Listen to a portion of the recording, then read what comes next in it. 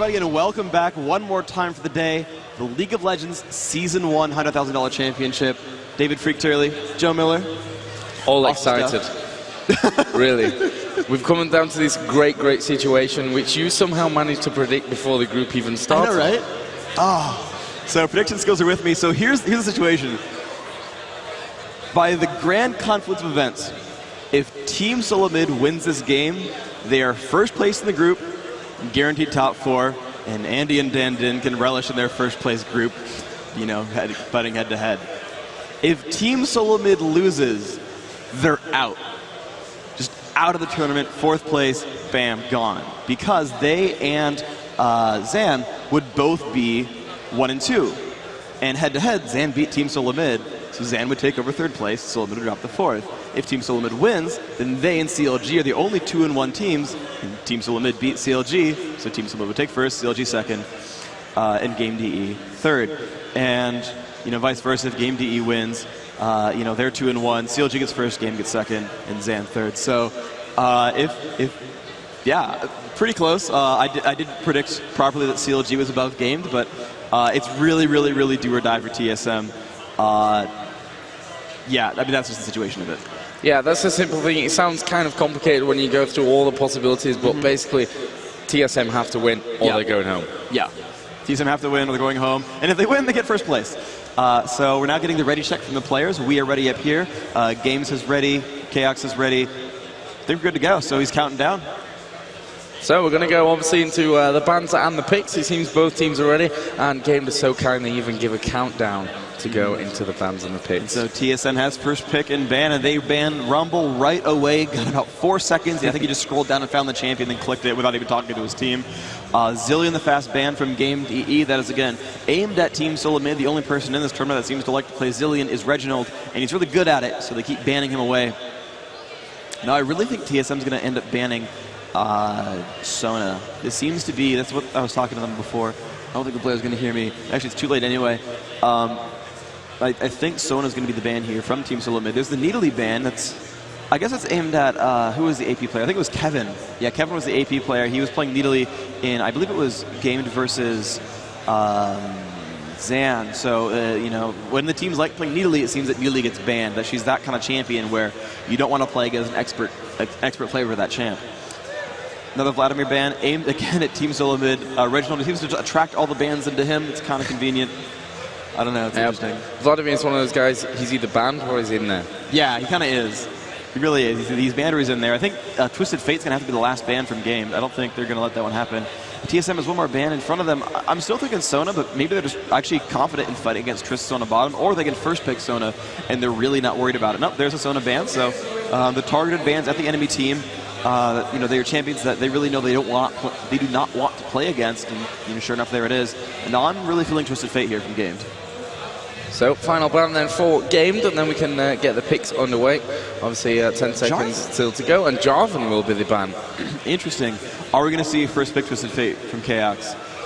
It's the first time we've actually seen Twisted Fate be available for pick, I think, in this entire tournament. Or at least in a series where like the teams actually like to play him. I think we had AAA vs. Fnatic, where I think Twisted Fate wasn't banned at picked at all, unless AAA banned him against Fnatic. But I don't know if Fnatic said, like, you wouldn't ban TF against AAA. There's no reason to. So, yep, the first pick, Twisted Fate. We did see him earlier, actually. There was the game earlier today.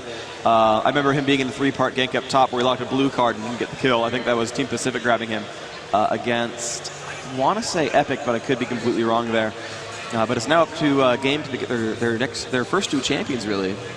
Yeah, and of course Candy Panda, the man that we saw playing Corki so amazingly actually in the game earlier, and actually through the European qualifiers and also a little bit before that, his pick will actually be Alistair, which I guess will be passed on somewhere along the line anyway. I'm guessing Xylar. Xylar's been jungling Alistair, I think, almost every single game. Yeah. And he seems to like that. And, ooh, the pickup of Carthay, seeing him back in action. We haven't seen him in Group B, I think, at all. We did see him a little bit in Group A. AAA was all about that guy. Wow, Team Solo Mid is like getting USA top solo queue picks like extraordinaire. Twisted Fate and Vayne grabbed for TSM. If you were playing ranked right now, you'd be like raging at your team if you were gamed right now. You'd be like, you let them get those? What? And Nunu. Wow, I am really liking Team Solo Mid's picks right now. They have strong, strong, strong champions. But that said, you know, the jungle Alistair, the Karthus, extremely powerful champions as well. I think Karthus will end up out-laning Twisted Fate, so that'll be a nice big advantage. And then at level 6, it's who's going to out-global whom. And I really don't know at this point. Yeah, we saw some strong Karthus play. I wanted to say yesterday, and it feels almost like yesterday Group A, but it was, of course, just earlier today. Been a long day full of awesome, awesome games so far. And TSM just letting the clock run down before they lock in, just have that little bit of extra time to have a chat about what's coming up next and what they expect games to be picking up. So, the turns of Kevin and Zyla. And let's see, they don't have the ranged AD. They could pick up Corki. Ashe is also available, but I know TSM specifically, we're actually talking about how they don't really care too much about playing Ashe, but there's the Ashe and the Terex, so the support and the pickup from the Ashe are there. Looks like Zyla, of course. Still, the jungler's going to swap that one out, probably to Candy Panda, who is the one who plays the ranged AD typically. Not getting Tristana, though, I guess because of the lack of Sona, he's not going Trist. We'll be playing Ashe, babysit by Terex. It's going to be a pretty strong lane. It's fairly defensive. They both have crowd controls. They can kind of push back on enemy pushes, but you know, Ashe is a bit of an unsafe champion, has no really innate escape, just some crowd controls, you know, some minor soft crowd controls. And there we go, the Soraka pickup. So Soraka Vayne is a really good farm lane. That sort of just seems to be what happens there. Is, you know, Vayne can play very aggressively, but Soraka is like the supreme defensive support champion. So you're going to play pretty defensively here and just sort of let themselves farm. Soraka is a good counter pick to Taric in lane, because as soon as Taric stuns, you drop that heal down, and the ranged AD doesn't do any damage. You've got a ton of armor for free thanks to that Soraka heal. And the Singed pick, seeing Singed for the second time this tournament, excited to see that one.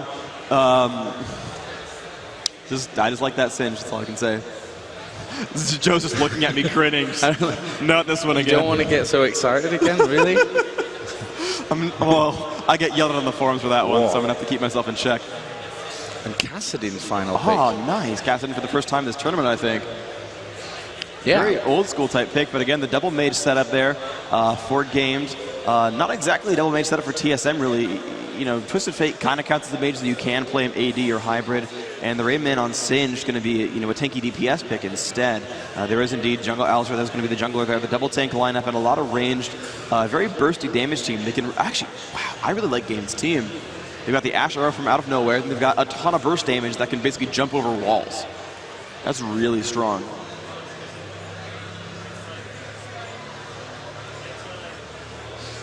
Okay, and also real quick, the shout out to PaySafeCard, who helped out with some of the prizing here at this tournament. And just giving another shout out to them. Owen3D putting on the stream, hitting 180,000 people. Super ridiculous. Thank you to these guys. And every one of you guys here in person, can I get a round of applause for yourselves for showing up here and being supportive? And of course, though we can't hear you because we're in Sweden and you're at home, shout out to everyone. Clap to yourselves. Yeah, clap to yourselves if you're at home. If you're throwing a party or if you're by yourself, whatever it is, if you're watching this, you're one of a large, large number of people. And I'm just glad we can entertain all of you. That's really awesome. Yeah, absolutely amazing turnout we've had, and it's only day one, so I'm quite excited to see, you know, how many people are going to be watching League of Legends in the coming 2 days, obviously for the Season 1 Championships. Just really amazing turnout, and thanks a lot for you guys, because otherwise, you know, we wouldn't be here. There'd be no point in it. Yeah, oh man, it's so great being a part of all of this. Holy crap, it's great. This is like a phenomenal experience. The biggest crowd I've ever been a part of by far. You know, we saw the triple digits, the 6-digit stream numbers, and we're like, oh, okay, wow, day one, that's a lot of people. So, yeah, I'm half speechless on this. Sorry, oh, wow. So, we're going to get the game underway, though. The garbage time has run out. The loading screen is going to pop up, and we're going in to the final game of the day. Team Solo Mid versus Game DE. Question is free. TSM, in or out? I liked Games. Well, the thing is, last time I said like CLG out comp TSM and it didn't do anything. This time I still think Games out comp TSM, but I don't know. They have Twisted Fate. That's huge. If Reginald, I think it hinges on Reginald. Reginald, if you want to make it to the tournament, it's on you. I think the pressure's on Reginald. We need to see some amazing Twisted Fate action. So here we go then, round of applause. It is going to be the final and deciding game of Group B, and of course it is Team Solo Mid against Game DE.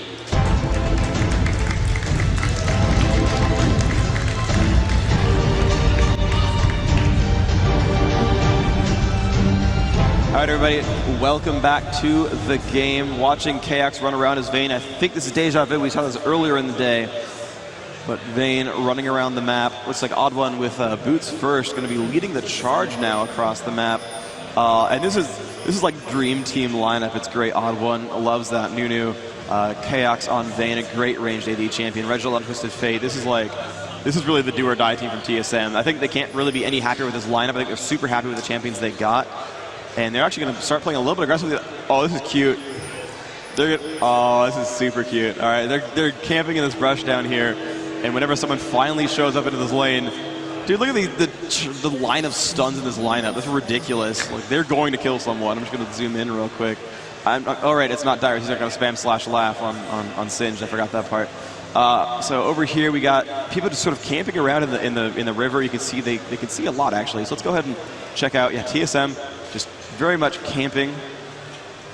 And then we got Games, who doesn't see a whole heck of a lot actually either, but they're actually a little bit more spread out. So for what that one's worth. I hear Vayne tumbling around.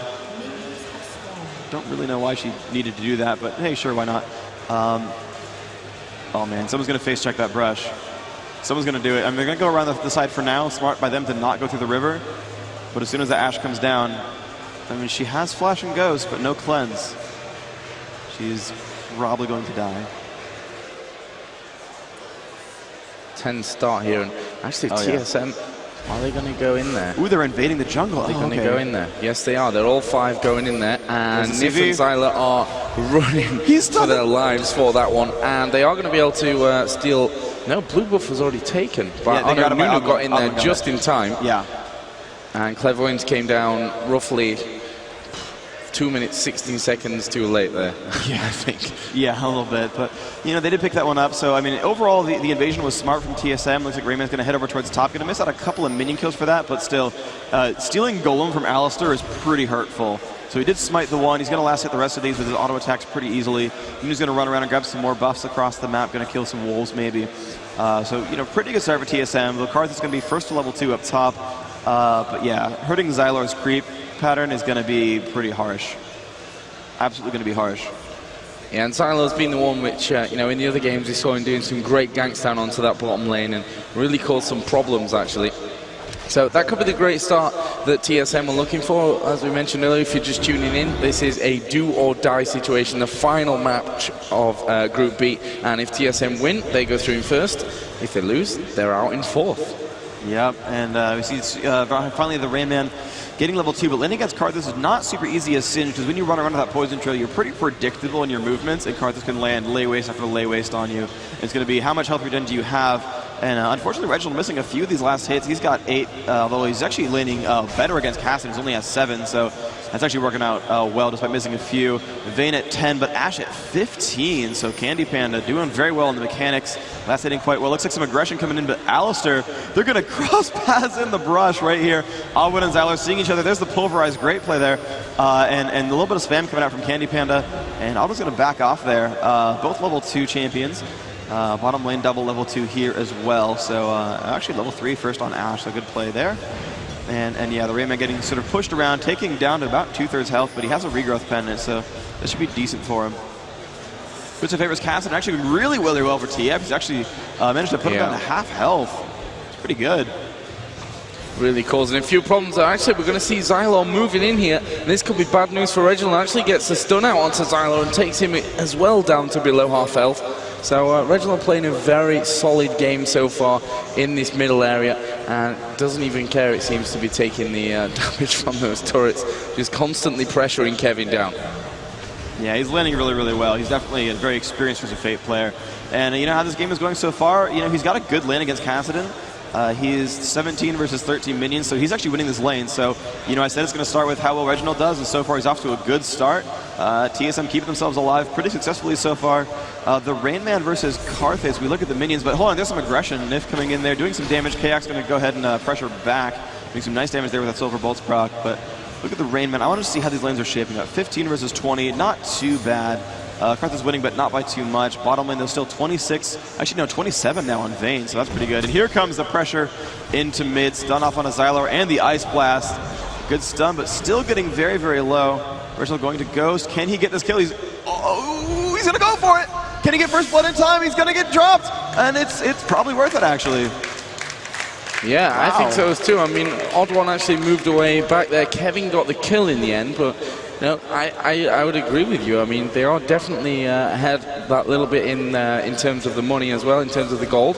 Yeah, and the assist credit as well. There was no assist given for the kill onto Twisted Fate, so definitely the gold advantage was, you know, slight, but there for that kill. The one disadvantage, though, being that a solo level champion died. Level 5 Twisted Fate versus level 3 Alistair means the experience gains a little bit better for the game DE side. And it also means that, you know, Cassidy got a solo lane. He's going to be able to pick up a catalyst right when he comes back to base. It's a pretty nice advantage to have. Yeah, down on the bottom, things are fairly even at the moment.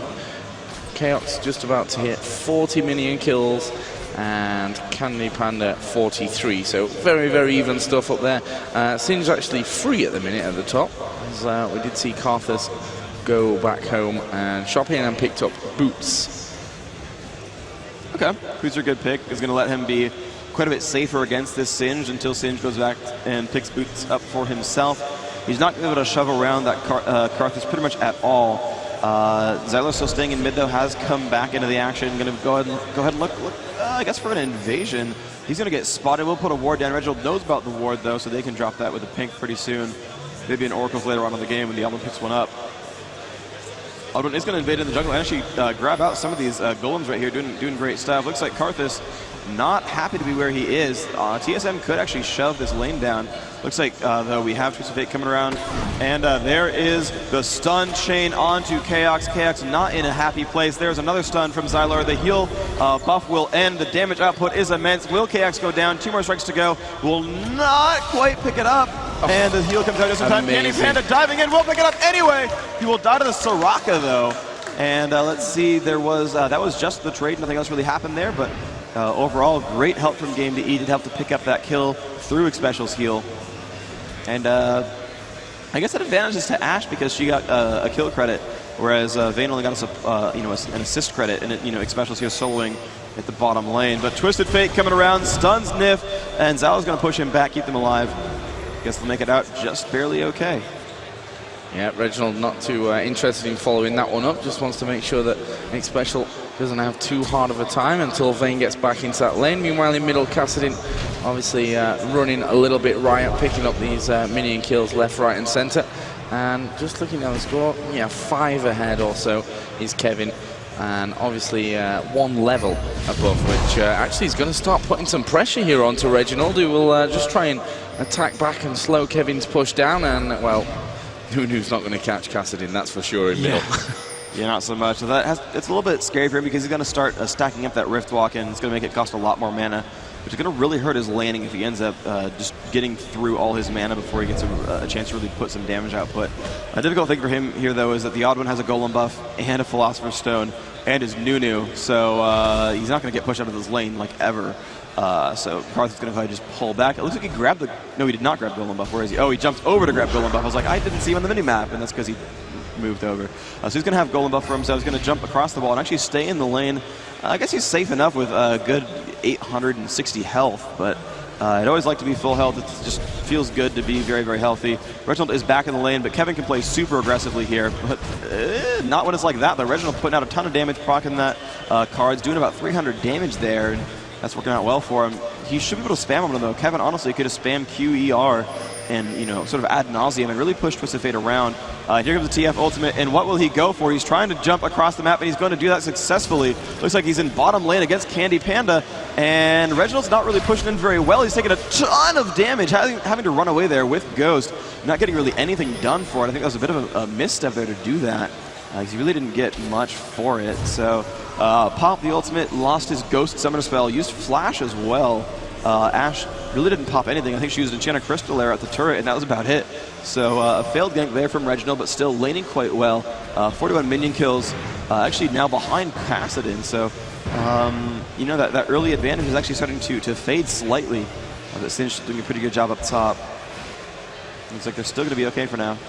Yeah, Singe holding really nicely actually against Karthus up top, not having really any problems whatsoever. He's farming out nicely on this top lane. And as you said, the lane waste is the only thing that's really causing much of a problem for Singe. As he just gets another one into him there. As you can see around middle, a lot of pings going off, and they know that Xylo's around there with Alistair. And there goes the clairvoyance just to give them a bit more vision. And will Reginald try to cut him off here in that central area? Cassidin is still hanging around, yeah, and Reginald won't be able to get anywhere near there. So Xylo comes out of the jungle, gets himself back into mid lane as it is now, as an ice arrow just comes flying by. They're going to be safe in mid right now. Cassidin still outstanding pretty well. Reginald has to be afraid pretty much because Cassidin has free harass. So if he gets in range there, yeah, wow, there's the free harass, getting him down to half health immediately. And that's exactly what Reginald had to be afraid of. And, you know, it showed quite competently. There's some damage output, kids. So Karthus, you know, still staying up top. Cassidin doing a good job in mid. Bottom lane looks pretty safe from all hands. Double stun now down here, and I don't think they saw Alistair come into the brush. Oh wait, there's a ward. So they did see Alistair come into the brush, and they're going to play extremely defensively. Oddbone waiting in the wings, and Cassidin's coming down. This could be a giant just jump onto this bottom lane. They could kill them all. They really could kill them all. It's going to be close, and here they go. Kevin's coming across. There's the flash stun. The silence and the burst damage especially will not be able to react to this, and he is going to go down right there. The ignite coming off, stopping that, but Kevin getting crushed by Chaos. And he might make it out pretty safe. He's going to push around Candy Panda. Here comes the odd one. Will he ult? No, Xyler will just die. And there comes the ult from the odd one. The flashes come out. There's a ton of flashes everywhere. KX still pushing on a Candy Panda. And the stun from Tarek will maybe keep him alive. No, he's going to keep going. The push in is immense, and he will get the kill. But will he die to the turret? Yes, indeed. Kill and assist credit coming in for Game to E, making that 5-4, though. Still the advantage for TSM. Picked up 3 at the expense of 2. Soraka already revived, popped the wish. And now Singe still just running around up top. Singe 78 minions, Karthus 74s. That's working out all right. But as for the kill credits, Twisted Fate got 2, Vayne with 2, Soraka with 1. Oops. Yeah, the kills are really going to the right places, although Tarek did pick up 1, which is not really where you want the kills to be, but hey, it'll work, I guess. It's not the biggest disaster, I think, that could have happened kill, so far for Gamed. Yeah, exactly. Getting a kill is worth it regardless. You know, you don't want to turn those down just because it happens to be on a support champion. But yeah, Kevin pushing through mid pretty well. He's going to see if he's going to fight against Twisted Fate pretty soon. Looks like he is, though TF does have a Sheen now, so that'll be a nice amount of burst whenever he ganks next. Yeah, Karthus already got the blasting wand up as well, so everything going to hurt that little bit more that Rake puts down. As we did see Singe go home shopping as well, and he's got himself Merc Treads and also Pink Ward just to give him that extra vision. We'll see where he decides to drop that one down. Right now on that... Oh, wow. That was... Catches Donovan in the brush. Nice. Good aim. That was legit like, prediction. Jesus. All right, so moving on through, and they're going to get ready to push down the bottom lane. Nif with the Golem buff thanks to that kill on Nunu in that push, and he's looking pretty happy right here. Infinite mana, Candy Panda at full health. He wants to toss out stuns, but can't find any for pretty obvious reasons because no one wants to walk around a blue buff Tarek. Alistair going back into the jungle, only level 6. Meanwhile, Nunu up to 7 and some change. And wow, Singe still playing pretty aggressively, pushing around onto that Karthus. Still not really getting ahead of him too much. 89 versus 88 minions. Yeah, that's pretty much equal. 002 versus 000 though, so I guess Karthus is slightly advantageous there as far as gold's concerned. Levels are pretty equal as well. Kevin, that Karthus, I'm sorry, the Cassidin 73, Reginald only at 68. So Kevin is getting ahead, but ooh, good burst here from Reginald, putting out a lot of damage. But here comes the burst back from Kevin, getting Reginald down to half. But overall, that trade went well to the Twisted Fate. Although, Karthus is going spell vamp, so he's going to be able to heal himself up as this lane goes on, getting 57 health per Q. That's pretty good. You give him blue buff, he's going to get healthy quick. Yep, and that blue buff is going to be going over to Kevin right now. You see Xylo just hanging around in there as well. And there's the pickup. Yeah? Yeah. Yeah, blue is going to be picked up by Kevin. Already. His turret actually taking a bit of damage. Yeah, Singe really just annoying Karthus up top the whole time. Yeah, very much so. I mean, it's working out. You know, they're last hitting well enough. Karthus is quite the strong laner, so having someone who can actually stand up to that and succeed and only be down one minion is pretty strong. Unfortunately, he could not find any flings while Karthus was channeling the ultimate. He managed to channel those in very safe places. That did help get gamed about half the kills they have. So that was very strong to have that one going on.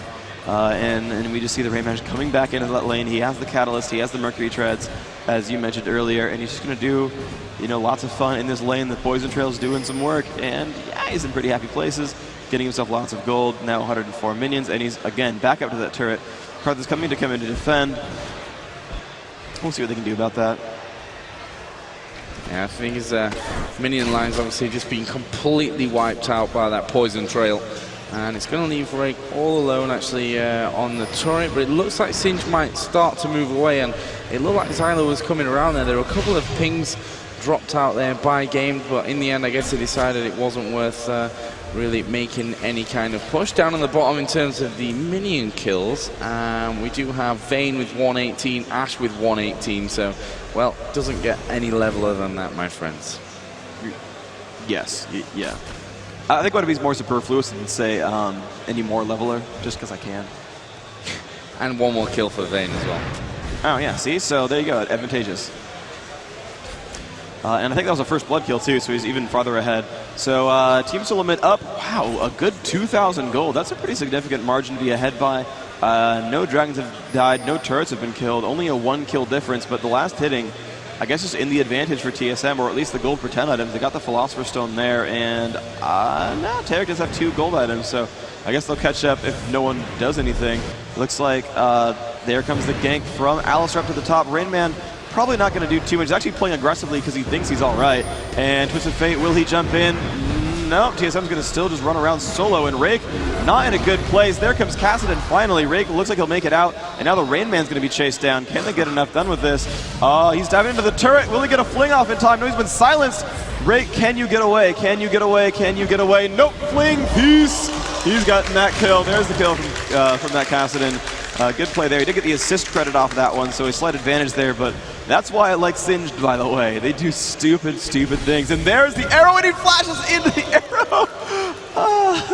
I mean, I guess he's safe, but that's one of the best flashes I've ever seen, definitely. I'm gonna go ahead. I think the worst part was he actually flashed away from it and then kind of just walked into it. Yeah, that was pretty glorious. I like that. Oh, well, he was safe anyway, so yeah, not such a big deal.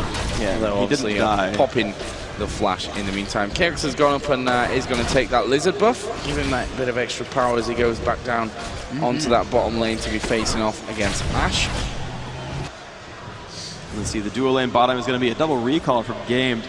They've actually gotten farther behind now, 3,000 gold down. That actually advantage is growing, and I'm not quite sure how. I guess it's just superior last hitting. Oh, they got a dragon. I missed it entirely.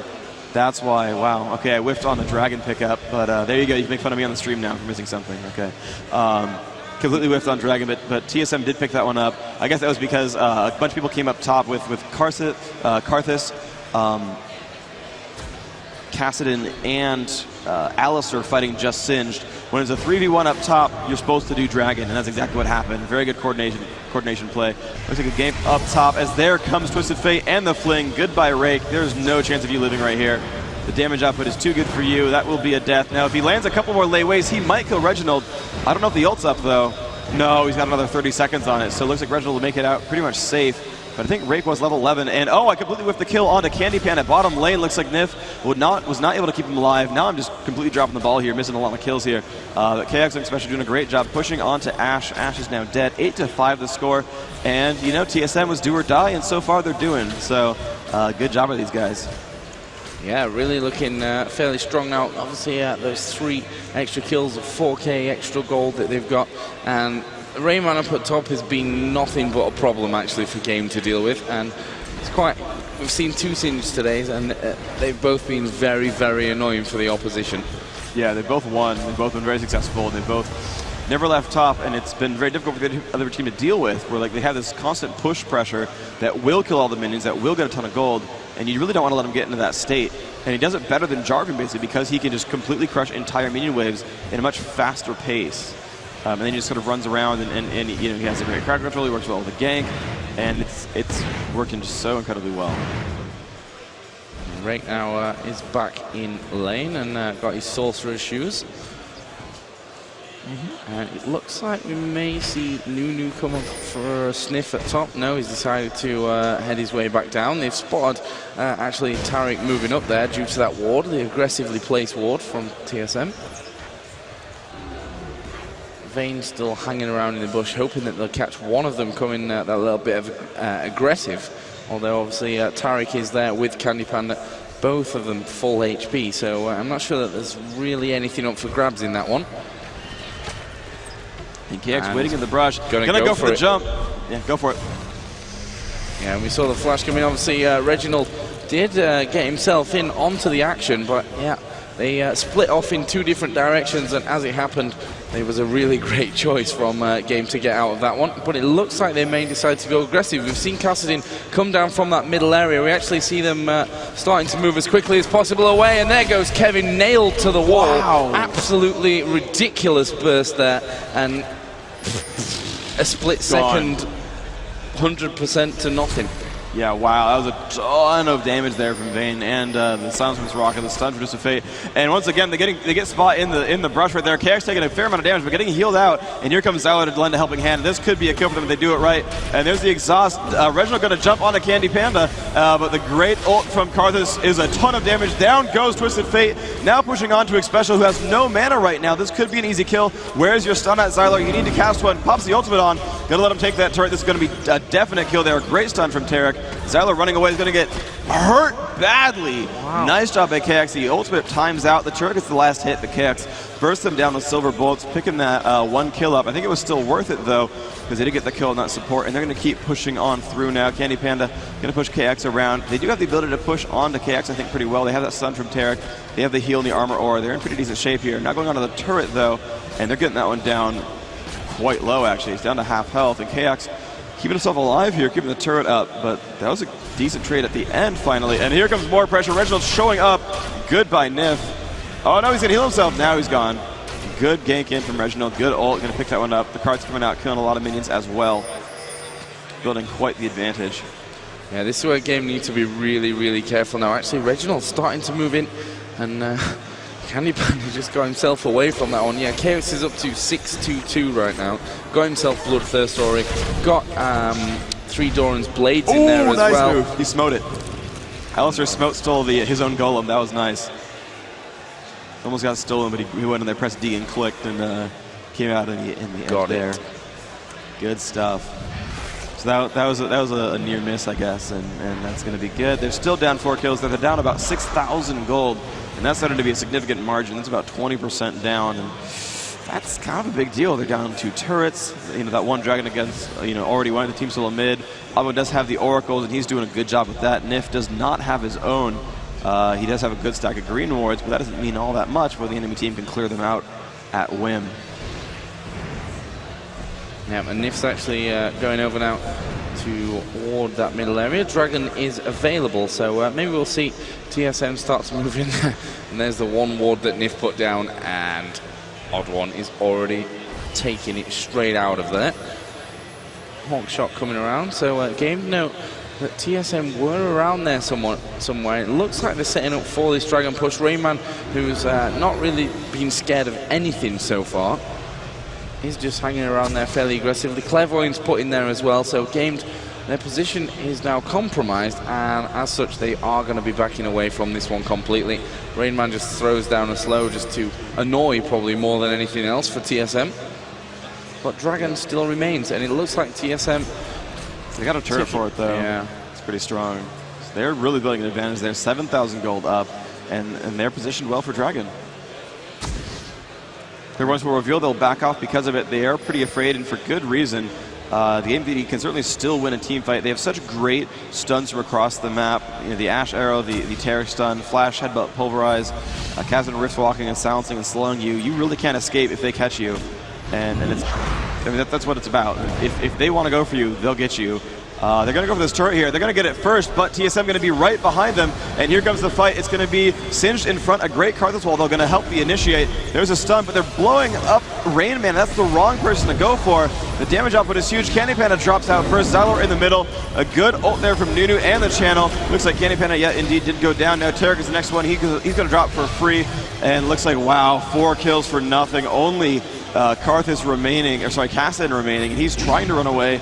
He'll be able to, but a wonderful fight from TSM. I don't know why Game... Focus Singed. Yeah, they focus Singed. Why do you focus Singed? That was not silly. Gonna die. That was silly, and they really lost the fight because of that. They blew up everything on the Singe. They're like, okay, team fight, no problem. They didn't hide behind the Karthus wall. They really just didn't do, I think, really anything right on that fight, which is just too bad. And TSM just capitalizing right now. 25 minutes in, going to take down an inhibitor turret and keep pushing on through. They're going to go for the actual inhibitor right now. And again, the respawns are just coming in now. Games will not save the inhibitor, but they'll save the rest of the base. Puddle comes down from TSM, and they're going to walk out for free. 10,000 gold up now. Huge advantage for these guys. Yeah, and we saw that in the game earlier on, actually, when we had Singe in there, that the opposition just a little bit too often were concentrating on Singe, where it's pretty obvious that he's not actually going to go down anytime soon in that fight, and by the time you get him down, actually you've lost 3 or 4 guys. So I think that's something that Game will be working out after that fight. Okay, guys, really don't focus Singe. We have to pick someone who's going to go down quickly, and we can deal with that threat. They've actually just targeted Kevin there up at the top, and it looks like TSM, when this next wave of minions come, may go for that inner turret. They are all 5 up there as well. Dragon is available, and I mean, Game could probably take it. Considering how much gold they're behind now, it really wouldn't be a bad thing for them. And TSM are going back anyway, so yeah.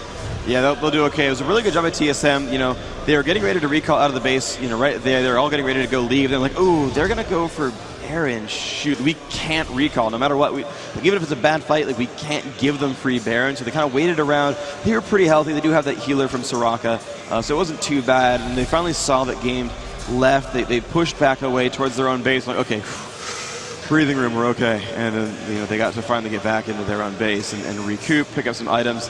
And now that they got to buy, that 10,000 gold is actually in effect now. They've bought items with those 10,000s of golds, as grammar dictates. And they're going to go ahead and pick up a golem buff. Reginald going to jump in there, blue card in hand. Damage output quite huge. You can just see the burst damage even on neutral minions. Gigantic. So yeah, there we go. Blue buff, Twisted Fate. Has Rabbitin's Death Cap going for what seems to be Void Step, maybe Lichbane next. And that's going to be a good backdoor build where he's going to be able to do a ton of damage with blue cards to turrets. And right now, stacking up around that Baron area. Obviously, Nunu with the Oracle's Elixir just clearing out exactly whatever they could find.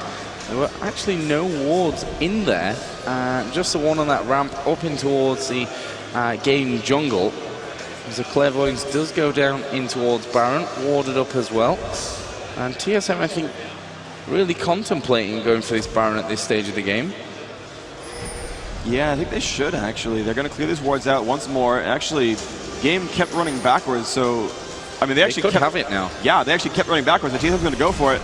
And like we saw in the interview, you'd say, you know, you can't outsmite Nunu. He's got both the consume and the smite true damage. As long as you can do math, you're guaranteed to get those kills if you time them correctly. And it's on, and they haven't warded anything yet. They don't know for sure that that's going on. I don't see a Clairvoyance. There's the wall. They know what's up. Can they get it? There's a silence on Alistair, which will prevent them from flashing in. Good play there by Soraka. Good foresight. And Xylor, wow, you are getting hurt, buddy. Going to flash over that wall. Of course, was unable to earlier. Actually, he could have ulted and flashed the wall, but they're trying to run away. Oh, there's the headbutt trying to save his team. That'll be available. Singe could chase in, though. Kayak putting out the damage. Hello. Kayak's, though, might die just in time. Karthus can ult. That should be able to pick up the kill, but actually Kayak's healing quite well, and he's going to live thanks to that heal from Soraka. 3 kills to nothing. Great play there from TSM. Obviously, X-Special Seal really saving the day for them, and Kayak's up at way over half health, and they're just going to push straight through here. Obviously, 10 seconds till Alistair's up, 20 seconds until Karthus is up, so plenty of time for TSM to start pushing in. And we said before this game they really had to do the business. They have the super minions, of course, from that middle inhibitor that they took down that little bit earlier on, and I think they're just going to go for this one. They're going to focus straight in onto that Nexus. Alistair has actually charged his way into the middle there, basically suicide, but as you can see, TSM are going to be hammering down, and TSM are going to go through from Group B. It was the do or die situation, and they did it. Yep, and the Din brothers taking first seed of each of their groups. So we have the final group standings available. You know, unfortunately, both Southeast Asian teams did not make it out. I think Zan put on such a great show, though. They ended up beating the best team in the group with a wonderful showing that Mordekaiser running around with ability power and a Guardian Angel crushing faces. But TSM will take first seed. Second seed will be Counterlogic Gaming, both those teams going 2-1. Third will be Game DE. They will keep alive. They will also keep that third seed. We look over back at Group A. You got first seed, and that's going to be Epic Gaming. Second seed Against All Authority. Third seed Fnatic. So it means Fnatic will fight CLG, and AAA will fight Gamed. Yep. AAA versus Gamed is a repeat of the European finals, basically. And Fnatic versus CLG, I'm really excited to see that game. That's a great showing right there. Those are going to be the games that are going to be first up is Fnatic CLG and AAA versus Game. Those are going to be the first games we're going to see tomorrow. Then move on to the rest of the double elimination bracket, where they'll be joined by Epic Gaming and Team Solo Mid. Yep. The Americans really showing their power today. Oh yeah! Wow. Who really actually expected North America would actually take the first seeds out of those groups? Certainly, I think most people expected or assumed that the Southeast Asia teams would take those fourth seeds, and they did in very narrow games. But North America taking top 2 seeds, pretty good, but there's still a lot to be proven in the next 2 days at DreamHack. Yeah, and the fact that it's a double elimination tournament, you can never count your chickens before they hatched, as I like to say sometimes. Really, with that double elimination, even if you get knocked down into the low bracket, you've still got that chance to come back and go through the tournament, and you never quite know who's going to win on the day. You could have a great first day, a great second day, and the final day, you can be going downhill. And obviously vice versa. So that was the game. A great one it was as well, with Team Solo Mid winning the group. We're going to go through to the pro gaming area where we've got an interview with the players.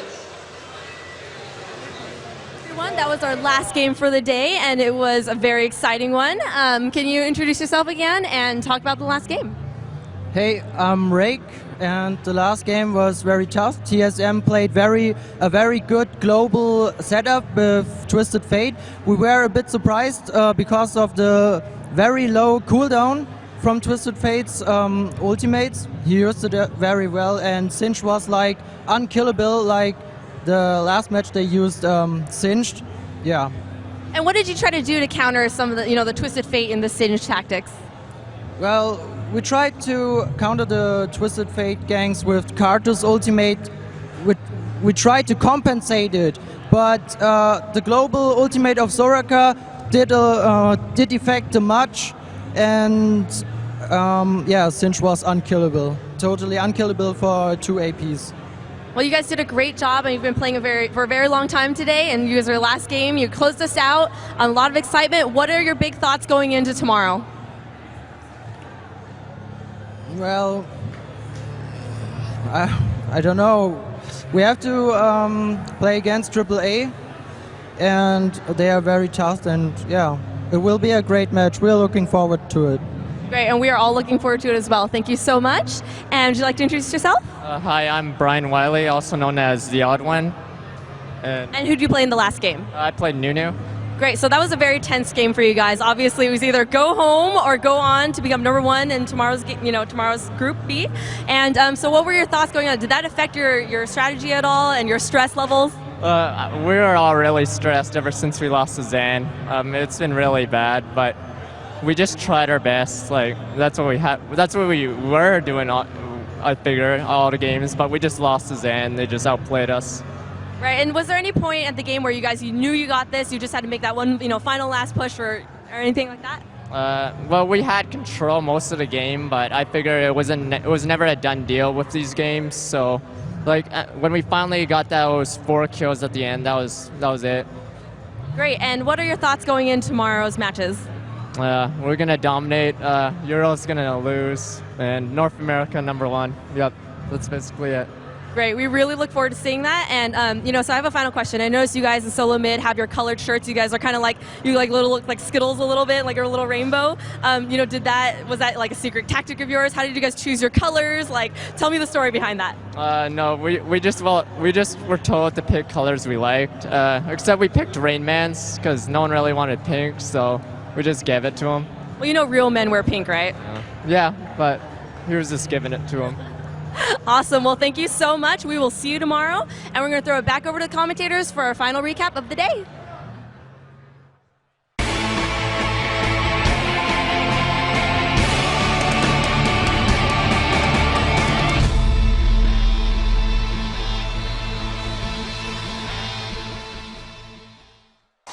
DreamHack is here and our live coverage has begun.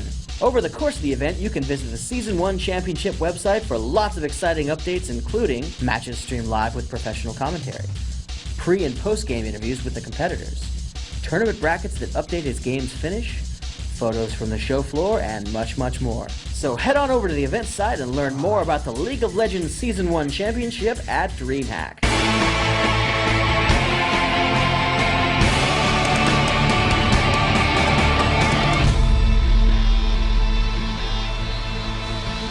So, a very confident speech from the odd one there. North America #1, the Euros are going home. Wow. Wow. And he doesn't like pink. I saw the guy from that interview anyway. Now I dislike him a little bit. Pink's a great color. Maybe yeah, for tomorrow. Exactly. Great. So we're going to have the group results up on the screen in just a second. We're going to go over, once again, what these mean for everyone. So right off the bat, Team Solo Mid, Epic Gaming, the Din brothers leading each team, getting first seed. Their parents must be super proud, right? And then the next seeds down. Interestingly enough, they actually kind of fit together roughly as the groups were set up. CLG taking second in Group B, Game DE taking third, and Zan, unfortunately finishing out 1 and 2. Very nearly took third place a little bit. Very nearly was disqualified, but they won that last game just barely. And then over here on Group A, right, Epic Gaming taking first place, AAA second, Fnatic third, Team Pacific fourth. So again, those fourth place teams out of the tournament, still coming home with some money, still have the experience of coming to DreamHack. Awesome stuff for them. The top teams automatically guaranteed top 4.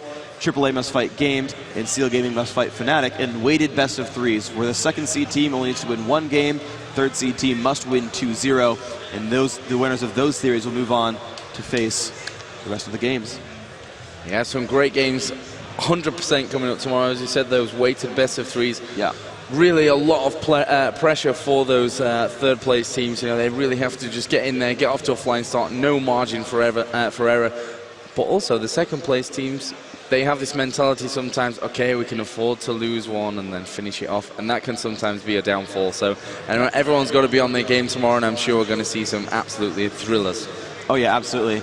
So as we turn the stream down, again, a quick shout out to Own3D for hosting the stream, PaySafeCard for providing help with the pricing, and this HD stream brought to you by them. Studio Series lent out some nice equipment for the players in case they needed it. Riot Games, you guys are awesome. Everyone here, you guys are awesome. And we're going to kick that over in the near future to Karen to close this out. But we've got a couple more things to say real quick. Basically, how surprised are you by all these results? Actually, kind of surprised, but not as much as I would have somehow liked to be. I would have really liked to see one of the Southeast Asian teams push it up there, get into one of those top 3 spots, and then show us what they're made of, over a kind of longer period of time. Obviously, we're going to see the 2 American teams going straight through into the semi-finals. You could call it an upset. You could say it could have happened on any given day. Sure, yeah. But we've still got, the 3 European teams. They're still in there with a fighting chance of first, second, and third seeds. So, I don't know, tomorrow's going to be a big North America against Europe day, that's for sure. Yeah, it really is. One of the relegation matches immediately, all 3 North American and European teams are still in, but immediately we're gonna lose one of them.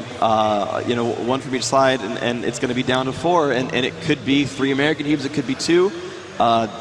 And then 2 or 1 Europeans, of course, to fill out the rest of that. But certainly some great games. So I believe we're going to kick this one over to Karen and Tamit, and they're going to close it out for us. All right, everyone, that's it. We are wrapped for our first day here at the Season 1 Championship here in Jönköping, Sweden at DreamHack. It's been an extremely successful day. We're going to go over some quick highlights and talk about what happened today. And thank you guys so much for participating with us, from the viewer numbers on the live stream to the forums. Keep posting. We love hearing what you have to say. It's been really exciting for us as well, and really exciting to see all of you guys participating. Karen, what was your favorite part of the day? My favorite part of the day was when I didn't get a high five from the teams, but I kind of got over it, and I got a lot more high fives throughout the day, so don't worry, I'm fine. Awesome. Well, everyone here has shown an unordinary amount of skill. I mean, the teams here are just amazing, and I cannot wait to see what happens when we go into the semifinals tomorrow. The good news is we'll be back tomorrow, 11 a.m. GMT +2 for those of you here in Europe. And then for those of you back in the U.S., we will be starting at 2 a.m. Pacific Daylight Time. And how about we get a one big last Demacia from the crowd to close us out? One, two, three, Demacia! Thanks, everyone. See you tomorrow. We'll see you tomorrow.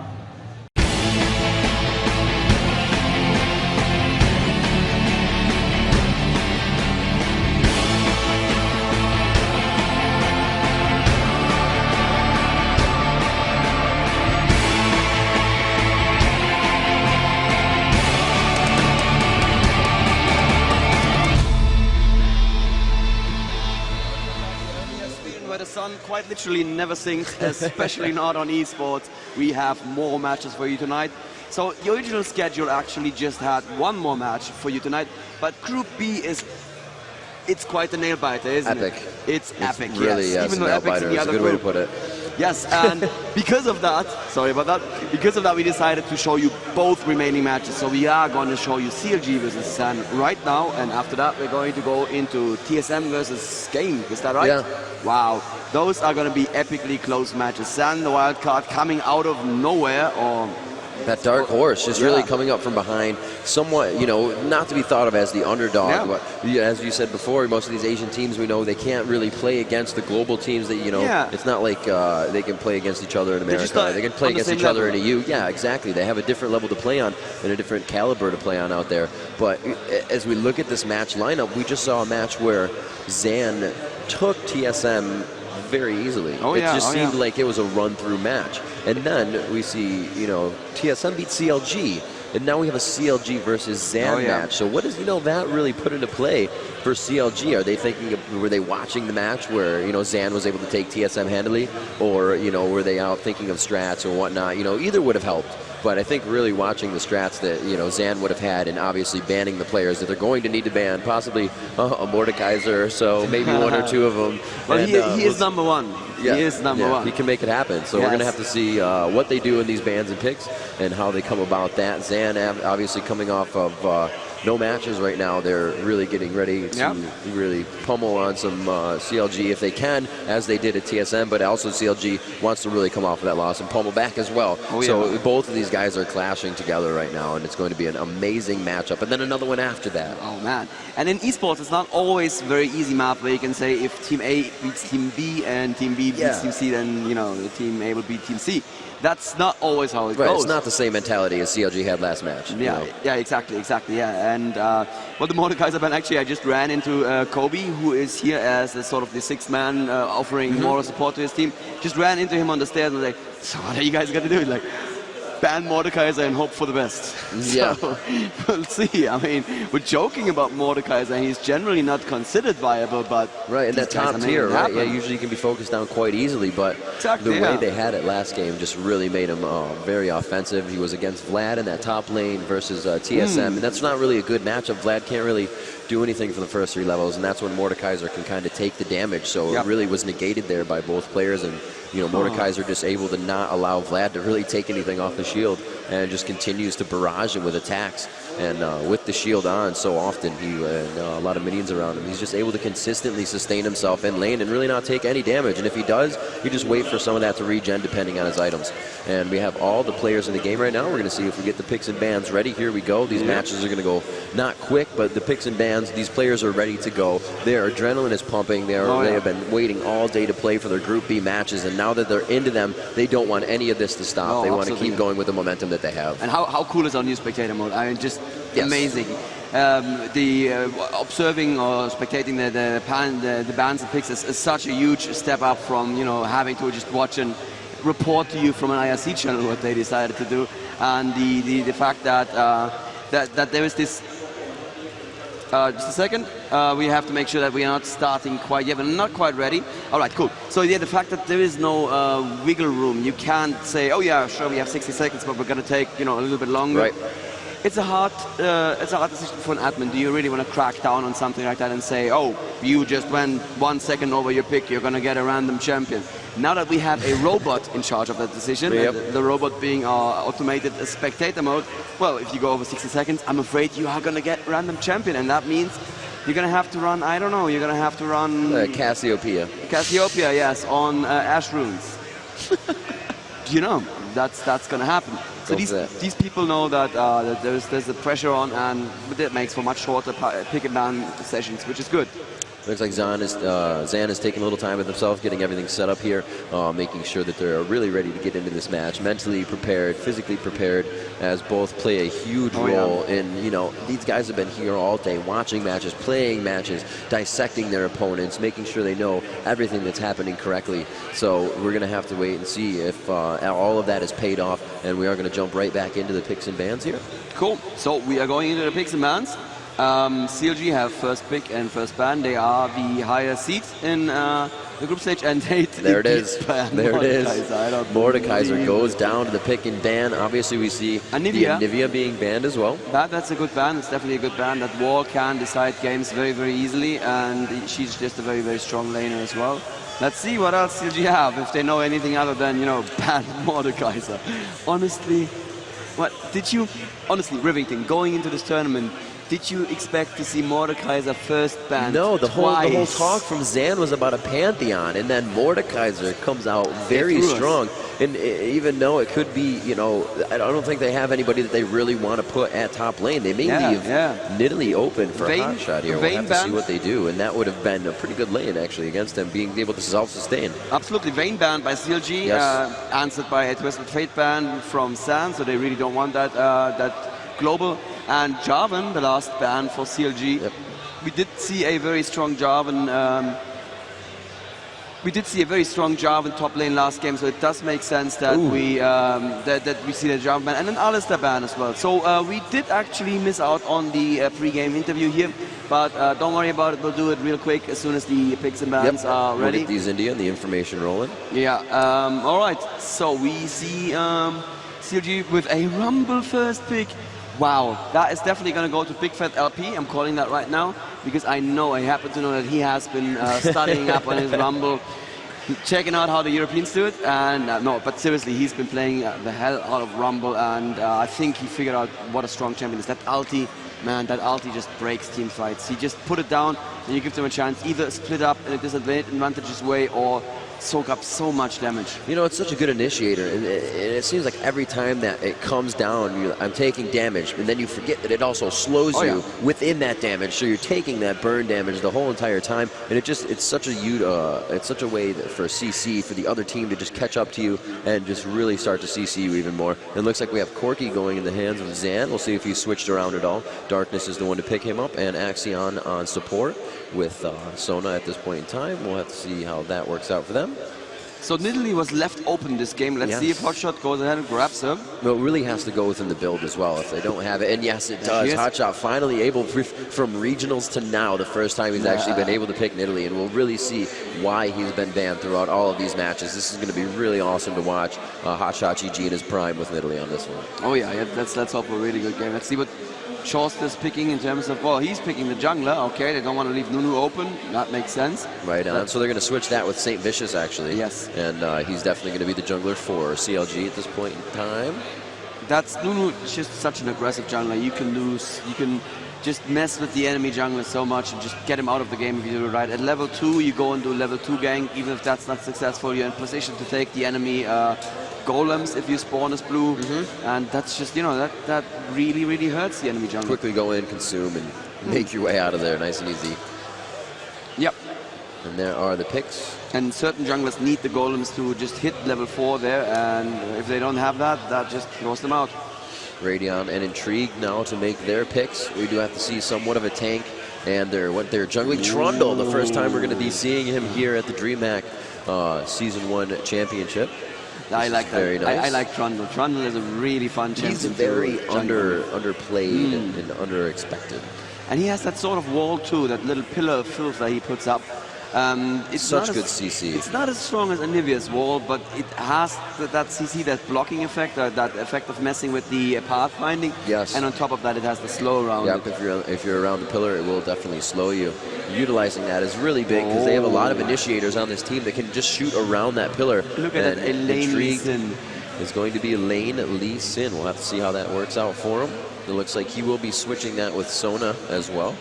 For the Clarity and Flash. No, Brand. All right. Wow. So he went from pretty much AD to AP. Very, very, turntable switch there, one into the other. Very opposite, rather. brand. Of course, a insanely strong AP champion. We've seen a couple of really good brands. Oh, there was a Tarek pick. Interesting. Now let's see what their AD is going to be, because Tarek with the right AD can be so aggressive. And there's an Ashe, yeah. Tarek, Ashe, ouch. Tarek Misfortune is probably still more painful, but Ashe is just more useful in the late game. But this is going to be a lane where Element stands in the bushes, waits for somebody to come a little bit too close, puts one dazzle on them, runs up, shatters, and Ashe just does horrible, horrible damage. Very strong main champion, like prime champion team for CLG right now. Big Fat LP on Ashe. You have Hotshot GG with Nidalee for the first time throughout regionals to now.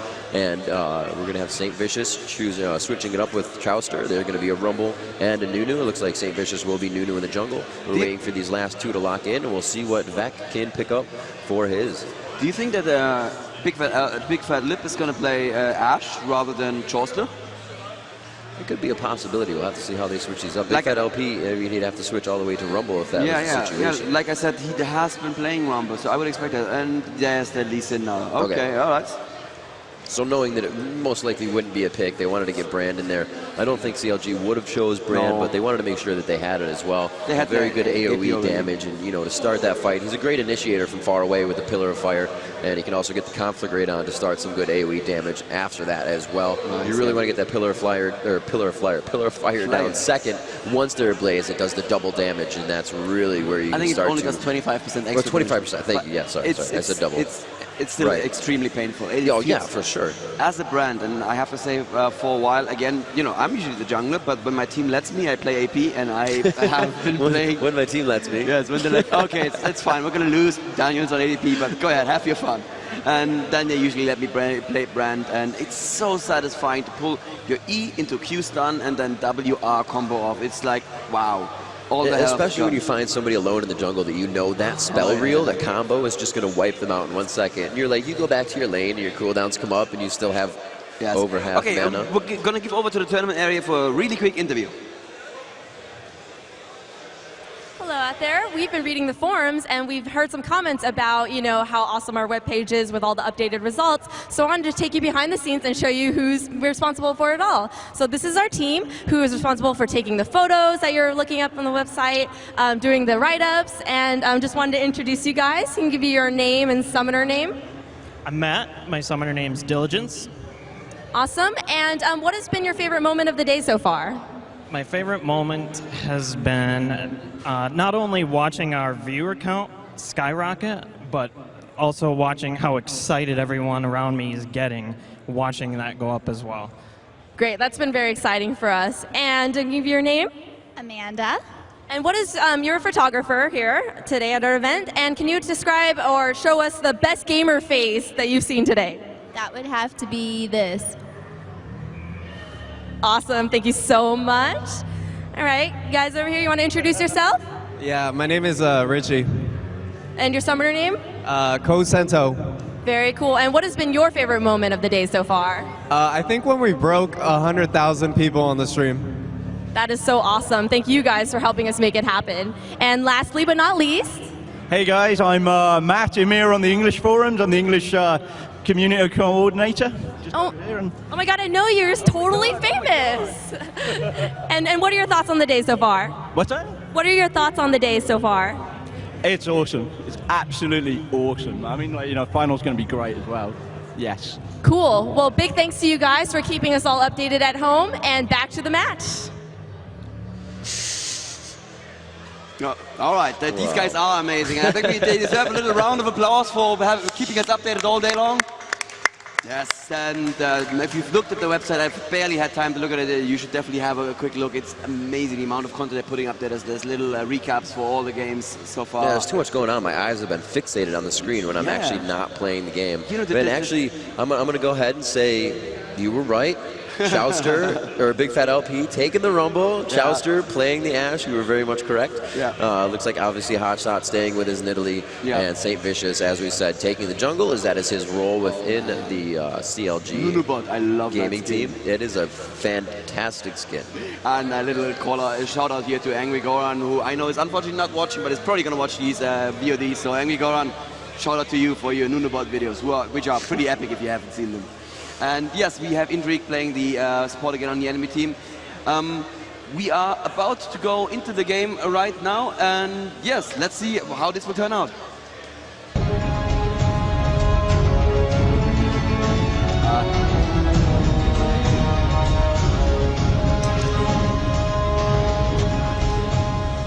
And we can see both teams heading down mid lane. It's going to be an ARAM. No, it's not.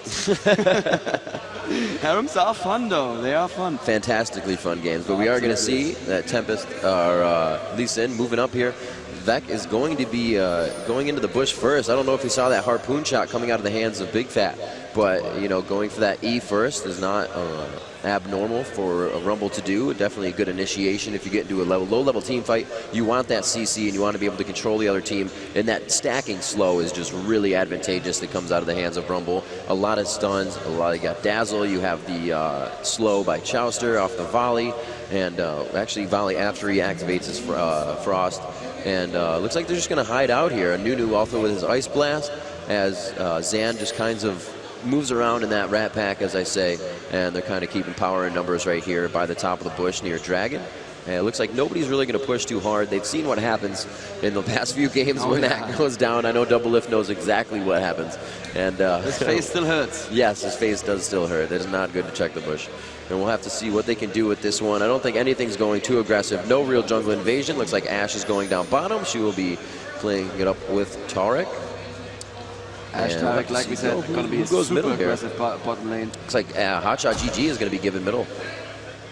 Oh, that's interesting. Yeah, Rumble is a very, very good top champion, so that definitely makes sense. We could definitely tell that these are not European teams. It would be rare to see a Rumble top lane without teleport in Europe. That's just another thing that you see ever. Yeah, he just needs that, because that Rumble brings so much survivability and so much damage into team fights. You just need to be able to just jump in all over the map. And top, you know, you're far away from Dragon, and you totally give up Dragon control if your top doesn't have teleport. And the enemy top does, obviously, which it doesn't in this case. So it looks like Sana actually playing a rather American sort of metagame here. And we can see that Ashe starting off with a more modern boots and 3 pots, while Corki just says, nah, I don't care, I'm going to have Valkyrie, I'm going to go all up in your face. Oh, Nunu finds Lee Sin here as he is getting ready to go mid lane. There's going to be a solo Lee Sin mid. All right, so they do switch it up. Brand will not be playing against Hotshot on this one. They're going to pull that one out, and he is going to go top lane against Rumble. We will see the bottom lane, as we said before, Ashe and Tarek. And wow, a lot of damage on Darkness right now. And Corki, intrigued, trying to get the heals in from the bush, but keep his mana up as well. Corki does have that Dorans, and he is going to be able to do it. Nunu finds Strundle here in the jungle. Oh, that could have been, well, probably couldn't have been a first blood, because Lee Sin was in position to come and help. Yep. Yeah, like we said, Nunu is that super aggressive jungler who just needs to get up into the enemy jungle to be fully effective. And there you go. Look how quickly he just stole that golem. There's nothing Trundle could have still done. Knowing that Trundle was attacking. And he goes and does a level 2 gank. No, he doesn't. Yeah, he was just kind of showing. That's that lane presence right there. And he is still going to kind of hide in that position, waiting for Trundle to come around, knowing that he's a little bit low on health, but still obviously pumping his health pots at this point. And he's going to be able to get a lot of health. That's 200 health per pot. A good volley down bottom and great damage on Sona. She is going to be a little bit squishier, so that volley is really going to be an impact. Every time it hits her, going to be forced to heal up a little bit. And Hotshot GG is not really wasting any time going for the push and aggressive game right now. Lee Sin with that shield up isn't going to be afraid to try and get in there and get some last hits for himself. He is going to have to be forced out after that one, though. So Hotshot playing not really a zone game, because he's still grabbing the experience, but he's really having a bit of a time grabbing any gold without taking a good amount of damage. Right. Bottom lane seems to be going very much in favor of the aggressive lane. And there's a gank coming in mid lane. Trundle coming from the river, but oh, there's a perfect pillar. And what was that? Wow. It looked like she was stuck there for a second. Is this going to be first blood? No, they have to retreat there. Oh my god. Wow. Oh my god. Oh wow. Oh wow, that shield. That was an amazing predict spear right there. Just predicted where Lee Sin was going to run, and all of them taking so much damage right now. Almost down 100 health each. Each one of those bars equals 100 health. Yes. Yeah. And that was so close. Lee Sin actually having 0. Wow. It's just a black bar, and he really didn't have any HP. Very lucky. He did have a shield on, and it pretty much brought him almost almost back from dying. He wasn't going to die, he wasn't ignited, but he made sure that it wasn't going to happen because they were still taking a bit of damage. That was an awesome attack there by Hotshot, and the action has begun. Down bottom, Darkness taking a good amount of damage, but they're forced to back off here as Elements no longer has the mana that he needs. Tarek, however, can just right-click the minions, gain a little mana back per the minion hit there, and that's how he sustains himself in lane as well as healing the other champions as a support. It's a dangerous thing to do as a Tarek. You have to be very careful if you want to do that because it does push the lane. I mean, and it takes a couple of last hits off your AD, which you really don't want to do. I mean, European perfect play support has 0 CS by the end of the game. Yeah. And another gang sitting up on mid against Hotshot. Wow, they really don't like Hotshot, do they? He just ghosted, yes. Oh yeah, that was a wasted summoner right there. That's exactly what they wanted to do. That next one's going to be easier. And still, bottom lane is also pushing back. We have Brand chasing Rumble into the jungle right now, and Rumble will get away with that W. He's able to lift himself up off the ground, grab a little bit of a speed boost, and add a shield to himself, definitely saving his life. A Blaze is something that you really don't take into consideration because you're fighting. You're like, oh, they're not attacking me anymore. And it doesn't really blink because you're taking damage from it. Your screen doesn't blink off, so you don't really notice it's happening. Yeah. It's 9% of your maximum health with every skill that Brand manages to land on you, and that just makes his harass so much more powerful in lane. Where you have the time to just land the skill back up, and he comes back. Yeah. Very scary for him there. He might be taking some damage soon. Brand, however, went back. So I don't think he has too much to worry, but he should have gone back now, take this advantage. Brand's going to come back with more items. He now has his penetration boots. And from here, a quick spell reel from Brand will be able to take him out. Lee Sin and Hotshot, Vec and Hotshot rather, going head-to-head in middle here. And it looks like the Tempest was out, taking a little bit of slow damage from that one, and he will be able to get his shield off. Nunu coming from the top. Hotshot GG was still backing off. Wasn't really communicated, but I don't think he was looking for the gank anyways. Just, again, that lane presence to keep Vec pushed back in his lane and not so far up. Yeah, it looks like Trundle was setting up for a gank there, but changes his mind as Big Fat LP just blue pills him inside. Right in the middle. All right. Okay, that works too. Oh, wow, Lee Sin taking a ton of damage in middle. That pounce coming from Hotshot GG, but here it is again. Radion wants it to happen. Both of them pilling out right now, and it looks he's definitely trying to bait this one out. Trundle did not see that, and Hotshot GG actually bit pretty hard on that. I don't think they would have gotten the kill. She would have been able to quickly go to Cougar and pounce out of that. And be out of that situation. Tarek now warding Dragon. This is a very good time to ward Dragon. Obviously, the enemy team isn't going to go for Dragon quite yet, but this is a very important passage. When you come from the enemy jungle into the river, or when you just pass the river, you go past that ward, and that's just the kind of advanced warning that the bottom lane needs to survive. Hotshot still pushing as well in Cougar form, not really worried about anything that's going on around him. Lee Sin has backed, so he's all by himself. Now seeing Lee Sin, he's definitely going to retreat a little bit. That pillar goes down. Will they have enough to take him out? The Q hitting, he will be able to get back to her if necessary. No, there's the Q actually, I believe. I thought I hit before. That must have been something else that I saw. And we are going to see on bottom just a little bit of farming done by both. Not too much aggression down there. Trundle returns to his jungle. Look at top lane. Yeah, Lee Sin is just kind of battering that tower down. This is where Rumble should have gone back a little bit earlier. We can see where Big Fat is kind of taking some damage on a tower, asking Nunu for some assistance. And Nunu with red buff is going to make his way top, taking a good amount of damage just from that conflict rate in the hands of Brand. Those Sork boots are really helping him out. He has no AP on him really, and he has 32 ability power right now, so he's definitely going to be doing some damage in this early game. Oh yeah, you're definitely building a rune page for AP, which totally makes sense. You get that early oh wow, tons of damage coming out under Nunu. He should be able to stay alive with a quick consume, and he may keep it. Yes, he does. Very well placed. Can he get it on? A Seer and the conflict rate, one after the other, is able to stop Rumble in his tracks. Big Fat not able to come up with that kill, and Brand is just out of mana. That arrow mid barely misses Lee Sin there. That would have been a definite kill there with Hotshot ready to do the final honors, but barely missed it, that arrow from Ash. I think she sent that from base. That would have been a stun for the next 5 years or so. Those feel great. We hit a cross-map crystal arrow, and you just put a smile on your face.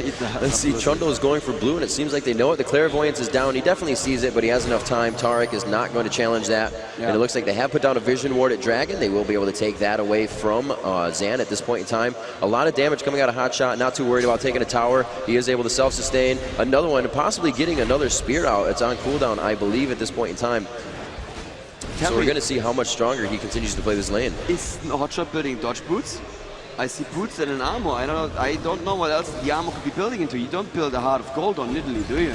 No, he could really be going for the Ninja Tabi. It may be possible. They do have a Corki down bottom. He wants to be able to dodge that later and not have to heal himself as much, and then he can heal his team with Tarek. It's going to be really effective as well. Also, Nidalee has a great escape, so if she can just keep pouncing away and allowing those shots to be dodged, it's really going to make it easy for her, not take too much damage. Obviously, like I said, doesn't have to heal herself. She can heal her team.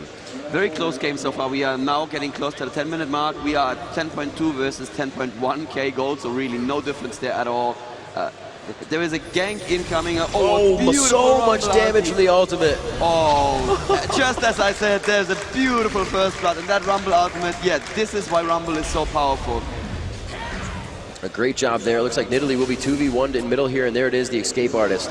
Nidalee just turning into Cougar form, able to get out of that one. Corki is forced to go back, as it is now Tarek and Sona down bottom. It looks like we could have a Trundle, though, however, coming in mid as well. Queuing to Hotshot. Hotshot easily going to just walk away on that one. He actually hit him with that, possibly coming back in. Could he kick him against the wall? He would actually go through it, though. Will he be able to kick him back in the other direction? Yes, very nice job right there. And the Ignite. Will Nidalee be able to get away? That Ignite will stop the heal at 50%. And a very nice job. Great skill shots coming out of the hands of Vac.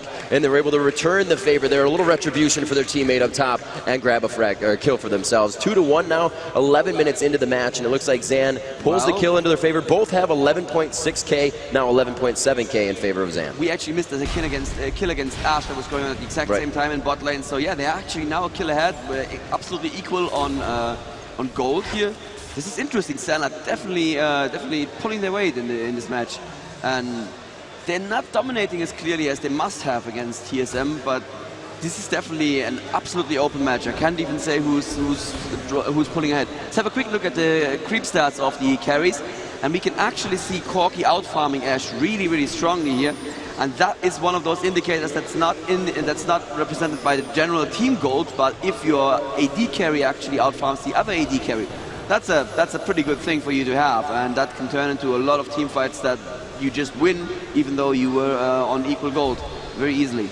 Yeah, if you look at the ward control right now by CLG, they have at least 1, 2, 3, 4 wards all across the side of the jungle on the opposing side of the river, which gives them a little bit more view of if, you know, Zan is going to be poking out, just checking to see if they can set down a ward. They're going to have vision on that, and it's really going to help them out. They're going to know where they can go, what paths they need to take to gank, and that's really going to help them out in initiating those ganks. We have 3 gathering near, it looks like Wraiths right now, but they're going to trade this off, and Brand will go middle. It looks like they're going to give him that still solo lane XP, so I guess it's no different.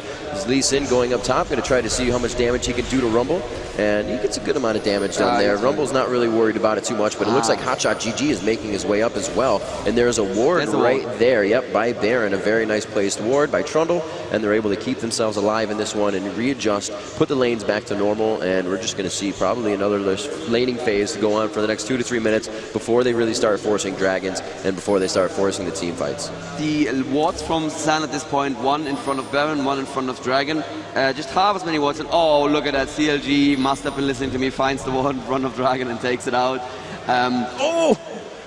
Great dodge down bottom. It was an Ash arrow to go into the bush. Sona did have to expend her flash to get out of that situation.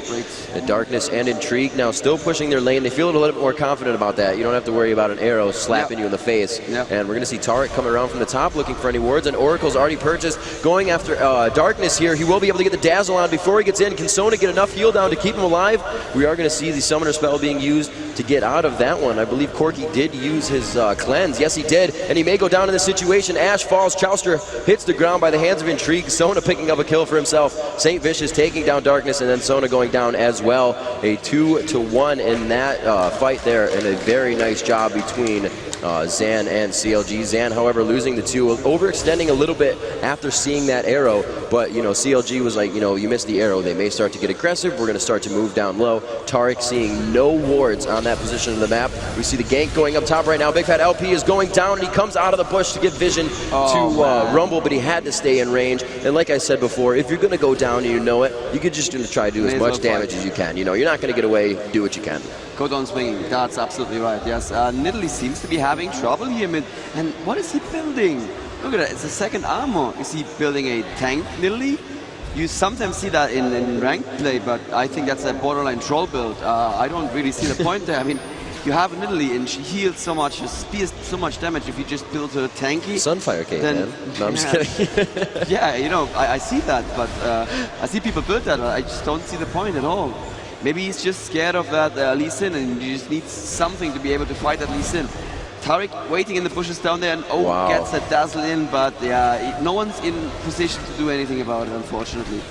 Oh, he lets it hit Sona right in the back of the head. Will they be able to take her down on this one? Nunu charging the absolute zero. Will he be able to proc it full? Oh, no, Sona gets out before he lets it go. Unfortunate right there. Nunu, St. Vicious possibly doing a ton of damage in that situation. She probably would not have died, but it could have been a chase past the turret. No, actually not. Tarek and Chowster very low. I did not see their HP at that time. Looks like we're going middle. Lee Sin on the rush. A very nice flash by Hotshot, and he's able to get out. He wasn't able to do the jump and get himself out alone, so he had to use his flash. Not too bad. He couldn't heal himself a little bit. He does want to stay in lane. Looks like bottom tower will go down. Trundle back to his jungle to figure out what buffs he can get and what is up right now if anybody has stolen them. And it looks like Rumble will return the favor as well and drop top turret. So at 15 minutes and 30 seconds, we have 2 turrets going down, 1 on each team, bottom and top. So we're pretty even in this matchup so far. And Sana setting up for Dragon here, and unfortunately Rumble is completely out of position, so I don't think there's anything CLG can do right now. Sana have a pink ward here as well, so they know there's no ward. There's a clairvoyance right now, but yeah, CLG wisely choose to stay away from that. Sometimes you just have to give the enemy a Dragon if they are in the right place at the right time. If you can't stop them, don't risk dying. That's basically the lesson. So now that that's gone down, they do have a ward on it. CLG did not know. It's going to be 2150 when that comes back up. And being able to get to that position before the other team even knows you're there, even if it's warded and you know they're out of position, those few seconds that you have already moving towards the position gives you the upper hand and allows you to take Dragon. It doesn't have as much health as Baron. It's quite easier to take, especially with 5, as you just saw right there. It only took a matter of seconds. So they also have the upper hand on the next Dragon if they haven't recently lost a team fight. And we're going to see Rumble taking over mid here. It looks like they're going to give blue to Nidalee a very smart idea. She can keep the team sustained with HP and keep just jumping in and out of form. He has vision. He could have stolen it. But wisely they pull it. Yeah, so what Trundle tried to do there is he put his Pillar of Filth in from behind, giving him vision of Golem, and so he got in range for a smite, and Nidalee saw that immediately and pulled the Golem back. And now Nidalee gets caught here. Is she going to get out? There's a Pillar. Oh, a Rumble ultimate, but in the wrong direction. There's the Pillar finally. Does Hotshot still have his flash? He does not have his flash up, but they choose not to fight as Rumble and Tarek are here as well. Yes, indeed. It looks like we have a 3v3 in mid right now. Hotshot, or Vec rather, kind of getting aggressive right now. He does have a shield to use, taking our Harpoon. He's not really too worried about it. Intrigued is going to be able to give him the burst heal that he requires at this point in time. We have Brand and Trundle actually moving into the top push. We'll see how aggressive that CLG gets at this point in time. They're actually quite spread out within mid if they're going to commit on this one, as Tarek is kind of heading around towards Dragon. He's taking out a Vision Ward right there. Very nice. Putting that Oracles to work. And you know what? Zan doesn't like that. They're going to start moving all 4 members towards bottom. Nunu sees it, so St. Vicious is going to make everybody aware that there is a gank run happening right now. They did not see any wards or anybody trying to hide or blue pill within the Dragon area, so it looks like they're going to continue to move on here. They have a ward there in that tri-bush down bottom near the turret, and it looks like Corky is just going to farm up here as what they wanted to be a fight really didn't come to fruition. I am really fascinated by that Lee Sin. He's doing so well, and he only has 2 Dorans placed him. He must have a lot of money. Catching him in the jungle. Looks like a dazzle and an arrow. So much damage. The Flame Spitter just tearing right through Trundle. Can they continue on this fight right now? Sona getting caught. Absolute Zero being flashed out of. Unlucky for St. Vicious. That's 2 in a row that he really hasn't been able to proc it full, and it's going to be a lot of damage coming around from the Brand ultimate. That is definitely going to change your mind about the situation you're in right there. And everybody's going to be ablaze for a little bit of time as they continue to move out of the Brand ultimate, as setting up defense on that mid turret again. Nidalee, Hotshot GG going back up top, saying, you know what, I'm going to farm up here. Nobody's bothering me, and I'm able to escape as much as I want. So playing very smart. Hotshot GG is just trying to farm himself out. I wonder what that Trundle was doing in the jungle right there. Was he trying to place a ward? Was he trying to find a ward? He was trundling. That's what he was doing. That Lee Sin is super confident, and he still didn't buy anything. What is he saving for? Is he going to buy a house somewhere? Because look at the look at the damage he's doing. He's blind. Well, he is blind, yes. Without much in the way of items, he is pushing Nidalee back. While the rest of his team is there as well. Nidalee is not aware of Trundle being there. a little over extended here, but Nidalee obviously, like I said, the escape artist, able to hop over short wall, small walls, no longer able to hop over the base wall as well. A nice dodge there by Lee Sin, avoiding that damage. She does set down a trap to take away a little bit of his resistances and give her vision for quite a bit of time, actually. They're still moving around the top part of that jungle for Zan. They really don't know if they want to commit to a full attack on her. Hotshot GG knows, or Hotshot GG knows that he can't really start a fight here. He doesn't see where everybody is on the map, and that just would not be a good idea. You want to be able to have full visibility. Your mini-map is one of the biggest parts of this game. It looks like they're going to be able to take down this bottom turret. You got Chowster really focusing on darkness instead of the tower. It's only at 221 health, and a few more shots is going to be able to take that out. Look at how amazingly close this game is. 20-minute mark, 4 kills, 23.6 to 23.7 gold, and 1 tower kill on each side. Well, it's going to be 2 tower kills right now, but still an amazingly close game right now. And I don't know if before the tournament anyone would have thought that it would be this close for Sam. So the next tower to be dropped, these are actually mirroring each other. The next tower to be dropped would be that top left tower for CLG. It does have 1,000 health, and it looks like a 2v2 chase here. They were pursuing, it was Hotshot and St. Vicious, and both of them can kind of heal. I mean, St. Vicious isn't going to have anything to nom unless they come up to a minion in the jungle, so it was really Nidalee to heal either one of them, but Nidalee did have the Blood Boil on, and that is going to be a great effect for her to have on that buff from Nunu. So it was definitely decided by Brand and Lee Sin they should back up with the situation. Hotshot's going to push a little bit, seeing Lee Sin kind of use his escape there, possibly doing some damage, looking for the spear to hit, cleaning out the minions so she can throw one down right. The longer the spear goes, the more damage it's going to do, but very overextended here. The flash right out of the Sona ultimate, very well played. Hotshot GG pouncing out, breaking line of sight as he goes into the bushes, and wow, just keeping himself alive in a 3v1 situation. Just that's why you don't let Hotshot GG get Italy. Yeah, he's really, really good with him. And that's another turret down, and oh, Brand maybe in trouble, no, but he flashes away in time. The dazzle still hits him. Flash no longer pops incoming projectiles, but oh wow, awesome pillar. And at the same time, top lane, Hotshot GG, again pushing out. Lee Sin was about to blue pill home, but changes his mind as he sees Hotshot still staying down. I think that's going to finally be it. Finally, that Nidalee dies. A few too many summoner spells used, and a few too much extension. Yes, I'm afraid I missed a Brand kill mid. Did Brand kill something mid? Yeah, he must have killed that Tarek. Yeah, that Tarek that was coming from him mid, yes. Yeah, they were able to get him on that pillar. They pillared right on the outside of the wolf camp down on Zan's side. They were able to catch him. He wasn't even getting hit by the turret, but the damage done was very, very big. The next dragon Here we are. This came up at 2150, so it's only about 20 seconds spawn. They're going to be able to take that out, so good money. So that's going to be the second control for them. Oh yeah, slowly starting to pull ahead. They are now 2,000 gold ahead of Asan, but still, you can be a lot of gold ahead if you just do one mistake in a team fight. That can be it for you. Actually, that's 1 and 1. I said second. They both have 1 dragon at this point in time. Okay. We see Sona setting down the Vision Ward. Trundle now with the Oracle in hand. We'll see if Tarek has one yet, and he does not. We'll see if anybody else would have grabbed it, but it usually is going to be Tarek. He's going to use his money, obviously, to build his buffs and support skills, and then that Oracle, obviously, to stay in the back and not take a lot of damage, because usually when you get the Oracle, you're focused anyways. So it's something you have to be very careful with once you get it in your positioning. It can cost a lot of money if you have to continuously buy them. Looks like we're going to have a 2v1 situation up top. Will Hotshot be able to get away? The Q from Vec hitting, and the Pillar of Fire actually striking Nidalee. A very nice job there. It looks like she was actually on the outside, but she did take a little bit of damage, not too much. A quick heal will get her back into lane health, and there it is right there. About 338 health per heal. That's actually quite large for a heal to come out, and it's only going to get more as these level 15s, 14s. Sona is 10, and Tarek is 10, so the support's playing the roles that they should. They're going to soak up the XP in the lane. Like you said, the European support role is to have almost 0 creep kills by the end of the game. Absolutely, yes. What Rumble is doing there is he's building a Crystal Scepter. Let's have a quick look at the builds there. That Crystal Scepter is going to make his ultimate so much more painful. It adds AP, so it adds damage. It adds more slow. The slow is actually stacked. There's a bit of a diminishing return step, but the slow is still stacked.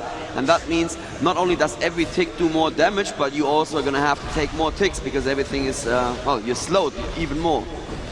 And what is Brand waiting for there in the bushes? Now yeah, he a wakes little up. too long to wait on that one. It looks like he wanted something just more, wow, that 25% damage increase, as we said before, definitely putting a little bit of hurt on Hotshot GG. He's going to get those heals down. It's actually only a 300 heal, 140 coming from Tarek. They could find Trundle here. Oh, it is the ultimate coming out of Rumble. He gets stuck in his own pillar, and he's forced to flash out. The heal coming, and it will be shut down by 50%, but it is enough to keep him alive. Great job by Sona, continuing to support the team. Trundle almost really trundled himself on that one, putting down the pillar, got himself stuck within the wall, just not far enough to get by. And we're going to see Brand kind of sitting in the bush here. Hopefully Hotshot GG tries to come down. And Baron? What? Yes, that's exactly Looks like we're going to do a level 10, 10, level 12 Baron here. I was about to say exactly that. You just got 2 of their team down to almost no health. Go Baron right now. You're there. They're in no position to help. Corky is in bot lane. He's probably just going to take a tower. The only chance they have is try and steal it, but even that, less than, you know, absolutely likely. They have 2 healers with them. They can take this Baron. They can take it easily. And they do take it, yes. There was a valiant effort from Lee Sin there, but he's just going to die. They are able to grab it. Wow. Brand did not stay on the outside for Lee Sin to jump to with his shield. The Absolute Zero, finally, Safish is getting off what he wants to. That full proc of Absolute Zero. Rumble taking a ton of damage on the output from everybody there. Tarek getting the dazzle down to stop him. Sona and Brand left to split either way, and CLG coming out on that fight very nicely.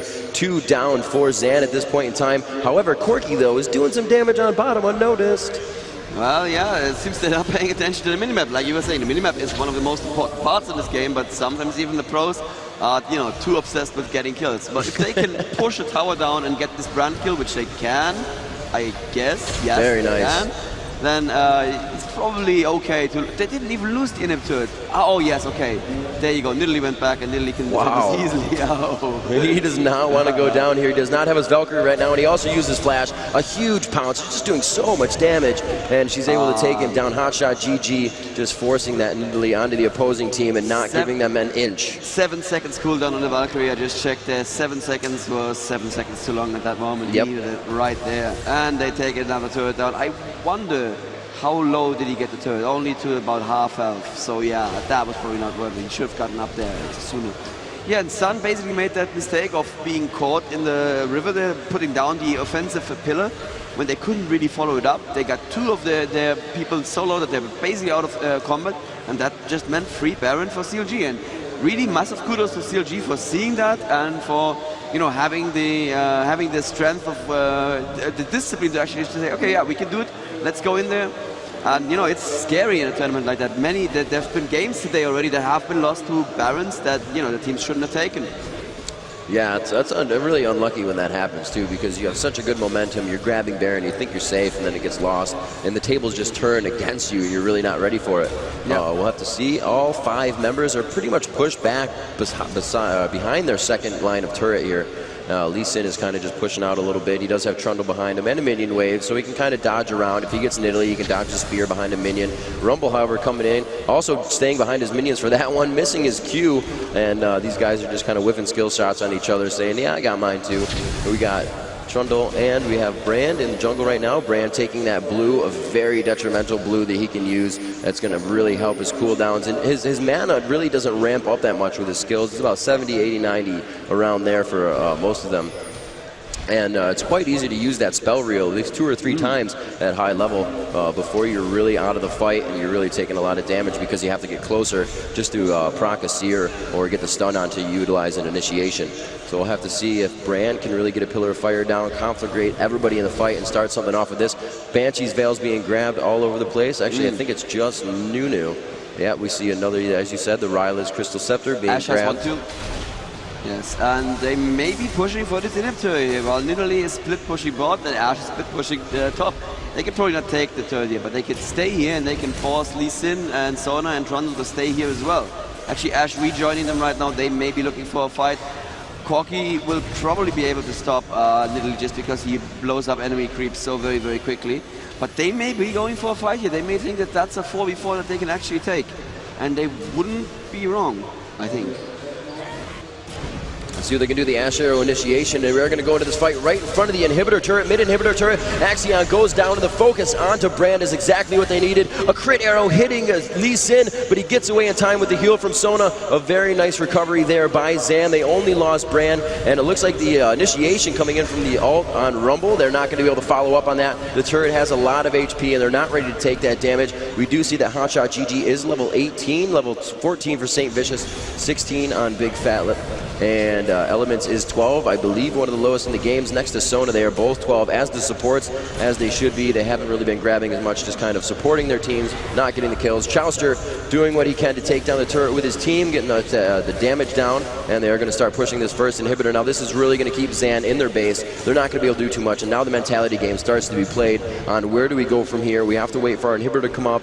As I've said before, CLG needs to continue to push so Zan doesn't have the chance to farm everything that CLG is now giving them. Super minions coming in, minions top, minions bottom, but CLG looks to just keep punishing right now on this power play as somebody is just spawning for them, and they're able to take down this turret as well. It looks like Darkness kind of just firing off some ultis saying get away from my turret, but they're not really worried about it with the amount of heal that they can get back from Tarek and from Nidalee. Yeah, absolutely. And now there's almost a 10,000 gold advantage in favor of Team CLG. This is starting to look dire for Sen. Sen, who amazed us so much with their first game against Team Solomid, but it looks like that maybe Team Solomid just didn't take them seriously. Maybe that's what happened. Like you were saying, it's a possibility. Right. But they're not weak by any means, but they definitely aren't stomping CLG here. Let's put it that way. Let's put it diplomatically. Yeah. So 36-20 for the Dragon. 9-6 here at 30 minutes into the game. Brand going up top to get some minions for himself, and this is where they really need to, farm and get back to base. Easily could come behind them. And just a shout out quickly to everybody who's watching the stream live right now. We have hit 180,000 viewers on stream, which is just massive and unheard of. And thank you to everybody who is still sitting here and watching us live. And the atmosphere is just amazing here, and I hope that you guys are having fun at home as well. If you're not watching this with your friends, you're doing it wrong. Invite some friends over, have some pizza, watch the games. It's great. It's a sports night for the 21st century. Basically. Saturday night, Sunday night, and Monday night esports coming at you. Absolutely, yes, that's what it should be. So we'll have to see what they got here. Looks like a gather up around Baron here. They're just kind of gathering together, not for anything big. They did just get CV'd, I believe, unless that was Elements CV. I think it was. The Hawkshot also coming out. So they're just being a little more extra careful at this point in time, making sure that they're not drawing anything out of that bush. A few harpoons. Oh, there is. Somebody was trying to not so much grab red buff, but they're not going to be able to now as they pulled that around with the volley. A quick harpoon kept red buff there, and they were able to take it in the bush without being seen. Now they can cleanly walk through the jungle here. It looks like we have 3, 4, now 5 defending this top inhibitor turret. Could be a forced fight. A very big minion wave coming up behind them, a full with a siege minion, so that's going to be a little extra damage to be taken if it is not taken out by it. Hits Trundle. Crystal Arrow coming out of the hands of Ash. Absolute Zero being procced right away. Lee Sin taking a ton of damage, and the Flame Spitter in the hands of Rumble taking Lee Sin down, so Ash can just take one more arrow shot on him. Axion goes down. Looks like that is Brand, and Trundle actually lives in that situation as he just runs around his entire team and is prevented from being clicked. A very nice job. You can usually do that with the top turret actually and save yourself. Still continuing to fight. Darkness is like, oh, I can't let this happen. We need to keep doing damage. Sona's saying, I know the same thing. Oh, almost getting hit by the spear. That definitely would have taken her out. Looks like Trundle trying to come in again with the pillar and stop them from chasing Sona. Corky right off the fountain again. Darkness trying to continue to do some damage, but this may be one of the final pushes necessary for CLG to take this game away from Zan. They will be able to take out this turret. Ash just kind of poking it from behind. No. Coming around the edge is Sona, and she deters Ash from taking that out. Nunu seeing a huge minion wave bottom. Not exactly huge, but a full minion wave, and they're able to take out that turret. Xenon, this does not look good for Zan right now. That is their third inhib going down, and with the third inhib down, the waves of super minions that spawn are actually double super minions. Oh, Sona gets hit by that ultimate, and I'm not sure what that Rumble ultimate was supposed to accomplish. It's not going to kill her all by itself, but yeah, it probably put a little bit more fear into her, which is also always good. And yeah, it looks like CLG are actually winning this. And a smarter man than me needs to explain to me what that means for the group. But we're going to talk about that in a little bit. But let's watch the rest of this game, because who knows, maybe San can put an amazing comeback here. But it doesn't look like it right now with Wow, more than 10k gold advantage for CLG right now, and they can just go back for a Baron right now. Yeah, that's going to be easy. You cannot stop a Baron when you have 3 inhibs down. No, it's definitely going to be tough. Plus, they're doing a lot of damage, and Sona is kind of, you know, poking them back, or poking one out of there, just kind of getting their damage still. So they need her to even get into this fight, and now they're actually making a move. It looks like Baron is quite hurt, but still has a little bit of damage to be taken. Lee Sin is going to be the first one to somewhat initiate and run in here. They do see that I'm coming. The CV was actually right on the right side of the Baron, so they knew they should not have done that. Lee Sin jumping in quite aggressively there. The ult coming out of the hands of Sona will be able to keep him alive. Oh, the arrow going into the face of Corky. He will not be able to fire off for a few seconds, but he's back into this one quickly. He Valkyrie's right in, going for Chaucer. That's exactly what he needs to do, but he is also going to get focused by the other team. Dazzled on, Hotshot GG taking down Brand, and it looks like Vac goes down. Darkness going down by the hands of Elements as Tarek gets a kill for himself as they just start to chase down Zan at this point in time. Very well played, forced off of Baron after taking damage, and very good heals coming out of the hands of Nidalee and Tarek in that fight. An ace for CLG. And not one single person from CLG died. They all went solo. When that Brand ultimate went, there was like, oh god, they're all gonna die, and they were all like a sliver of health. But you know, that's enough. If there's no enemy heroes, you're gonna be fine. You know, I really thought they had it. Sona had a great ult. Lee Sin was able to get out with his shield his teammate as well, but they decided to go back in for the fight and try to pull that one out in their favor. It just didn't happen, and CLG was able to come out with the win. And that's what it is. A GG, absolutely a great game here. Sam being absolutely a strong competitor in the early game, but there just came a point when CLG started getting ahead, and then they did the smart thing, and they got more ahead, and more ahead, and more ahead. That's the thing you want to do, right? In esports, that's what you do. Absolutely, that's what you do. When you're ahead, you get more ahead. And I have to say, in retrospect, the build that Nidalee built here is actually a really smart idea. There is not much in the way of AP damages, just the Brand and the enemy team, and he did build that pistol first, so he was not a scary Brand at all. So she just said, well, I'm going to take the cooldowns, I'm going to take the armor, I'm going to take the extra mana from a Frozen Heart. Amazing item, by the way, and since as a Cougar, she's going to jump into the fights anyway. Right. That Frozen Heart is just going to affect everyone around it. That's a Corky doing less damage, that's a Trundle doing less damage, and that's a Lee Sin doing less damage. Yeah. It worked beautifully. Brand, like as you said, getting that hex, getting the gun, it really doesn't work out for him as a Nidalee heal. That's really what he was trying to replicate, because he was in the lane against Nidalee. He was trying to keep himself sustained and in the lane as long as Hotshot could. But really, you waste so much mana with Brand trying to do that, and Nidalee's like, yeah, bam, I'm fully healed. You know, able to get it out right away.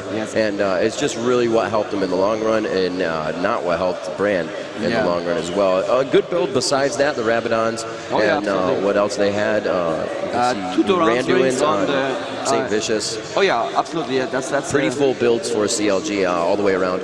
277 creep score for Hotshot. 266, you know, the Frozen Heart, a very good item for both Lee Sin and for Corky, stopping that instant damage. Corky getting all the way to his Triforce and all the way to that Bloodthirster. So he's still going to be doing damage, stealing a little bit for himself, and making his way around the map quite quickly with the speed increase. So. But you see a lot of items on Team Sand that are basically items that say, oh god, we need to catch up. So Doran's items are items that you buy when you are behind. You say, I need something right now. I need more survivability. I need more damage right now. It's not a good item in the long run because it doesn't upgrade into anything. That's something I mentioned earlier in the day. We do factor in the fact whether or not an item upgrades into something in the coast. And if it's a dead end, then we can make it cheaper and more cost efficient, right? But it's still going to be a dead end, and at one point you're going to have to sell it. And that's, 3 Durans still on Corky in late game 2 on Brand. They were definitely feeling it that they were behind. And, well, absolutely valiant effort. Do you have any idea what this means for the group phase now? I do not. Yeah, we'll have to see what they really comes into fruition tomorrow. Okay. While we think about what this means for the group stage and use the little math that we have, I think we're going to cut away to the group stage interview so you don't see our faces straining with the math. And over to the interview. Hey everybody, it's Andrew Beagle, and after that intense white knuckle match, I am here with the victors and the other team. The team representatives from CLG and Zan. We're going to do some quick introductions here. What's your name and the champion that you played in this game? Sorry again? Your name and the champion that you played in this game. Radeon 6870. And which champion did you play? Trundle. Awesome. So going into this game, do you think the bans and the picks could have been a little bit better? We should have definitely banned the Hotshot Nidalee GG. He's basically kicked my brother in the ass. My brother was playing the Lee Sin. So I basically have to spend like even more time trying to help the lane. So I became very under level. What was the most difficult thing about overcoming that Nidalee in that game? Basically we have to spend up to like 2 or 3% to basically catch that Nidalee. And the other lanes have, Rumble was free farming. Basically Ben was owning him, but when Nidalee got very farm up, we have to spend up to like 2 or 3%. Basically everyone got farm up and we were losing. I was losing in levels. Brent was losing in items. Yeah. Awesome, well thank you. And now we're with St. Vision, who needs no introduction. What was in your guys' head, following that loss to the solo mid? Well, I think we've always been underdogs, CLG, so we always lose a game and then we always do the comeback. So I think that's how we play. I mean, so I was kind of actually happy we lost Sorta. I mean, it makes any sense, but yeah, that's how we play. We lose, then we win. No, absolutely. Well, and this game was really intense, and after that awesome bans and picks, it was really in your favor. People were really excited and kind of felt like you had that, and then the game was really intense. What do you think the turning point was? What do you think? What? The turning point. Turning point? When we started getting split push. In Italy, you can't stop her from split pushing, and that's really all that is you're really going to take your towers no matter what. So.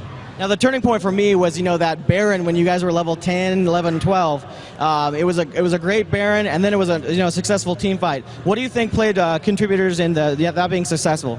We cleared it with Oracle a lot of times. We knew they didn't have any wards, and we knew they just blew their CV, and we had Corki bottom. So and I'm Nunu. You can't outsmite Nunu, so it's free Baron. Intelligent play. Well, congratulations, and thank you for your time. This has been Andrew Beagle, and I'm signing off here. I really quick just wanted to say hi to all the riders back in Los Angeles, St. Louis, and then our offices in Dublin. And hello to all the 180,000 of you watching. Thanks, and back to you guys.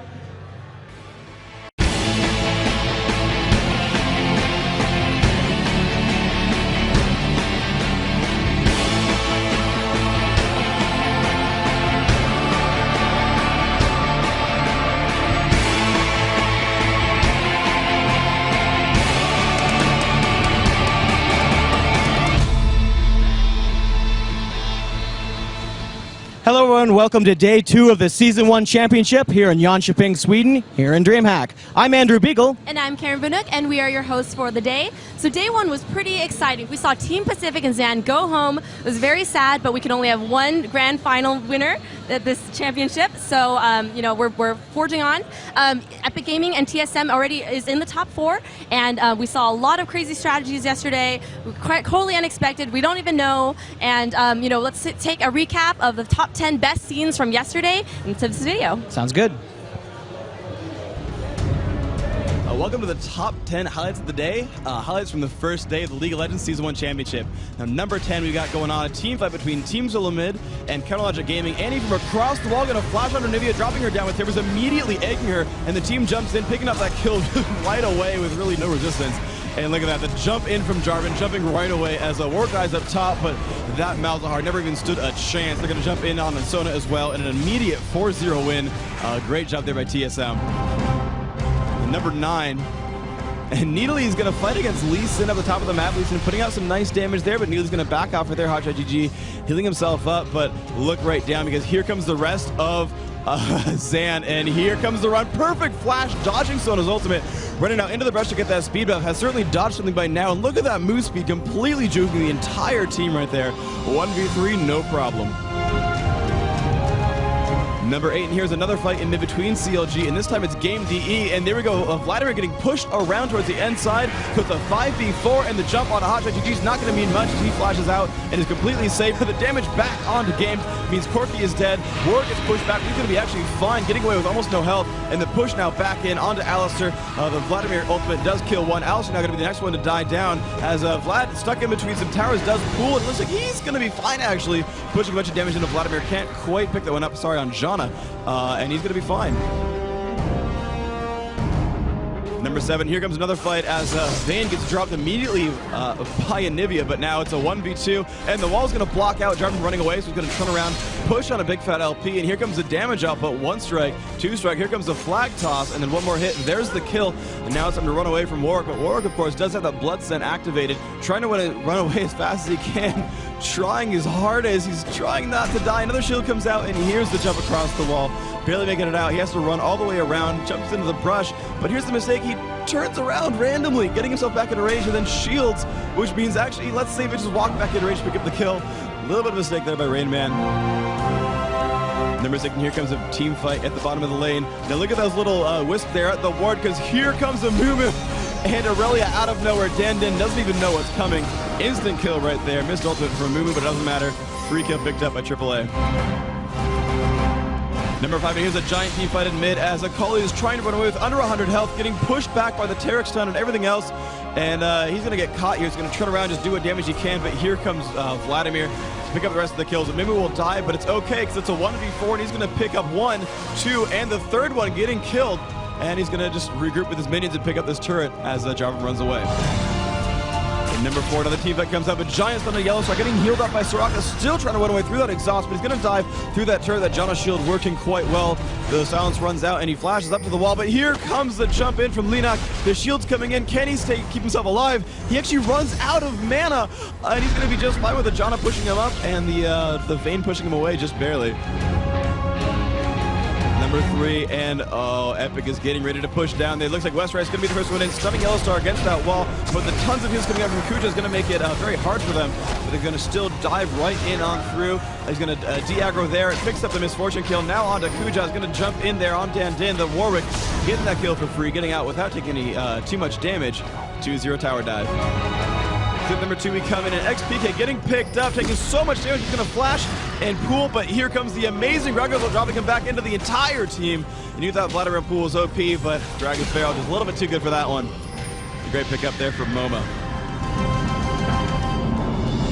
Number 1 clip of the day, we come in, and Dyrus is on Singe, getting chased by 4 members of Against All Authority, running back into his turret despite the flash.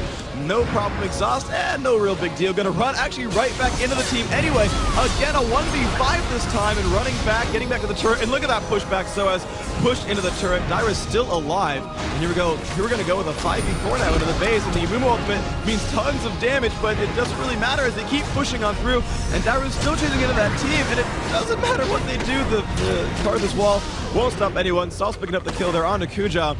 And the Karthus ultimate won't even pick up the kill, but a great bandit shot in from Amumu. We'll pick up that 1 kill onto Annie, but it's a 4-1 kill.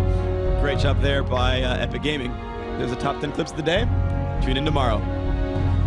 And as you can see, yesterday was an extremely exciting day. How are we ever going to top that today, Karen? I don't even know. I'm sure the teams are up all night strategizing. It's going to be really amazing. It really is. So we have our first game of the day. It's AAA versus Gamed. It's going to be a crazy EU showdown. But first, we've got a huge crowd here. On the count of 3, let's get a big League of Legends. 1, 2, 3! League of Legends! All right. And over to Joe and Turley in the commentators booth. I know exactly how we're going to top the first day. Really? It's called day 2.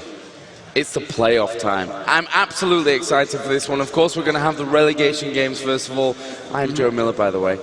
He's Freak. If you didn't already know, I'm pretty sure you already knew about that one. But Freak, how are you doing today? It's well. Beginning of the day. I should probably ask you, how did you sleep well? I slept okay actually. Yeah, it was nice. I feel rested. The end of last day, I felt myself dragging. I was like, okay, this fight's going on, and there's fights. And I'm tired. Sorry. Energy drinks go. I couldn't sleep really well. I just had a Singe running around in my head the whole night and just trolling.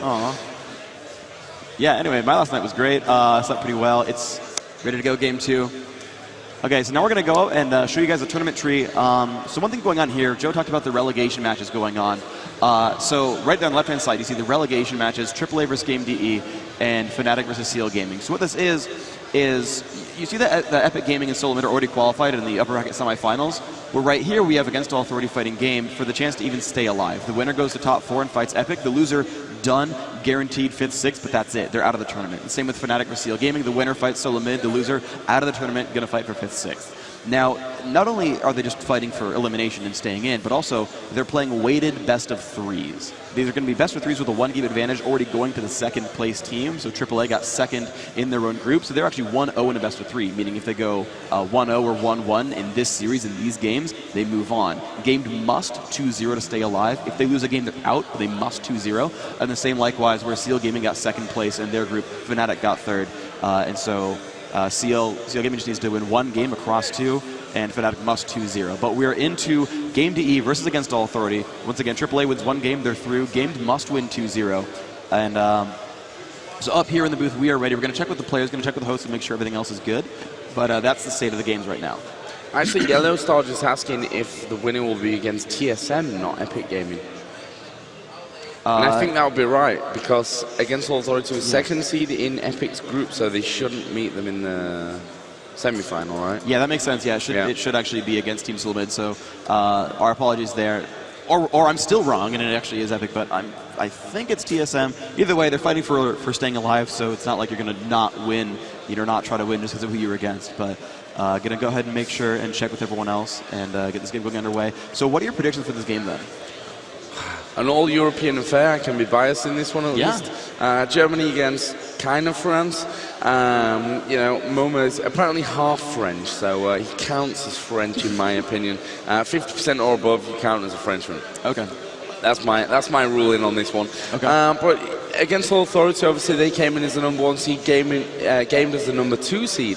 And I was really impressed with what we saw from Game yesterday. They showed some great performances.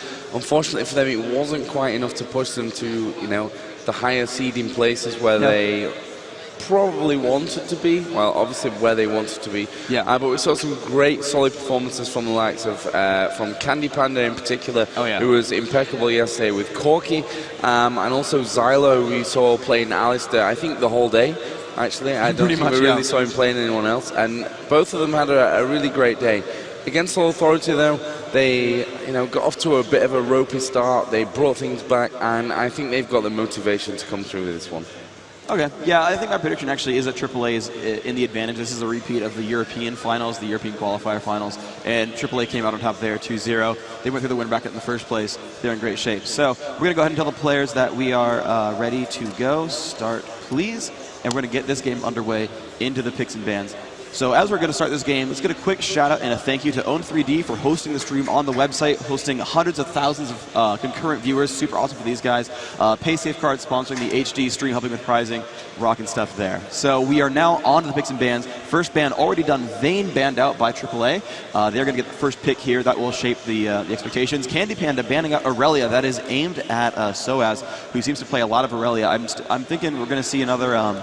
Oh, there we go. Yes, Sona banned AAA. Xenon was talking to me a little bit earlier about which bans they thought were going to be used, and he's like, yeah, Sona's like the one support that NIF plays. We're going to really target him there. Karthus, Rumble, pretty obvious bans there. Again, they're aimed at the other teams and getting rid of these champions.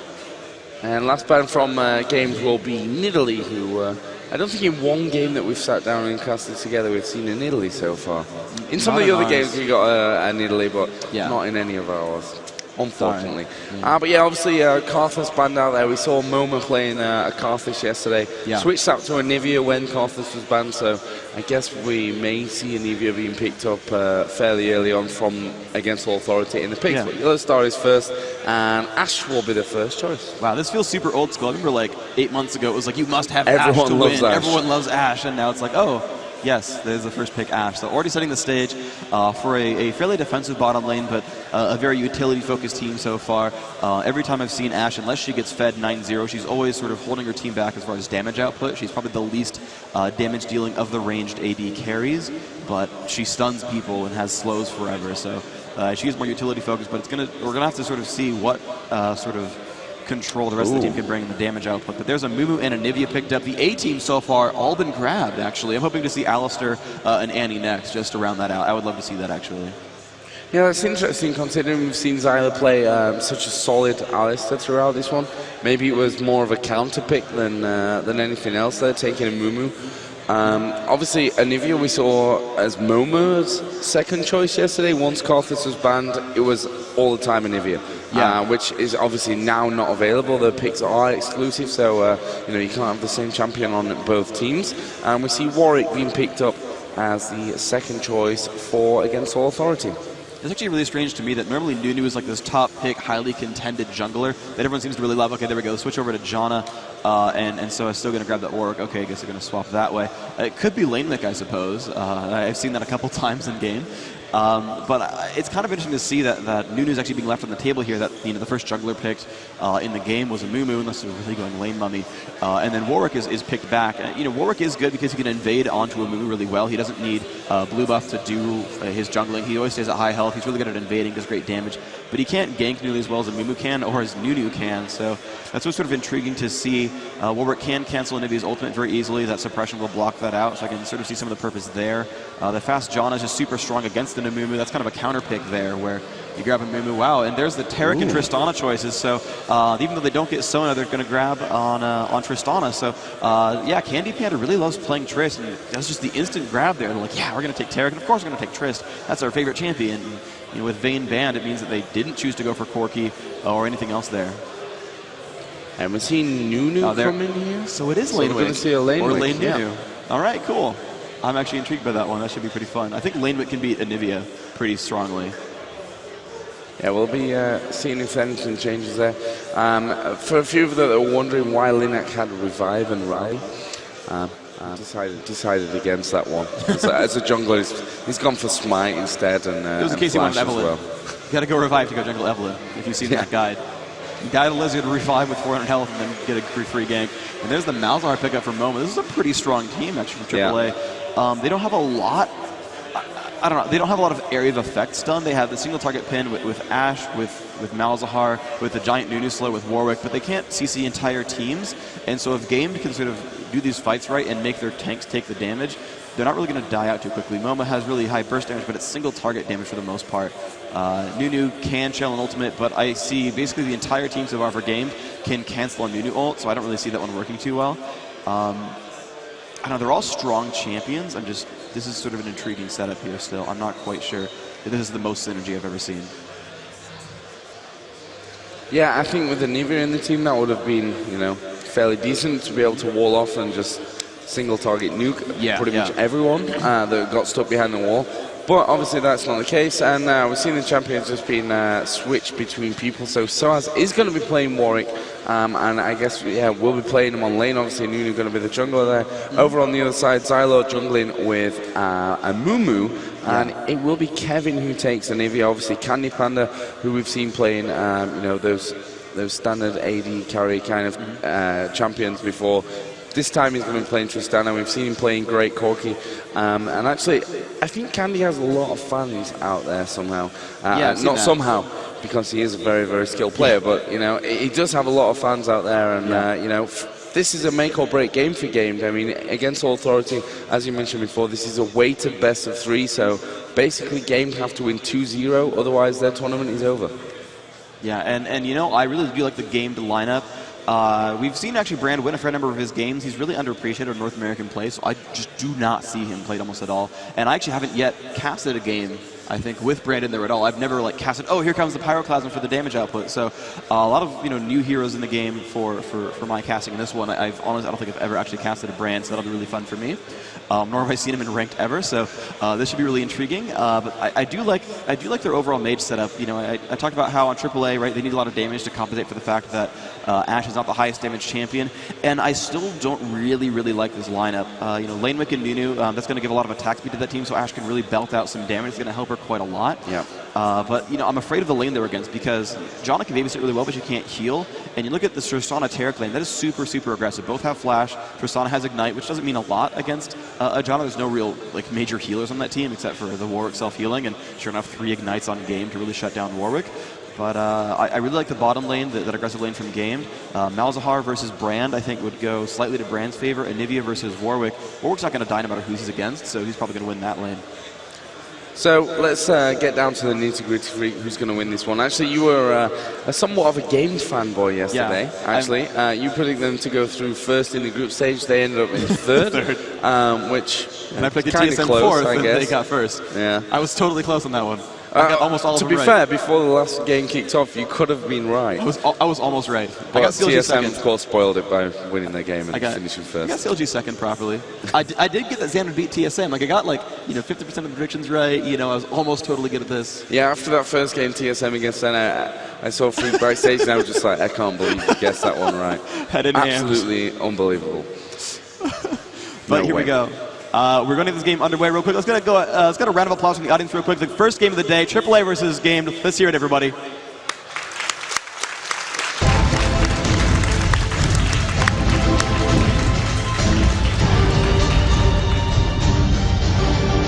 All right, everybody, and welcome back to the game. I know that 4 seconds apart was heartbreaking for all of you. I think I missed 5 kills during that time. I was talking about CS in the background. It was terrible.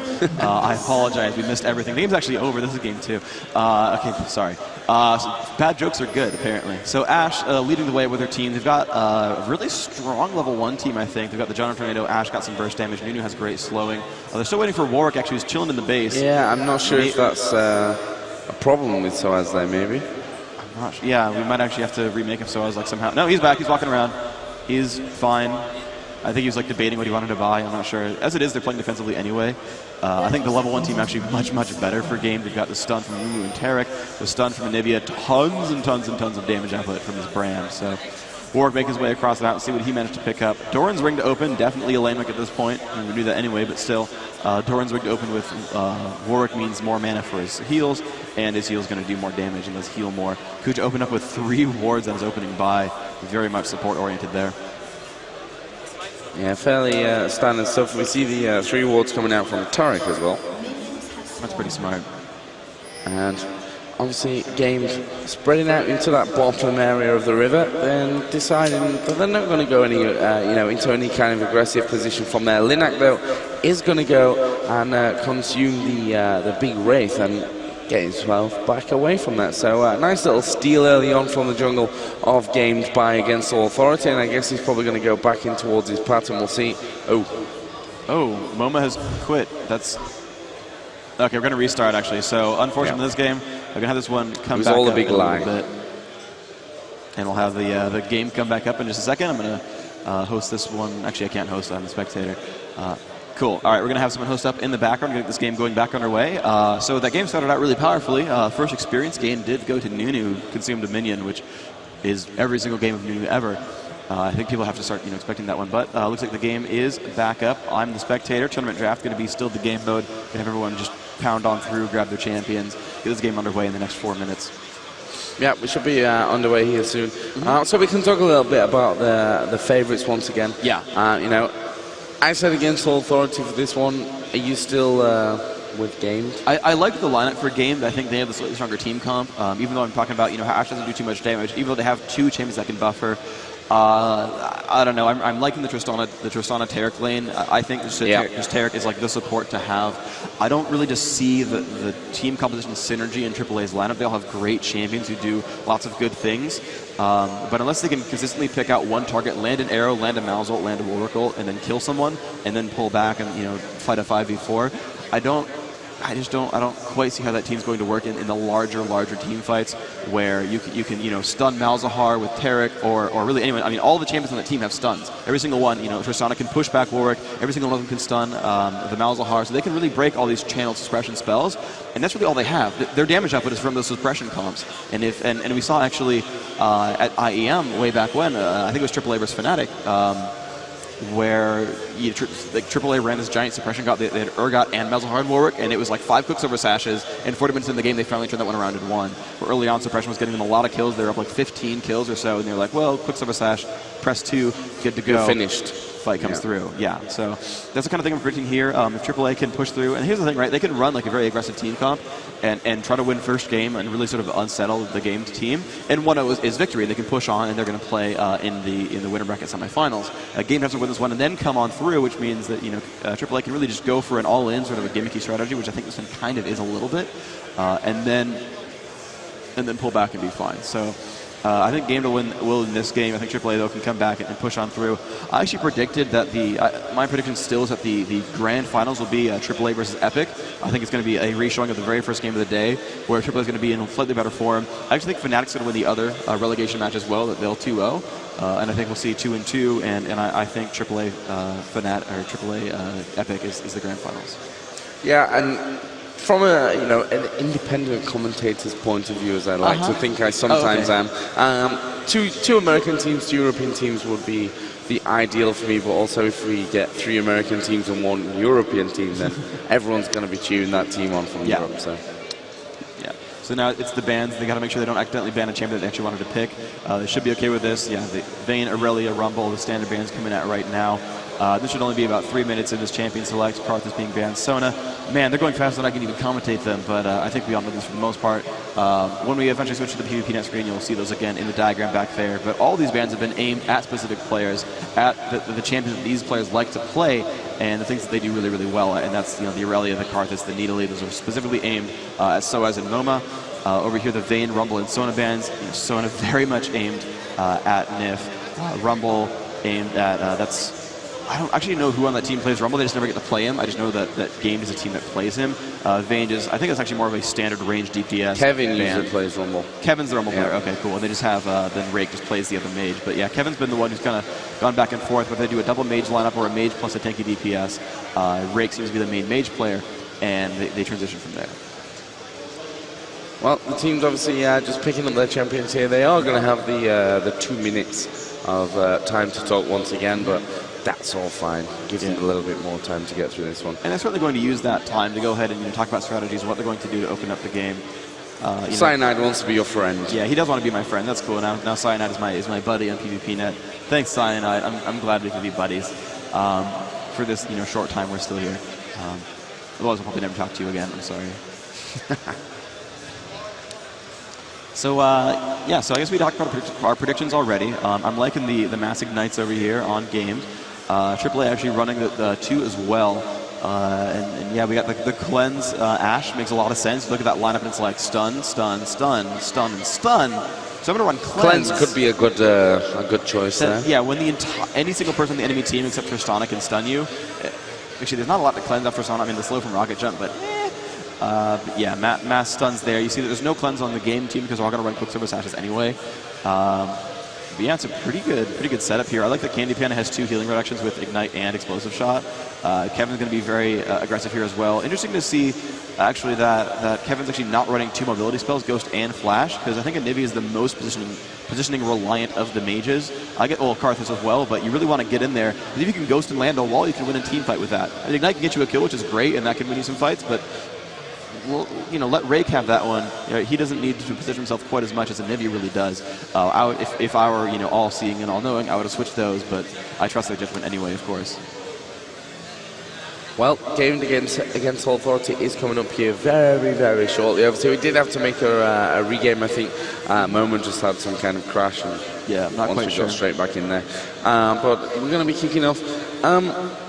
We could maybe touch a little bit on what's coming up in terms of the schedule of today. Obviously, this is the first game coming up. Next up will be Fnatic versus CLG. And we actually have some posters in the way of seeing the whole tournament area now. So I can't actually check out everything, but I can see Fnatic here, who are the closest team to us. So they're all kind of warming up and having a little bit of discussion as to what's going on. And actually, talk about the schedule real quick. I almost forgot to say this. So we have a schedule posted, which is 11 o'clock. Slightly we're behind that, of course. For this game, 1300 for the next relegation, 15, 16, 1900. What we're actually going to do though is actually push those matches forward as soon as this best of 3 or best of 2 really, I guess, is done. We're starting the next match. It doesn't matter if it's later, earlier, whatever. We are starting the next match right after. When those games are done, we're pushing the next match up. We're going to constantly push forward, so we're not going to have hour-long downtimes in case the games go 1-0. Yeah. So stay tuned right after this game is done. Don't come back at 1300. Stay here. The next games are coming up. Get a drink, get your popcorn, stay on your computer all day long. As I'm pretty sure a lot of you did yesterday as well, judging by the amount of people that were watching the stream. So let's have a round of applause then. Once again, it is Game versus against Authority, the relegation game.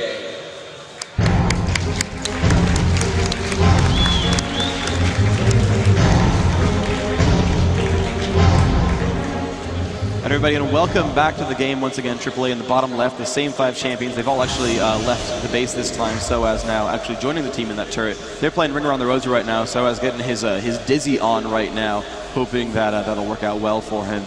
Meanwhile, Games again is camping in the same position as before. They're sort of in the bottom right corner, kind of playing defensively on their jungle. I'm still surprised that they're not saying, hey, let's go find Nunu who's going to steal the race, because Nunu always steals the race. I don't know, like it seems like when 99% of the time one thing happens, you can plan for that and do things to your opponent because of that. Like they could have all, it would have been great. They could have sat right here and Nunu walks around this corner and gets owned. Like no one clairvoyance is this spot. No, you know, the clairvoyance, you know, up here or so, and you know, plant the ward down, but no one clairvoyance is here, and you could just camp, and the line of sight's right there. Would have totally worked. IMO would have been a free first blood on the Nunu. I think that would have been the smart play. But what do I know? I can actually see everything, so I mean, that's all hindsight.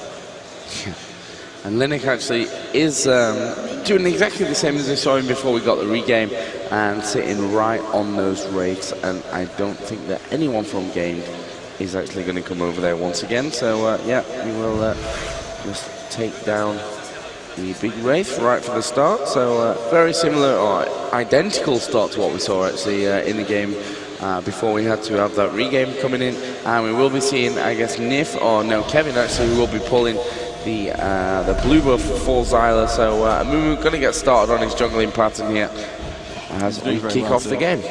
Yep, so here comes the lane in the bottom of the map. Looks like Tristana is waiting for Tarek to show up, as they haven't really seen the enemy champions. AAA actually hiding in the brush, and Tristana's like, where's the enemy team? But they have seen Warwick and Malzahar, so they feel pretty safe. They move on, and they're going to start last hitting. Tarek will sit in that top brush, waiting around to see if he's going to get ganked. Actually, an early ward coming out. That's actually pretty smart, because they should be afraid of that Nunu, and of course they are. Linak already getting his golem buff. That's going to be strong for him. He's actually going to immediately run up towards the top. He might play the invasion game, or he might gank Brand. Brand is available to get hit a little bit. He shouldn't take too much damage, but it's going to be worth Nunu showing up. So here he comes. Linak going to lead his way up from the brush. Rake won't see him coming in time. He will get a little bit of free damage there. Ice Blast actually doing some decent damage, actually, about 60 points, so they'll get regenerated over time, but still not too bad. Looks like Nunu has some nice movement speed as well, 387 as he walks around. Looks like Amumu will clear out the rest of this camp here. Those spells coming out, getting himself some nice kills, and he's probably going to recall back, as it looks like he's... actually, he's going kind of some weird direction. Oh, I think he might come to gank or something. I'm not quite sure what he's up to. He's kind of running around. Oh, he's going to go invade the jungle, because he saw that Linak ganked top. He's going to invade and take... these neutrals down at the bottom of the map. That's actually extremely smart from Xylor. That's definitely the right play to do. Yeah, Nunu will get golems, but Mumu has pretty good rain. Here comes some push at the bottom. Yellowstar getting really low, and there comes Candy Panda putting out some harassment damage, and Kuja shields himself instead of his teammates. So Yellowstar getting some free harass, and she's getting lower and lower, down to 250 health, and that's the support player I want. Oh, there's some damage output? Let me shield myself. No, that's the support player that I play. I support myself and no one else. The Joe Miller of supports. Ooh, Malzahar actually finding a Mumu. He actually knew what he was trying to go for here. Finds him down at the bottom of the map, and he's actually covered that so that Linak can knock him down and get his own raids. So that's pretty smart. And Momo actually putting a fair bit of pressure on this middle area. Obviously, Anivia being fairly safe anyway with Kevin. Yep, getting a little bit low, but Momo overall doing a pretty good job. The gold is slightly in the advantage of AAA for now. Against All Authority, ahead by 100 gold total, which doesn't mean much of anything, but for what that's worth, they are slightly winning by the metrics that we can see. And here comes again the push on Yellowstar. So much damage. Ignite coming in as well. And the flash for the push, but he's going to have to run back out of range of the turret. He's going to take a heal from Tarek and be okay, but that Ashe, 29 health. The thing is, if Triss didn't run backwards, he would have picked up the kill, and I think that would have been worth it, is to get that first blood. Type worth it in chat and get that extra gold right there. But Warwick now going to fight against Mumu up top as Brand has pulled back to go heal. He did get pushed around by that lane wick. Zylo not going to do too much to SOAS. SOAS actually staying in there, just swiping away at him, getting a lot of health. 100 HP gain from that Q right there. And he's going to be pretty much happy with how that turned out. Candy Panda does have, has actually leveled twice the rocket jump skill, so does have that nice escapability anyway. And we shall see how that goes. We can see Linak pushing a little bit aggressive there, just trying to zone game D out, and obviously they are a little bit wary. Linak already up at level 4. They need to be careful that he doesn't catch them out of position, but Linak is going to be... No, he's not, actually. He decides to stick around. Interesting. Yeah, they're going to camp the brush. You can see the Candy Panda and Nif are definitely pushed back, unable to do anything. The Clairvoyance goes out, so he's going to start recalling. and he might actually bait some damage up here from game. They're going to push forward, and he's going to throw an Ice Blast onto Candy Panda. He will heal that back, but it's free harass, so why not? He'll take a shield and actually recall back again. Now he's going to go in for another Ice Blast, and Ash will just barely miss that volley. They're going to push on for quite a bit of damage here. Candy Panda getting quite low, actually, and that's going to be pretty painful. So nice aggression there from Against All Authority. They managed to get themselves some decent advantage there. But Rake actually unopposed in the top lane. Going to wait for Warwick to come on back. Has picked up a couple more items. Looks like this could be a fast Spirit Visage. So far, he's got the Null Magic Mantle so far with those boots.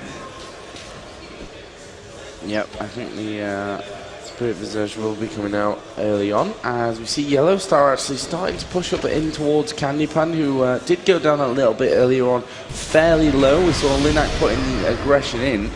Obviously, Kevin around this middle area is going to be kind of mopping up. We will be seeing Momo going down. He is actually really low HP after a little bit of a tussle there, and does buy himself pretty much his Catalyst, obviously the Sapphire Crystal and the Ruby Crystal. Yeah, he's going to be okay with how that turns out. Up at the top, Rake was putting a little bit of pressure onto Soaz. Actually, the stun will come in, and that'll be a decent amount of damage put out by Rake. Down at the bottom, we have a little bit of a tussle once again as Candy Pen just rocket jumps away, just because it's faster that way, even though there was no pressure on him whatsoever. Oh, this could be interesting though. Yeah, and he actually will get caught there. And that will stop Candy Pandy going back as early as he wanted to. Kevin also going home in middle. So game are being forced to portal home, in fact, on all 3 lanes right now. Wow, every single one, you're right. Yeah, well, Rick's just going to stay around for a little while longer. He's picked up boots, he's got health potions. You shouldn't be too afraid of Warwick just yet, but Warwick with 81 magic resist, really not afraid of Rake anymore. He will put out some harass damage, but you just look at Soaz and he's like, yeah, I took some damage, but I'm still lane wick, so slash care right there. And yeah, 175 health per Q. He's got some decent mana regen coming through. He's going to be pretty much fine in this game. He's not really too worried about how this game turns out. I'm sorry, he's worried about this game turns out, but he's not worried about his progress in lane. He's going to be pretty much fine here, and that's going to work out well for him. Momo versus Kevin in mid. Kevin does have the tier of the Goddess already, so not really building any health in this Anivia. Going for the fast tier, going for a lot of mana. Turn that into an Archangel stat later in this game. Some harass from Malzahar going to kill out these minions pretty quickly, but Kevin basically mostly worried about his mana pool, and Momo's actually not pressing on him too hard. It looks like the Golem is going to be under attack now. He's going to go to Moma. Going to use that Call of the Void. Going to pick that one up. Level 7 with the Golem buff is a pretty scary Malzahar, so it's going to be alright. But bottom lane, looks like some harass came out onto Yellow Star, taking a bit of damage from that Taric Tristana combo. Yeah, once again, the aggressive rocket jump in there from Candy Panda, just putting out some damage onto Yellow Star, who, of course, does have those health pots, so not going to be too much of a shame for him, but Candy Panda just trying to zone him out there of any experience that they might be able to be picking up. And it looks like they are going to get a few minions down onto that turret. Meanwhile, inside of middle, and Mumu was hanging around there for a brief second, and we're actually going to see maybe Rake and Soaz go up here at the top, as yeah, both players do have a ward down in that bush just to cover a little bit earlier on from any ganks that may come in there. And obviously they exchange a little bit of damage, but nothing really to write home about. We've just seen Soaz actually level up to level 7. Rake, I think, a little bit faster than him at this stage. If we look down at the kills, actually 65 for Warwick and 36 for Rake. Wow, Lanewick is going very, very well. The Malzahar also at 63, and he's completely outlaning Anivia. He's only at 53. So far, AAA definitely doing much better in the gold income. 56 on Ashe, only 47 on Trace. And there's the damage output, doing a ton of damage here, but unfortunately misses the Ashe arrow, so Nif will be fine. Level 5 Taric almost has his first Philosopher's Stone. He's got everything but the recipe right now. Going to be all right. Up at top, Rake fighting Soaz. Not too much happening. Soaz will juke that key right there. Rake still last hitting decently, but again, not as well as Warwick. Soaz really immovable here in lane. Getting a lot of free damage up here again. Pretty much unafraid of any harassment. He's got so much magic resist. Now 83. That Doran's ring giving him a ton of ability power and mana regen. Even a little bit of base health. Really is difficult to push that Warwick around at this point. Yeah, and I'm not sure at which point Rake's feeling that he can probably be winning this lane. He's definitely way behind in terms of the minion kills up on this top lane, but I guess his job against Soaz right now is just to hold it and make sure that you know, he doesn't die, most importantly. We still, of course, haven't seen First Blood. 10 minutes have just gone on the clock as well. And we are going to see some aggression down bottom here from Candy Panda. Does do the rocket jump in. Is taking a bit of damage back from Kuja, who, you know, with Janna not going to be doing all that much damage anyway. But still, and we are possibly going to see something up at top here as well, actually, as Kevin and Zyler have come in, and the wall was put down. Soaz did decide to flash over the top of it, and it got him out safely, losing barely a single bit of health. Yeah, the flash is down, though, which is really, really good. That is the only escape spell that Warwick has.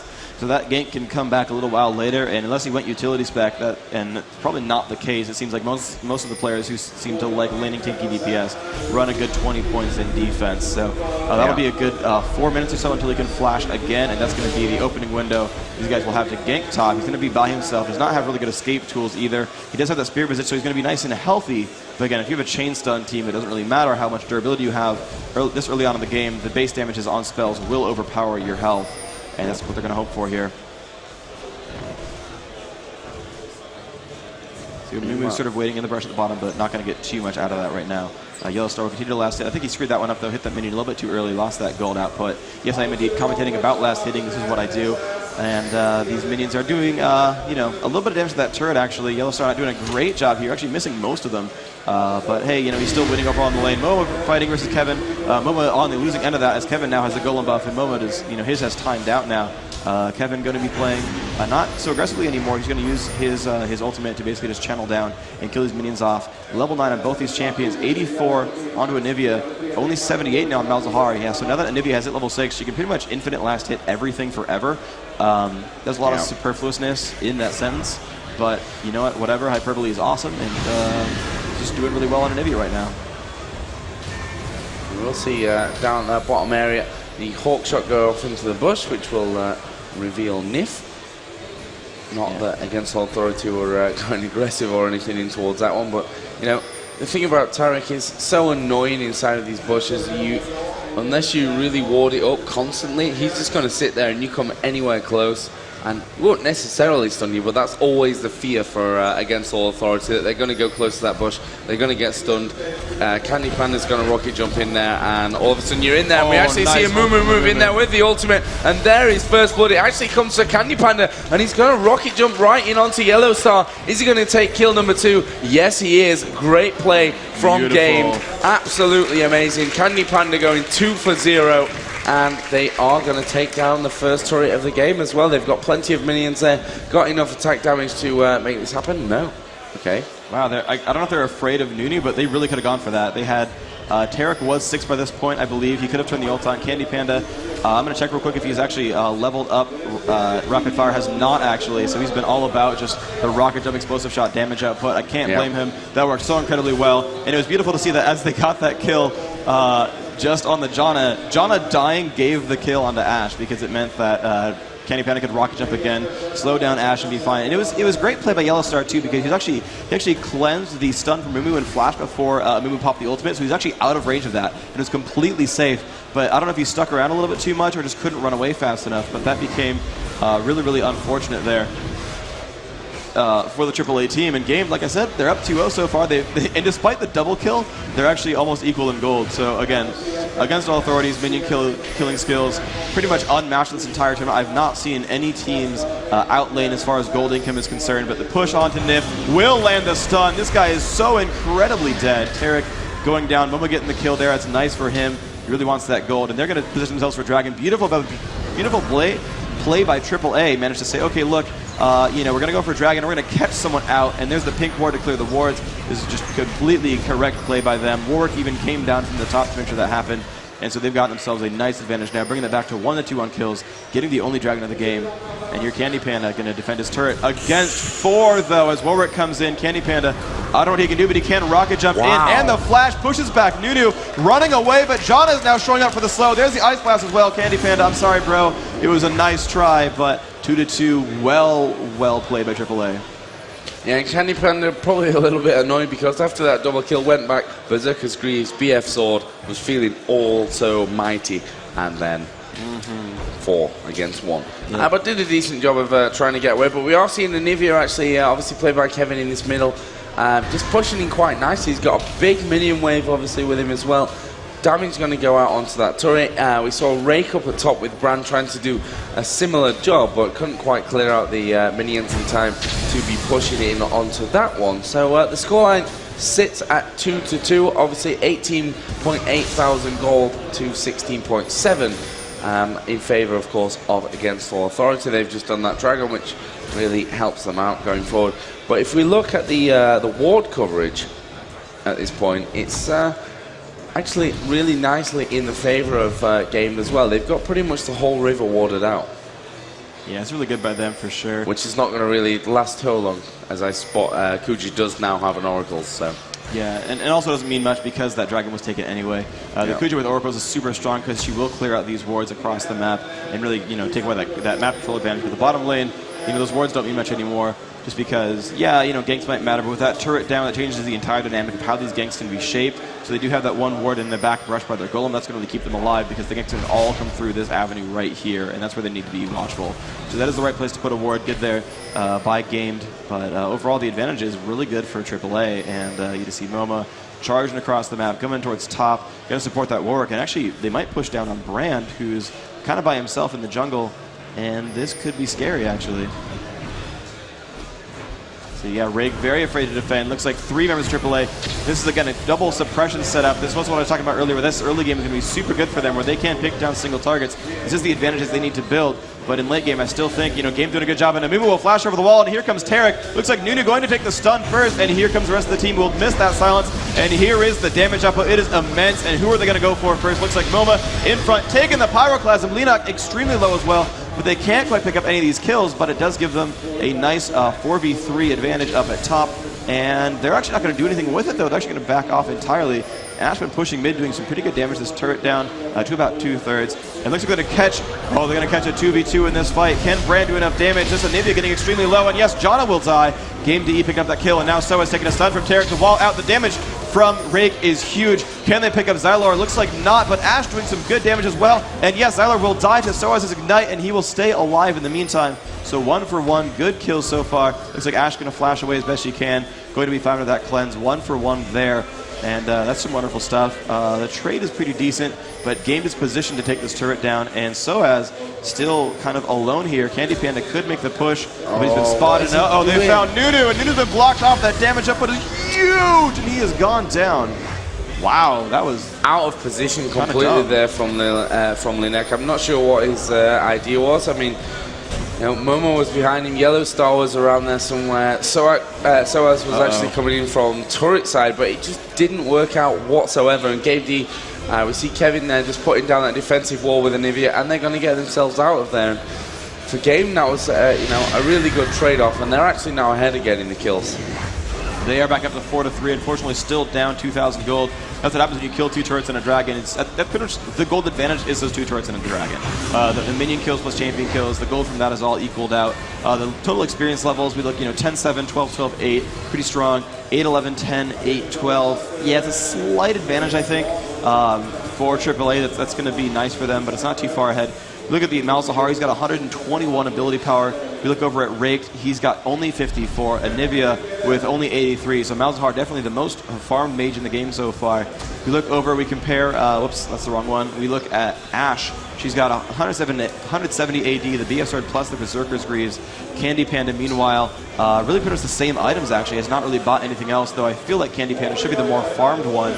He's got 131 minion kills, slight advantage there. He's got more kills as Ashe has 0 and Candy Panda has 2. So overall, Triss should be slightly more farmed in this game. And that should actually play out for a great advantage. Triss able to do more damage than Ashe. Not only does she have her own steroid with rocket, sorry, not with rocket, but with rapid fire, but also does have more attack range past level 6 or so. And that's going to be the big advantage that she really wants to have. Yeah, we've just seen the top tower being pushed down by Yellow Star, and obviously Game just backing away from that. It was a 1 versus 2. No reason to stick around a turret that's so low in HP anyway. And they may just try and probe out here. Still 4 from Game hanging around, so I'm not sure that they're going to go in for that one. It looks like Against All Authority are going to head back off towards the middle area. And actually, they've just spotted this Against All Authority team coming down there. There is a ward placed exactly where Against All Authority have just put theirs down in that bush.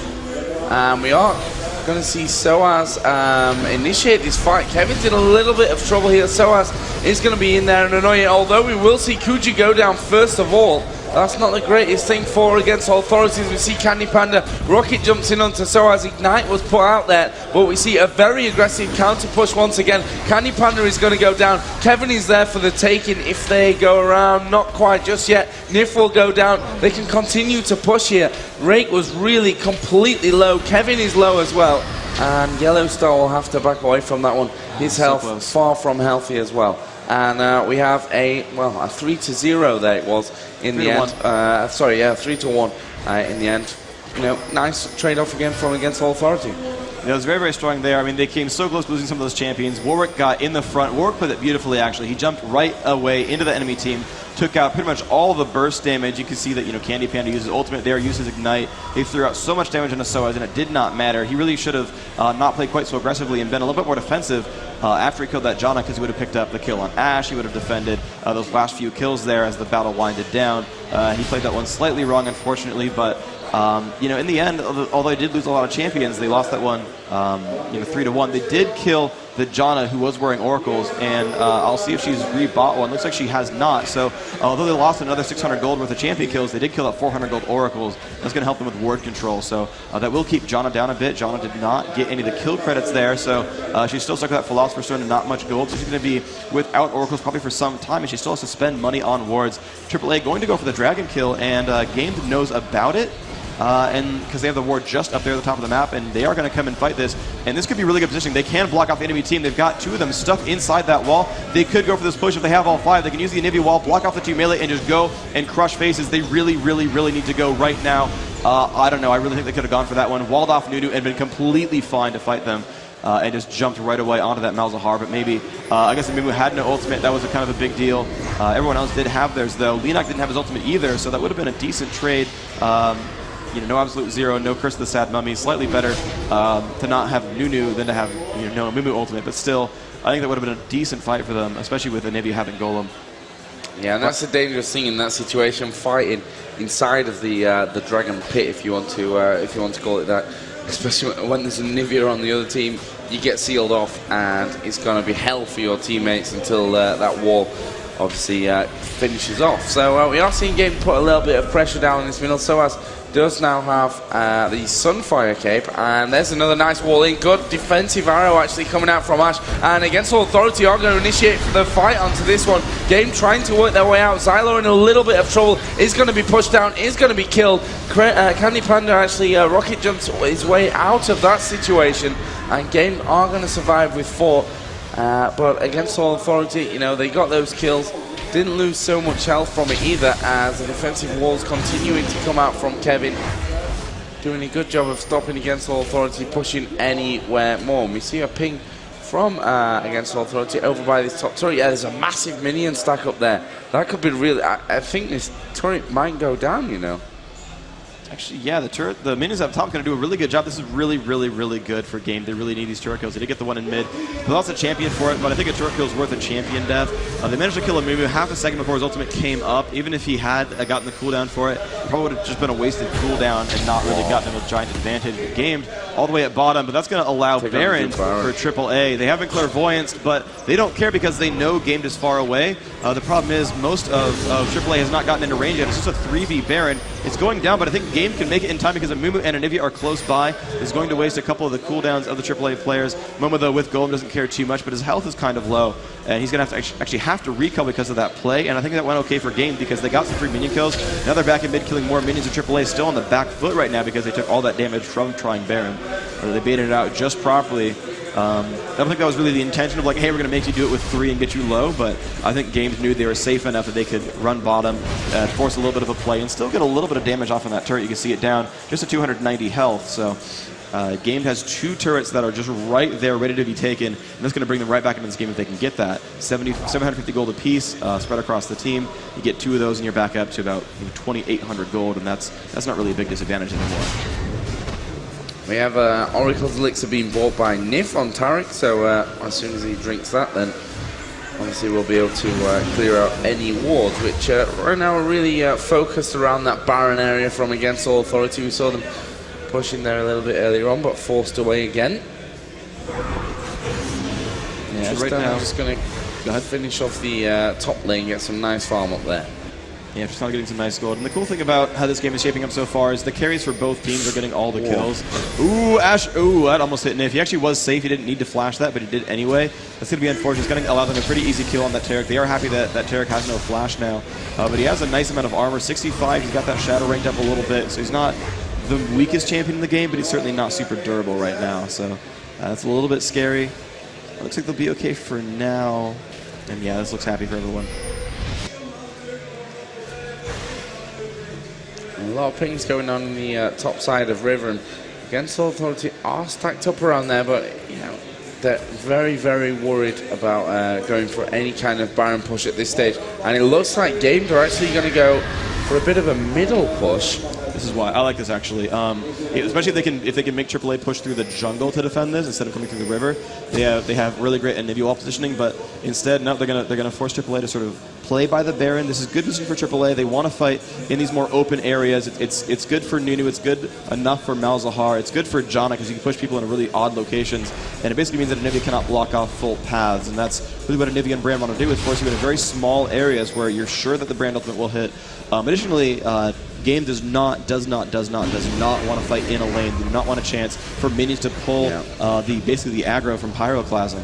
You do not want that Brandle to hit anything but a champion, and that's the problem when you fight in lane, is you have that ability to basically lose out on your ultimate and have it bounce to minions. So right now, Kevin's going to do what he can to pick down this Golem, and doing a pretty good job of that. He's definitely going to want that Golem buff.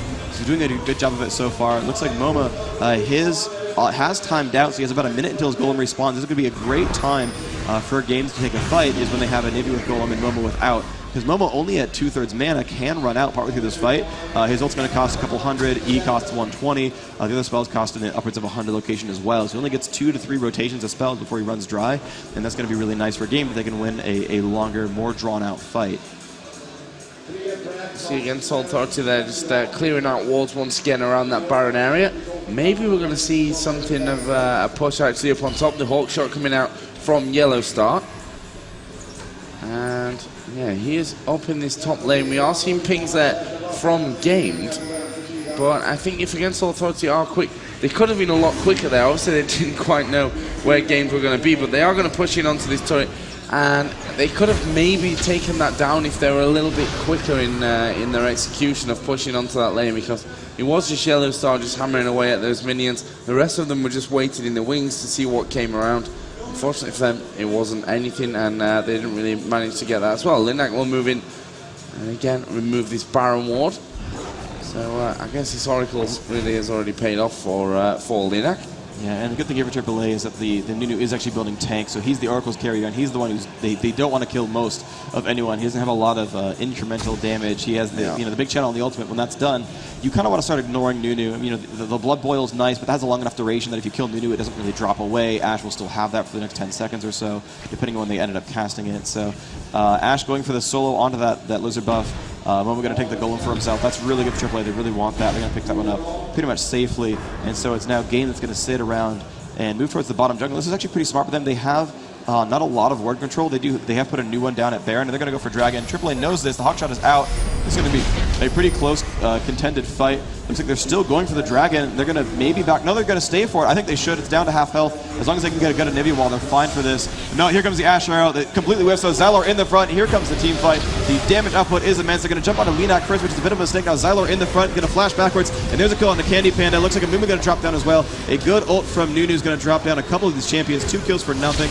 And Rake will put down some damage on Linak. Linak might survive though, and now Rake's been spotted and caught by Ash. Now Kevin in bad shape, going to get knocked up by that Janna, and he's kind of in an alone position right now. Takes an Ice Blast to the face, and Kevin's going to go down, making that a 4-0 trade. Soaz and Linak both extremely low, but staying alive. And those tanks running in front. And look at that. Malzahar's kind of low, but Janna, Ash, they've taken no damage at all. Yeah. And so they positioned their tanks perfectly. Linak and Soaz did a perfect job in that game. Took all the damage and got away with under a third health each of them. Linak extremely low, making it away. And that's just wonderful team fight positioning by AAA. I really think Game could have just walled right here. I mean, you look at this, and they have positioning right around here. The enemy team is around here. A wall could have lasted up to about this location had a little small entrance right there, and I mean that Amumu, Tarek, Tristana, I mean all of them can push back through there and keep you from really jumping through. And if you could have walled here, ulted there, blocked the entrance, they could have pulled Dragon this way so they had positioning the tanks in front, Tristana in the back, and just killed that and had that really nice wall of positioning right there where they had to run through. But looks like Baron is the attempt there. Amumu has gotten into range. Can they get the stun out in time? No, they will. Ooh, that was close. They almost picked it up. Candy Panda will have to flash back. Nif will go down. 2 kills for nothing. The Baron has already been picked up by AAA. And that was pretty much a freebie there. Yeah, I missed that one going on, but you know, I was talking about Anivia walls. Who cares about Baron kills? So anyway, AAA picking up 2 more kills and the Baron. They're certainly doing well here. Still, you know, 8,000 gold. I'm actually surprised they're not up more than that. That seems like a small percentage of advantage considering how much they're winning by.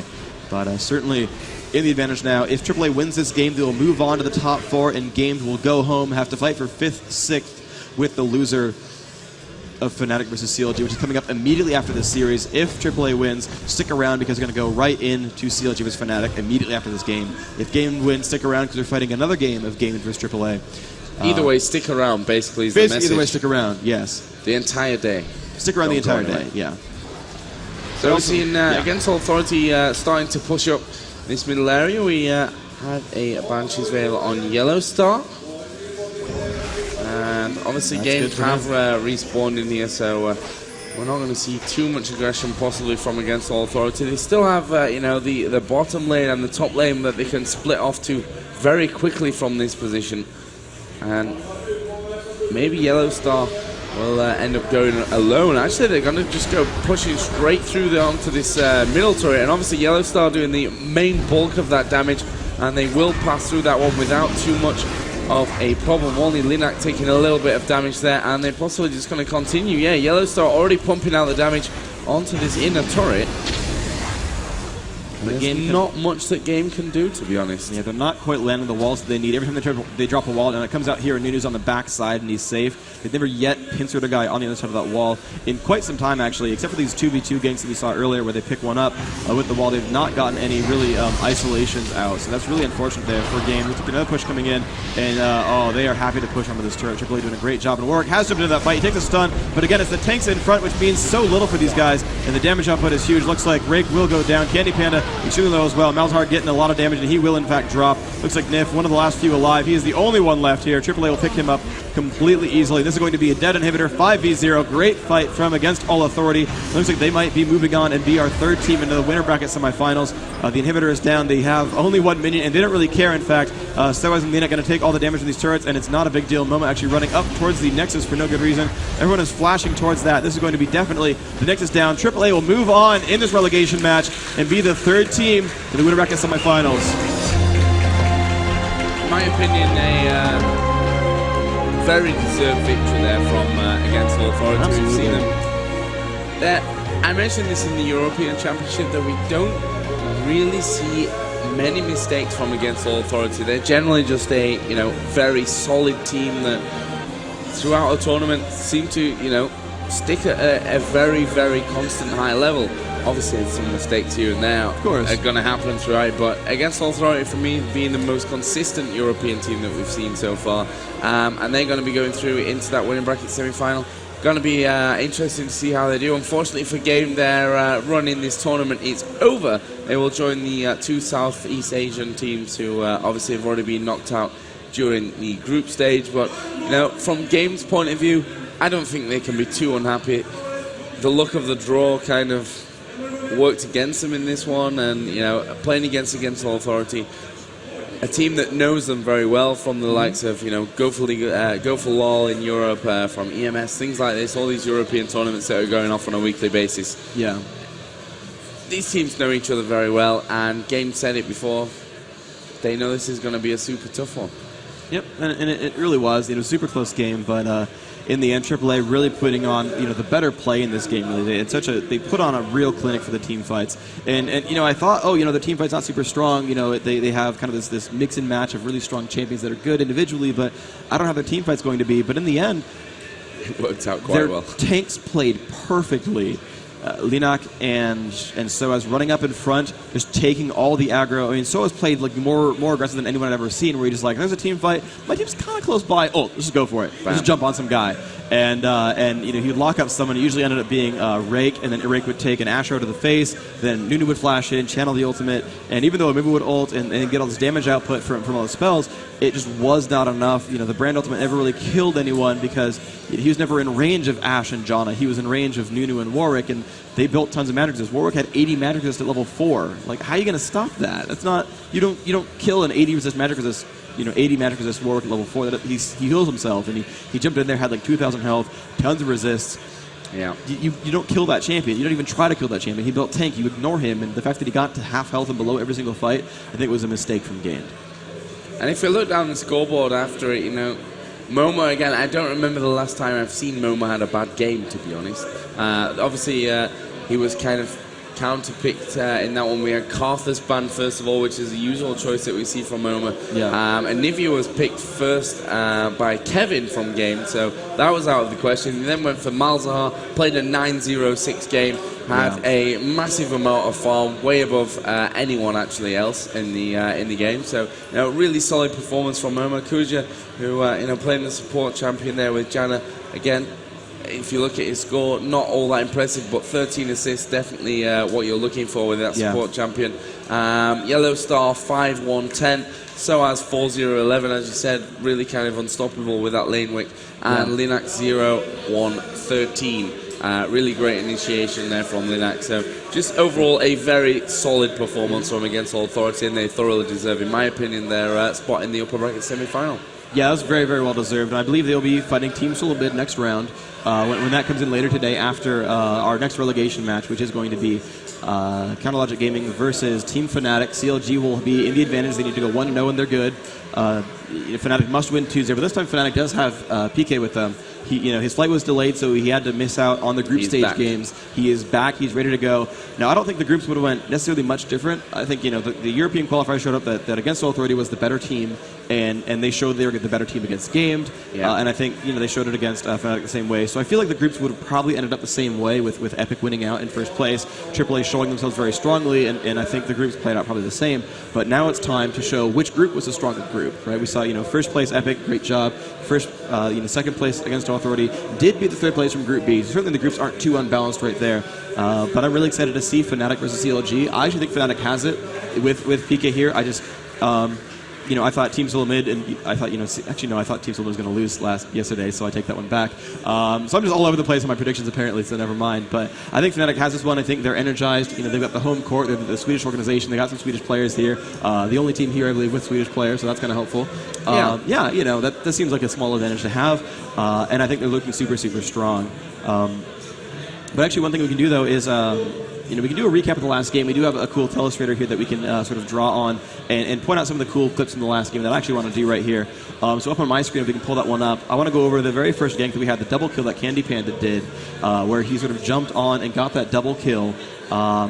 Fortunately, I still see me, so I'm going to diagram with my hands for now, and if I see that update, then we can move on. To year yeah, right. So you know, there's a turret right here. We're going to use this button. That's going to be the turret, right? There's a turret right here. And then there were champions, and Ashe and Janna were kind of chilling around, but Amumu comes in from the side, lands the bandage toss, pops the deal, but Ashe cleanse, flashes around. There's going to be tons of, by the way, images now of me doing random motions, and they're going to be on the internet, and it'll be great. But you know, Ashe comes, flashes around. Yeah, it'll be hilarious. Actually, I'm a personal fan of the gif of Karen going for the high five with Linak. Linak's like, hi, and walks by. And I was talking to him actually before this game. I was like, dude, why did you high five Karen? He's like, we're French. We don't. What's a high five? I don't. What are you talking about? I think he learned that now what was going on there. But I don't believe that, by the way. I know French people that high five. Okay, so everyone knows how to. So Linux full of it and was just dissing on Karen. Linux was just ouch. Like, ouch. That's kind of messed up. Linak, I'm not a fan. Although also I was talking pregame with Linak and was like, actually you have a story about. Pressing sound clips with certain kills. During the European Championships, European qualifiers, Linak said, every time I get a kill with Nunu, I will dance. And he actually did it. He actually did it as well, which was, you know, quite impressive. And my promise to him was, the next tournament, which unfortunately happened to be the Season 1 Championships, but I'll do it sometime, in another broadcast that doesn't mean so much. I had some French music on my playlist, and I said to him, I'll make a little clip of that French music, which apparently he really likes, and every time you get a kill, I'll bind it to a keyboard button and I'll play it every time. And he's like, okay, cool. And I'll dance after every kill, and he really did it, so I have to play up to my side of the bargain. Yep. But we do have interviews coming up with the players post-game. We're going to kick that over to them, and we'll see you soon. Hey everybody, it's Andrew, and we hope you enjoyed the first game of day 2. I'm here with Candy Panda from Game DE. We're going to talk a little bit about the questions that you have about the first game. So, you started off first blood and a double kill. How'd that make you feel? Well, it felt great. We thought we had the advantage, but then people started to, lose. They didn't concentrate, and then we gave away a few kills, and then we lost our advantage. Well, I personally, I'm really, really bad with Tristana, and you are not really bad. I mean, you're amazing with Tristana. I've never seen anyone play her like you. What's your big secret? Well, actually, I learned everything from Tristana from the player named Elmia. It's a friend of mine, and he plays a great Tristana, so I learned a lot from him. So yeah. Gotcha. Well, you guys played really well, but as you said, it wasn't enough. So what do you think is the big mistake that happened in that game? Well, we didn't make one big mistake. We make a lot of small mistakes, like giving away a few kills, and yeah, we didn't make one big mistake. Yeah. Awesome. I've been talking with Candy Panda from Gamer DE. We're going to shoot it on over to Karen, who's talking with AAA.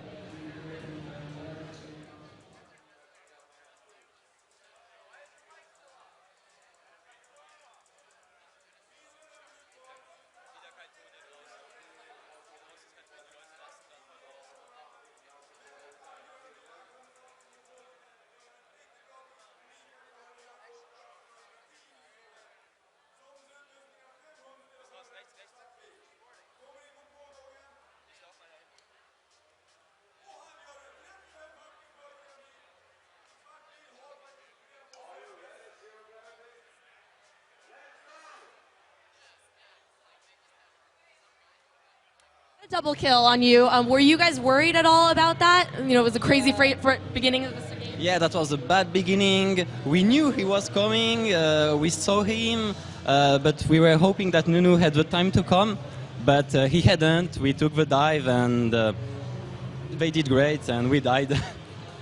It was very dramatic in the beginning for sure. So at the very end, it was very dramatic at the end as well, where you guys had, you won that Baron fight, or sorry, you won the Dragon fight, which took you to Baron, which took you into their base. Now, how did you guys set that up?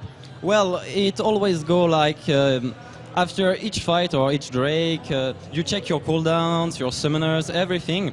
And if you have enough and you know that they don't have, because they were really depending on the Amumu ultimate, if you know they don't have the Amumu ultimate and Anivia doesn't have her blue, you just go to push, push, push, and they can't stop it.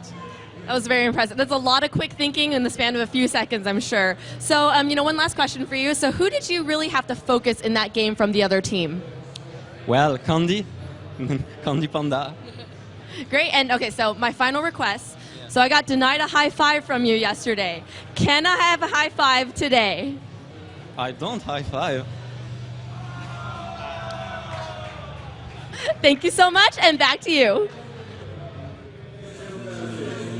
Wow. Yeah, that was good. Good job, man. Really denied again. I can see the threads being posted already. Holy knock. Holy knock. So, by the way, for those wondering, apparently our train of thought right now is all about Candy Panda. I actually have his runes and masteries on my screen. If you want to kick back over to my monitor, I'll show you what he does. But his marks are armor penetration, his seals are attack speed, his glyphs are mana regeneration per level, so 8.9. Let's get onto Freak's screen so we can see that one. And the quints are flat health, so when that shows up, you're going to see that one. But armor pen, attack speed, MP5 per level, flat health. There we go. Bam, look at that one. On the right-hand side, you can see that. Thank you guys very much in the back for kicking that one over. Armor pen here on the marks. Once again, attack speed. I'm just going to say it like 7 times because, that's all I do. There's a red that says, does Freak ever stop talking? And the answer is no.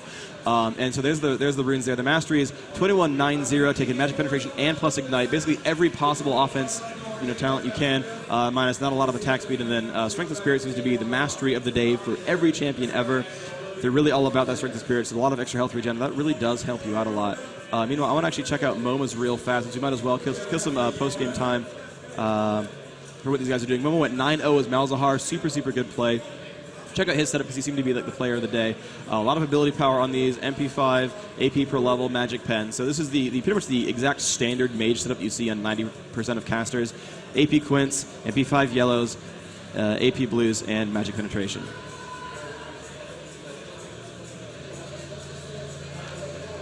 Okay, and so on the 9-0-21, he's got the improved exhaust, the sorcery and archaic knowledge, the standard 9 offense tree you can see in the utility tree.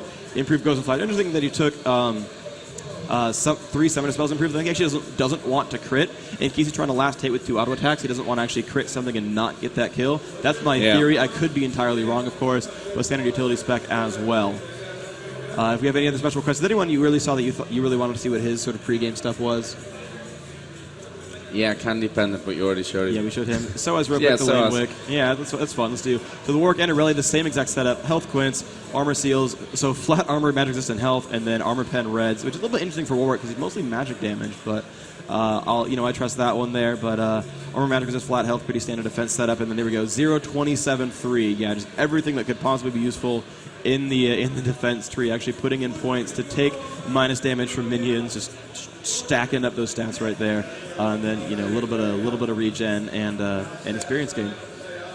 Yep, so there we have a few of the runes and masteries. A little bit of a behind-the-scenes look, I guess, something that you don't really, normally get to see from these players. You see, you get these guides here, there, and everywhere. Some great ones, of course, out there. But it's always nice to see from the professional players what they're actually going for, what they're aiming for. So before we go into the next game, which of course is going to be Fnatic taking on Counter Logic Gaming, we are going to be going into a quick video, which is a brief recap of what happened yesterday.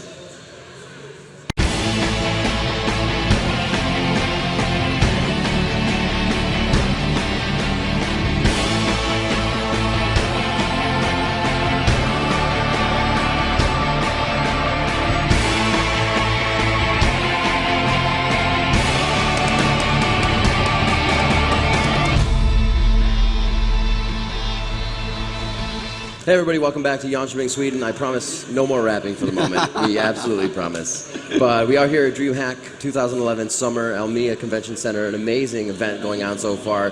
2 full days, or a day and a half so far of carnage in the League of Legends on Summoner's Rift. Just going up for the Season 1 championship here. $100,000 tournament. We've already had 3 teams now to go home, sadly. It's something that has to happen. Game finally falling.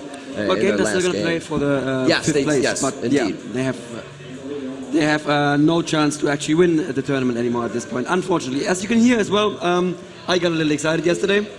It happens, so I'm just going to sound like a squeaky duck today. All right, sounds good. Let's see what we got on our picks and bans. We'll see if we can get these guys going right now. Yep, the team seems to be ready. I'm giving the go right now. All right.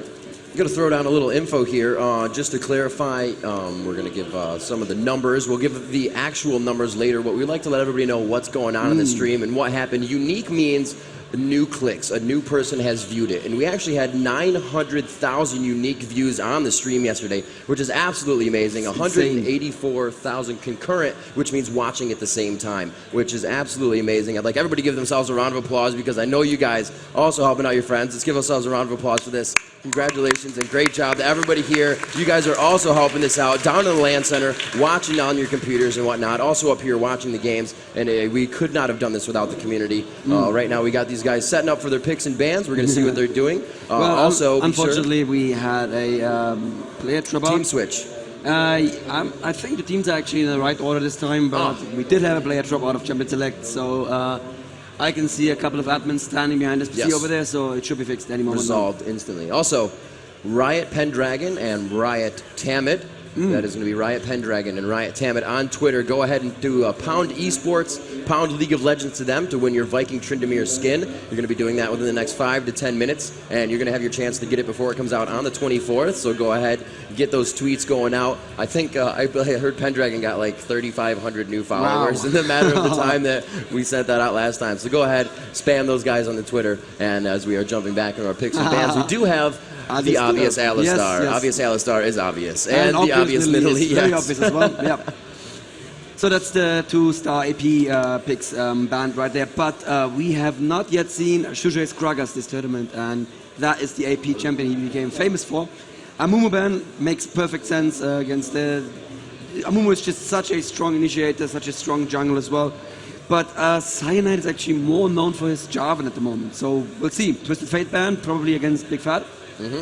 Very good band so far, definitely countering each other well at this point. They have to figure it out what's going on. And we also heard that Fnatic said if, you know, they got first pick, or how did that go down? So if they have first pick, they said they're going to leave Nidalee open. Yes. And pick her and play her. Didn't we'll happen. see if they'll actually do it well. Kind of went the other way. CLG has first pick, so... Indeed. Vladimir banned, that's against XPeak, so they did pay attention to the fact that XPeak is now here, and a Rumble ban from the European team. Interesting. That's another one we did hear for to come out for the Rumble ban as well. We were talking to Tree Eskimo earlier, and he said, you're probably going to see a Rumble ban in this game as well. St. Vicious in the jungle looks like he's going to keep Nunu, and they will get that as the first pick. St. Vicious is the jungler for CLG. Lamia going with Ashe, the AD carry already on the team, so we'll have to see how they really build around that at this point. I expect to see a Jarvan picked for Cyanide right now because they don't want to leave Jarvan open for the American team. They can run Jarvan very successfully in top lane, whereas in the European team, Jarvan is the only remaining tanky jungler that makes sense. So I really expect the Jarvan pick right now. They should not leave it open and risk CLG picking it away from them. The Ashe is a little bit surprising. Lamia is much more well known for his misfortune. Interesting. Okay. That could be the pick against Big Fat to Yes. take that Ashe away, and then there could be an obvious switch between these two again, and Anivia as well, not letting that go to Hotshot as well, or either, I should say. Against Big Fat, Big Fat, I think the Anivia as well. Well, gonna have to see what their jungle pick is going to be then. There are many options. They're leaving Vayne open once more. Vayne has been dominating yesterday, but they don't seem to be very scared of her. Oh, switching over to Sona. Okay, that Swain is going to be most likely for Hotshot. Yes, of course. We did see him playing Swain a few times in the regionals for North America. Playing it very well, usually getting a top solo to himself. We'll have to see if they actually get that hard carry in middle. We'll have to see if they actually choose to let Hotshot go middle with Swain in the end. The Sona pick tells me that they are trying to do a mask disable strategy. They have the Absolute Zero from Nunu, they have Never Move from Swain, and Sona's Crescendo as well. That is very, very dangerous to Fnatic if they actually let them come in range. And CLG have shown that they have very good coordination with those kinds of strategies. So those picks will be locked in, and we're going to see Chowster taking that for Hotshot GG most likely on the Swain. And XPK and Melisande to now pick. Looks like we have a Janna on the board as well. Now waiting for XPK. As we've mentioned before, finally here was able to make all of his flights and no delays on this time. Yeah. And now he's going to be playing in the game. We Will Feller was filling in for him yesterday and did quite a good job. But there it is, as you called it, you know, the Jarvan pick. And they actually picked it kind of later than earlier, but they were still safe on that. Yeah, they were. There's probably a reason why CLG didn't want to pick the Jarvan away from them. It would have really, really hurt them because they need that tanky jungler. And with Amumu banned and Nunu picked and Alistar banned, with Jarvan picked, there wouldn't have been a strong jungler left, a strong tanky jungler left. Janna on Melisande is Janna is Melisand's favorite support, so he's going to be happy. Janna Ashe lane, famously strong. So that is good news for Fnatic for the bottom lane. And there's the Vayne now. They still left it open, but yeah, they can't really run a dual AD. And no, no, you're trolling. Come on, really? We'll see what he does here. Possibly trolling. Hotshot actually going for Mundo, but you know, Mundo. Who says no? Shushay left the pick, and he does not have his Alistar. What are you thinking for Shushay at this point? Gragas. Yeah. Definitely. Yeah.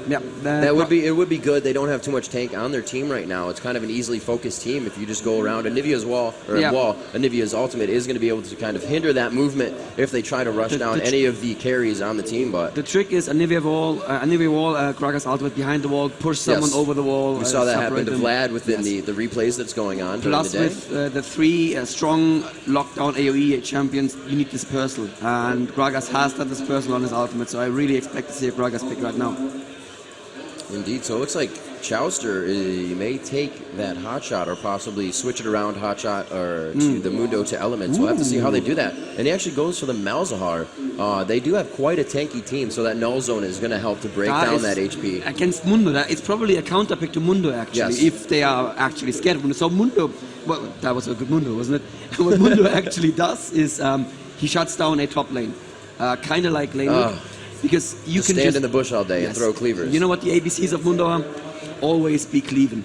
That is the ABCs of Mundo, and if you can do that, you can shut down a lane so hard, and that's probably what we're going to be seeing from Mundo.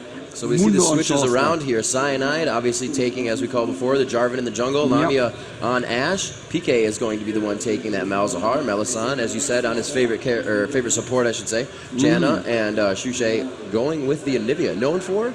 Or obviously an AP player, but... Absolutely, yes. He is actually known for his creative play. That there isn't much room for creative play with Anivia except for the walls. I mean, it's straightforward otherwise. It's R into E, you know? And do massive, massive damage. Yep. So we have St. Vicious in the jungle as well.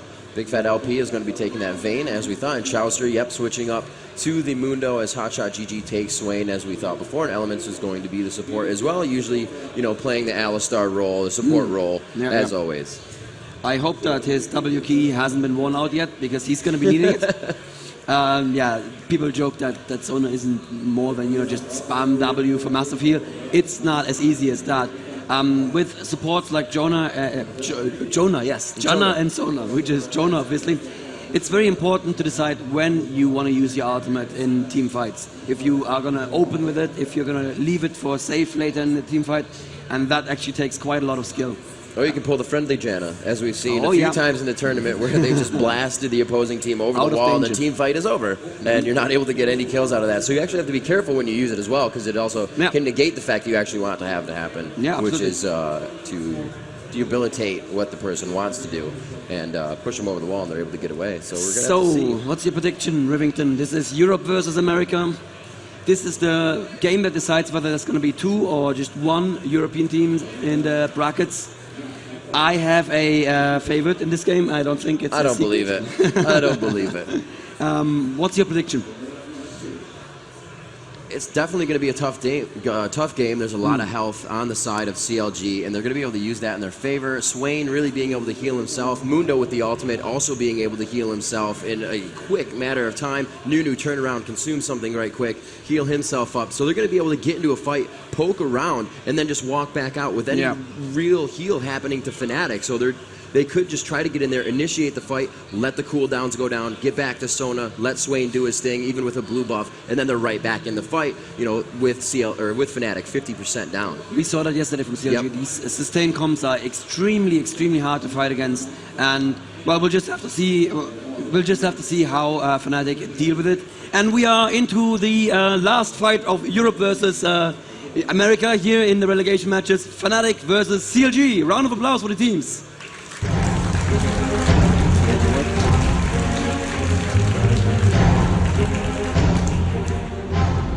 So we can see it looks like all are kind of just heading out towards middle here. They're going to see if they can get sight, and they do. There's Vayne trying to go top, but she is seen. Big Fat will stop there. Cleaver going out, just misses Melisande there. So they're going to poke each other here for a little bit.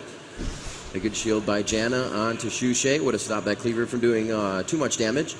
And as you see, as Mundo throws cleavers, he is going to use a little bit of his health up. That is how Mundo works. Not being able to hit his cleavers whatsoever right now. And he's just trying to poke around. It's not really going to cost him too much. He can just kind of sit back and do what he wants to do. He has Sona right behind him to cast off some spells. What is Cyanide doing? Dancing it around.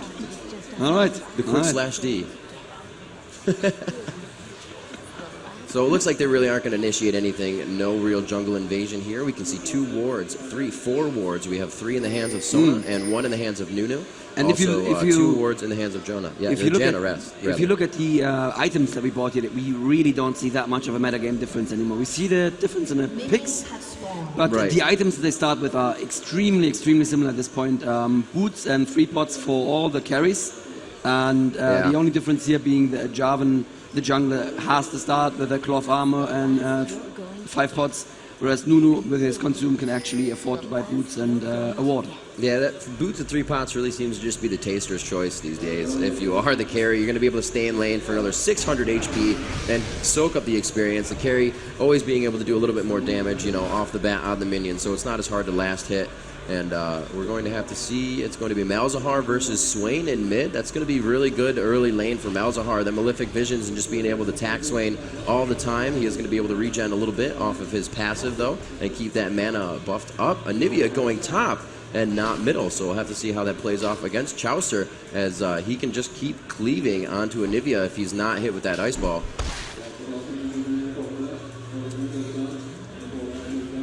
And bottom lane we have Ash and Janna, a famous bottom lane. The shield obviously giving you a damage boost as well, which is just great on Ash, who can turn on the slow arrows and keep putting out the damage for the whole duration of the shield, and the volley is also buffed by the shield. You see Nunu kind of invading here, giving Jarvan a hard time. They both have their blues, so they're doing pretty well. He's just really trying to mess with the timing. He has to be careful that he doesn't really mess himself up as well. He's going to go up to the top here and see what they can do for some damage. It looks like he's going to rush this one quite quickly, get that Ice Blast off. Can he get the damage down? It's L1 and back, and he dodged the one from Shushe, and the Cleaver misses as well. Nice dodge there while being slowed. Cleaver's coming up quite quickly. Wow, huge amount of damage. I believe he got a crit auto attack on that one. A very nice hit. Chaucer coming up quite luckily on that, and then he got the Cleaver to land as well. Another Ice Blast coming out. Could they have the first blood here? And a flash has been expended by Shushe as they are playing a very aggressive top. Jarvan looking to come gather together here in the ward in the bush, and he's going to let him know, yeah, I got that warded, and you're about to take some damage. He is going to try and force the push here from Shushe to come down, and it looks like they're going to be able to focus Jarvan. This could be first blood. Another flash has been expended. 2v2 situation, and very much so in favor of CLG at this point in time. Malzahar to come up now. Malefic Visions on St. Vicious, and this could absolutely go in the other direction. I don't think he's going to go down. He has quite a bit of health. Anivia down to a bar of health, about 50 HP on that one. Jarvan coming in with a flag toss onto Mundo, and it could be the first one. There it is, first blood in favor of Fnatic during this game. 4 minutes in, and it looks like Peak is able to come up big on that one. I'm going to start watching your screen, because I'm a little bit in the future here on what I'm watching. It's that's how you get your reps so good as well, because you actually get your rhymes from the future. Is that how it works? Okay, yes. Very good. Yes, that was very, very nice. That looked very painful for Fnatic at first, especially with all the harass that Mundo can do. And that's what I said, that's what Mundo does on the top lane. He just shuts it down. The thing is, Mundo in the top lane, the farm on Mundo is just not going to be useful in a coordinated game. Mundo is just going to be shut down anyway in team fights. And now that Fnatic Shushe has a little breathing room, he can actually catch up with creep kills then. Yeah, that was a very good job. We saw Janna dropping some wards down bottom, so they're still already trying to get control of the map early in the game. Jarvan continuing to go around his jungle and provide his rate, or take down his rates again. Continues his experience, and most likely getting a lot of experience from that kill as well. He did get an assist, and creep score right now goes to Vayne. That's going to be down bottom with the assistance of Sona. Usually you see that bottom lane at this tier, your support and your carry, one of your AD carries usually, or AP if that's how it is. And a good push here by these two. Sona doing a little bit of damage. Elements playing a pretty aggressive Sona at this point in time, and then just heading back into the bush, keeping that. You can see they're kind of mirroring each other's play right now in that bottom lane. The support in the bush and the carries just kind of duking it out. Few hits. There's Sona going back for some damage. Again, a very nice quick shield by Janna as well. And, you know, the gameplay is just going in favor of, at this point, obviously Fnatic, but 1 kill in 5 minutes in the game really is not going to mean much unless they can continue to carry off of this within the next few minutes.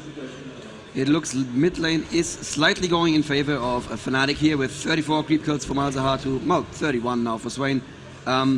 Malzahar needs to make something happen before Swain hits level 6 and gets a blue buff, because at that point you just cannot. He actually just harass. Yeah, he just hit level 6 now. Once he has a blue buff, there's no way that you can out harass him anymore, because he just turns into a giant bird and eats stuff, and that's, you know, that's not pleasant for stuff. Bot lane, again, very nice aggressive play from Sona, like you mentioned. This is a big difference between Europe and America, that the supports in America are much more aggressive than in Europe. In Europe, they really just sit in the bush and do nothing. And I believe that America actually has the better idea here. The support needs to play aggressively to keep the enemy carry from farming. especially in a situation like this. You have Sona versus Janna. Janna, no real sustained heal to give out to her team. Sona being able to do that all the time. I think I said Sona. Janna really not being able to get the heal to her team. Sona is, and you see very aggressive on that one, taking some damage, healing herself, and Big Fat as she gets back into the bush. Let's see what we have around the map. Looks like Swain and Malzahar are still in middle, and you can see that Fnatic has actually picked up 2 ignites once they saw that a Mundo was grabbed. So they're really going to be able to, they really have to adjust that for, you know, when Swain gets in the fight and when Mundo gets in the fight. They're not going to be able to use it on both on one, because that's not really going to help them out too much. So they have to be able to vary in which position they use that. And that's really going to affect some positioning. Missing the null zone, but he will get the ultimate on. It's not going to do enough damage. Bring him down to half health. Going to go ahead and use a pod on there. Hotshot stays alive, and PK trying to do something for his team there, pick up a second kill. It's 7.8 thousand gold to 8.2k right now in favor of Fnatic with the 8.2. A good damage by Big Fat as we see Sona dropping back. Elements has gone to base to pick up some more items and assist in that lane. It looks like Mundo has also backed in his lane. I don't think that up top Hotshot, or rather Shushe, sorry, has backed in his lane yet. So he's been grabbing XP the whole time. I'm going to head down to Mundo. He is level 6, however, so he's been able to get the experience required and still stay level in that lane. Now he definitely went back once to buy the makings of a catalyst, yes. but he did not die yet. No, he didn't even egg yet. Right. So yeah, he did have to go home once though, because he got brought very low. You want to keep that egg. You want to keep that for later. Nunu very aggressive here in Fnatic's jungle, taking the wolves there. And where is Jarvan? That's a good question. What is Jarvan doing?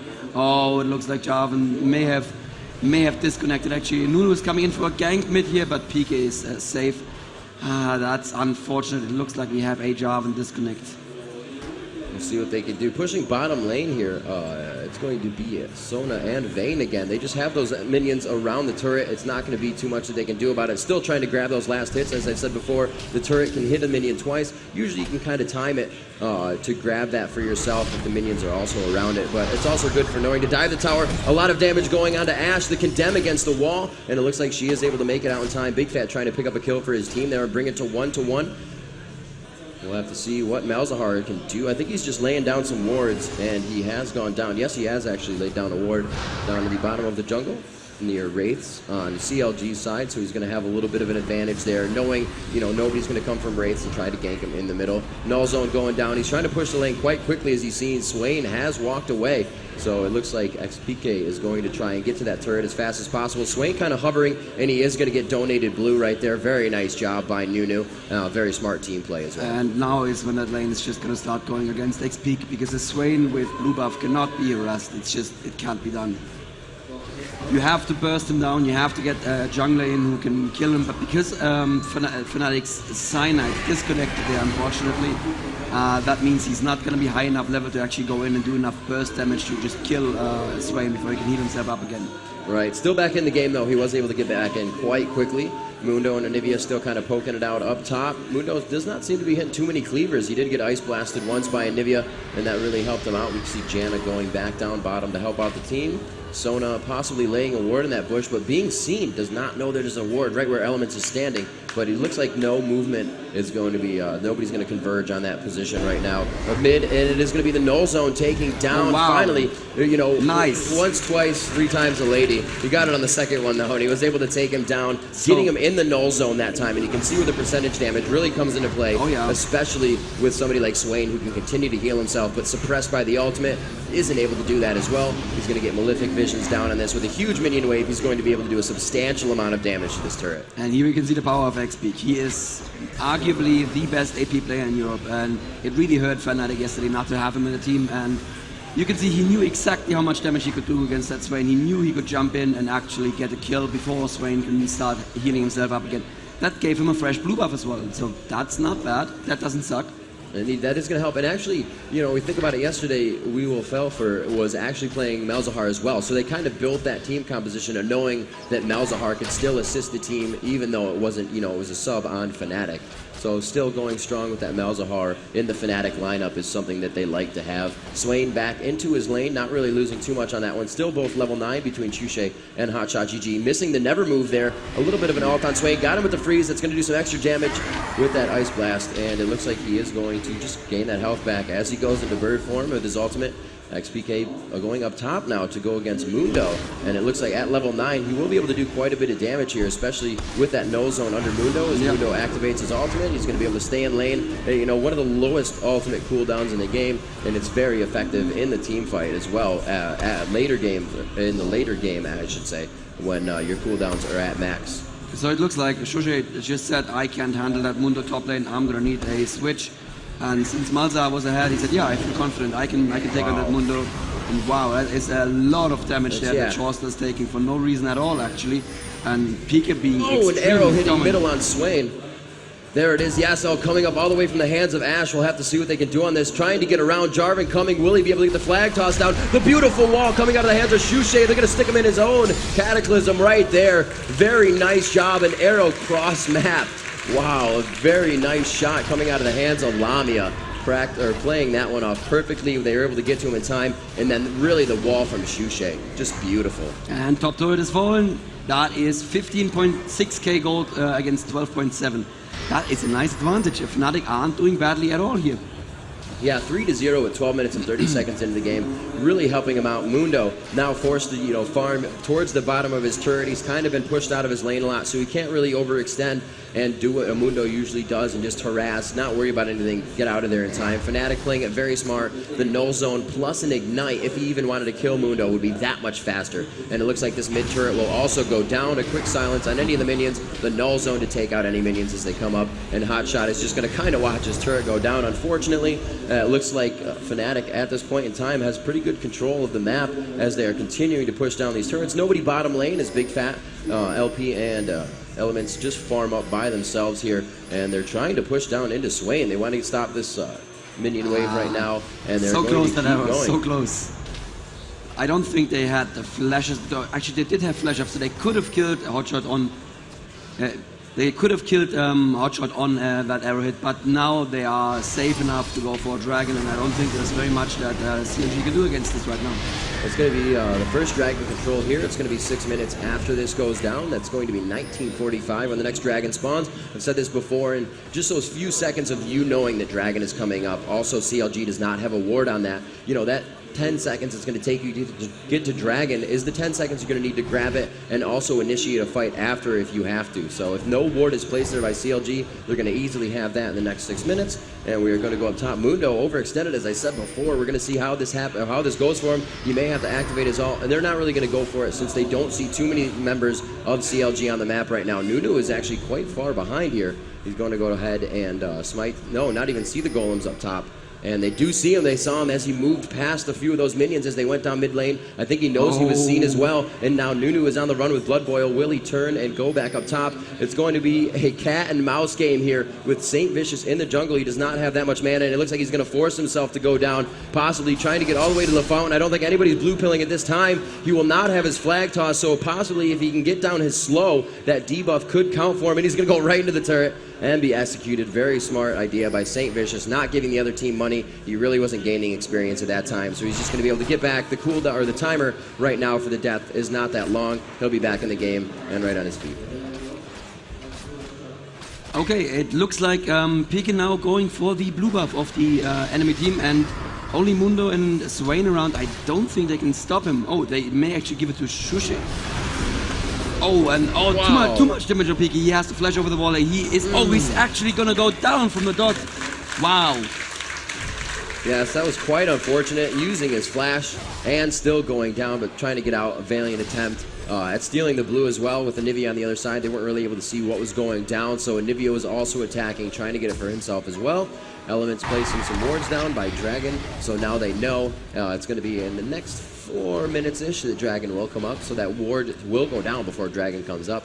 Janna are going to place that Vision ward down. Very nice, and they're just able to take it out, and that is something that, you know, plays on the mentality. You're like, oh, I just bought that ward, I just put it down, it goes down, you know, you're not really sure. Still, Vayne and Sona pushing bottom pretty hard as this mid-turret gets taken down. Seems like they have a bit of control here. Janna was there in time to defend the turret, and they didn't want to dive her because they didn't know how far Pika and Shushe were behind Janna, so that was a wise decision from CLG here. That turret wouldn't have gone down anytime soon. a great turret control and roaming by the entire team right now. On Fnatic side, they have all their turrets up to two turrets down on CLG side at this point. And we will have to see Malzahar pushing mid, a little overextended, but he does feel confident with the ward placement around the map. They're going to be able to have good vision on this one. Anivia placing another one down in the tri-bush by bottom turret. And it looks like Jarvan and Anivia to take bottom lane up to themselves here, and they're going to have a quick push on this one. The ult from Anivia and the Q coming out of the hands of Jarvan. They're just able to wipe that minion wave out. Here, this turret's going to take quite a bit of damage, especially from Jarvan, just being able to slap at it a few times there. Anivia not really wanting to do too much damage to a turret, but you can see, I don't think Sona's going to be able to do anything on this one, but Vayne does come in, and we have Janna Melisande coming from atop a 3v2 situation here. It looks like Malzahar will also join the fight. Swain and St. Vicious as well. The turret will go down, but it looks like no fight will ensue in that. And I think I just saw an Ashe arrow fly towards the left side of everybody there. It looks like, yes, Ashe's ult is down, and a quick cooldown there. We can see it's just ticking down. So a missed Ashe arrow there could have initiated a fight. I don't think they really would have wanted that. The entire team of CLG there would have been nice to, you know, almost have that initiation if somebody got split off, but I don't think they would have been able to use it right off. Yeah, and this is the time that CLG needs to start worrying about Baron.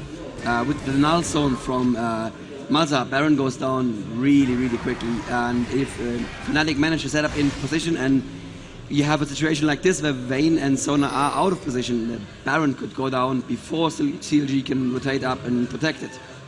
Looks like Ashe is going to go ahead and grab that red buff. Very smart move there, donating the buffs to the team that requires it more. Top lane pushing pretty good right now for Fnatic. All their lanes are actually pushed quite well and causing CLG to stay back in their lanes. It's not bad for them. They're gaining experience. They're gaining gold. It's really when Fnatic starts to push a mid lane and congregate somewhere in top or bottom when they can't start to farm is really when CLG is going to start feeling the pain of what's been happening here. And it doesn't seem like they've really been able to gain a foothold on this. The Dragon has gone to Fnatic. And like I said, CLG's ward was taken down right away by Janna as she put down the Vision ward. We're going to see Dragon coming up in 1 minute and 20 seconds about. So we'll just have to see where the movement from Fnatic comes on that. Their ward has gone down at Dragon, but they do have wards that have are invading the jungle. Like I said, the bottom tri-bush and that Wraith ward. A missed Ashe arrow coming out of the hands of Lamia. Not a problem, but that could be a quick initiation for them. They still have Malzahar's ultimate, Anivia's ultimate to go down, and Jarvan. So that's not really something you can say, you know, the arrow's down, that's a good time to initiate. There's still a lot of things that can CC your team down and shut down the people that you want to be alive at that time. And never mind the fact that Fnatic currently have a lot more damage output than CLG. So CLG really should be cautious about picking fights at this time. Very good job. St. Vicious noticing that, you know, they're taking down our wards with visions right now. They're going to have that Oracle soon. They do see that Janna has it. He picks up an Oracle Elixir by himself, and that's going to allow him to see the wards, the opposing wards that are placed in the map. And right now you can see them rat packing around together, and they're trying to clear those wards out. Power in numbers right now for CLG, as like you said, Fnatic with the damage output, and there they are, already a Dragon. Like I said, being able to prep for that time, and it looks like they're going to go middle, and maybe to take out Mundo here before they go for that Dragon. I think they'll just push back the minion waves so that they have vision of mid lane and can see if the enemy team comes for the Dragon. Good call. Very smart move there.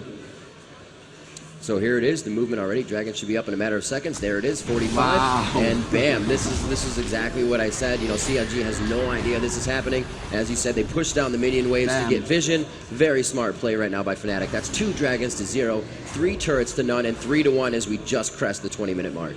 And that's exactly the kind of play that I wanted to see from Fnatic. I mean, they are saying, look, we were playing without our full team yesterday. We unfortunately got knocked down to 3rd place, but that is not where we should be. Yeah. And we're going to show the people watching on stream and the people watching here in Elmia right now where we should be, which is, you know, I think at the very, very top. And they have been playing a pretty flawless game so far. We'll have to see. They are getting a poke down on that. A Clairvoyance going down on the blue buff. They may start to converge on this position, but it looks like it goes down pretty quick. If they still continue to get it, they did see the blue buff as well. And the Ashe arrow going down. Nobody's going to get that one. The blue buff is still alive. And Fnatic does make it there in time. They're able to take down that and steal the buff of CLG. Again, playing on the mentality, letting them know that we have control of your jungle. Try to farm your lanes, please. Come and fight us. Come and fight us if you think you can. Spoiler warning, you can't. Jarvan was out of position, but there was no way CLG could have known that at that time, so they wisely chose not to fight there.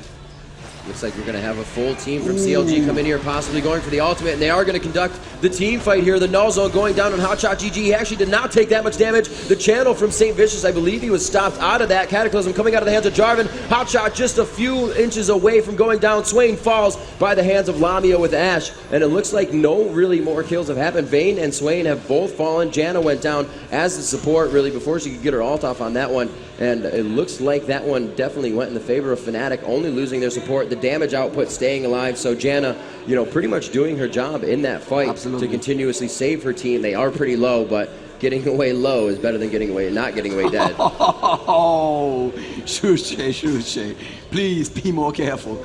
That, you know, if that would have been a kill, I would have just taken off my headset, walked over there and slapped him. You don't blue pill like that. You don't blue pill with no health. But, you know, he's Shuche. He probably knows what he's doing.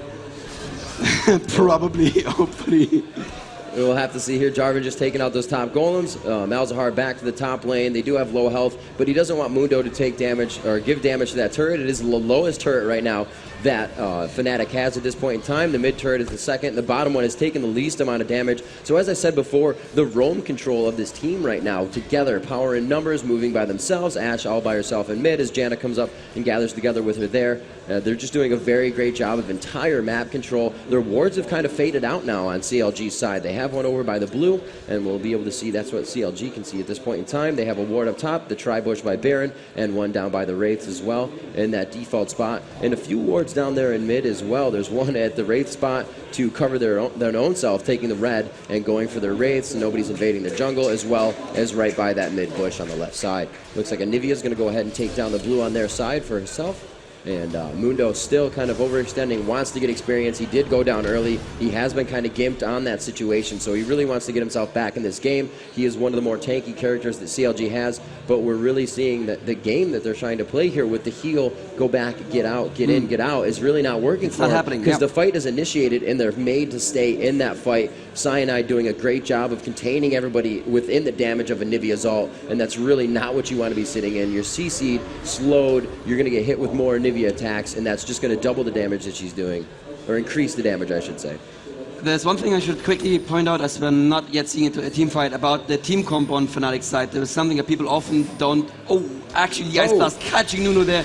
He jumps in for damage on Nunu, but yeah, they should not go for this game unless the Ashe Arrow... Wow, Ashe Arrow hits Nunu as well. They may try to go for it. Nunu is a tank. You should not focus this much damage on a tank, but if you can take him out, of course. Able to take down P Nunu. can take his zone out on the side as well, so that's 2 for nothing for Fnatic there. Great initiation there. Wow, what I was going to say is that they are running 2 APs, one of which does not require blue buff. You should always remember that in the team comps, if you run 2 APs like an Anivia and a Swain, you're going to lose the game because both of them really need the blue buff. And in this comp, only Anivia needs the blue buff. Malzahar has his E to get his mana back, and that's why it's working so nicely for them, even with just 1 blue buff. The damage there on CLG's hotshot, look at that. He was just hit by a bit of null zone and his E, and he's down to almost half. Of course, he can turn into a giant bird and heal it all back, but still, it is scary what kind of damage Peak can do here in just a few seconds with 250 AP. Yeah, Peak, you can see that definitely bringing this Fnatic team together. They're very happy to have him back. And CLG now looking to try and counter this somehow. It's going to be at a forced Baron. They're really going to have to take that one over to turn this. They're going to have to start taking some turrets, get some global gold under their belt. Right now, about 8,000 gold in difference between these two teams at 24 minutes. 34,000 gold in favor of Fnatic between the players, and 26,000 gold in favor of CLG. And we're going to have to see, this is pretty much the hardest push they've had on a turret, but easily. Anivia wiping out that wave with her ultimate, and they're forced to back up here. I believe that dragon was taken down at 1945, probably around 20 seconds. It was 20 minutes it was taken down, so we're going to see a 26-minute dragon, and it's going to be quite soon for these guys. We'll have to see what they do. They both have wards on it, so this could be a forced dragon fight. Everybody is up on the map. Everybody's somewhat in position, and Anivia is the only one at base here, and we'll have to see what they do as it pops up within a few or 30 so seconds here. I'm not sure if CLG have a timer, actually, to be fair. I mean, they may just be pushing mid, or they may be setting up for a dragon. I'm not sure if they timed it. They did see it go down, so they could have timed it. Yeah, they did time it. Oh, very good. I'm actually impressed there that they did that. CLG is not known for their dragon timings, to be fair. And unfortunately, Fnatic is now in position. If they get into this fight like this, with the bulk of the team from top and Ash coming in from the other side with an arrow, that is going to be so painful for CLG. But it looks like Fnatic are okay, and CLG just going to say, you guys go ahead, you have the dragon. We have no interest in gold.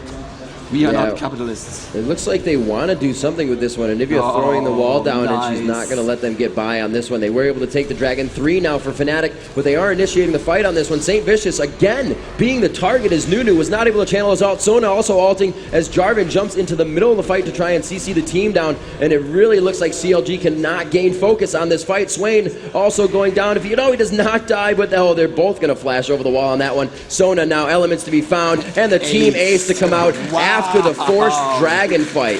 Very nice job. It wasn't even the forced dragon fight. Dragon was already down. This is true, yes. CLG didn't know that. CLG didn't know that the dragon could have fallen that quickly, and then St. Vicious made himself available, and perfect thinking on his part. He's like, I'm the tank. If they focus me, we win, right? No, wrong.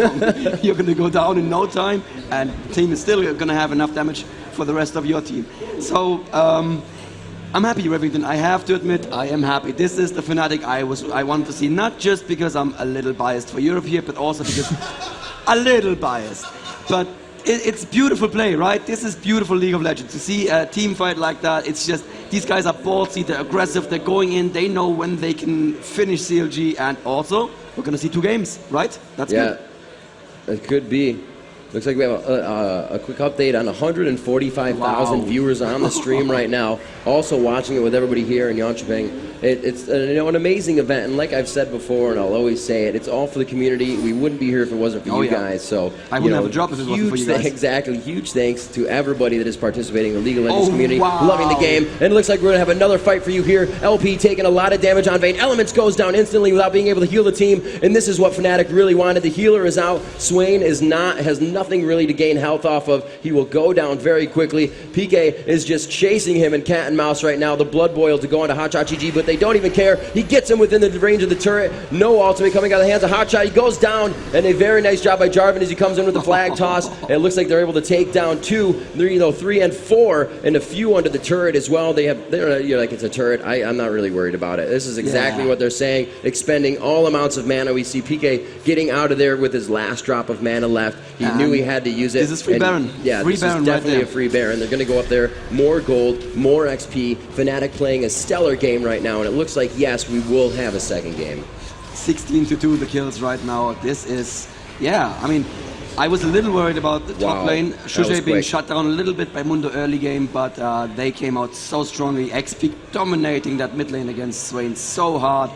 And boy, am I glad XP is here now. I'm almost glad that he didn't make it yesterday, because this provided us with a much nicer narrative. People were like, oh God, Fnatic have no chance. No, they have a chance. They have a pretty good chance. Yeah. I'm still saying we're going to see Fnatic in the grand finals here. That's definitely my prediction turning the tables in their gameplay at this point in time. The mentality of the team is just so cohesive, and they're able to come together in every team fight, knowing what somebody's going to do. XPK seemed to be, running away by himself there. They did see Nunu. They saw Hotshot by the turret, but XPK still throwing off his ultimate, and the team knew what to do. They weren't worried about it. They went in, they got 2 more kills, and they were able to come out of it alive. Right now, 15,000 gold difference between the teams in favor of Fnatic. That is half of the gold that CLG has in total. Indeed, yes it is. And ward control, not really being worried about. They do have some on the blue side, which is really the AP team of CLG right now is trying to grab a lot, and that's where they've been losing most of their fights. They are initiated on it blue. There's been at least 3 team fights that have initiated there. 1 was an ace. The last one we saw was 4 down for CLG, and XPK here leading again, just being very aggressive as Malzahar, getting caught in the never move. Will they initiate the Anivia wall behind, and there's no escape. The null zone goes down, and so does Hotshot GG by the hands of Shushay with that huge percentage damage. The Ash Arrow coming down, slapping Chowster in the face. Will they initiate on him? Janna getting her stun on as well.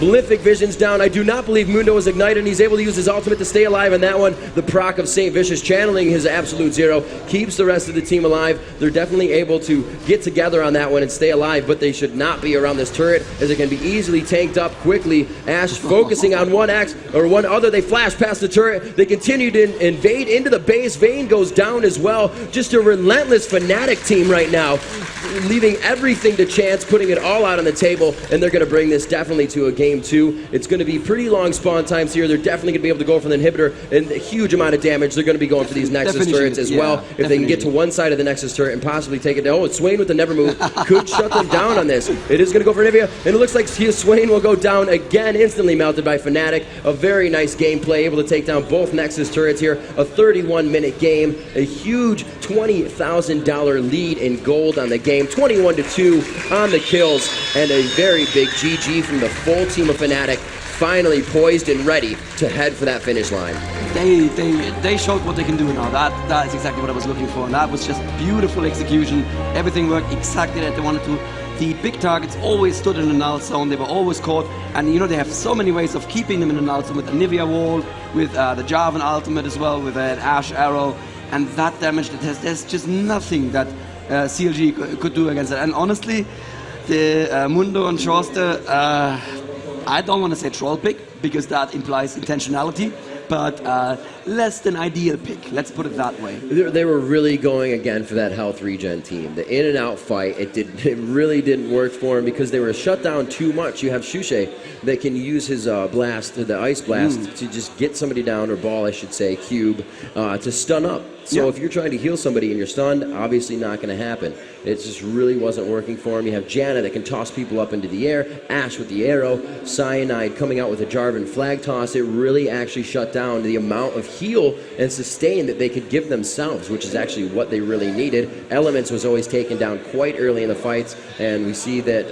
Elements coming out 3-1, 0-3-1 I should say, with not really any type of build. Not that they're supposed to get that much of a creep score, but still they should be on the assisting side with the heals they're giving their team. But like I said, the focus of Fnatic and the ability to shut down those sustained characters to heal the team was just amazing. A very nice job by Fnatic. CLG still not out of it. It's still a very favorited team here, and we're going to see what they can do.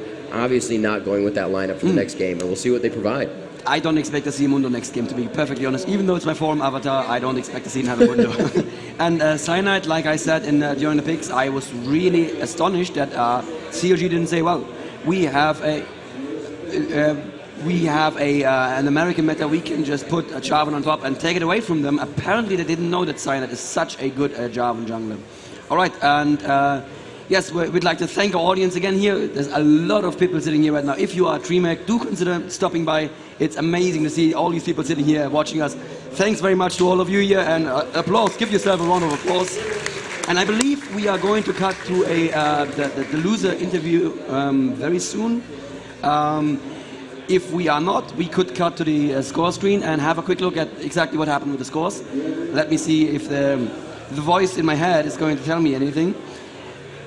So we are going to have a quick look at the stats. We are going to cut over to our stats screen, which has a very beautiful Season 1 branding on it right now.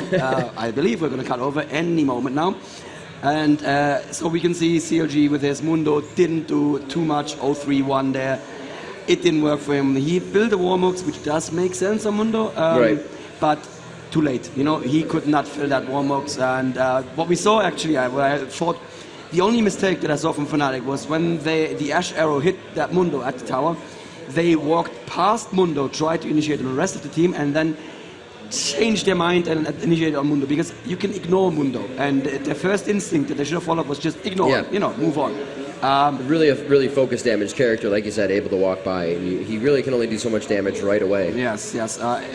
Big Fat Lip here, building a standard Vayne build and just not having any luck. 0-4-0, no assists, no kills, and that just means you're going to be so much further behind. I mean, look at that. He had a Bloodthirster, which is the second cheapest Big Fat Sword. Big BF sword, I should say, item. The big fat sword. Yes, that's what we're calling it now. That's what the F stands for now. And the seal, while on the other hand we have an Infinity Edge of Phantom Lancer and the seal on the carry. So 4-0-10 doing a lot better than 0-4-0. The Nunu building standard gold per 10 items, which are powerful if the game goes long. This game was what, 30 minutes? 30 some minutes, wow. Yes, 31 minutes. So these gold per 5 items, they just weren't worth their money here. Yeah. Same for the Rod of Ages. It probably wasn't charged yet. So again, 2-7-0. he is the only one who had any kills at all for Team CLG here, and it's just, it wasn't happening for them. While on the other hand, we see a perfect jungler build here with already a Banshee's Veil and the makings of what I believe would have been a Sunfire cape here. Lamia we already talked about, and Peak and Shuje building the standard AP stuff with a Death Cap and a little bit of Spellbomb, and finally a perfect European support build here. So everything worked for Fnatic like it was supposed to, and CLG not as much. And I think we should give them a chance to talk about this themselves. So we'll let's hear what they have to say. Yes, we'll cut over to an interview with CLG. And what an exciting match that was. We're here with PK from Fnatic to just talk a little bit about that last game. Congratulations, first of all. I know that first blood had to feel good.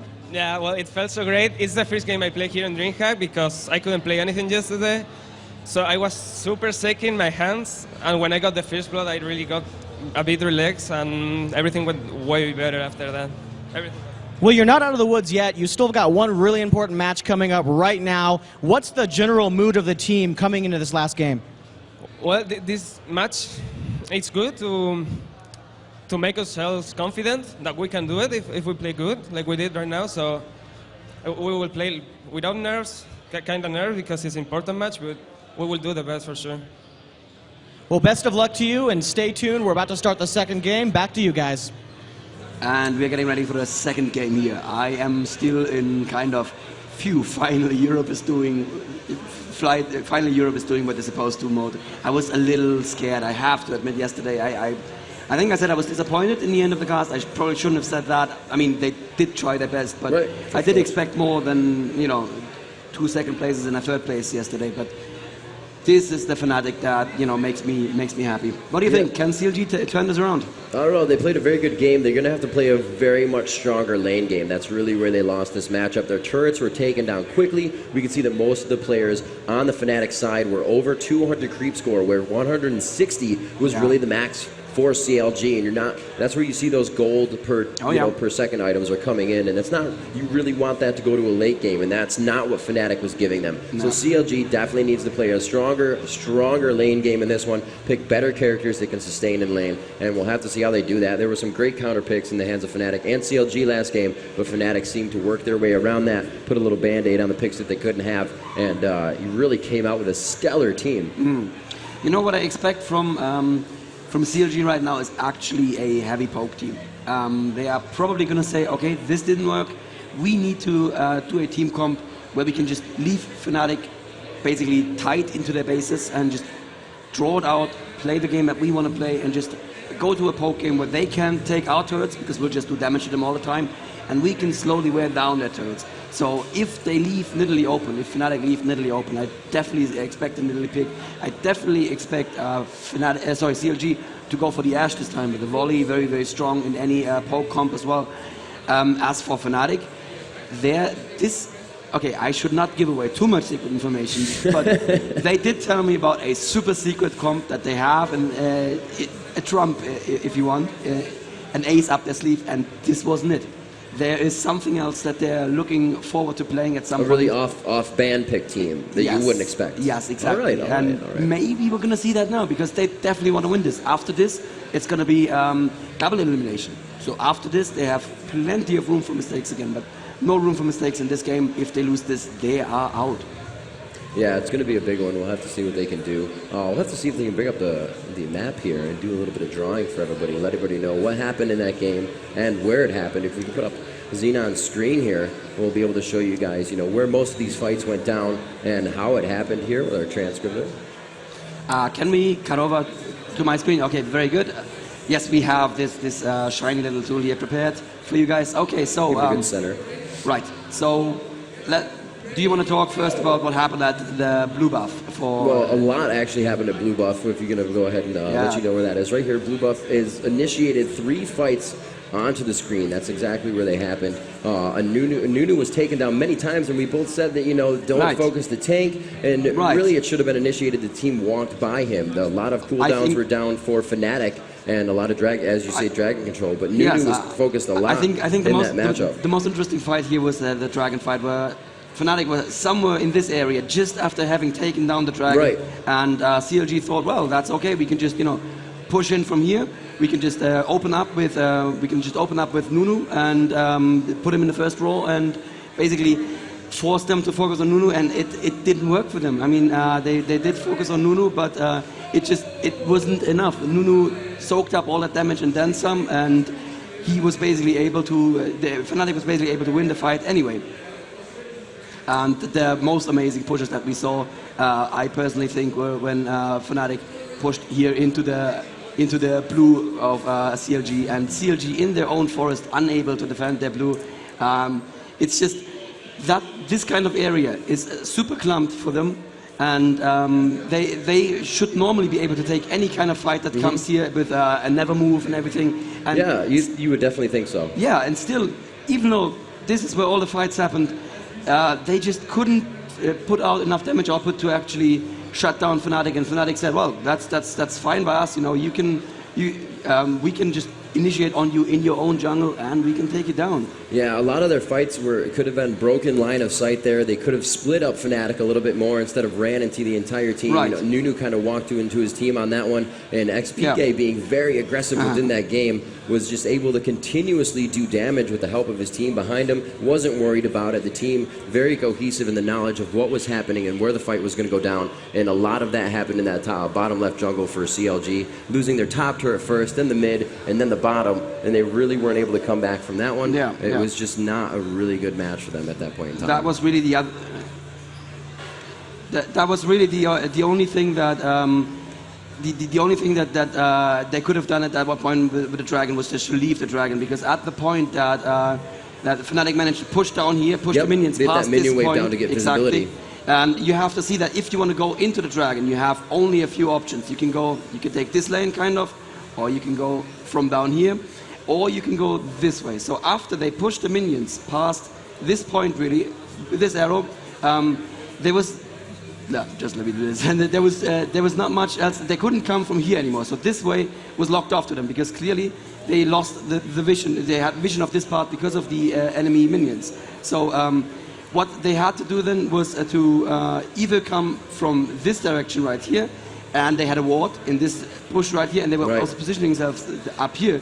So that was also taken away from them. So this arrow that we see down here, that was really the only chance that CLG had.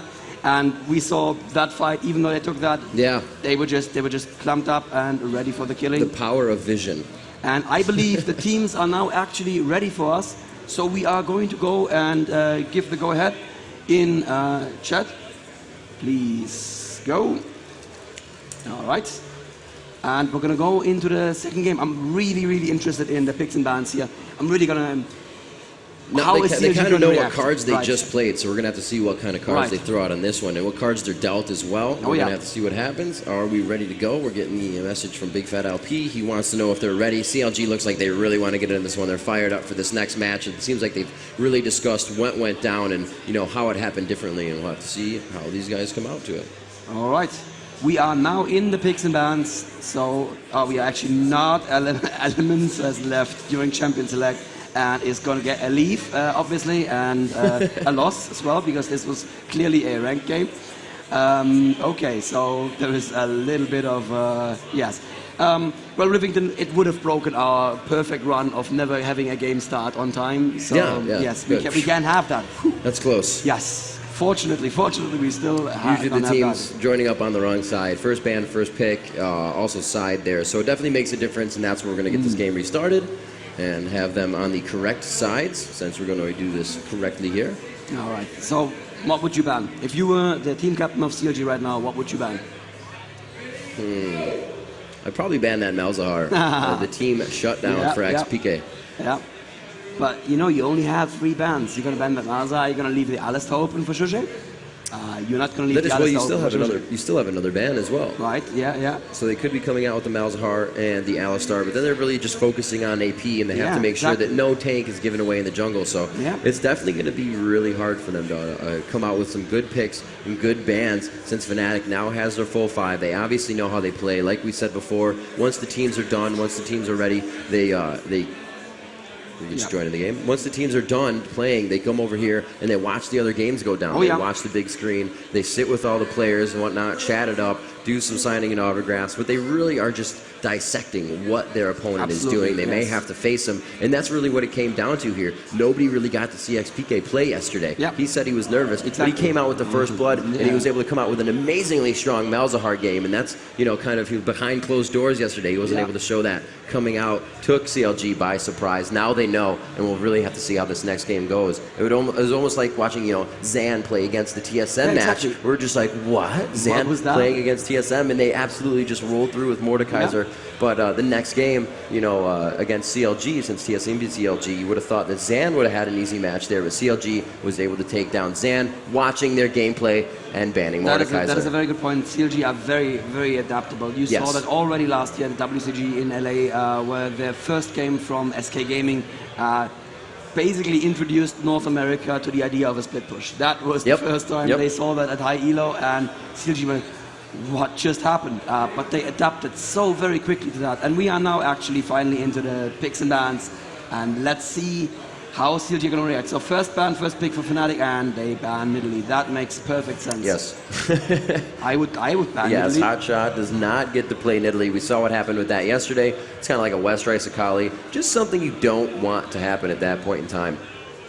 We'll have to see what XPK now is going to be the one to pick for the ban here, and definitely talking it over with his team, conversing, Alistar. and there is the pick for Alistar. Yep. Shushei focused. Yep. Well, it does make sense that AP Alistar, A, Shushei is really good at it. B, they're not used to it in America. They are not trained up against it. Twisted Fate, banned from Fnatic, that is aimed against Big Fat.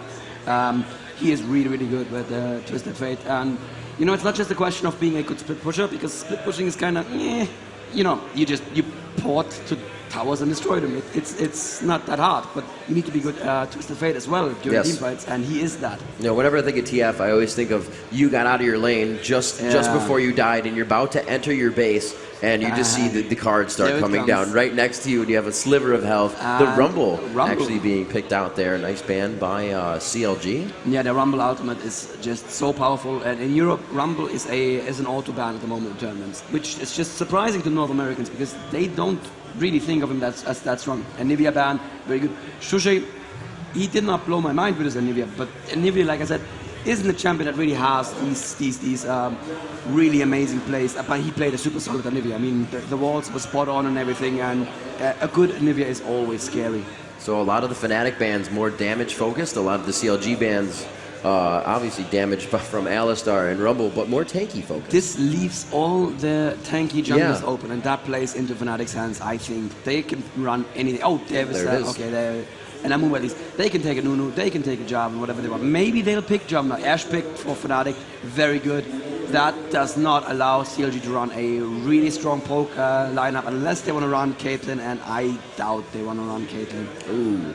Okay, there is the Vlad. That is going to go to... Is it going to stay with Big Fat, or is it going to go to Hotshot? I'm not sure. We'll have to see who else they get in this one. It's too early to call on that, but they definitely... XPK kind of doing a semi-ban pick there and not allowing CLG to get it, and obviously one of the best carries in the... or better carries in the game. And there's the Janna. St. Vicious going that for is Janna. Yeah, that's also a counter pick. You don't want the Janna Ashe bot lane.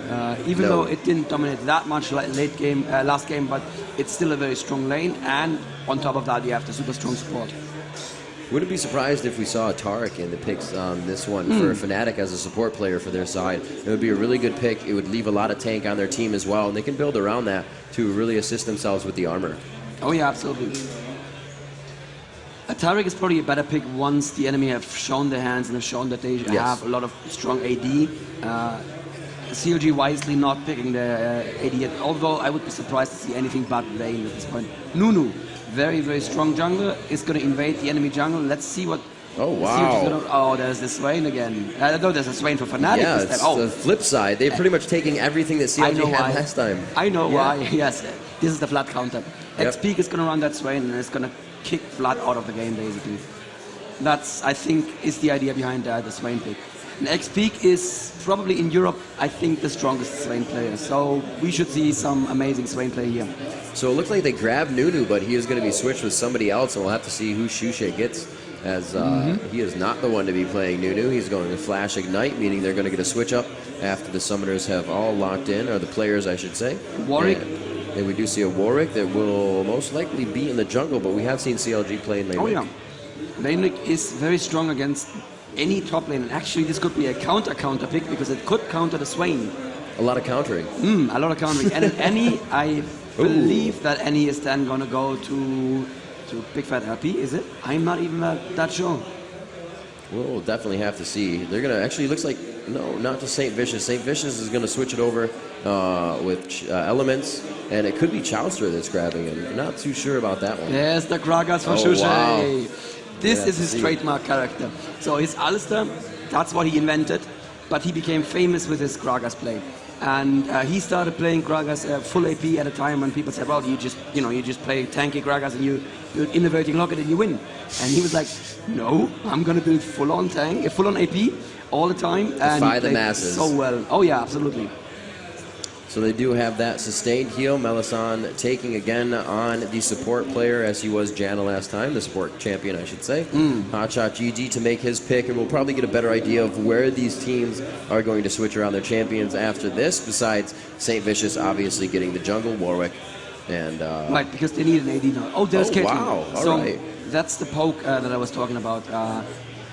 That could still work, with Vlad and So Janna and Caitlyn. You do have a lot of poke there still. So Elements, and it's going to be possibly Hotshot down bottom unless Hotshot and Big Fat kind of switch this one up. I think Hotshot is going to play the Vlad here. Yeah. Well, interesting lineups there. I would have to say I'm giving it to Fnatic kind of here from the picks. I'm not seeing... would. Well, I would too, but they cannot play a poke game against a really good Ash Arrow initiation followed up by a really good Gragas barrel. And if there's one thing that Shushi can do is he can toss that barrel. He knows how to charge in. Could you imagine that combo? Oh yeah. Ash Arrow, you get bounced back right onto a never move, and Sona's like, dance for me. You're not going anywhere. I would love to see that combo if they can pull it off. Okay, so we see the switches now. Elements playing the Annie, Big Fat LP playing the Vlad, and Hotshot playing the Vlad. There you are. That makes more sense, yes. There it is. So Hotshot the Vlad. Cyanide going to the jungle as always, no surprise there. Oh, really? No. Really? Okay. Hotshot is not the best support player in America, but we'll see. I mean, he did pretty well on the Swain last game. I'm not sure why they put him on the support, but that's the confusing thing really about American teams. They don't stick to their roles very much. They mix it up.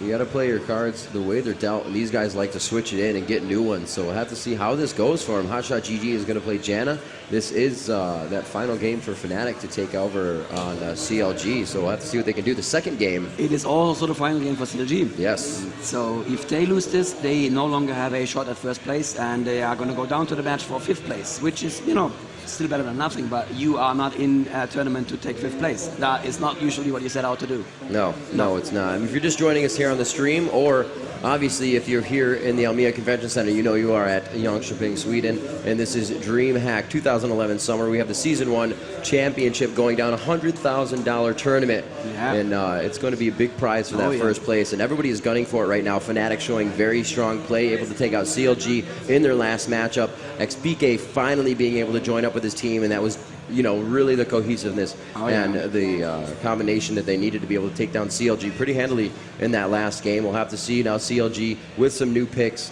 a few new cards in their hand, and we'll have to see how they can come out in this next game. You could really feel the telepathy that last game. They know how to play as a team. They have played hundreds and hundreds of games in this exact lineup, and they know exactly, this is the kind of damage that XP can do. This is when Shushay will go in seemingly suicidal, so we all back him up, and the enemy team's like, whoa, they're going? And they're dead. And that just worked beautifully. Like I said yesterday, We Will Fail are not a bad player by any means at all, but he does not have the telepathy. He did not play enough games for the team. The team chemistry, team can always, as I said before, look good on paper. They can have good scores, they can have good elos, good ratios in their wins. But if you still don't know when the initiation is going to happen, when your tank is going to overstep that boundary, and it means initiation without anything being said, it's really when the game can be silent and you just know what to do. You know who to focus. It was discussed before, and it's been discussed throughout every game. So we'll have to see what they can do. One thing I'd like to point out is not that they could be squishy. They could always build pretty tanky, but it is quite a squishy CLG team without a sustained heal. Just Vlad by himself. Warwick can kind of get himself back up, but Annie is really going to have to initiate the fight for these. It's not going to be a lane weak. That means he's going to lag behind a little bit in items. That means he's not going to be quite as tanky, but we'll have to see what they make of this. And this is it. Europe versus North America, the final game in the relegation for these two teams. CLG versus Fnatic. Let's have a round of applause for both teams.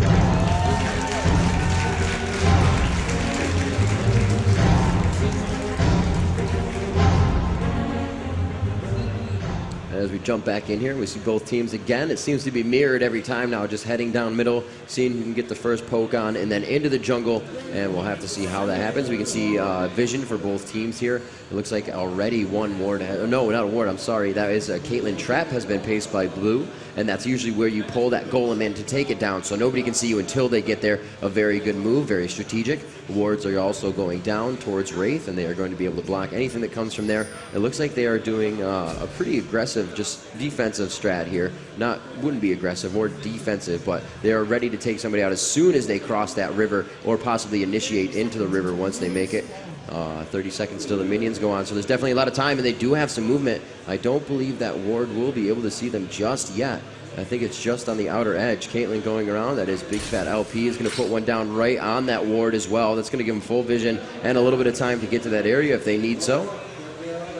Yeah, but it doesn't look like either of the teams are really looking for a level 1 fight. Fnatic were in position there in case CLG would have come and face check the push. It's been known to happen, but yeah, no fights really necessary here. And Cyanide is just going to eat the first Wolf here and then run up to Golem and have a perfect time to kill Golem as well. Oh, and he even gets the assist from Shushay. That is very nice. Nice team play here, and that's going to make Cyanide's jungle that much faster. Yeah, it really matters how your jungle is going through the game. If you're thrown off just a little bit, or you don't get the buff you need, it really hinders your ability to get around the map. As we said, you're not going to have the full item build as you're in the jungle, unless you're in the lanes really conducting your ganks 100%. And again, more help and a leash for the blue on Cyanide. Great teamwork here, coming out of the hands of Fnatic in the beginning of the game. And it looks like Alistar is left, go to his own jungle. It is going to be Gragas versus Annie in mid. Very nice. Vlad versus Swain up top, and the support carry lanes down bottom, Janna, Caitlyn, and Ashe, and Sona. This was great, actually. I wanted to talk about the jungle a little bit more. With this amount of support, the level 2 gank for Nunu will come much quicker than CLG are expecting it. And where is he going? Oh, there is a ward there, but he's not going there. So he is going to top lane. That is the normal rotation for Nunu. Take Golem, do a level 2 gank, or eat a Golem. And I think he's going to go and eat a Golem right here. And that's going to slow Warwick down some more. Yeah, this will definitely help. Able to, as I said, hinder that jungle path of Warwick. He's over now getting his blue. It looks like he's actually dodged the Caitlyn, or actually doesn't have to dodge it, just Caitlyn is on his team, but he is able to get that blue, knowing it wasn't going down and nobody has been in that position. Elements taking a good amount of damage from the Gragas barrels at this point. And Gragas, a little bit of health taken down as well. Annie holding that stun up whenever you see that blue around her waist. That means she does have a stun ability from her passive. And it looks like Swain is giving Vlad a little bit of trouble here, pushing the lane quite hard, trying to get those minions pushed into the turret. So the turret is the one feeding off the minions, and Chaucer will not be able to get those last hits in. And he is going to level. It looks like Gragas is backing pretty far. He may be going, no, just waiting for the minions. It looks like he may have backed to get something if he had some good last hits from now. But he will not be doing that. Everybody's about level 3, level 2 in the game, as they are all just leveling at the same. Warwick to head in his jungle, and really nothing too much aggressiveness right now. Everything played very cautiously because this means a lot for both teams. Look how far back CLG are pushed already. The Swain versus Vlad lane apparently working exactly like Fnatic wanted it to be. Fnatic really considers Swain a counter to Vladimir, and it seems to be working. Vladimir obviously a little bit underpowered until he hits level 6 or 7. So we'll have to see how it goes after that point, but X-Peak is going to try and mess with his early game before it even gets to that point. A lot of sustain here from Gragas in lane, of course. It looks like there was a disconnect. Strange, he seemed to be moving just fine. A lot of sustain, obviously. Every time Gragas uses one of his spells, he regenerates a little bit of health, and that just means he can be safe in the lane even if he takes a little bit of damage from Annie. And the barrel, if it's used properly, it's really good at both farming and harassing the enemy at the same time. It looks like Nunu is coming up for a level for a level 4 gank here on Vladimir, and they're not going to kill him. He still has his pool. Yep. But oh wow, a very nice never move coming out of the hands. I don't think Cyanide thought that was going to happen, or he kind of turned away right before the Ice Blast got away, and they weren't able to do the damage required. Great timing by XPK on that. The Sanguine Pool used a little early, but he still would have taken a lot of damage nonetheless. They had really good positioning on that gank. Oh, now Nunu coming in from behind for a gank on Ani. But Warwick at the same time also waiting in the sides, and I think this is probably...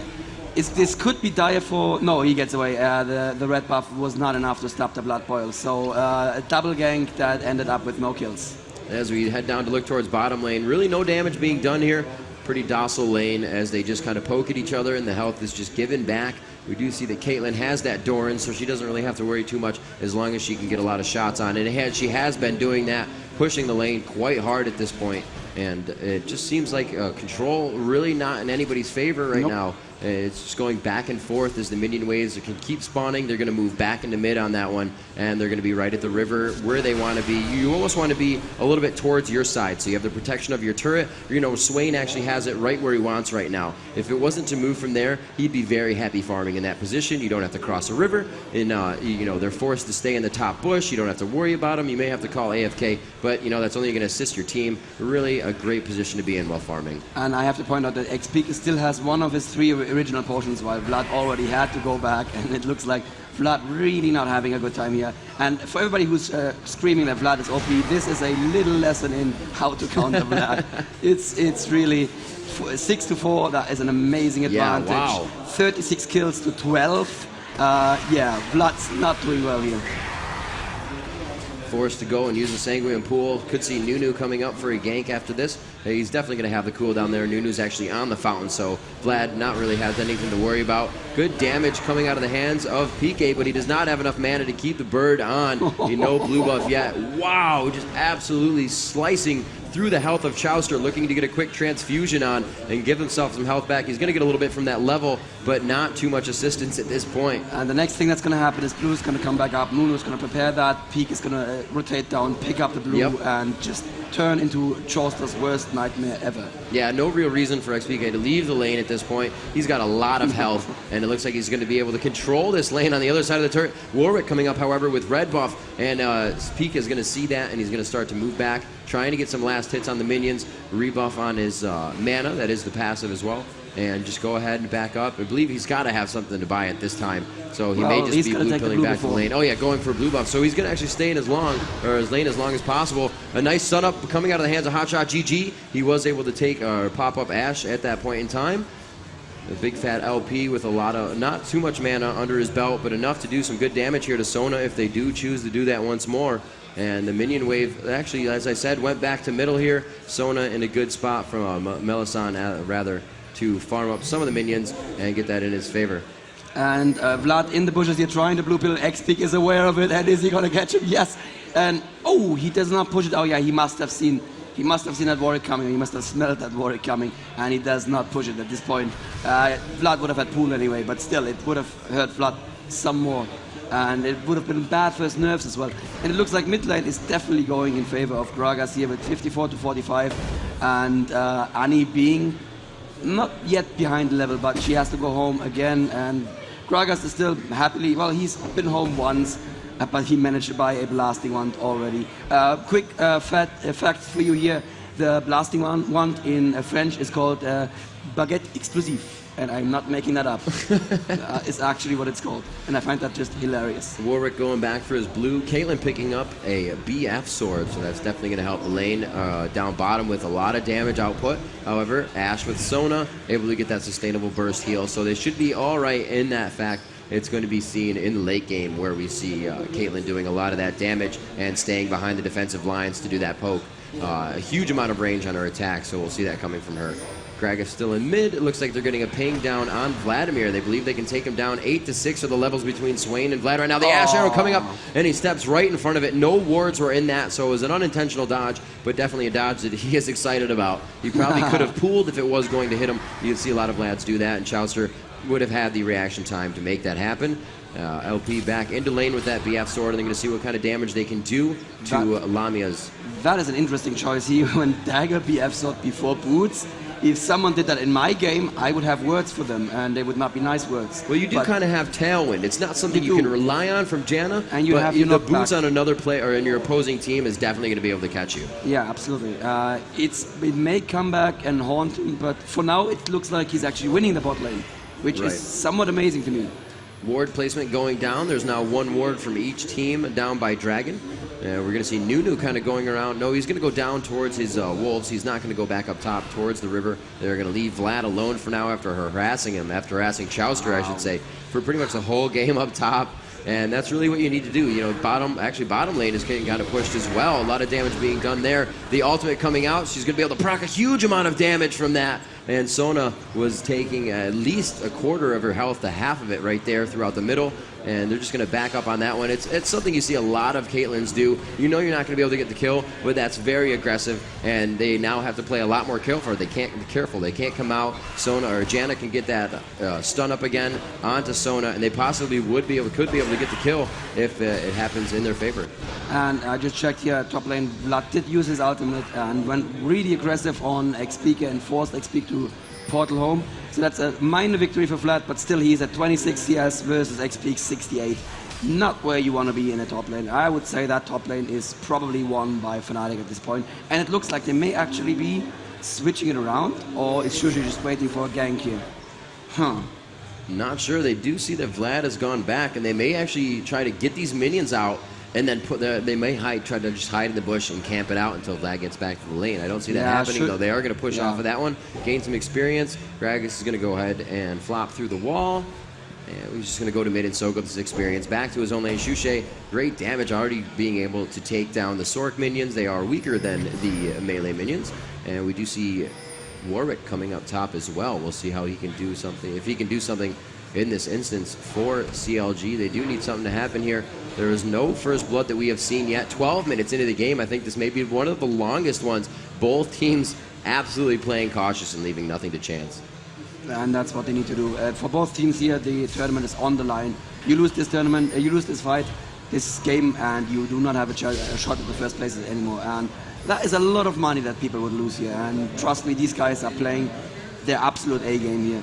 Lamia must be under a lot of pressure. He's considered a good carry, but he's not really doing that well right now. Oh, there is an early dragon from Fnatic, and there is a ward here for CLG, so they are aware of it, but they're nowhere near in position. Caitlyn is trying to go for it, and Annie also in position, barely dodges that arrow. Janna is coming in, but they... Oh, look at that, Dragon's doing too much damage, and I think... Oh god, is Silent gonna go down? And he goes down! First blood. Continuing the fight, a great ult from Sona. Looks like they may be able to take down St. Fishes as well. Will he get away? The Ash Arrow does not crit enough. Can she get a volley through the wall? And she's stopped by a Caitlyn trap. Beautiful placement by Caitlyn there with that last trap. Ash just loves cupcakes way too much. And he does go down by the Gragas barrel. However, Shushe coming up very big on the assist one right there for his team. And it's going to be a 2-1. 2 of CLG falling down. And it is going to be, it was just Cyanide. But that was first blood, a little extra gold. They were able to get 14.4K right now in favor of Fnatic, and 13.3, not too much of a difference between the money right now. We did just have our first bit of action within the game, so we're going to have to see where it goes from here. All turrets still stand on the map, and we definitely have a great game under our belt right now. That was a little bit of hesitation there that caused Fnatic that first blood. They went for Dragon, then they went out, they went back in, and you know, Dragon is not just a victim. Dragon actually does quite some damage as well, and you could just see how low that that Nunu went there from the Dragon, and then he was just an easy pickup. Now let's see who they give the second blue to. I would normally say that they give it to Shushe, but Shushe nowhere near to this blue, so oh yeah, XP is coming down right now. It does make a lot more sense to put it on Swain, but Fnatic has been known to give Shushe the blue even when it's not the best way of playing it. Let's see what Shushe can do 1v2 here. He is just kind of hiding in the bush, feeling very comfortable about his position right now. He could just kind of flop away if he wanted to. Transfusion going down into Swain. Looks like Ash, no, going out by himself, trying to go Renegade onto Caitlyn there. It looks like we got a 2v1 up top. They will continue to push back this one. Nunu coming in. St. Vicious somewhat changing his mind, going for the ultimate. Annie's right there. Could they get the Tibbers drop? But Nunu able to get away in time after seeing that Incinerate come out of the hands of Annie. That was very good play on Element's part, or to be there in time to join that fight, or almost join that fight. And I was a little bit surprised when St. Vicious jumped in with his ulti, but it seems that it turned out well enough for them. They got the tower out of it and they pushed 2 people back. But maybe Fnatic can pick up that mid-turner. It would be very, very dangerous, but no, I think they're probably not going to go for it. Yeah, that's a lot of damage to be done by the minions. They will get the bottom, though, so they trade top and bottom tower on both sides. Very good play by both teams here. And CLG, as I said before, has to pick up their lane game. They're already doing better. In this one, the team composition seemed to be working better for them, and they're able to counter a little bit what CLG is doing, or Fnatic is doing, I should say. Infinity Edge before boots. Really, really. Wow. Okay, so this man wants damage. That's what he wants. That's the only thing he cares about. He just wants the damage. Big Fat, is all about positioning right now. He has to make sure he is where he needs to be. His flash is actually down, so he's got to be even more careful at this point in time. Yes. Where he's going to position himself for the next fight, possibly going back. I think this may be your boots, and you can finally wipe the sweat off of your forehead and be ready for some runaround from Caitlyn. Right, because right now Caitlyn was a tank, and I mean a tank as in that big metal thing with a big barrel that bullets come out of. That was all she was. Now she has boots, and that makes me rest a little easier here for Big Fat LP. Indeed, she did grab her boots, but however, that Infinity Edge pretty early, 16 minutes into the game, that's going to be really great for her. They want this damage to go down early. They want to be able to over-damage Ashe, who only has that BF sword in her hand. She did go for 2 Dorans and her Xerxes quite early. And it looks like Shushay is kind of playing a little bit of defensive strategy as well as offensive here. The Asher are going down. Does he have his ultimate? Blasting her back. Huge amount of damage and instantly melted by Fnatic. Well played, knowing they could take that one down, not taking any damage within the fight. That was exactly the spell really you were talking about. Point by point. You called it beautifully there, man. That was the Ashe arrow into Graga's ulti, into Never Move. It's just so much coordination. And look at that. Already the Dragon pick up again from that Caitlyn kill. I don't know, maybe Caitlyn wouldn't have been standing that far from the tower if she had level 2 boots, but I'm not gonna talk about that much more. Yeah, I don't think the boots would have really helped her out of there, and that's what I said. She did not, Big Fat did not have his flash up. Oh wow, did that go to Jana? Close to that position. Oh, no, it didn't. Okay, that was very, very close, but XP actually refreshing his blue there. Jana almost taking that with the whirlwind. That would have been amazing. Vlad quite far pushed out. CLG playing a pretty good game right now. It is 3-1, however, in favor of Fnatic. They were able to take that fight by grabbing, as we saw, Big Fat, as he was a little overextended when the tower went down.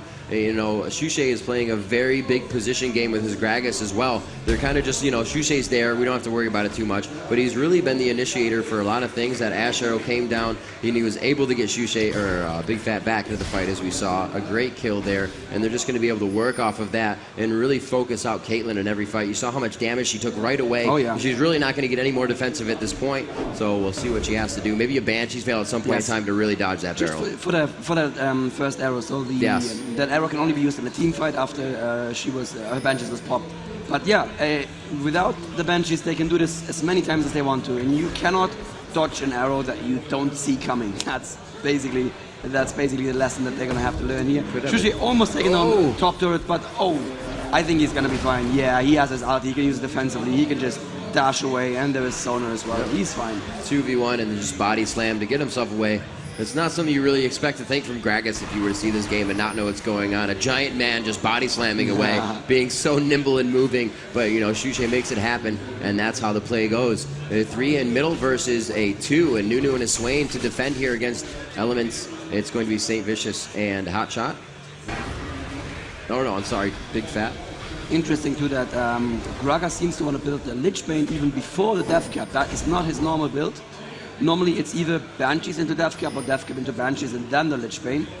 Yeah, I don't know why Chowster left that top lane. Could be doing a lot of damage right now, or saving his turret from doing or getting a lot of damage. They maybe thought there was going to be a team fight in mid, and he, yes, would be necessary for that, being one of the sustained characters and able to dish out a lot of damage as well, with his cooldowns being very low at high level on that transfusion. And that actually does a lot of damage and makes Vlad a very deceiving character to 1v1 against, or even team fight against, because you think he's going to go down, you're focusing him, and then you get a heal from somewhere else. Vlad transfusions, and it's not really somebody you want to focus anymore right off the bat. We can see XPK now invading the jungle a little bit.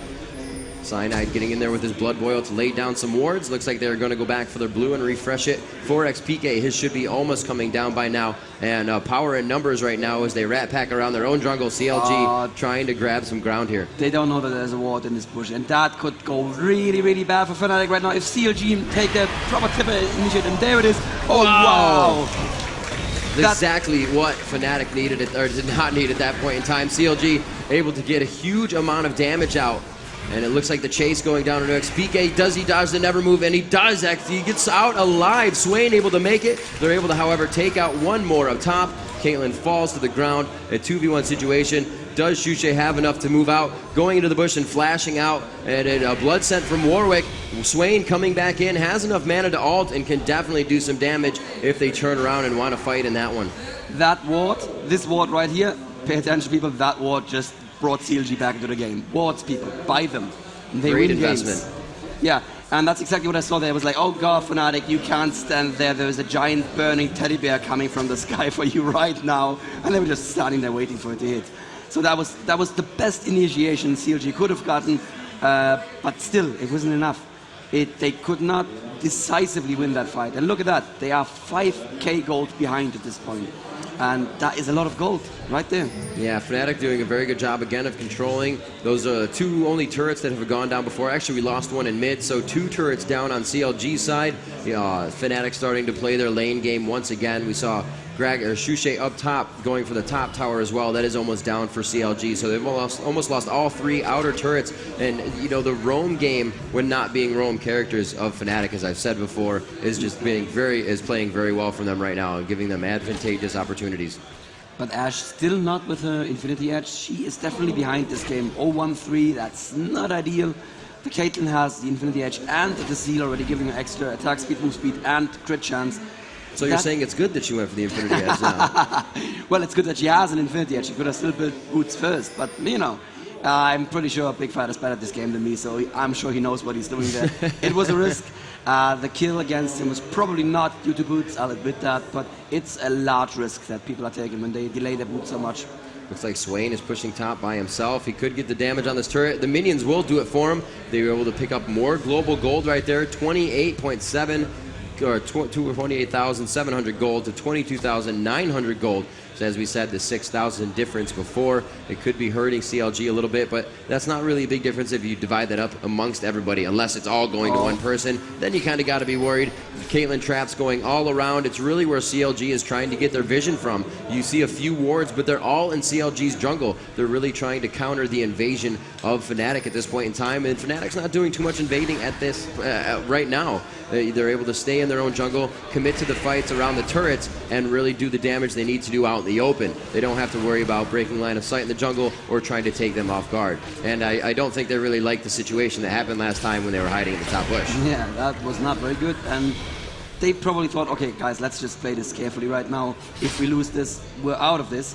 It looked like they were setting up for Dragon, and yes, they're going back for Dragon, but they have to be a little bit careful with Warwick in their team. CLG can do Baron really quickly if they leave it completely open, but I think there are no wards currently. Yeah, no wards in front of Dragons. But they have a clairvoyance. They see what's up.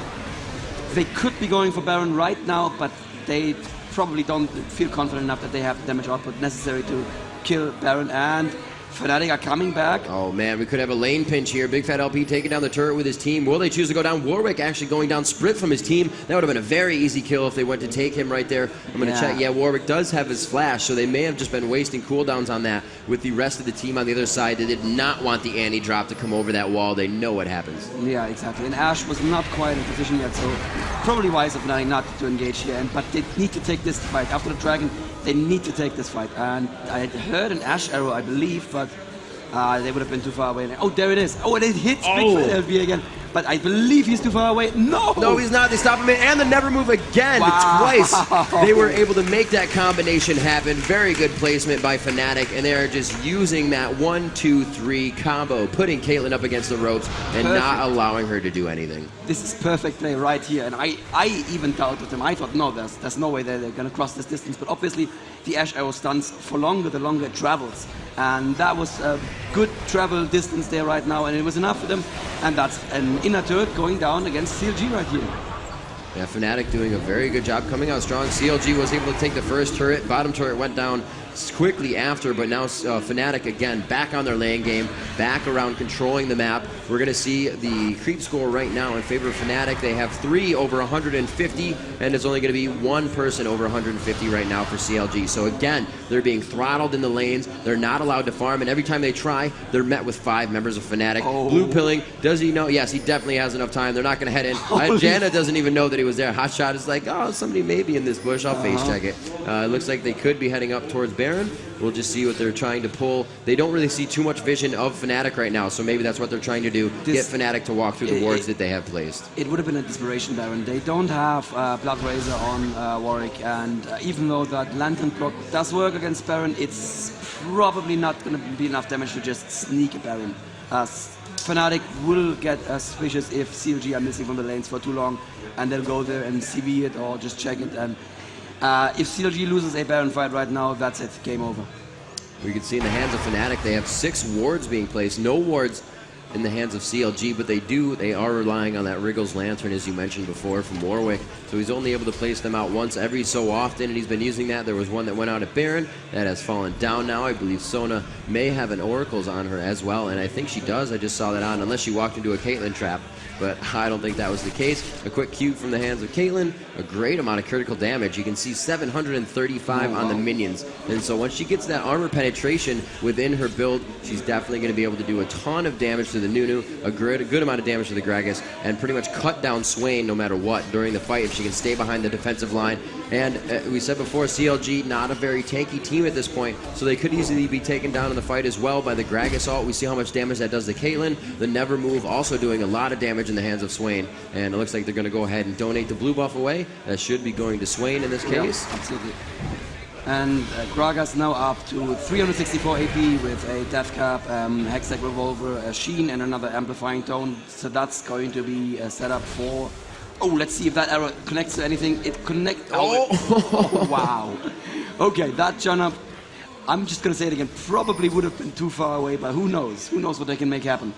That did seem like it would have been too far away. They really would have been overextending themselves to go and get that one and try and get everybody in position in time. They have pushed CLG back to the base. They do see that this has happened. Shushay looks like he may want to initiate this, but a lot of members of Fnatic or CLG moving up, not enough time to be able to do Baron. They notice that they're all missing from the map. No wards really there, but they do have the Clairvoyant, so they can quickly make the assumption and check it out if they need to. It looks like they're all going to go back to mid. Get this push down. That's huge amount of damage on Caitlyn, taking half of her health. Tibbers goes down, and they're not able to take out anybody with that. I think that was a misclick by the hands of Elements as he threw down Tibbers in the middle of the lane out of nowhere. I don't think so. I think he thought his team was ready, but they just weren't, and they were so scared of that barrel that they just moved back. The Tibbers landed perfectly, and the Warwick out followed up on Ash, but that was it. I mean, and he died right away, and Warwick died right away. And Lamia, look at him, he's fine. He's like, yeah, you took 200 health of me. Yeah, that's great for you. That was a great disperse by Fnatic. I think they all dodged the Tibbers at that point in time, not taking too much damage, and Annie not having her stun up as well, so they were able to just kind of walk out of that. Seeing the wards right through the bush, Janna gets taken. Will she get Never Moved as well from that position? They're waiting for her to move. She goes to ult, so her ult is down, and she goes down. Very good timing there, taking that out, thinking she could save herself. Looks like they will still be able to go for Baron on this one. Caitlyn on the other side, if they do not have the CV, their Janna is down. The CV is also down, and this is going to be a free Baron for Fnatic. A lot of gold, a lot of experience, and a huge power play for them in this game right now. The lanes are only to mid. Like I said, this is not going to allow CLG to farm. Their creep score has not really moved yet. Still only 1 member above 150 creeps. Now 235 for Shushay. Wow. As a melee character, just being able to throw melee slightly ranged with the barrels, and that's pretty much destroying every creep wave he comes up to. So they're able to push their lanes very, very fast and give CLG that much more of a hard time to get out and get what they need to do, get the team fight that they want like they had in the top push earlier. And there's the Will of the Ancients for Gragas, I'd say borderline OP item at the moment. It's let's put it that way. In certain team comps, it's extremely, extremely strong, and Europe is dominated by dual AP meta. That just means you are definitely going to have a body in the team who is going to benefit from the additional AP, the additional spell vamp a lot. So that is just going to make X-Peak very, very happy to have that. Swain is going to definitely be unstoppable. X-Peak very happy about that situation. They see the body slam just destroying those first minions. They're going to go ahead and again give this to X-Peak. He is not even near losing that blue buff, but they're still going to refresh it. Probably had a good 30 seconds to a minute left, and they're going to go ahead and go bottom lane. No, they don't even need to. That lane is pushed already. They may find Caitlyn here a little bit overextended, and even if she isn't, Gragas is going to make sure that she is. Yes, he will overextend her personally. We have seen that before, and that seems to be a very painful process because most of her health bar turns red when that happens. Yeah, not something you want to have happen, actually. The never move going down just to kind of disperse everybody from guarding the lane. Minions coming up, and he's even taking down the melee minions right away with those key barrels. Never move going down once again. XPK really not worried about wasting mana at this point. Tibber goes down, and it does have the stun as they focus on Shushay. Quite tanky. They will be able to take down St. Vicious. Warwick falls. Chowster taking a lot of damage as he comes out of the Sanguine pool. He will go down as well. Hotshot GG falls to the hands of Shushay. That is 3, 4, and the ace is down. A huge push by Fnatic, and looking very grim for CLG at this point. Questionable decision from Elements there to drop that Tibbers down and force his team into a team fight, because once that Tibbers is down, that's a large investment, and you just don't want to just say, well, you drop Tibbers, I'm gonna hang back here where it's safe. So it's basically, it's him saying go, and that was not a good go at all. Wow, it looks like they will go for this one. Nunu taking the first one. They're going to go for the ultimate. XPK will be the one taking, and it looks like this will be game. However, they do have 3 members coming up right now, so they may be able to push them off. No, it's going to be a 5v2 situation, and ladies and gentlemen, Fnatic able to push CLG back to the 5th place game, and that is a GG. Fnatic wins 2 over CLG, needing 1 here at DreamHack. I'm happy. Are you happy? Wow. XPK making the difference. Well, John Miller put it very nicely yesterday. He said, from a neutral perspective, this is the best outcome because we're going to have 2 European and 2 North American teams. This is true. The final brackets. So, very, very good game, and I'm happy to see these team comps working out so nicely. That's just, it's a pleasure to watch that kind of team play, that kind of level of coordination. And CLG, to be frank, they seemed clueless. They had no answer. They were like, we know what's coming. A little being caught off guard and out of position a lot. And even if you weren't out of position, like we said, Gragas is going to make that happen. If you were a little overextended, if you were trying to farm at your own turret, you get busted out, you get hit with the Ash Arrow, the never move. I really didn't think they were actually going to go for that combo. Nope. I was like, oh, they'll be out of position. Somebody's not going to be there to make it happen. You know, you're not going to be able to get the never move on. Ash may be able to move in time, or Caitlyn rather. But no, 1, 2, 3. They did it almost 3 times in a row. And they were able to take down Caitlyn in a matter of seconds. That left them to take down another turret, and really amazing gameplay from Fnatic. We can see 3 people over 200 creep score on the screen, and still, by the end of the game, Elements had 143 and Chowster had 140, 6, but Big Fat LP was the only one to make it over 150 creep score, which means lane control. Fnatic doing a very good job of making sure those turrets go down. Their roam game without even really having the roam characters, it just exceptional. And yeah, you must secretly be a pro because you called that 100% perfectly, that Ash Arrow into Gragas ulti. That's awesome. Never move. That was just wonderful. And yeah, you don't even need to stand out of position. You just need to stand in the front row. Even if you are under your tower, like Big Fat LP learned the hard way, if there is no tank in front of you to take that Ash Arrow, you're going to get the Ash Arrow in the face, and then Gragas is going to get in range. So was this the A team you were talking about that they had? Nope. Oh, wow. Nope. They still have an ace up their sleeve. This was not the team I'm talking about. Yeah. So, actually, the team I'm talking about would probably not have worked that well against it. It's built against a different sort of meta game, but I think we're still going to believe, we're still going to see it in this game. So, if we have a little time, we could switch to my screen and go to the scoreboard here. And we can see exactly what Rivington III was talking about here a moment ago. Look at that, 246, 208, 205. That's exactly what you want to see. And wow. Very big. 408, 416, 504. That's the 3 damage dealers here in Team Fnatic, and they got all the kills, they got all the CS. It couldn't have gone more perfectly for them, whereas in the other team, it's not even that clear who the damage dealers should have been. I guess Annie, Vlad, and Caitlyn. But Vlad building very, very tanky here. I'm not even sure what he was building. I mean, there's a Negatron cloak, there is a Giant's belt. You can see how much that lane control hurts. Really only, as you said, Caitlyn with her final build. Everybody's still with partial builds, getting their pieces, getting the combinations and the recipes that they need, but not able to finish that build is really what hurts. And you're forced to, at one point, you know, save your money or get an item that will still help and have to, you know, sell it later, which is never what you want to do because you're losing gold in that situation. Let's have a look at the damage done stats here. We have these very shiny graphs here, and we can see very clearly a very clear picture here. The lowest damage done on X peak is about the same as the highest damage done. I mean, the lowest damage done amongst the damage dealers is the same as the highest on CLG. So we can definitely see where the damage was coming from here, and this was exactly how Fnatic planned this. If we go back to the main scoreboard, we can see that Fnatic X peak was building very, very tanky. The Rod of Ages, that extra health, the Abyssal Scepter, that extra magic resist.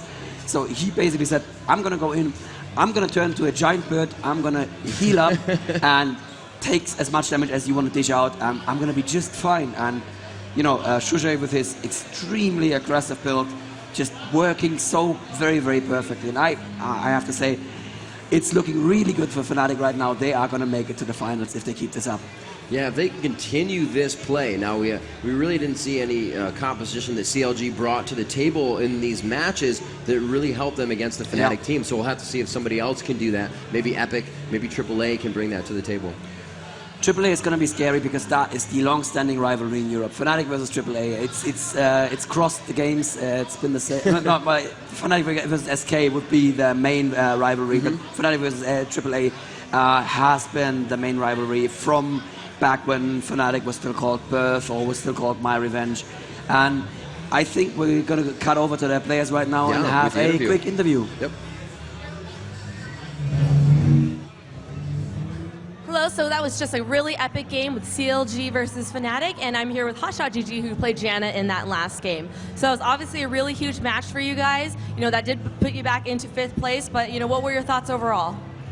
I thought the other team, Fnatic, played very well, and they picked very well, and they just totally outpicked us. We kind of underestimated them first game, and we kind of wanted to try something new with Mundo and etc., and it just wasn't our strength, and we just fell from there. What in particular did you try that wasn't your strength? Well, we just tried new things like Mundo and things we haven't really tried before, and that didn't work out well, and we didn't take their Ashe away, and that was the key factor to every game. Right. And I know there was definitely some surprise during the champion select. Like, they kind of almost took some of your champions from that first game. And was that a surprise for you guys? Did you know what to expect coming out of that? We got all the heroes we wanted. We expected everything, and I think the only thing that we didn't really expect was the Ashe pick at the very start, first pick. Yeah, absolutely. And, you know, so, you know, there was a really big moment in the match where there was a ward at top, and you guys were able to initiate onto them with a great Tibber stun. However, you weren't really able to repeat that throughout the rest of the game. They seemed to learn from that, kind of dispersed a little bit. I mean, did you guys have, you know, another, like, how to counter that a little bit?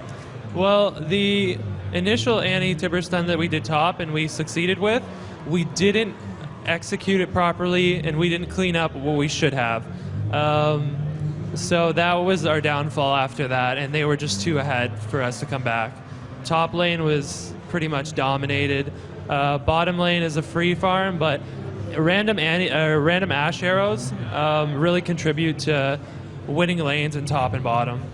Yeah, absolutely. And right at the very end, you know, there was a big showdown in bottom lane. You know, they got an ace off on you guys, and, you know, can you describe kind of what happened there? Well, at that point, they were just way too strong, and they were too far ahead, and it was pretty much over at that point. All right, and so your next game is going to be against Gamed for 5th place. What are your thoughts going into that game?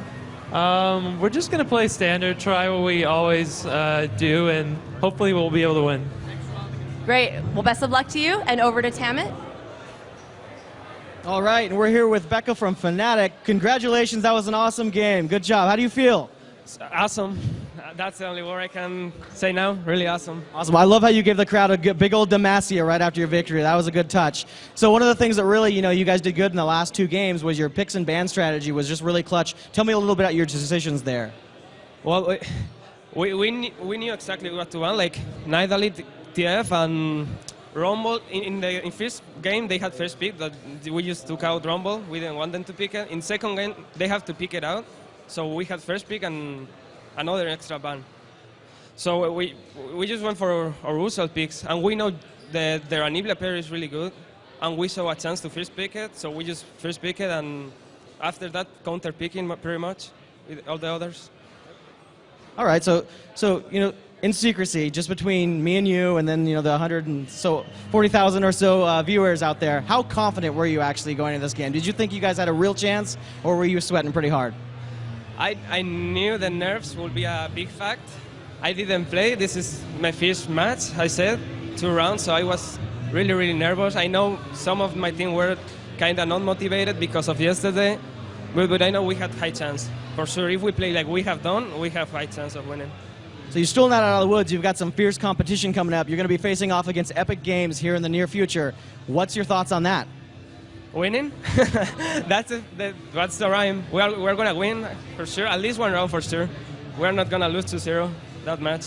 What do you think is going to be your obviously you can't go into your big strategy, but what do you think really sets you guys aside? What do you mean, decide? What do you think gives you edge against Team Epic?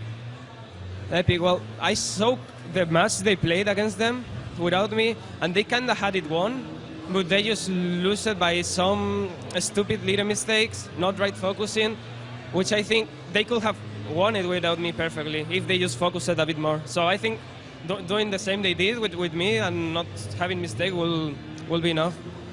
All right, well, thank you so much, and good luck in your next games. We've got more action coming right up, so stay tuned. Back to you guys.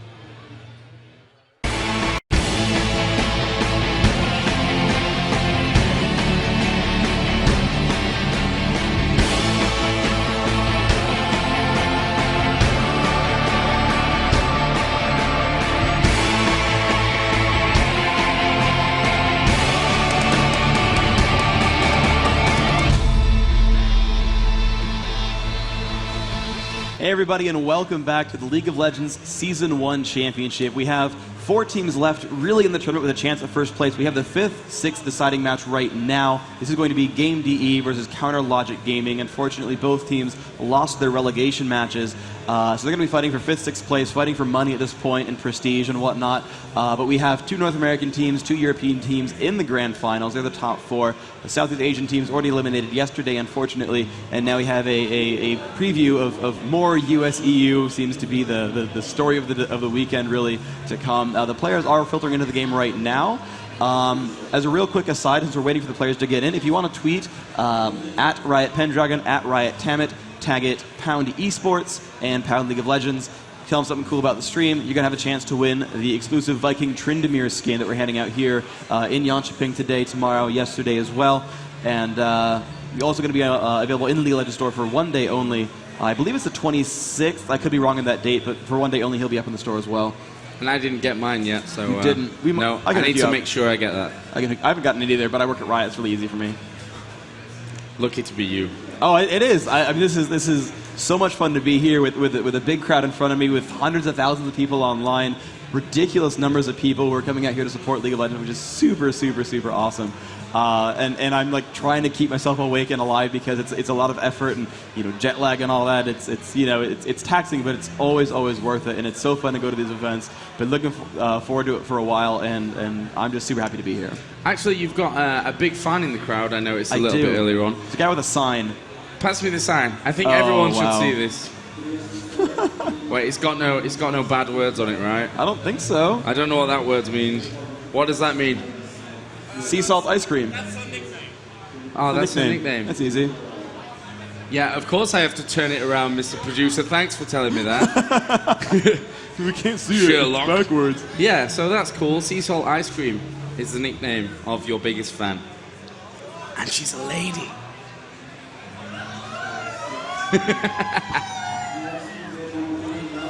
Sorry, freak. It's okay.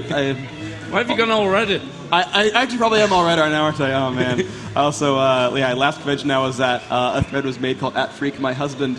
That was interesting. So at least I'm not completely new to, but yeah, a little bit weird. Sorry. Now I'm just flustered and can't talk anymore. Please, just say something important. Yeah. So 5th, 6th playoff game coming up. That's Yes. what we're going to be focusing Yes. on before we move into the upper bracket semi-finals. We will, of course, be having a double elimination tournament. So even if you lose out in that semi-final, you do have another chance.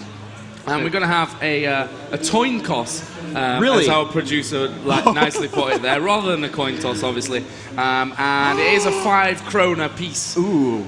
And it's got no head or tail on it, actually, I guess. But they're talking. He's smiling. I think he's like excited about the fact It's that like you heads actually or flipped tails. it. Congratulations. What is head and what is tails?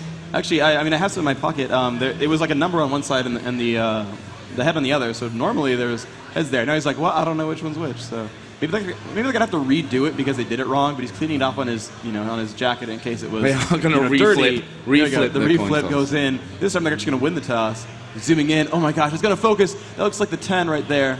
Is that a 10? Looks like It's a 5. It's I a think. 5. Fine, I can't read. Shut up. So apparently Gamed Gamed won the coin toss. That's all we need to know Yep. from that. And this is a best of one. So Gamed, just bam, they get that first pick. They get blue team.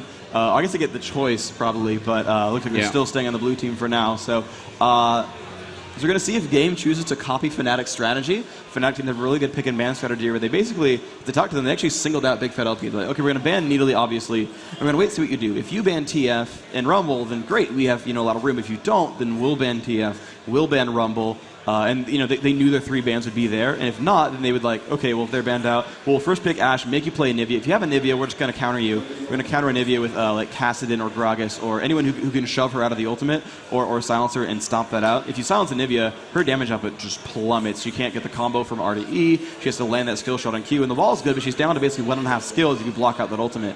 And that was really the strategy, and it worked out quite well. They stole Ashe and Anivia right away in one of the games. No, sorry, they got to ban Anivia, so they got to take Ashe in game 2. In the first game, I believe they rushed for Ashe, and they didn't really care about Anivia. I forget how that one came out. No, sorry, I'm trying to remember. I think the first pick was the Nunu or something like that, so they just picked Ashe and Anivia. So anyway, in some form, they basically tried to counterpick Big Fat LP. It worked out really well for them. He did not really get to play any of his main champions. He ended up playing Vayne in the first game, and then, yeah, I mean, it worked out for them really well. So, congrats to Fnatic, who have moved on to the top 4. They are going to be fighting against All Authority. Wait, I'm backwards. So they're going to be fighting against Epic Gaming. I'm, failing now. Yes. Yeah, Fnatic against Epic Gaming and against All Authority against Team Solo Mid. Team Solo Mid. Which I think is interesting because it's the 2 #1 seeds from the tournament in general. The TSM is #1 from the US, and AAA was #1 from EU, and they're actually facing in the first or second, as it may be, semifinal. Yeah, I'm not sure exactly which order those semi-finals are coming up, but they will be coming up following this 5th, 6th playoff. What are you expecting to see from CLG in terms of bans? Do you think they'll focus on Candy Panda, who for me has been the outstanding player in game so far? I think it's just going to be a Sona ban. That's what they're going to aim at. I talked to CLG a little bit before, and they said, look, we know what they do. We're just going to ban Sona. I think they're kind of just, it's whatever. They don't really care much else. I mean, Tarek was a good pick. They did the Tarek Tristana game a little while back. They ended up losing, but they went for that kind of stuff. I mean, it was a really close game. They barely squeaked under against All Authority. They opened up with that double first blood, but I'm looking at the aimed Sona ban. It looks like they might actually leave Rumble in. But first pick going to games means that those really high tier picks that you're really afraid of, like Twisted Fate, sometimes Vayne, sometimes Nunu. Those are the ones you end up banning out because you're really afraid of. So CLG might aim at those a little bit more than normal. Whereas if they were a first pick, you'd often see different things happen, which is what we saw actually in Game 1 and Game 2 of CLG versus Fnatic, where the first game Fnatic did not have first pick and they banned TF. And the second time around, they actually made CLG drop that one. So there's a little bit of play back and forth with that. In the end, it's I think Game has the slight advantage in the picks. We're getting the players situated right now. We have 5 on the one team, 4 on the other. So I'm thinking, do you have a prediction for the winner? Correct me if I'm wrong, but there's no extra prize money on the line. There is. There is prize money. It's yeah. Okay, so yeah. Actually, Hotshot GG just said, Aram, go, go, go, which I don't think they're going to go for when there's going to be, prize money on the line. And also that top 5 position, everyone usually talks about the top 3, but the top 5, if Gamed win it, there'll actually be more Europeans in the top 5 than North American teams. Just point that one out. Okay. Just saying. Yeah. And we're going to go, I guess, very quickly now into the bans and picks. We've got all 10 players in there. We do have the players in. We have said go. I believe the players are ready. I'm going to check this chat again real quick. Yeah, no one's saying wait, don't go. But the host is Rake. He has been the host before. He knows how this works. The game is up. Spectators are in. Players are in. Just going to wait for someone to click that start button and we'll be good to go. But yeah, just going to reiterate when you are. OMG, well, whatever. Just going to spam, a bunch of abbreviations just because I can. It's chat. It's how that works. That's how chat works. It's how chat works. You only really spam abbreviations. Yeah, and Rake asking if he should go, and no one actually replied, but he just went anyway, so that's fine. Yeah, so Game are going to go with the first ban, and that is coming up here on your screen. As if by magic. There we go. Appears. Congratulations, good call. So they're debating their first banner pick right now, down to 13 seconds left. I'm anticipating the aimed Needly ban. Actually, I believe, I feel like they have a Needly player, so they might actually wait around for that one. Nope, they're going to ban the Needly first. It's what happens. They just don't want to deal with that at all. CLG only getting to play that Needly one time so far in this tournament, and they won. So that worked quite well for them. And yeah, here we go. Let's see what else they can do. And actually, wasn't the game where they didn't ban it? Wasn't it this series where they didn't ban it before? They've met once before because they were in the same group. Right. And I think that this was the game where Game didn't ban Needly and Hotshot got it. I know they had Lee Sin in there, and I think that was on Game's team. Yeah. I don't think that was Zan, or was it? I think that was gamed against CLG. Yeah. So, okay, the bans are coming up. Yep, there's that aimed Sona ban out there, aimed at Game DE. Anivia the ban. Interesting, they're actually afraid of that Anivia, even though it seems to not be like the instant top pick for CLG, but Anivia aimed out there. Rumble banned by CLG, do not want to be facing against that Rumble first pick. Seems pretty wise there. Let's see what else. So far, actually, the bans are shaping up pretty appropriately, as we saw last time, where Needly, Anivia, and Rumble are out since before, and there's a Twisted Fate ban again, so it seems like even still, maybe not, but Big Fat LP getting his champions banned out exactly the same as before. Anudu banned out. We'll see if they first pick Ashe. And they do. They first pick Ashe. This is hilarious. It's almost exactly how those games were set up last time around.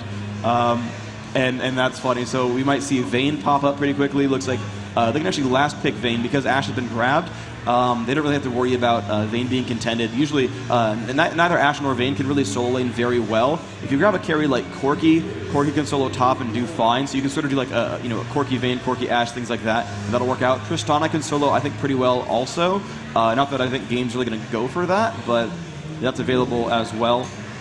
All the supports except Persona are still in. HotGG going to pick up the Alistar. That could be roam, that could be support, that could even be jungle. That could go a lot of different ways, but Alistar, a very viable pick and can go a lot of different ways with this one. I kind of like this from CLG. I mean, we've seen Zyla jungling with Nunu and with Alistar. I think it's best too. Obviously, Amumu is still in there, but I think they've probably picked out Zyla's best two champions there when it comes to playing the jungle role. So that could be a bit of a counter pick coming out from CLG. We're going to see Kevin and Candy Panda picking up there next to. Obviously, Candy Panda was the man who has been playing those AD carry champions, so we'll probably see him taking Ashe a little bit later on. Yeah. Interestingly enough, actually, they had Jarvan for a little while on CLG, but they last second switched over to Cho'Gath. That's going to be Hotshot GG. Seems to be the one Cho'Gath player on that team. I was actually intrigued to see Jarvan because we don't see him a lot from CLG.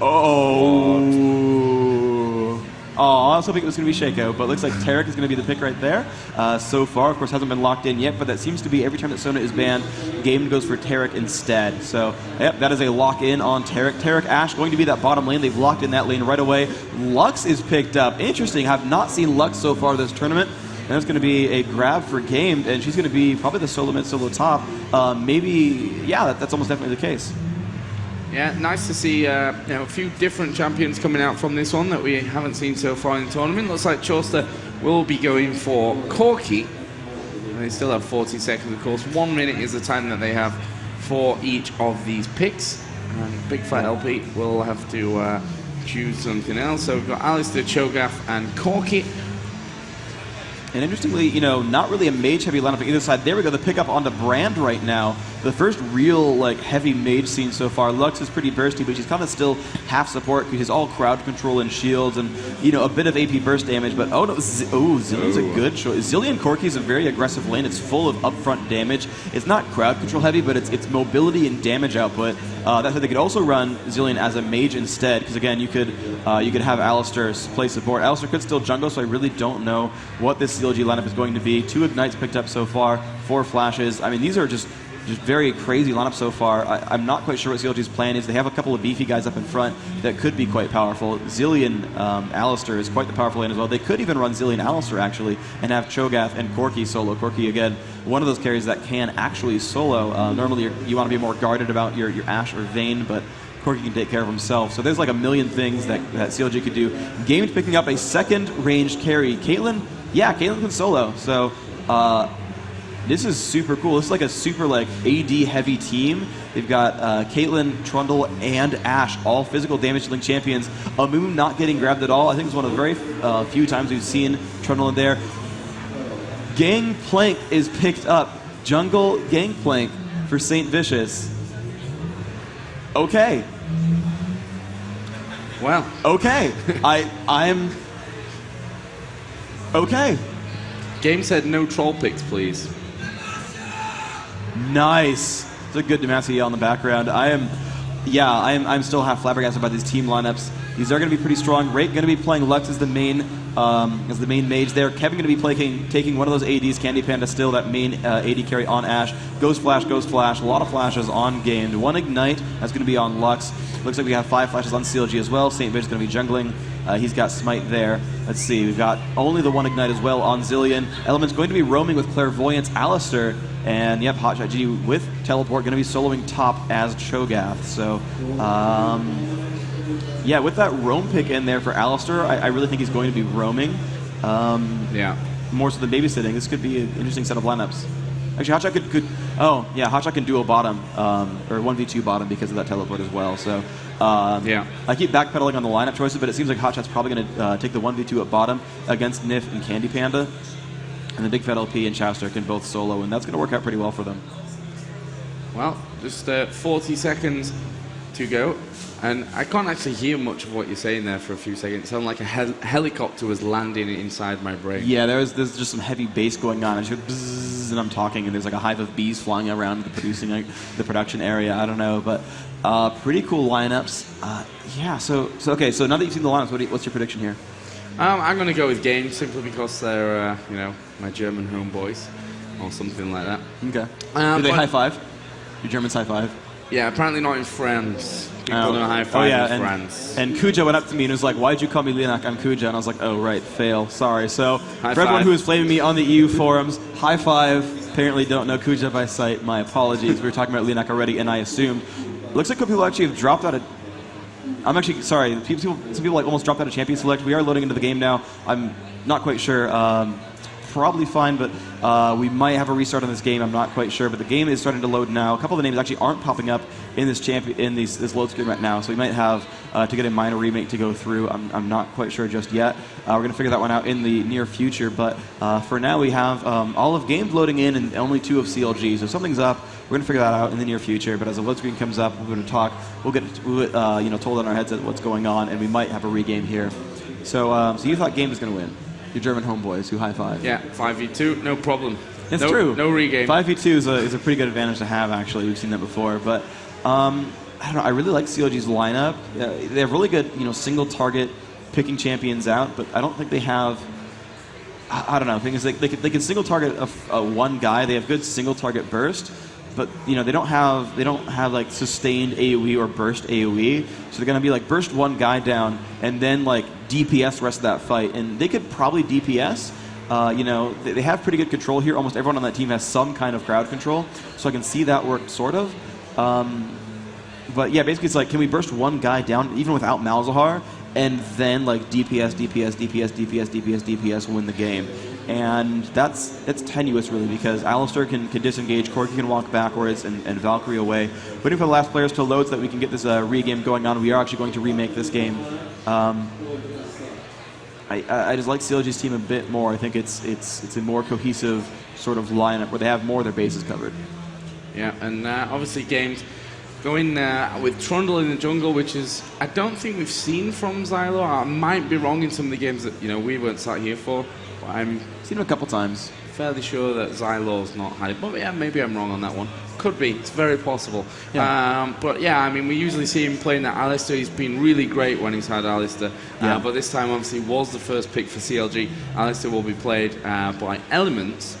Yep. So we'll see what Xylo is able to do this time. As you mentioned there, the nice stun from Tarek, who we've seen Nif play, I think, once or twice during this tournament so far. As we mentioned earlier on, Sona was the first ban for CLG, and yeah, players are quitting, so we are going to get the remake of the game. Yep. All right, so the players are getting out of the game. We're going to rehost this one, get the restart underway very, very soon. Going to refresh till we see the one up. The game is up, so I'm going to spectate in, and it is blind pick, so that's going to be really easy. These players just like drop, lock in. We have a 10-second downtime window. Yeah. We'll be good to go. So this should be underway very, very shortly. All of game is into the game. Rake once more the host. Elements popping in for CLG so far. Spectator 11 was going to take that spot, but he's actually going to drop down into the spectator list instead. Decided that, CLG not ready to sub. Yes, that's smart. Yeah. So yeah, Kevin was asking to make sure, like, is blind pick okay? And I'm like, you already know the champions. Yeah, I think we'll be fine. So that'll be cool. I said, yes, that's smart, and he says, we know. So very good. It's a very confident gamed DE team. They seem to know what's going on. But yeah, I like the CLG lineup more. To talk about a topic from 3 minutes ago. Yeah. I think Game can be fairly happy with their performance, throughout this tournament, especially if they beat CLG here. I mean, okay, they would have been hoping to get into that top 4 and progress, as would all of the teams. That goes without saying. But I think Game can be fairly happy with what they've achieved. We've seen some good results from them. Don't forget the Group B yesterday was all up in the air right up until that final game, and it could have gone a lot better for them. Could have been a lot worse for them as well, with that 1-1 situation. So, they scraped through the, from what I'd say was a very, very tough group. Obviously, the 2 North American teams. Zan, which, for me, proved to be the best Southeast Asian team as well. Yeah. With that victory that they had in the first game over Solo Mid. Yeah. So, they came out strong, and I like the fact that Games have, pushed this one through. A lot of people didn't really know who Games were after the European qualifiers. Obviously, they do have some very experienced players in that lineup. Yeah. But the whole, Game.de team, people didn't know who they were. So, absolutely, they were super underrated. Everyone was super, super surprised when they came through the European bracket and took 2nd seed. Like, you beat Fnatic, dude, that's pretty impressive. But what I've seen so far now in my unfortunately limited experience with European LoL scene is Fnatic is the LAN team, right? Fnatic is a little bit hit and miss online. They don't win everything, but once they're starting lineup here, and Group A was kind of like the group of death, right? Everyone from Group A made it to the top 4. I mean, that says something, right? That says it's a difficult freaking group. But Fnatic, right, they show up. I mean, to be honest, they crushed CLG pretty hard. Those games were brutal, and they were super close for the first 20 minutes or so. I mean, they were great games. CLG put on quite the show, great players, and, they're here to prove that they can at least get the top 5. But, I mean, Fnatic looked completely different today. Okay, and a quick update real quick. In 5 minutes, we're having the final drawing for the Riot versus DreamHack game that's going to be up pretty soon. So we have over there, if you can see me in real life, over there is the ballot box. Fill in your card, let them know what you and your team are going to be. Put that in, you got 5 minutes. But instead of that, we're going to be into the game. So get a round of applause for CLG and Game DE. Do it up.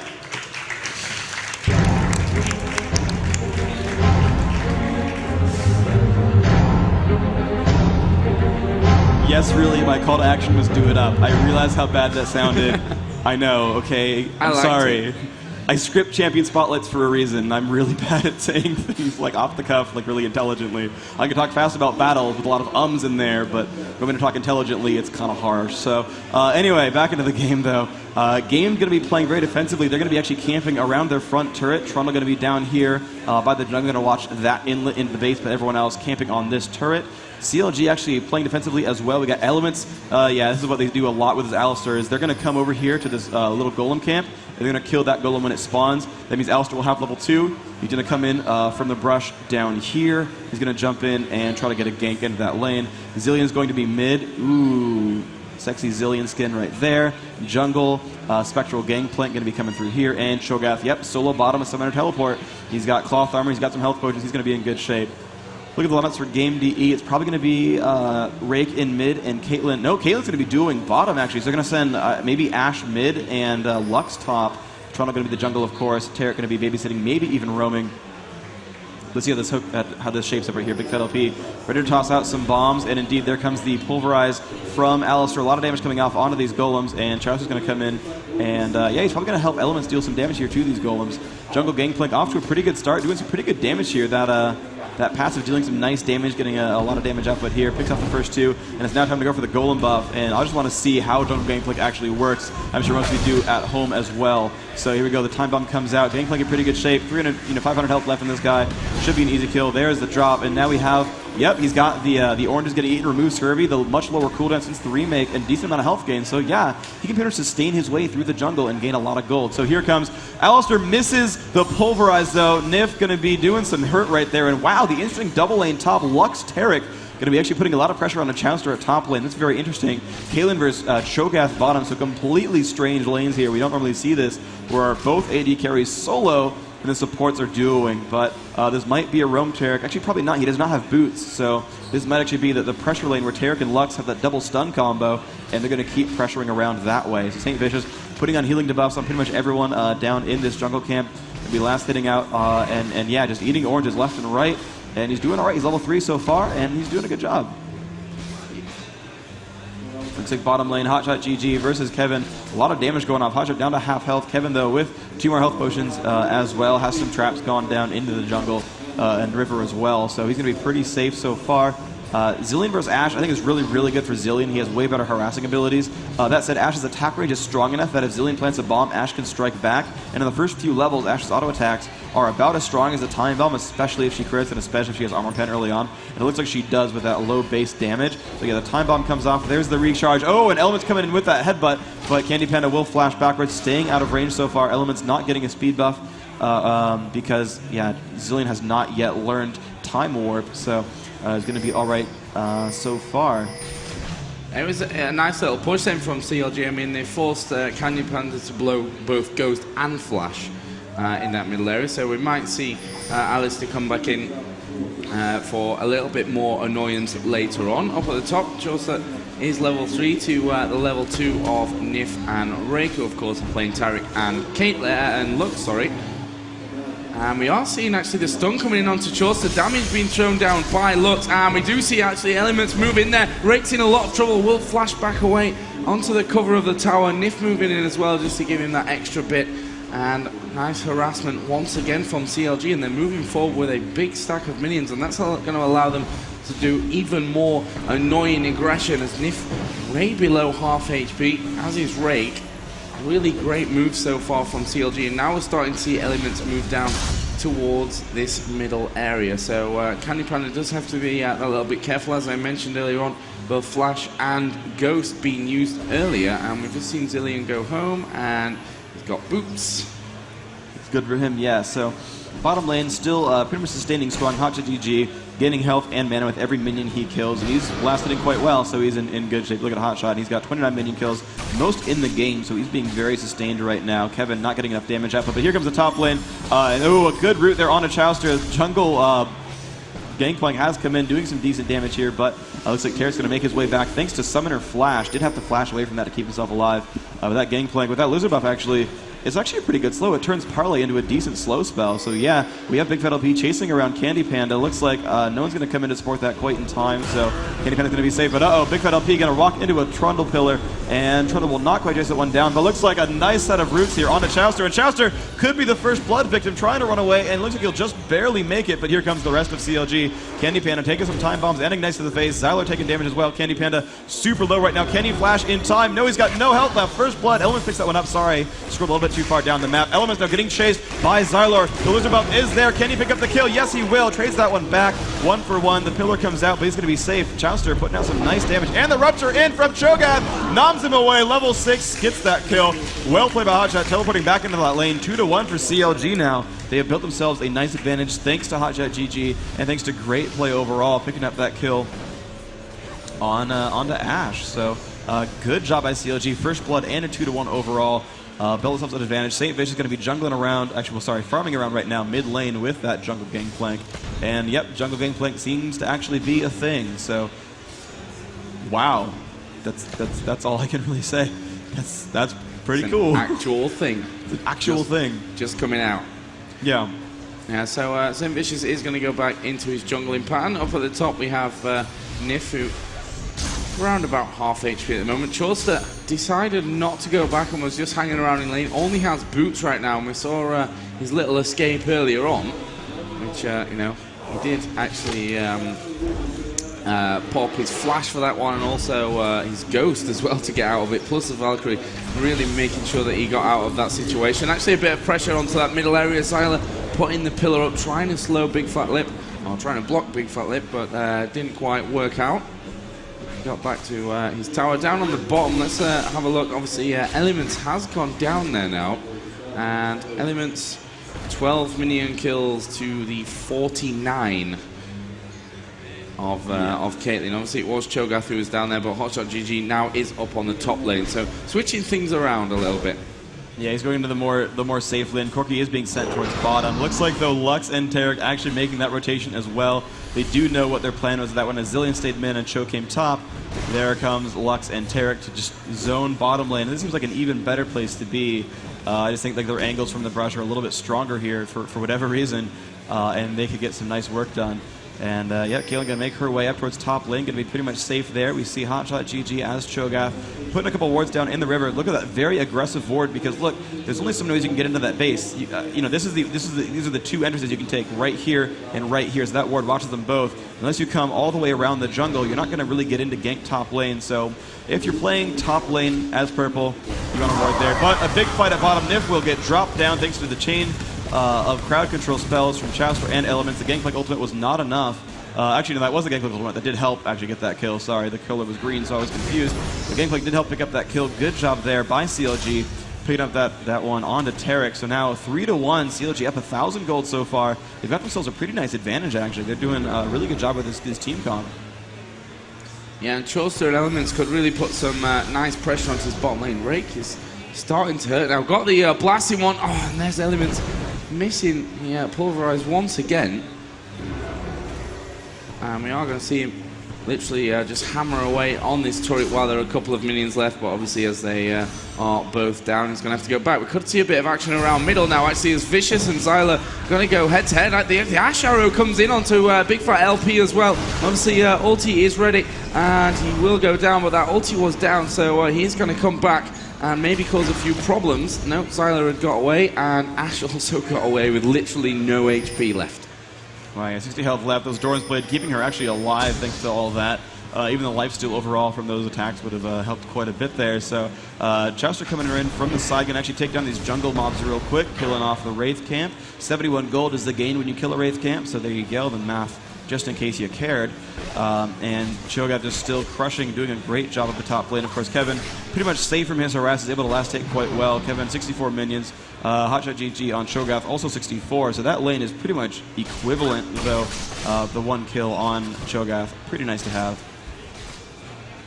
And Gangplank's ulti was slightly off there on the cooldown of the device. They could have caught that kill onto Ash. Yeah, true. For CLG. That's close. We've got Elements in that bottom bush, pushed right up there, and Rake and Nif a little bit scared to move forward. Obviously, Rake can spam up into that brush and cause a few problems for Elements, and he's decided to sit back. There goes Clairvoyance, and they know exactly where he is, and Elements decides, nah, not worth sticking around here. I'm just going to go back. Oh, Asher coming, though, from mid lane towards bottom. Let's see if it's going to land. And no, Alistair's going to keep walking up. I believe it didn't get pinged. You can see the pings right there. He could have yelled that there was an arrow towards the bottom. But he simply just walked out of the brush, and he was fine. He was level 7, though, so even if that did hit, presses R and walks away, no problem, really. Game, though, playing aggressively with wards now has warded that brush, although they don't have a teleport champion, so it's not super useful. It's not like they're going to have Hotshot GG show up on that ward and nom someone like we saw AAA do against Epic. But certainly we see the Hotshot still just farming out top lane. Has 2 gold per 10 at him so far with the Heart of Gold and the Philosopher's Stone. Wow, and they're doing Dragon already. Oh, good call. Yes, Dragon is being picked up right now by CLG. It's weird, the jungler keeps being the one that tanks Dragon, even though it has an attack speed reduction. You really want the tank to do that because that allows you, much better situation there, where he actually gets the attack speed for those Wriggles procs. But I've seen that every single time. It's intriguing to me, but regardless, they got the kill. Good job by St. Vicious, leading the way, and here comes the damage output from the Gangplank ultimate, getting them quite low. Hotshot GG will land that Rupture. Rake is not in a good place right now. Headbutt in from Elements. That is a kill. Well played by CLG. 4-1 the kill score, plus the Dragon kill. Yeah, Spattergoon Plaza out there. Great play by them. And they're going to keep pushing down onto the bottom lane. 4 players strong. And, sure, Caitlyn gets free farm up top. She might even get a turret out of this. Won't quite kill it, maybe down to half. But this is almost definitely kill for CLG. Not a lot of attack damage buffs there from the St. Vicious raise morale shot. And yeah, this is quite nice for them. So the tower goes down. First turret kill, first Dragon as well. CLG out 4-1, 16.5 to 12.2 thousand gold. Huge crushing advantage right there. Looks like Kevin has been pushed back thanks to just the turret killing all his minions down. Turret's at 2/3 health, and they're actually pinging about a jungle invasion. Games really wants to stop them from losing the eventual lizard respawn. Clairvoyance goes down. Candy Panda is safe so far. 3 Doran's Blades now in the inventory. 74 minion kills is pretty strong. Corki actually only with 59 thanks to getting zoned earlier. And yeah, that's pretty good for him. But Lux only at 35 minions. Oh, I completely whiffed it. Sorry, guys. Top lane. Zillion showed up. Double time bomb went off onto Caitlyn. Did pick up that kill quite nicely. Sorry, desync right there. Looks like Big Fat LP is okay now. But yeah, good job there. Double bomb came off. It completely whiffed that kill, but just showed up and said, Caitlyn, I think it's time for you to die. Picked that one up quite nicely. St. Vicious farming around in the jungle still. 123 attack damage. Quite the powerful champion right now, thanks to Wriggles Lantern. Just clearing out jungle monsters with almost no problems whatsoever. Yeah, really great stuff so far from CLG, especially that jungle Gangplank doing great stuff. And we're seeing Elements move into a slightly more aggressive position. There is a ward down, and he is going to Clairvoyance off, actually. Not sure exactly where. Thinking about maybe pushing in onto Candy Panda. No, he won't. But Elements and Hotshot GG are going to strip out this lane very quickly. Chaucer's moving in there as well. Rake has moved back around to that middle area. In comes Zillion as well. The Ash Arrow goes in onto Element, but obviously not doing too much damage whatsoever. Bombing onto Xylo. Yeah, they look pretty safe so far. Yeah. But wow, CLG up by 5,000 gold, or 4,500 rather. And yeah, they're looking like they're really ready to push mid. Although actually, no, they're going to start to disperse. Hotshot will be able to last hit these guys pretty easily with the Scream if he wants to. Maybe just going to give that one to Elements, I guess. It doesn't really matter. Someone's going to be tanky and scale up AP and items, so, whomever. It doesn't really matter too much. Looks like the golem going to be donated over to Zillion. He's going to try to pull that one back, the tether. Yeah, canceling out, and the time bomb coming out, picking that one up, Big Fat LP, getting himself the golem buff, and that's going to be really, really nice for him. Has 2 Doran's Rings, Sorcerer's Shoes, and another Blasting Wand. Going to be a lot of burst damage coming out from those time bombs. Looks like Lux trying to get some harassment down onto Cho'Gath, not getting a lot out of it. As Cho'Gath continues to last hit these minions and just farm out tons of health with the last hits, plus the regen. And here comes the ultimate from Gangplank. Lux not in a great place, and here comes Big Fat LP across from the side. Gets stunned, though, in turret range. That's going to hurt him. The Trundle Pillar doing a lot of work as well, trying to run away. And there's the ult from Caitlyn. Will ult himself to keep himself alive, but Cho going to jump in instead, and he's going to find Terret. Can Terret get away? He can because of that root from Lux. Now Caitlyn getting chased around. Looks like she'll make it out. But Corki going to find Caitlyn, going to get pushed back anyway. Going to be right there. Ash the entire time. They had been pushing top. Got a free turret out of it, so they've tied up the turrets now. They're still down 4,000 gold, but that's going to bring them back a little bit. So it was a pretty close fight there, but unfortunately could not pick up any kills there. Game played that one defensively just well enough. Rake now with the top ability power, only the Blasting Wand and Doran's Ring. Did kill some of those. Oh, but Cho'Gath, wow, that damage output was immense onto Nif. I saw him in the Rupture, I saw him in the Silence, but the Nom was what closed it out. I did not quite expect that much damage. Tarek just blew up right there. Digested now by Cho'Gath, who's got a lot of feast stacks on himself. 2,500 health. Yeah, he's starting to get a little bit scary now, his Hotshot GG. And as you can see, really, the damage output that they can put onto him won't really be sufficient to take him down. And you've got 2 options, really. You either focus him and don't do much, or you just ignore him completely. And then he's going to put some massive damage, as we just saw a little bit earlier on, onto you.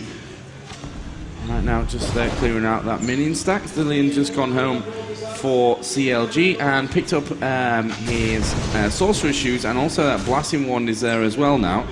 Second Dawn's Ring, I think, came a little bit earlier on. We've got Corky down at the bottom, but won't be able to push. Obviously, there's 2 towers, the bottom lane taken down by CLG, the top lane taken down by Game, so it's very, very even. The gold, obviously, around about 4,000-5,000, let's say, roughly. Yeah, yeah. 4, almost 5,000. I mean, they are doing some good work here. Let's see, CLG going to last hit some of these minions as Zillion. Candy Panda staying in mid, though, going to keep that lane from being pushed. Misses a couple of minions there, but overall, that's hitting pretty well. Game does have 2 champions over 100, CLG only with 1, so but they have another 3 at the 80 to 90 range. So overall, I think the gold, I mean, as we've just been seeing, right, CLG's advantage.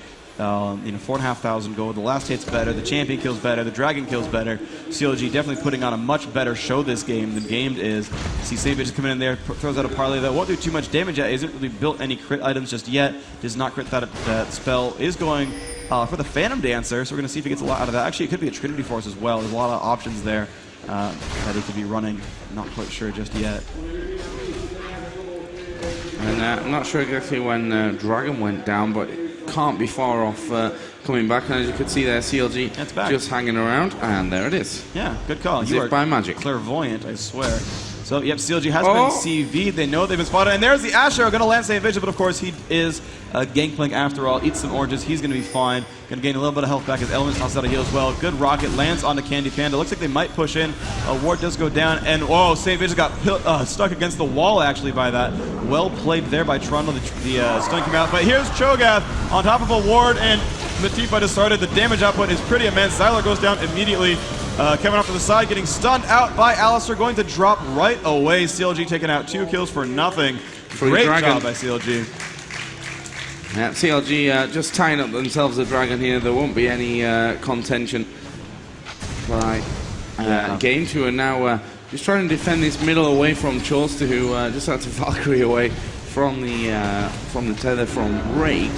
And yeah, dragon did go down, so that'll be up in another 6 minutes time, so watch out for that on your clock. Yeah, and it looks like CLG might go for a bit of pressure down middle. I mean, that turret really isn't healthy. So next push that they catch them by surprise, I think that one's going to be headed down. Cho'Gath also up at top. Hotshot GG moving with some real purpose, and actually looks, I think, a little bit worried that Hotshot GG is going to turn around and focus her. She should be, in all fairness. And no, he's going to back away. Yeah, it's going to be all right for now. I want to talk about the lineups real quick in this minor downtime period. We're going to start farming lanes again. And I really liked that Lux Taric lane from Game that really did push Corky down. Corky was super low on minion kills for a while. He's not been a real factor in these fights. He is 2-0-2. Of course, that is quite the impressive score, but he just sort of show up in the opportune time to pick up the kills. But he's not been the big damage dealer so far. But he's finally cut off minion kills. So the early lane was strong. It did push Corky down. They had some good early aggression, but unfortunately, it meant that Lux, because she was so aggressive, actually didn't last hit many minions. You look, one of the babysat champions, right? Taric only with 9 minion kills. But Lux only was 64, right? She's actually below the jungler. But all the 3 solo champions, the solo-esque champions of CLG, all above 100, and that really did end up playing out quite well for them. Though, Lux started out well, just could not keep up as Corky started just spamming down these minions. Save Vision now with the Golem buff, and getting both rooted by Lux is going to be nice. But Lux, you still see 20 minutes into the game, only with 90 ability power. Fight now at bottom, though, and Corky's going to get pushed back a little bit. The turret will go down. Good play there by Game. Going to get their second turret of the game. Yeah, I'm not sure there's much that Nif can really do here, to be honest, as he starts to push in aggressive with Taric. I guess his stun was on the cooldown. Slow moving in onto Ashe, and Zillion's going to put down some nice harass. There was the defensive net just to slow Big Fat LP down, but there goes the ulti, and Chorster will move in with the Valkyrie, and they're going to keep pushing for this one, or at least they should. Flash out by Caitlyn, and they should keep running from this one. Elements is going to come diving in. Heal comes out from Taric, but I think Taric is the first man to fall down to the gangplank there, and Kevin's also in a lot of trouble. Great route from Lux, and Zyler may have just saved Kevin's life there. That pillar blocking off nicely, slowing down CLG, and they held on to Caitlyn by the skin of their teeth.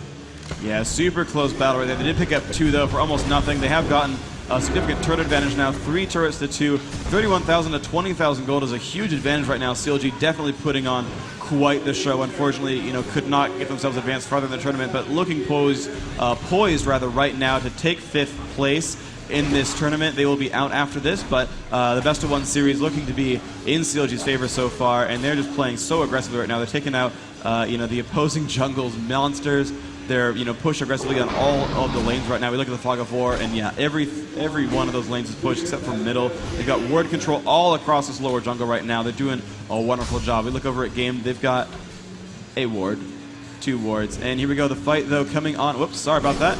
Fight coming on there. Hotshot GG getting chased out by Xyler. Does not have any friends right away nearby, but not going to seem to mean too much as they don't keep pressuring. So. 2 of them hammering down on him, and he's just like, whatever. Yeah, I'm sure I'm at half health. I have health for Gen. It's whatever. And Kevin putting out a little bit of pressure as well. Yep.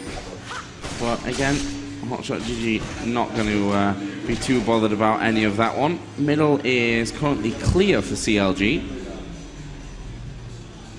Yep. A couple of minutes left until Dragon's up as well, so we might see CLG getting into position for that one. They've got some aggressive wards placed as well, yeah, and Elements is just going to clear out. There we go. Oh, no, he's going to get, because of that ward, he spots Game DE coming by, so he's going to have to drop back. Leave that ward up for now. He could come back for the visit right away, as Game did. Yeah, no one ever keeps babysitting their wards. It's going to be a nice ward kill there for Elements. They're going for the Lizard buff, though. They could get spotted. There's the Asher. Will land on Elements, though. He will ult and be fine, but his ult has a longer cooldown than the other side. Unfortunately, really poor ult there from Pirate, so St. doesn't really gain a lot from putting out the Cannon Barrage. But Cho going to nom on that, going to grab Lizard buff for himself. Not the best Lizard champion, but sure, let's see. Candy Panda, oh, giant crits coming out from CLG. He's not in great shape. Instant blow up onto Nip, and wow, St. Vish has taken a lot of aggression here, getting chased down. The exhaust coming out as well. St. Vish could go down, and he will get revived by Zillion just in time. Good job by Big Fat LP. Hastes himself into range. Hotshot putting out a defensive rupture, going to keep himself safe. So 1 kill for nothing. Again, CLG doing a wonderful job. Zillion actually preventing quite a number of these kills. 11-1 the kill score. CLG in wonderful shape right now. Yeah, that was really nice on Big Fat LP. Just went in by the Wraiths and got himself the range to get that ulti out and save his teammate. We could see Gangplank in a little bit of trouble. It looks like we're going to see them pushing straight through the tower. Speed given to him. Great interception from Big Fat LP on the Caitlyn ulti, but it could be Big Fat LP who's now in a little bit of trouble. He will just speed himself up, get himself away, and this middle tower is going to go in favor of Gamed, but I think CLG can count themselves lucky that they didn't lose a tower and a man or 2. Yeah, they did all right. They lost the turret, which is good. Game getting that back to 3-3. So every time CLG wins a team fight, that's really nice. They're getting themselves farther ahead. But in the real major objectives, I'm surprised to see that Game is actually keeping up so very well. They're still down 10,000 gold. That is massive, absolutely. But Game does have their gold concentrated in 2 attack damage carries, and that is really where you want your gold in general. If you're going to have someone be farmed, it better be the ones who are auto-attacking, putting out giant crits. And honestly, except for Cho'Gath, there's not a giant armor stack on really anyone on the opposing team. CLG, AP Alistair, Zillion just building that Death Cat, going AP as well. I did say about how Cho'Gath does have a Frozen Heart. That's going to be nice, but Corky's a Glass Cannon. Gangplank does have Ninja Time. That's going to be nice for him, but we saw that didn't really help him last time. He got revived by Zillion, but honestly, otherwise deserves to die. But wow, the damage from Hotshot is pretty big. Rake in bad shape, but the damage output going to be pretty immense onto Hotshot. He's getting jumped on by pretty much everybody right now. I don't think he's going to make it out, but he will do tons of damage to Xyler. Xyler will in fact drop, though the kill will come back onto Lux, and St. Vish is going to get pushed back, but here comes Zillion, and Zillion wants to get a kill. And yeah, Elements up in the front. Candy Panda dropping down as well. Great double kill to pull that one back. CLG now 3-1 on that fight. They've lost Cho'Gath, but hey, killing the tank, not the worst thing in the world. Oh, wow, those double bombs do a ton of damage. Corky around the back as well to pick up the ace. CLG 5-1 on that fight, 16-2 overall, and they're going to drop down a couple of turrets here. Yeah, that's really good. I guess Inhibitor's going to be going down as well. But yeah, as you mentioned, amazingly played by CLG. After losing that first man, they just went in there and they executed that one absolutely perfectly. And this Inhibitor will go down. Only Xyler and Nif are up to try to stop something. As you can see, they're a little bit cautious about moving in a 2 versus 4 situation. Inhibitor goes down. Super Minions on their way now for CLG, and this is a good time for them to be cleaning up the jungle of Gamed. Yeah, and they're in fact going to go do that. They pick up a couple of these Wraiths right here, and Oh, there's a dragon. Yeah, it's almost definitely dragon. Game's actually not even trying to go for Baron. Hush actually went over to the left-hand side, partially, I guess, to protect that and make sure they wouldn't go for it. And he scouted out quite well. Also, he's going to probably farm out the left-hand side a little bit, which is, you know, a good, just secondary objective there. CLG does get the dragon kill. It's going to respawn if the game even goes that long. About 32 minutes in, the CLG just putting on an absolute clinic, up 13,000 gold, about 50% up. Insane. I mean, we saw that last time with Fnatic versus CLG, where they were up by such a significant margin. And basically CLG's putting that hurt back onto Gamed, and I mean, they're just in such a huge advantage right now. They're definitely winning this game. It is a best of one. If they win this, they will take 5th place, dropping Gamed to 6th, and they'll move on to the semifinals after this one. And this will start, the semifinals for what it's worth will start right after this game, so of course stay tuned, whether you're here in person or watching online. And that game will actually be the winner of Group B, which was Team Solo Mid. So it's going to be the match of Team Solo Mid versus Against All Authority is the next match up. And that's going to be the setup right there. And let's see what we have going on here. Cho'Gath getting pushed back a little bit, but Game's not going really aggressively at all.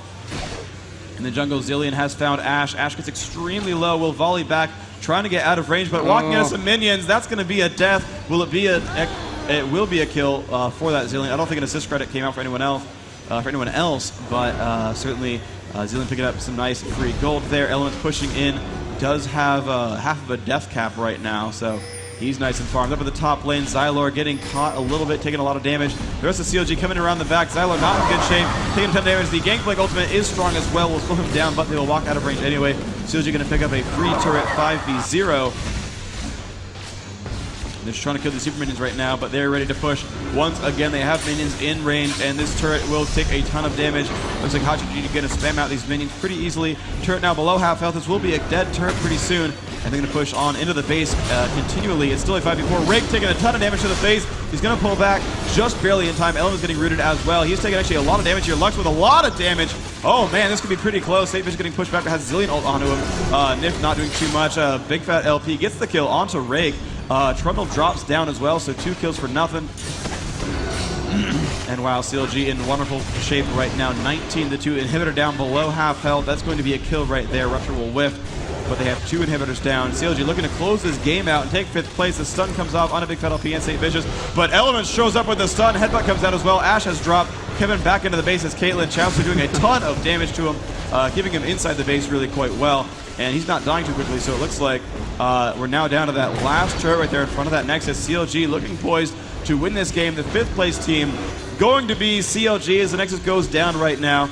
A little bit of damage coming out, but it's not going to matter too much. CLG going to be our 5th place team for the Season 1 Championship. Game DE in 6. Congratulations to these guys. Semifinal number 1 going to come up right after this one. Well played by CLG ultimately, yeah. Yeah, so top 5, 3 Americans, 2 Europeans. Yep. I guess that's 3 North Americans, I should say, not just Americans. To be fair, America really does refer to both continents. It's the Americas. Yeah, true.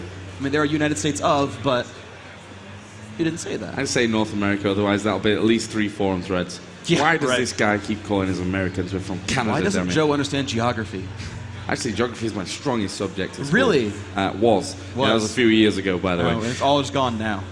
So let's talk a little bit about the game there. For me, I mean, Zilean was a huge factor for CLG. We saw him 2, 3, maybe 4 times, getting that ulti off, keeping his teammates alive. The big one obviously was in around the middle, around the race, and then they just went on to steamroll. Just a very confident performance. I mean, losing just 2 kills throughout the entire game, really, really amazing.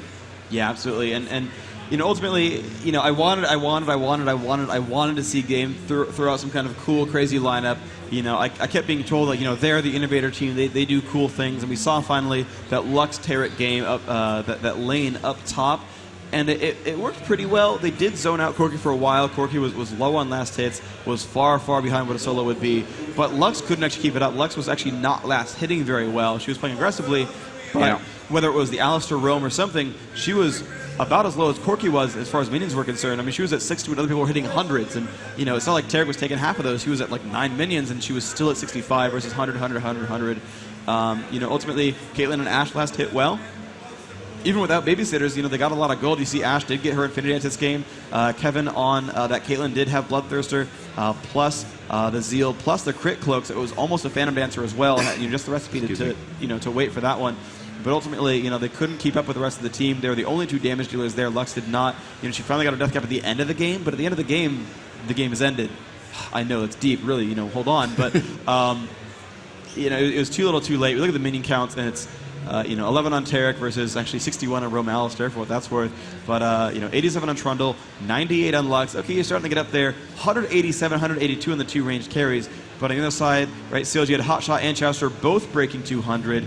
Big Fat LP, though, he was pushing aggressively, still at 136, so still way ahead of what Lux had. And then Jungler, St. Vitch is 120, so another full 43 or 33 minions above what Xylor had. So pretty much everyone on CLG just outfarmed everyone on game, and that really added up to a lot. You add to that the team fights that they won, they were ahead so far in gold that they were just trucking them every single time. They just were so very, very far ahead. So we know our 5th and 6th place finishers, and congratulations to both of them for that performance in this tournament. Obviously, we'll be moving on to those semi-finals. We will be switching out, I guess, so I guess we can just make use of this time and talk about the first semi-final that we won't be casting, but the one that we can give our opinions on it. We can give our opinions on it, and I'm excited to give opinions. So, Team Solo Mid versus Against All Authority. The #1 seed from North America, the #1 seed from Europe. You know, on paper, this would be the finals, right? You know, AAA winning their relegation match in strong form. You know, Team Solo Mid, of course, winning their group, almost didn't even make it, which is funny. I love that story, how it's a single game determines, am I top 4 or am I 7th, 8th? And that's just how that bracket worked out. And so, you know, TSM, I mean, they're coming off of you know, a good job. AAA had to actually fight their way back in. As for a prediction, you know, I said my prediction was going to be Epic AAA in the finals. Thing is, I actually think that might be Epic AAA or Fnatic in the finals. Fnatic was so strong today, and I didn't really know how strong they'd be. I thought they were going to be much better, but they put on a clinic in that game for CLG. So, yeah. I mean, I'm worried. I don't want to see an all-EU finals because I want that storyline to continue. You know, US versus EU. They're going to be both semifinals. At the very least, I hope they don't go the same way, both of them. I don't much care who goes either way. I don't have a strong favorite anymore. You know, I saw the Troll Dyrus Singe at the beginning of the day yesterday, and after that, I've settled down, I think. I just want to see good games. I want to see them all go full best of 3s, all go to 3 games. We will see, you know, both of those happen today, both the winner bracket semis. I think AAA is going to win against TSM, though. I'm not so sure about it. I think TSM, after their road yesterday to get to this stage was just about as turbulent as it could be. Lost the first game against the Singaporean Team Zan, and at that point they were probably thinking, okay. You know, the interview that we saw yesterday with Reginald, he actually said, yeah, we just got outplayed in that first game, but they showed some great spirit to come back, and you know, that final game where it was first or last position, they showed some amazing play to win that one through. And I think that might just give them the confidence that they need. Obviously, yesterday was a first tournament day. I think a little bit tired, a little bit jet lagged, which obviously will play into the hands of the European teams in that first day. Maybe a little bit today as well, but the later that we get through this tournament, I think the Americans are going to continue to get stronger and stronger. Yeah. Even though I said Against All Authority to win the whole tournament, I'm going to say TSM for this game. You're going to say TSM here? Yeah. What score? 2-1. 2-1. Okay. Yeah. It'll be a close one, whichever way it goes. Which game is lost? Against All Authority win the first one. Okay. And then TSM come back in true pressure style. Okay. So what do you think about then? Which is really bad that I did that for TSM's point of view, because I think I've been wrong in every prediction that I've made so far in this tournament. That's Sorry, okay, TSM. though. It's okay. It's fine. It's fine. Because, you know, yeah, that's fine. That's whatever.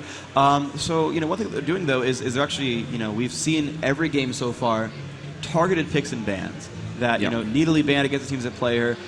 You know, Rumble not banned or banned depending on the team. Like AAA doesn't play Rumble, but honestly, Team Solid doesn't either. So if the teams really have done their research, Rumble's going to go through neither pick nor banned unless someone started deciding to practice him. But from what I understand, you know, the solo top from AAA is SOAS playing either Aurelia or Gragas.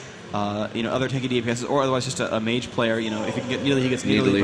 But yeah, it's that, you know, Aurelia, Needly, Gragas. It seems to be what he plays most, and it works really, really well for him. Momo gets that standard caster. Very often it ends up being Karthus, but sometimes it's Malzahar, sometimes Anivia. So I'm curious to see if you think TSM is going to aim their bans there. It seems that Zillion seems to be the strong pick. We've seen it in North America played. CLG bringing it out for the first time, I think, so far. But Reginald, I know, loves to play Zillion as well. Do you think we're going to see him banned out?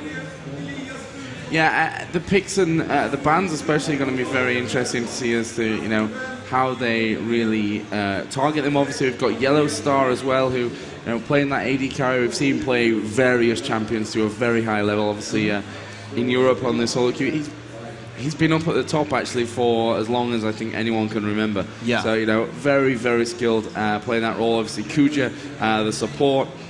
I think TSM. Who doesn't high five? Who doesn't high five as a support player? No good. I'm not sure that they'll really target him because I think he can play an all-round, very good support game, whether he gets Taric, Sona, Soraka, whatever. In the jungle, I don't know. We've seen against all authority playing, very, very strong. Nunu primarily, and also very, very strong with Amumu. So maybe we'll see that Nunu banned out by TSM just to try and counter that. But I don't know. There's so many options when we get this, when we get to this stage of the tournament. Yeah. And it depends on the team. Obviously, TSM this time around, but I guess every different team will have their different fears of AAA. That's true. Everyone has their own little fears. But we do have an interview lined up with Game E. Let's pick it over there with the interviews.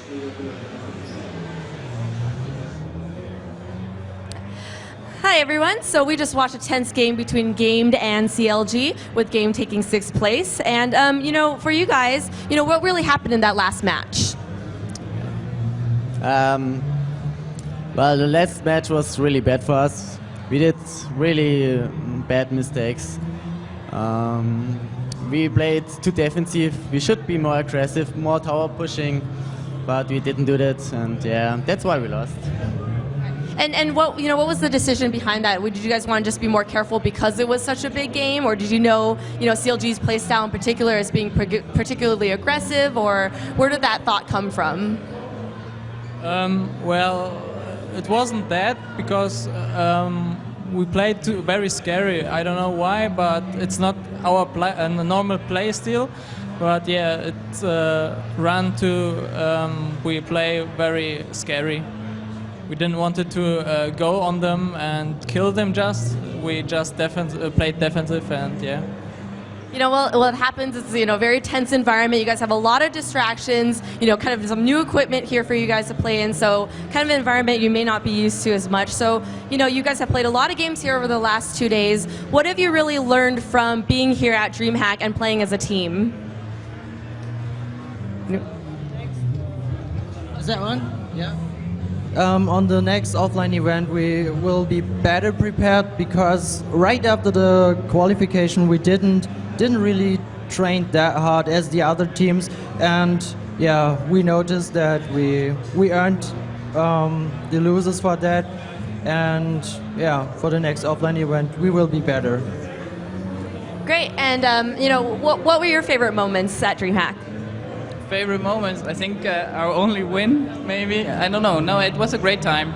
We had a lot of fun. Maybe not in the games, but overall we had a lot of fun. It was a great experience for us too. Great, and lastly, so we've got a few games left to determine the championship. Who do you think will win? Fnatic. I think AAA. I think Epic Gaming will win. I just hope a European team wins. I hope a Euro team wins. Fnatic. Wow, so a lot of varied answers there. Definitely voting for the EU, but very, very exciting. Do you guys have any final thoughts, final words for your fans? Again, they're all listening to you guys here. Very excited to see you guys play. Final thoughts? Yeah, sorry because we played so bad. We will try to play better the next events, I think. It was our first event, so yeah, we got experience for that, and I hope it will be better. Final thoughts?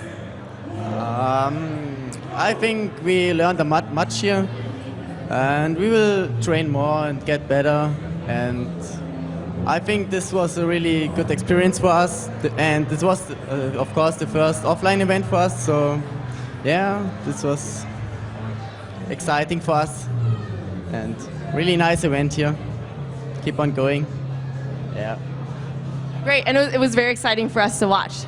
How about you? Any final thoughts, final words for your fans? I don't know, I just can say we have to train more and more often, and yeah, just train more so we can, on the WCG, bring a nice performance for our fans. So that's our next event we aim for. Great. We look forward to seeing you dominate at WCG. How about you guys? Final thoughts? I like to greet our 7th player, Malya, who couldn't come here. I hope we didn't disappoint him, and I wish all the teams good luck and good tournament. Great. More players should play more League of Legends because this community is growing so big and we had so many viewers and it's so nice to watch. It was an awesome event. It's just great what Riot did here, so yeah, keep on gaming. I guess I can just agree with the other guys. Great. Well, thank you guys so much. I hope you guys stick around and watch some more of the matches, but back over to you guys. I'm sorry, I have to laugh. Candy Panda, #1 interview, agrees with his teammates. Done.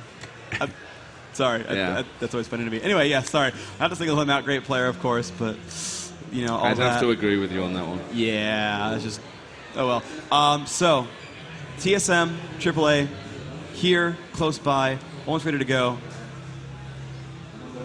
Waiting for TSM to get their 5th player in. We will be subbing out the spectators here. We will actually be subbing out the cast, Rivington and Daniel, but we will have an interview as well with CLG that'll be coming up in the near future.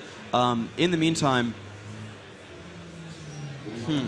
what other cool, interesting questions do we have? I mean, we talked about our predictions. We talked about their predictions. They're hoping most of the European teams will win. The one of them wanted or thought Epic would win. I don't think he wanted them to necessarily. Yeah, but, the rest of his team were like, yeah, the team were like, just like, why do you want? Oh, what do you changes incoming in the game team? You heard it here first. Yeah, no, One man kick for supporting the North American teams rather than his European friends. Yeah. Yeah, but obviously this one's going to be coming up very shortly. And TSM asking, Momer is not the French guy. And Linux says, he's half French. Come on. Get it right. Now they're speaking in French. J'ai envie de bégayer. I don't even know what that means. Hopefully it's nothing bad. Yeah, hopefully I After didn't you just swear repeat at it. everyone in French. Oh, yeah. Well, he wants something. He wants to, and then I don't know that verb, unfortunately. Then he says, I want a baguette, too.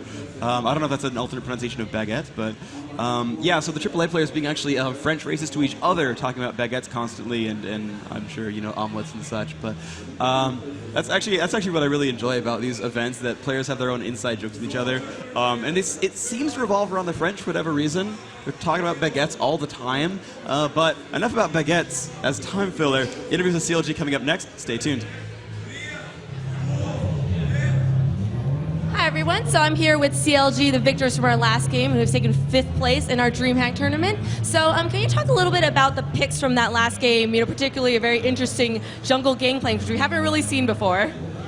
The jungle gangplank was just, we were just trolling around. But it's actually not that bad, but yeah, basically we just didn't care. We I don't know, just fucking around. Well, it seemed like, you know, for the rest of the champions, they're champions that you guys are kind of well known for playing. You know, was that something that you guys wanted to do in particular for the last game? Basically, we said, pick whatever. You guys can play whatever. Don't care. Just play whatever game. Screw around. Awesome. Well, why not have some fun on your last game, right? So you guys are the victors from WCG last year. You guys took 1st place there. So how would you say this experience at, you know, our Season 1 championships have been different from WCG? I kind of missed the question there. How do you feel that your experience here was different than WCG playing the team? This is actually a lot funner, I think. There's a lot more teams, a lot more competition this year. There was only 4 teams last year, and again, I mean, no offense to the Asian teams, but they're just inexperienced as teams because I think they just had beta there, right? So, but the European teams definitely a lot more competition, a lot more US competition this year around. And you know what? Even though we took 5th place, had a lot of fun, won some money, and it was good. I liked it. Great, and you guys now know you guys have some stiff competition coming up. Like you said, you know, the Asian players haven't had a chance to play as much yet, but they've heard your challenge. They're going to come back next time and be crazy. So I'm really looking forward to that. So again, so you guys have played a lot of games over the last 2 days. You know, what have you really learned? What were your favorite moments from DreamHack? Just being here, getting to come to Sweden, and I don't know, I just like all the competition. I feel like I got better, and I definitely don't like the cafeteria food here. So I don't know, I just like being here, having that experience. That's about it. Yeah. Great. And how about you? I think the same goes for everyone. We were just we appreciate that we had the opportunity to come to Sweden, and we really enjoyed our time here. So, yeah. Great. And so, who do you think is going to win of the remaining teams? I have to place my bet on actually TSM. I think TSM has good chemistry. They have a great team leader, and I think it'll come down to I think it'll be an American team. I think it'll be EG or TSM, but my bet's going to be TSM. Great. How about you guys? Anyone could win, really. They are all pretty decent. And if they, basically it's who makes the most mistakes will lose. That's it. Everyone do their little normal strategies fairly well. And it's just who will make mistakes. Okay. How about you? I think the same thing. I think anyone can win. Like TSM, Fnatic, and EG, they're all great teams and they all have good team chemistry. So it all comes down to like when they come down to make the picks and bans and they decide what to do. Basically, yeah, whoever messes up the most is going to lose. So that's just how it is. Great. And how about you guys? Who do you think are going to win? Probably TSM, aggressive playstyle. So. Okay. I think Fnatic has a really good chance of winning now that they got their main 5 back. I think TSM overall probably has the best mechanical skills, but I do think Fnatic players probably have the best team comps. Awesome. Well, it's very exciting to see what's going to happen next. And what do you guys have? Do you guys have any final thoughts? You know, final thoughts for the games here. Final words for our viewers and your fans who are hanging on to your every single word. Good luck to the rest of the teams, and enjoy your time here. Well, basically, the last few games we played like shit, and it was bad. That's it. Should have won. Pretty sure we could have won this. Good. That's it. I had nothing to say. Do you guys have any final thoughts, final words for your fans? Time to go drink. I like kimchi.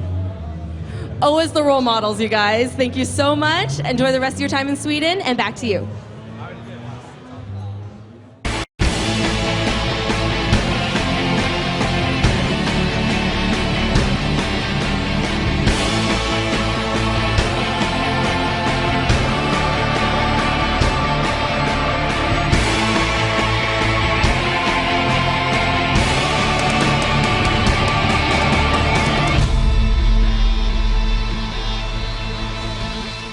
Hi, this is Montek from Riot Games. They're holding me hostage in the Riot offices all weekend, and I only have a second to get this out before they find out I'm here, so listen up. Follow @RiotPendragon and @RiotTomat for some awesome stuff coming up. Look out for chances to win the exclusive Viking Tryndamere skin, and get involved in all the shenanigans going on at DreamHack. If we get enough followers, I might be able to escape while they celebrate. I might be able to get another message out then. I don't know. They keep saying things about cake. I've got to get out of here. What are you doing?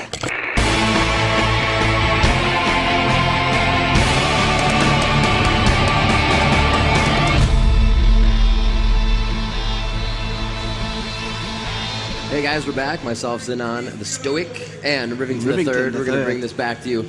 We have TSM versus AAA against All Authority versus Team Solo Mid. They're getting set up. We're actually almost ready for the picks and bans. Daniel, let's see if they are Zinon. Let's see if they are actually ready. He's going to get that lowdown going. And as you saw, the Riot Tamit and Riot Pendragon. Get on your Twitters and crash it for them. Pound esports, get that trending esports.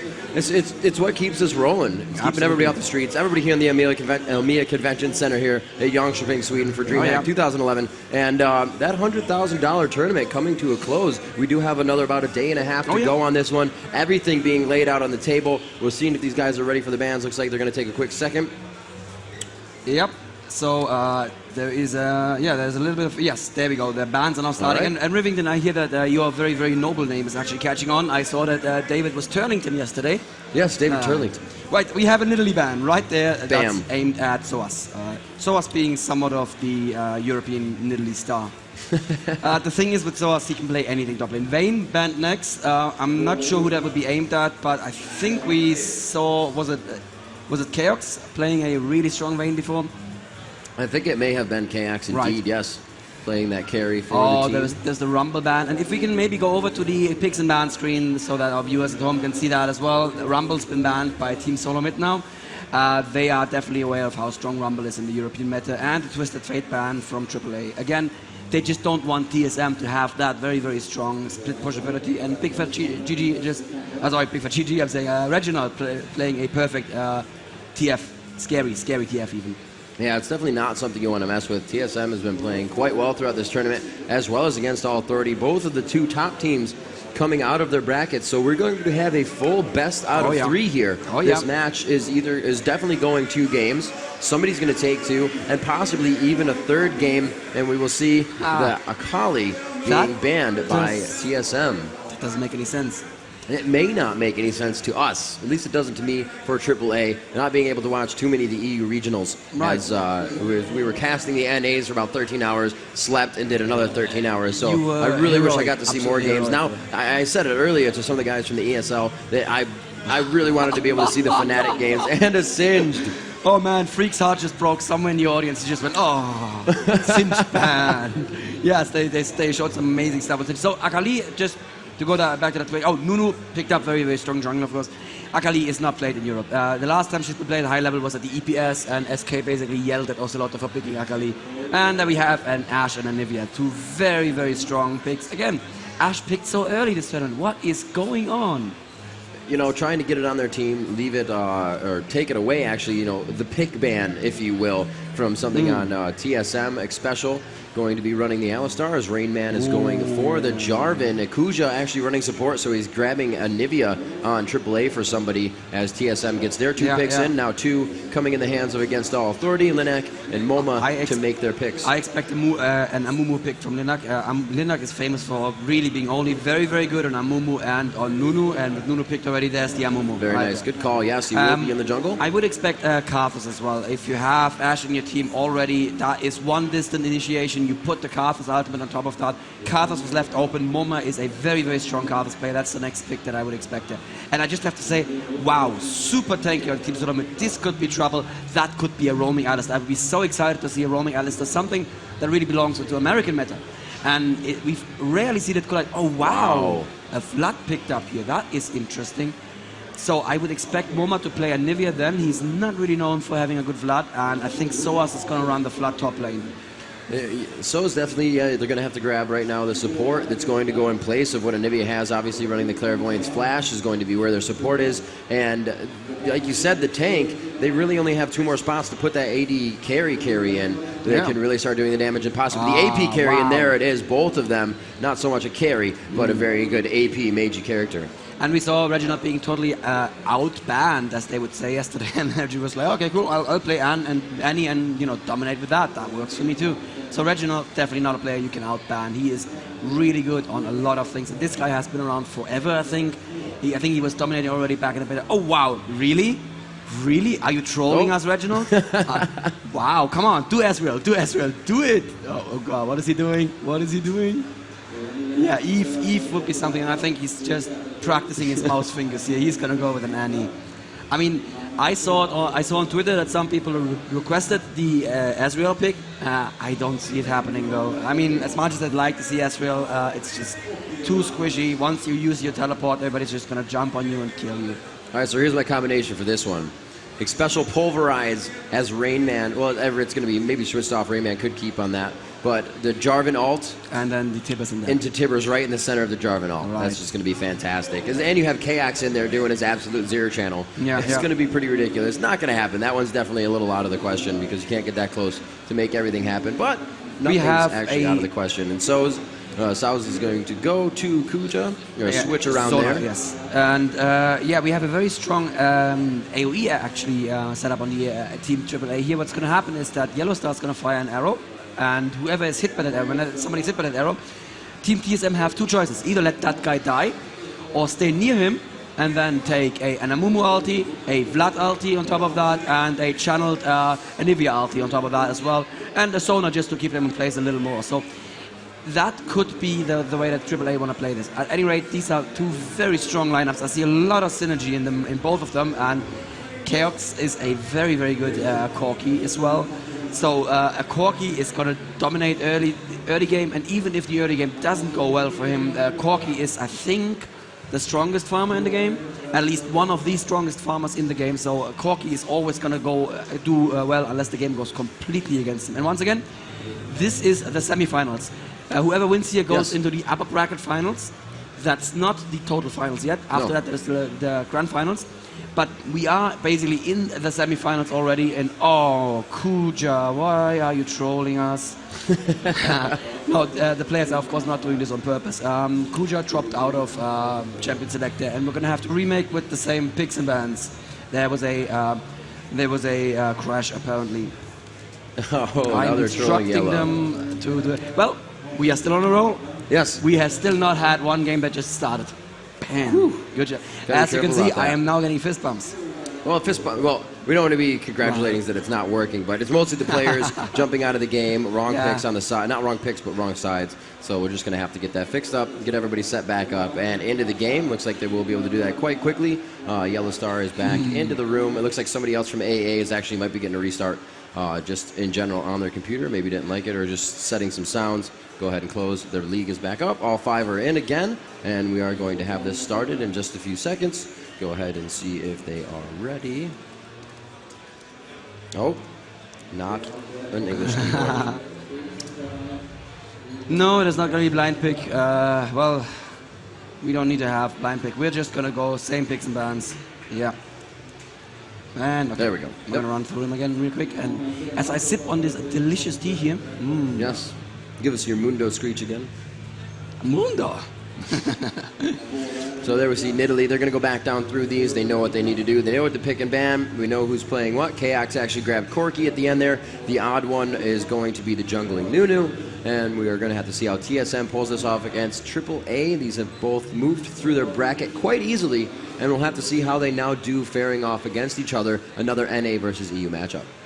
And this is potentially the big one. This is the #1 NA seed versus the #1 Europe seed. That is, well, that could be the grand finals right here, and it could still be. Both of these teams will still have the chance to go on to the grand finals because we have a loser bracket. So even though the losing team here still has a chance at the full prize money at first place, it's called a double elimination tournament, and it's really fair.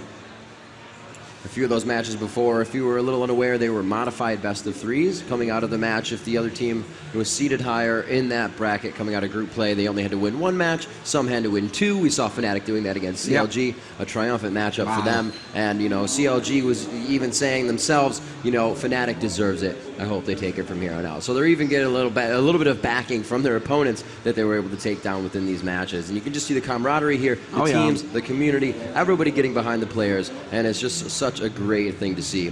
And we have everybody into the game. Everybody picks and bans are the same. Very nice by both teams, just getting that done and over with. They're now going to discuss with each other. They have 112 seconds left to do that, just a couple minutes. And like you said, the camaraderie between the players is amazing. Even after the games, they walk up to each other. They discuss what went wrong, what went well. And even the losing teams are completely gentlemanly about it. And games were like, yeah, well, CLG just played so much better than us, and they totally deserved this. And you'll see them sitting in the audience next to each other. Actually, Osaf, the 6th man from Gamed, was sitting next to Kobe24, the 6th man from CLG, in the audience watching this match. And that must have been an interesting experience for those 2 6s who are unfortunately not playing today. And we have just about a minute left in this one. If you guys have not done the Riot Tammet, Riot Pendragon tweet, check that out. Make sure to pound esports. We're trying to get that trending once again. It was trending yesterday. Was it really? Yes, it was trending. Very hard. Very hardcore. Good job, Twitter. Well done there. Everybody getting the tweets out, making it happen. And if you're just joining us on the stream, yes, we are in Sweden. Yes, you are at your house. And yes, we're very sorry. Everybody else here is enjoying themselves immensely. There's just so much to do. We have the free play booth, the spin to win booth where you can win free stuff from Riot Games. And League of Legends swag is what we're giving away. That Viking Tryndamere skin won't be out until the 24th. So you control all of your friends with Viking Tryndamere if you're able to grab it here, as well as by answering some of Pendragon's tweets, as well as Tammet's tweets. And those are Riot Pendragon and Riot Tammet, if you want to be able to do that. The best part of the entire booth, of course, for me, is this area right here, right in front of us, where way too many people are sitting. I'm starting to get worried for the safety of the area because you can barely pass by, and we are not even in the finals yet. And it's great. So hearts to all of you sitting here as well. Thanks very much for sitting here and watching us and watching these teams. Yes, give yourselves a round of applause. And a Demacia as well. Very good there. And we're finally going into this game again. All right. AAA versus TSM. Wow, I'm trying not to be biased. They told me don't be biased, and they have a point. But I kind of do want to see AAA move on here. I want to see what they can do, because they kind of failed a little bit against Epic yesterday after a great start of the game, and I want to see them just follow through. They always have a strong laning phase. AAA are really infamous for their laning phases. They hardly make any mistakes. They get all the early ganks in. Then they go into team fights, and there is not perfect coordination. And honestly, TSM, the coordination of their team, wow. Reggie is making those calls. Those guys are following Reggie blindly, which is great, honestly. I mean, it sounds stupid, but if you have a good captain and you follow that captain blindly, that just amplifies the power of your team. And we are in the match right now. It's TSM versus AAA. Let's have a round of applause for both teams.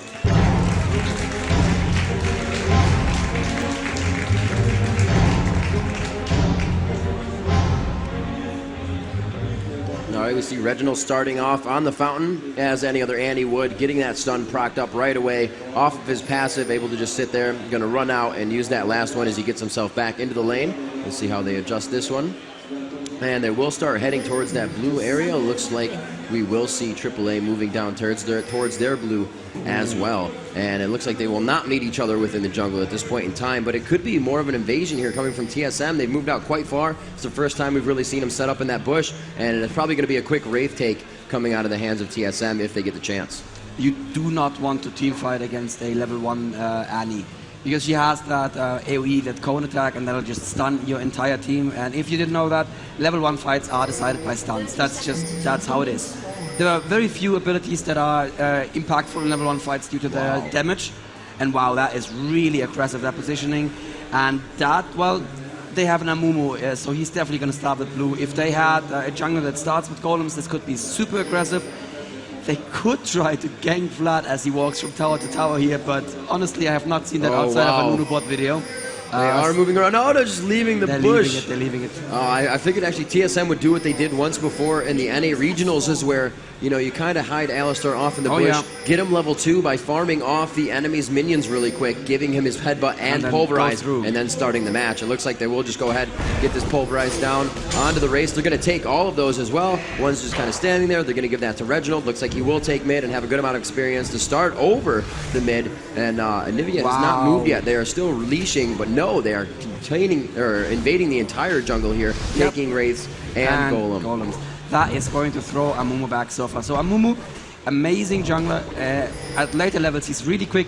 He's really impactful when he does a gank. But first couple of levels, Amumu is super fragile in the forest. And if he doesn't have his full forest, which honestly, he is really gimped right now. He's missing half his XP easily with the Wraiths and the golems. This is not going to be fun for Linnak. Linnak is an extremely good jungler with Amumu, but I can see him having problems here. He will probably need to counter-invade.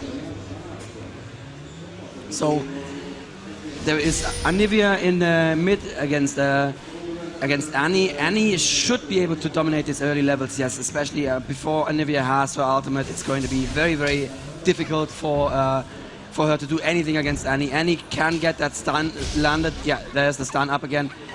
Stun plus AoE is going to be very, very painful there very quickly.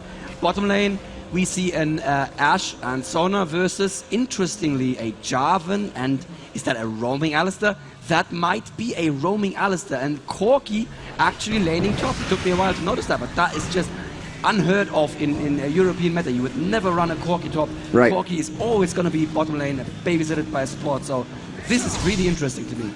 Yeah, it's definitely going to be a lot different. It's not something you see. He is usually roaming, possibly soaking up a little XP right now since he didn't get as much from when they were in the jungle. It looks like they're going to be heading for a Mumu right here, and they may be able to get him. There comes the Incinerate coming out of the hands of Andy. The Ice Ball coming out of the hands of Nunu, who is able to flash over the wall, but both of them flash to go after him, and they will be able to grab the first blood. Reginald coming out with that one, and that's exactly who they needed to get that one. And Anivia is left to farm in mid. The mentality to play a little bit onto AAA on that one, but they can easily come back from that. Not going to be a really big problem. The odd one is an amazingly aggressive Nunu, and like we said many times before, Nunu needs to be played aggressively in the jungle, and he's just, yeah, he's showing how it's done. That was exactly what they needed there, and that starts them off really well. Not only has half of Amumu's jungle build stolen, he's also given first blood. He is so out of this game right now. he will really need to make something amazing happen, get a real good gank going, to even have a chance to get back in. Let's have a quick look at bottom lane here. Jarvan at 14 versus Ashe at 23. That's what you expect with a melee. Even with a farm-heavy melee like Jarvan, you're not going to be able to out-farm Ashe, especially with a Sona babysitting her. And it looks like Alistar is not going to roam. He is going to stay there and babysit his Jarvan.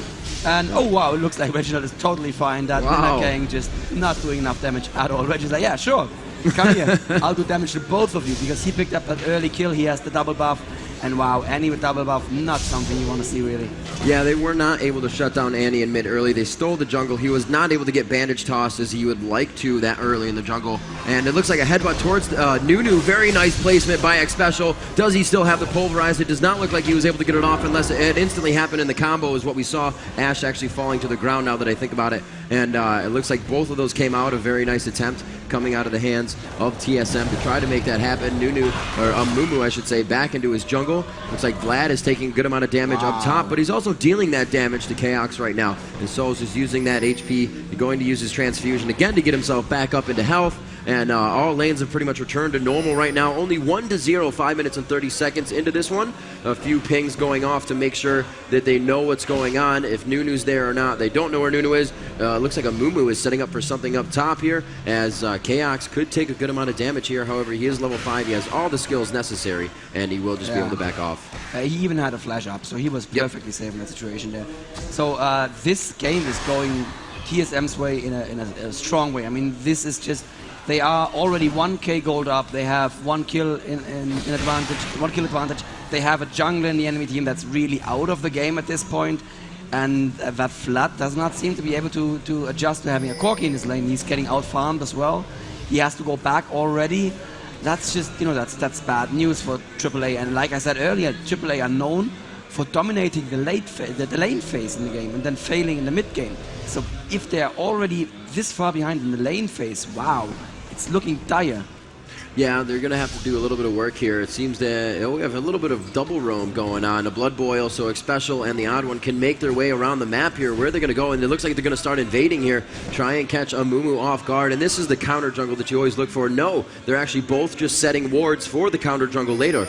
So we'll have to see how that plays into their favor. Looks like Alistar again going back down bottom. Xpecial doesn't want to be losing too much experience, so he's going to be there to soak up some of it, and he sees a lot of damage being done right there. He is going to stay for some XP. Very smart move. Wow. They know a Mumu. Keep saying Nunu every time. I know he's at his bushes. And yes, Reginald coming down aggressively through the forest. He does have his stun, but there are not enough minions for him to make that move at this point in time. He has tippers up. He can blow one of them up without any... Right, like exactly, once they're pushed back. Yeah, they just need to be pushed back into the tower, and currently the lane is pushed exactly in the wrong direction. Just outside of that clairvoyance as well. A very nice stance. Man, it's just outside his range, and they do not know that Reginald is right there waiting for them. They are going to take down these minions as fast as possible. And Nivea coming back down to mid as we see, but the focus now into bottom lane. Will they be able to justify Reginald standing in that bush for so long? Yeah. He is getting he is antsy in that bush right now. The tri-bush right behind the top turret, or bottom turret I should say, the outer bottom turret for AAA. And here it comes, dropping it actually right onto Yellow Star, dodging the Sona,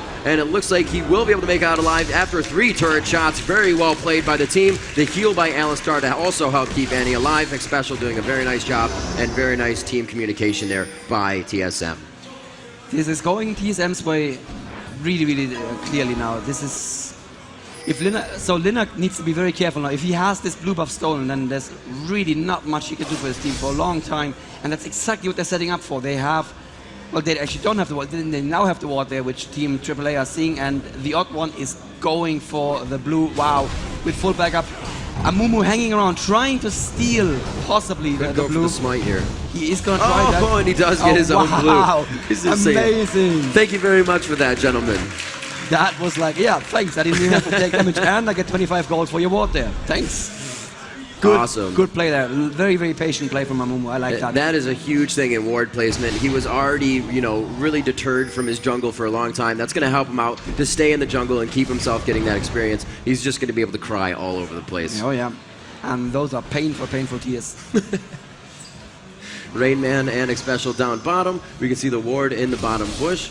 Oh wow! That is. Annie just considers those waves hers now. She just goes to the enemy jungle regularly and does those waves. That's Reginald. His placement and mindset in the game. He just feels, you know, the knowledge that he has. He can move everywhere, take this or that out. The ward placement also helping that, as we've been talking about the entire time. We've probably really worn out the idea of putting down wards and saying it. No, you cannot say it often You enough. can't, because it does mean so much in the game. And the pings are all over. They want to continue to invade, setting down another one, and they still have 2, 3, 4 wards on the side of TSM. 1, 2, 3, 4, 6 wards on the side of AAA. So they definitely know what the investment means with those. Oh, absolutely. Look at how bright this map is. We are just seeing team vision at this moment, and we can see most of the map, except for Dragon, which I think is going to be warded by Sona very soon. She has 4 wards ready there. She's probably going to move up there and ward Dragon around the 10-minute mark. That's when you need to start worrying about them sneaking a Dragon. With this blue now, Nunu can go down there and actually make that happen. But he's going up here, and he wants to try to make something happen against Vlad, who already has the pistol, so he should be able to stay at Mark's health if he wants to. Nunu waiting in the wings. We'll have to see if Corki can. Corki goes in, but oh, Nunu doesn't react.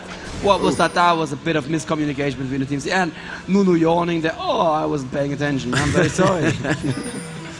Looks like Amumu will go down and not really doing much, just doing a little lane presence, and Annie will not see any of that, so it really doesn't make a difference. Looks like they could be going for Vlad up top here. The Gatling missing, a few of the ults hitting there. They will ult on, or flash onto him, and the ult. The absolute zero popped a little bit early, the ignite on, however, and he will be able to live here, but he is forced away from his turret. The transfusion to give him a little bit back, as we see Anivia and Amumu trying to make their way up top. It looks like they could be getting the Vlad kill if they decide to go for it, but that would mean they would lose both lanes, and Odd1 is not trying to lose his Oracle right now. Walled in, but on the wrong side. Can they get the ice onto him? Not enough damage. Does the ignite proc? And it will. MoMA goes down. The Oracle is lost, so that's 400 gold plus the kill in favor of MoMA. And Anivia is definitely somebody you want to get those kills. A huge amount of damage coming out of the hands of Reginald. And we see an ultimate from Edisauz. Will he be able to do more damage? Yes, KX will also go down. And for 3-on-1 right there, Amumu the only fall. Anivia, will the egg proc? I don't even think so. 15 HP, making it away with double buff. It would have been gone to nobody, as everybody was dead in that situation. And Jarvan says, I want a piece of this. I wish I wasn't late to the party. Exactly, yeah. Jarvan is this guy who shows up at 2 a.m. and says like, hey guys, let's party. And everybody's like half asleep already or dead, as the case may be. That was an amazing clash up there. And did you see how quickly that Vlad came back from no health to like 3/4 health? Exactly, that deceptive Vlad that we talked about before, especially in the one-on-one. And I have to say that whole clash, it went well for AAA, but it started because Soas made a massive mistake. He made a solo queue mistake there. Farming with pool, really, Soas, really, at your level, you don't ever farm with pool. You always leave the pool available. And because he farmed with pool, Corki and Nunu could go in and almost kill him there.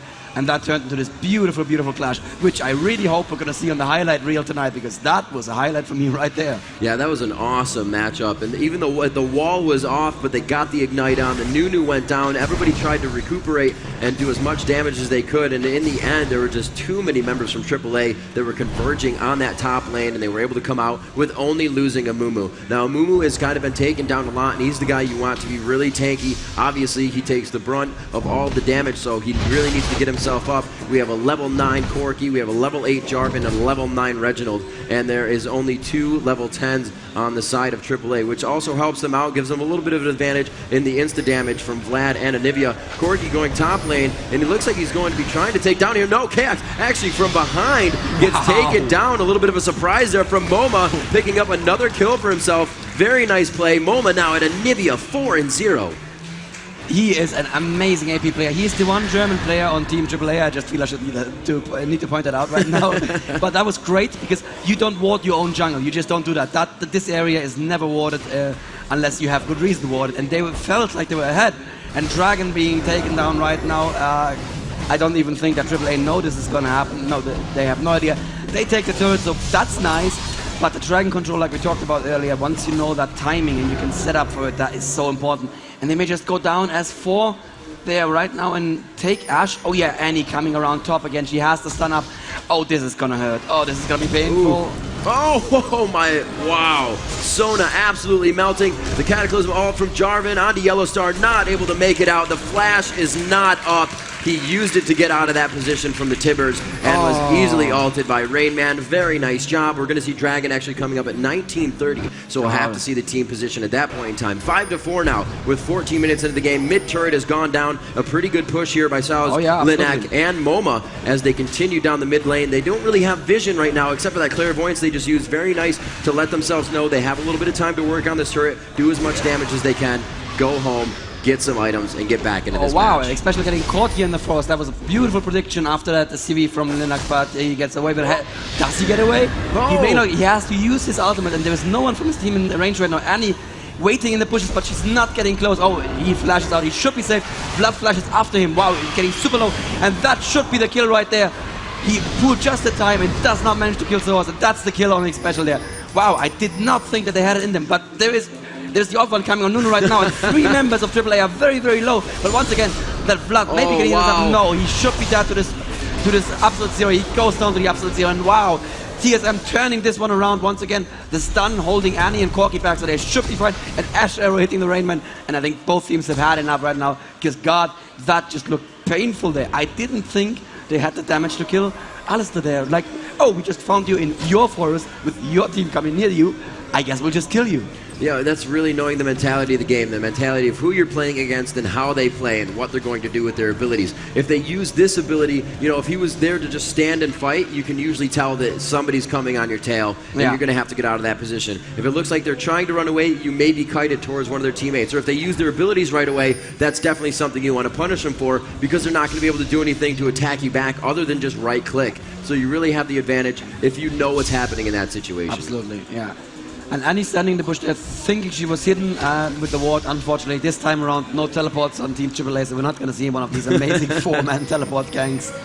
Wow, look at Reggie. He is so aggressive. And I have to say about Reggie what you will, I just love to watch him play, because aggressive gameplay is just, it's what makes this game fun. It's what makes shoutcasting fun as well. These guys are just constantly in each other's faces, and it's beautiful.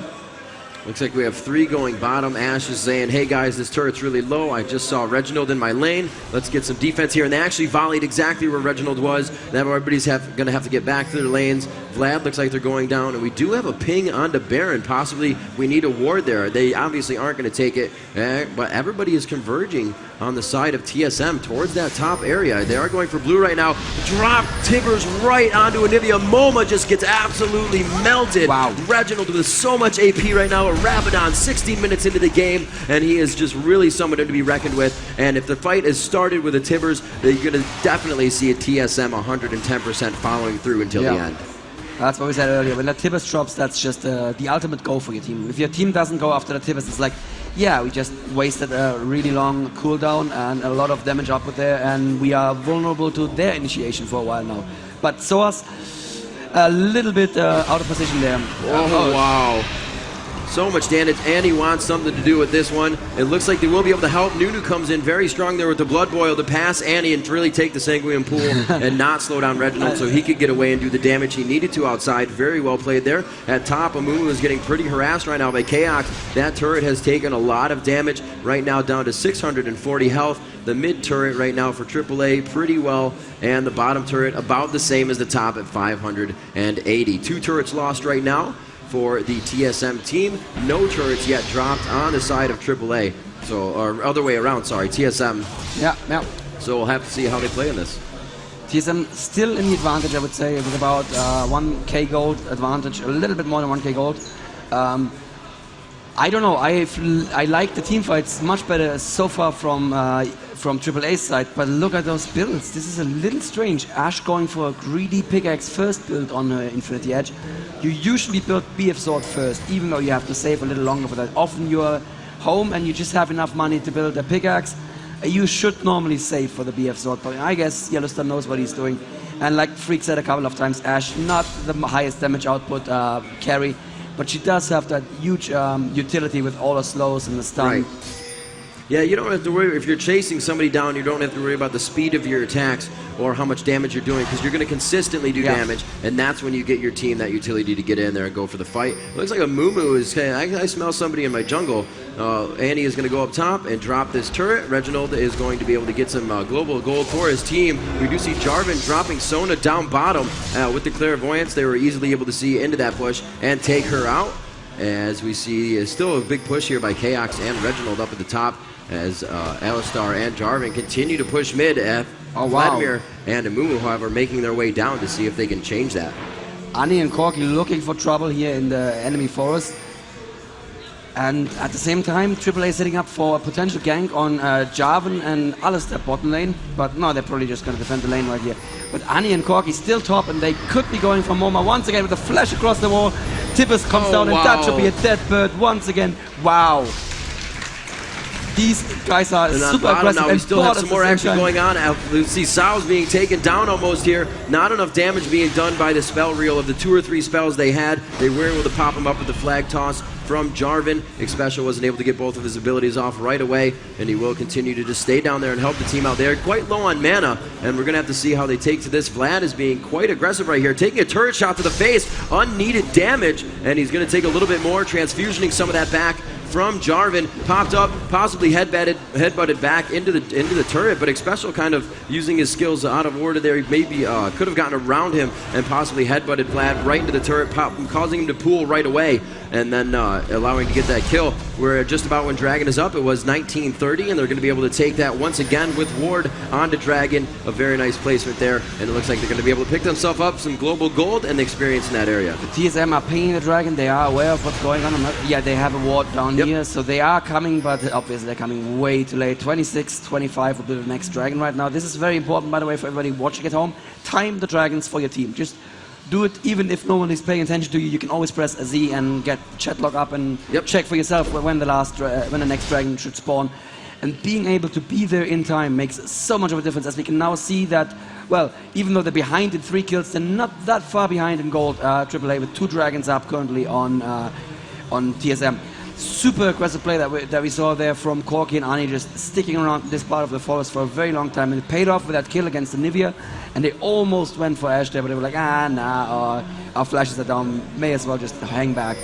Ooh, Andy, oh wow, taking a ton of damage from Nivea there. Moma doing a ton, actually getting a shot on him with the turret. It was a very well played strategy there. The wall went up, and Moma to clear the minions instantly, causing the tower to aggro onto Reginald, and he also got him with that extra critical magic damage from being frosted as well. So that was very nice. On bottom, it looks like Jarvan is being quite harassed by Vladimir right now with Sona on the back end. The sustained Vladimir being healed by Sona, that's just something that makes you cringe. Yeah, Nuno's setting up for a gank, but no, he's just cleaning wards. There's nothing much he can do there right now. And I think that Alistar heal actually saved Ani in mid lane there a moment ago. That was a clutch heal if ever I saw one. Alistar, let's see what he's building. He's actually building somewhat AP-ish. That's going to be a Sheen very soon. And even though he has 2 hearts of gold, he is not going to go full on tank. And top, that turret is down. It's nothing Yellowstar could do, especially since he built a Banshee's Veil before any real attack damage. He just has that pickaxe. That strikes me as rather defensive of him. Yeah, they're really looking for the damage to come from Moma right now, and the utility coming from Ashe with the slow. So we're going to have to see if that really affects their damage in the full team fight. Once we actually see one, we're going to have to see how they're able to focus the people that they need to focus, since they are turning into quite a tanky team. As you said before, Rainman playing Jarvan, the odd one on Nunu, and Alistar, again, more tanky. They are trying to just wipe these minions out in middle here, and they're not going to pursue. They will back up, and it looks like TSM will be able to gather here, figure out what they want to do from here on out, and really wait for Reginald to reinitiate with that Tibbers. They are letting Vlad free farm bot though, and that is never a good idea. Vlad currently highest CS in the game, and Soas is an amazingly good AP player, so if you just let him free farm like this, it could get dangerous. And yeah, we see the death cap and the Hextech pistol there, plus a blue pot. So blue pot means he definitely wants a clash very soon. That blue pot lasts 3 minutes, and you need to make something happen in those 3 minutes, or it was wasted gold. Looks like AAA has pretty good control over their turrets and is really battering down on the turrets of, actually no, it's 2-2 at this point, as some of the coins are over the turrets. I could not see it. Middle Alistar was hiding that one. I was looking at the mini-map, but yeah, pretty even on turrets right now. 2-2, 9-6 in favor of TSM on the kills. The money game is not too far away, about 3,000, but that still will make a difference. And as we look at the scoreboard, the highest creep score right now going to Vladimir at 177. He also has a Rabadon's. Anivia also has a Rabadon. So very good builds and a lot of finished items over here onto AAA's side. A Mumu with his Sunfire Cape and continuing to build. It looks like Anivia will now begin to build a Banshee's Veil as we see that Negatron Cloak going in there. The Catalyst Protector already within her inventory, and we're going to have to see how they utilize that. A few more of the Heart of Gold kind of build going on TSM side, hoping for the long game and that gold rush. But we do see that Annie with her Blasting Wand already going for that Void Staff possibly, and her Rabadons to do all that damage. And it looks like teams are now setting up for a position on Baron. This is a little early to actually be doing Baron. Well, they could be doing Baron, but not with AAA that close. They are trying to bait AAA in. They cleared wards out, but AAA are taking this slowly, and they're like, nah, they're not going for Baron yet. So they are being very careful. They are in position to stop it should they see a Baron attempt, and they have Ash around to scout that very quickly. But then hopefully not going to fall for the bait and run into that brush, because that is not the brush that you want to face check. There is a lot of pain hiding in that bush, and it's going to hit you in the face if you face check it, which is why we call it face checking.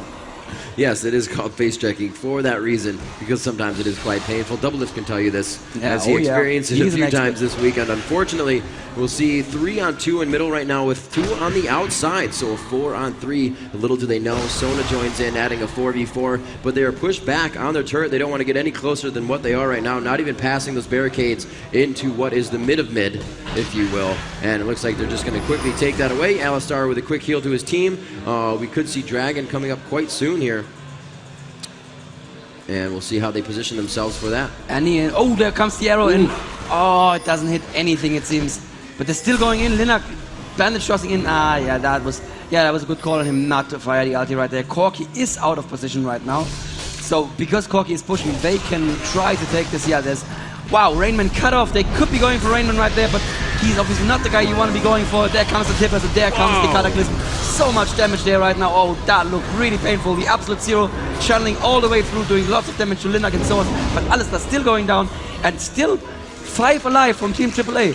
Wow. For a moment I thought TSM had it there, with the Cataclysm and the Absolute Zero, but just not enough damage there. And obviously that's not a good idea that scale very well. How detrimental it is to get split up from your team. As you said, the Rain Man getting caught off guard and then forced to ultimate into the fight. Something I love to see happen is, you know, you're going down. You know, if your ult's on a low cooldown, use it. Do as much damage as you can. Unfortunately, that was onto Sona, already back to full health now, and they're able to get this one down, and they are going for the first inhibitor of the game. 26 minutes in, a very strong game by Against All Authority right now. They're going to pop out. That dragon is up. They're going to go ahead and grab that dragon. More global gold from those 2 turrets, and they're going to grab the experience as well, going very well in the favor of AAA at this point. And they really need this to catch up. There are 2K gold behind with their builds. Also, like we said, very well. It looks like Ash, after buying that pick, actually went for her Banshee's Veil right away. Yeah. That was not a good decision on SOAS to split up there, and from Mona, they should have stuck together as 5 and just taken the dragon before TSM could have reacted like this. They're now leaving the dragon open to TSM actually, and you don't want to return dragon control to the other team, or give it to them, I guess, because they never had it. And that's exactly what's going to happen now. TSM are going to take this dragon. They're going to know the timings from now on. And AAA, that wasn't worth it. I mean, SOAS just went and checked their blue buff, and took their blue buff actually, but it's obviously not that great on Vlad. I mean, yeah, it's probably going to get you up to 40% CDR with the boots and the Spirit Visage, but yeah, blue buff for Dragon, I don't think so. Right, yeah, giving that blue buff for some reason to TSM, having full control over if they would have gone to it, walking kind of right by it there, and TSM able to pick that one up, increasing the amount of gold they are ahead. 9-9 though, as we even it up.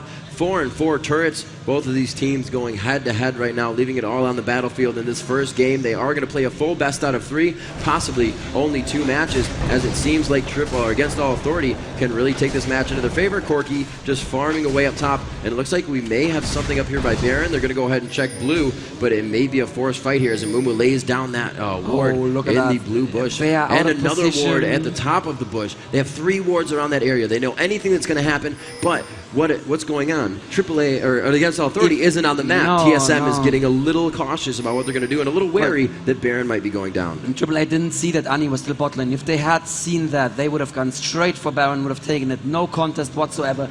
But unfortunately, they didn't see that, and they missed a prime opportunity here to take Baron and really get ahead in this game. Their minions are pushing down, obviously, with super minions, and very soon, TSM is going to have to go and defend there. But Ashe, again, out of position. If Ashe was there, again, this would be a great time to take Baron.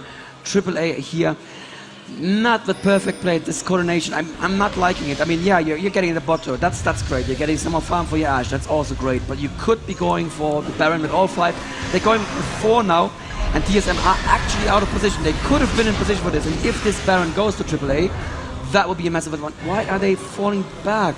Knowing that Ashe isn't there, they have a full 5-man team, and Ashe somewhat doing their damage. They do have Anivia and Vladimir to throw down the AoE ultimates and continue to do damage. Vladimir doing more depending on how much damage he's doing to you overall. So if he can't focus what he needs to, we're going to have to see what happens. And as you know, Freak said before as we were casting the regionals, Reginald having a sixth sense about when to take a Baron or when somebody's taking a Baron. And you know, they played very, very slow on getting to Baron that time, and as soon as it seemed to go for it, they had their eyes all over it. Looks like they are getting pushed down here, and they could get pinched in. Ashe Arrow coming up, missing everybody right there. They all have kept us so off guard, and it could be Linek going down as well. Tibbers has been dropped, but Tibbers falls immediately in the AoE ultimate of Anivia, and everybody is very much so split out right now. Kayax only going down a sliver of health. The Ignite will take him down. Moma grabbing another kill for himself at 6-2. The Odd One gets away with the Blood Boil, and the Rain Man looking to flag toss over Baron. They will not chase, knowing that he can escape. That will be just an expense of the cooldowns they want to use for somebody that they can find, and they will see that the Odd One was trying to take blue. They'll say, no, that's mine, thank you very much, and now Baron should be up for grabs. Well, I think they're just going to go for a turret. As long as their Vladimir is still down, they probably don't want to go for Baron right now, so they are going for the turret. It's the safe advantage, and fair play to them. Actually, that was I was surprised that AAA came out ahead in that fight. There wasn't enough focus really from TSM. They had the superior position there going into that fight, but they didn't do anything with it. They let Corki be split up north of the river there, and Corki just took so much damage from Anivia, from the Ignite on him as well. He just went down with the last tick of that Ignite, and that was a fight that again went, I would say, more or less in favor of AAA. I mean, it was 1v1, but they were in the worst position. They were inverted. They were actually pushed on the wrong side of the map. And still, TSM couldn't turn it into a win. And they should be worried right now about Baron, because AAA are getting in position once again. I think Reggie's spider sense is going to tingle now, and yeah, he's going to be yelling at the Rainman, dude, get in position. Yeah, they definitely have those both wards there. They did not, they did see, I was going to say, they just walked right by that ward in the bush, but they did see it pop up red on their map and obviously on their screen if they were looking. And yes, it should be close to Dragon. It did come up around 26, so it's going to be around 32 that it will come up again, but it looks like it could be a forced fight up here as they are kind of pushing in to the bushes. They do have one, no, they took down both wards. TSM put out a Dragon. It looks like Xpecial will go in. He did not think he was going to take that much damage, but they stopped focusing him, and he will have to get out of this one before he goes down. They are focusing on Kayax. Cataclysm Ball coming out of the hands of Jarvan. Really be able to stop Soos from focusing on the Kayax, and he does. Not able to get out of that one alive. Moma trying to put down the Ice Blast so they can freeze somebody down, and it looks like they will be able to do some damage, but not enough as Nunu also goes down. The Odd One. Very nice job by the hands of Moma to come back and help the team, throwing down that ultimate to debuff the speed of TSM, and it looks like both teams actually lose 2 in the tussle, so not a bad fight. Bottom or top lane is being pushed quite hard by minions right now onto that inhibitor turret, and you know, not looking good right now as no outer inhibitor turrets stand for TSM. They can just take that inhib again. Actually, TSM can stop them. If they go in decisively, they will be able to stop them and maybe get some kills as well. That Reginald has full mana again, and wow, that is a lot of damage there on Linak. You need to be very careful, but Reginald is available, and he is picked up very quickly. And look at how low Chaos is. Ashe is going to fall, but she's going to say, yeah, I'm happy. I killed Annie, I killed Corki, what do you want? I can fall. And Moma may be able to pick something else up here. He still has blue buff, he's going to have enough mana. He should be able to escape. Wow. No, he may get picked up here as well. Everybody's extremely low. He should have his egg up, yes, but he's not going to get out of this one, I don't think. He but may there is be able, I don't know, Soma nice kind of back. overextending to help Ash, though, or to help Anivia, rather. But they're both going to do. What was Kuja thinking in that situation? Possibly going in. You know, Moma did get out alive. It's going to be worth a good amount of money if she's taken down, and she is able to live throughout the entire thing, not giving the blue buff away. So Kuja did not die in vain, and I can go ahead and slap my own hand for calling that one out on her. That is support right there. Kuja was saying, I know I'm going to die. I have no chance. I'm going to waste my ultimate if there's even the slightest chance that I can save Moma, not have him give the blue buff to the enemy team, and not have him give all that gold to the enemy team. And that was, that's team play right there. Guy saying, I'm going to mess up my stats. I don't care about stats. I want to win this game. Exactly. That's the way you have to think. You're gonna be like, I just want my score to be good. That's not really what it comes down to. It's what it comes down to is the team play and how you're effective with your team play as well. And that was a very good job. They could be out of position. We do have some pings going down towards Baron. It's just going to be Nunu, the odd one, checking with the Oracles as we head up there to check it out. Everybody moving through the jungle, taking their blue, refreshing that one on Anivia, as again, we just saw Moma stay alive by the skin of his teeth. And it looks like they're going to be able to regroup in middle here, start for another push. They do have the upper hand. They were not able to take down the inhibitor, so they will not be spawning the super minions, which will really help them focus on other lanes because they're just able to wipe through regular minion waves so quickly. And I have to say, I am a little clueless what's going on here. TSM have been in the advantage consistently this entire game, and almost all team fights, AAA are just looking better. They just seem to be outplaying them. I don't know how they're doing it. They're behind in money, but they're just doing better in team fights.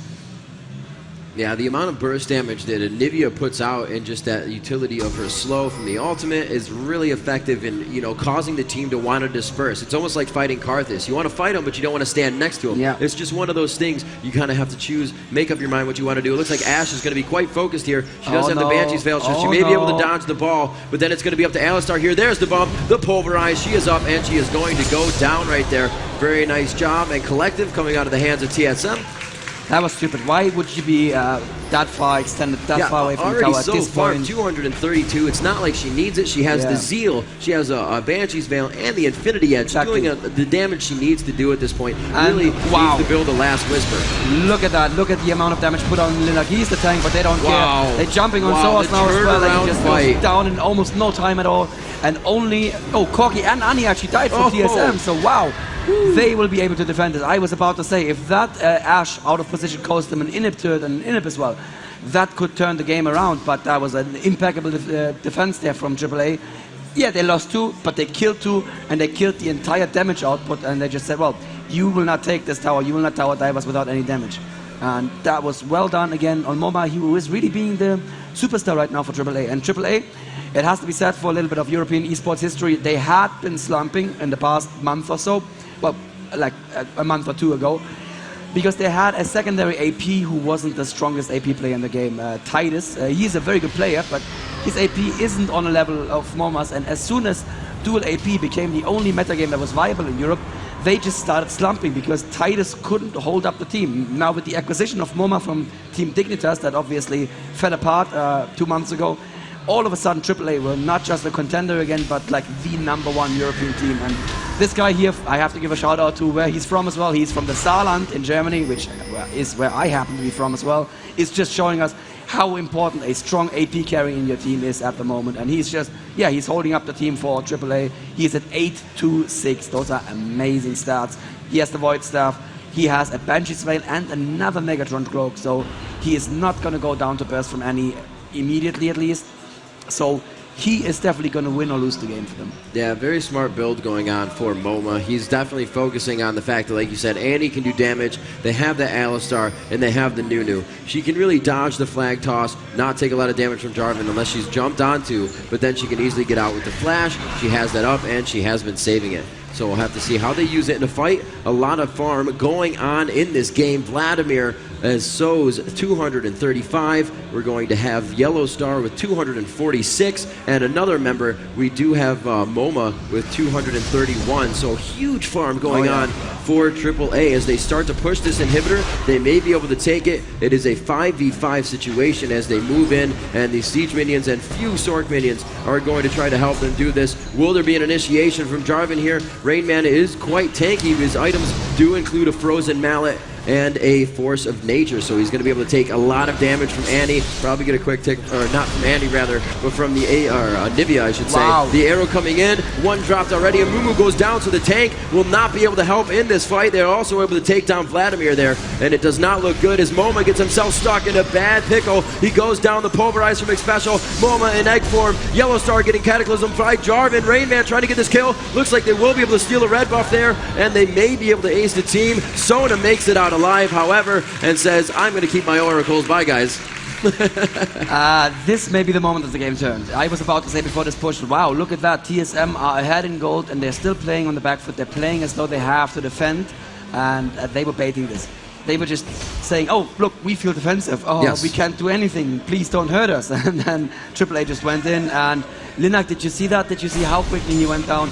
They are seeing this, AAA are seeing this, but they're like, yeah, so we can't really do much about this. Yeah, not going to be able to do too much. Sona will not be able to get over there in time. A good amount of damage output coming from Chaos right now to take this one down, as well as Jarvan. He did get that red buff from Yellow Star. Very well played. A great job by TSM defending their own base. Nunu making sure he takes down that ward, and the game has just turned tides now. The turret control still in favor of Against All Authority, but it's going to be really easy for TSM to come back in a team fight. It's not like Against All Authority can really put up a lot of defense. They know they have to back. The poke game is going to be way more, or well, a lot stronger rather, in the favor of TSM. So they're really going to have to use this Baron right away. Their lanes seem to be quite pushed. If they can get that bottom lane out, and they'll be able to do a lot of damage, and as well the split push.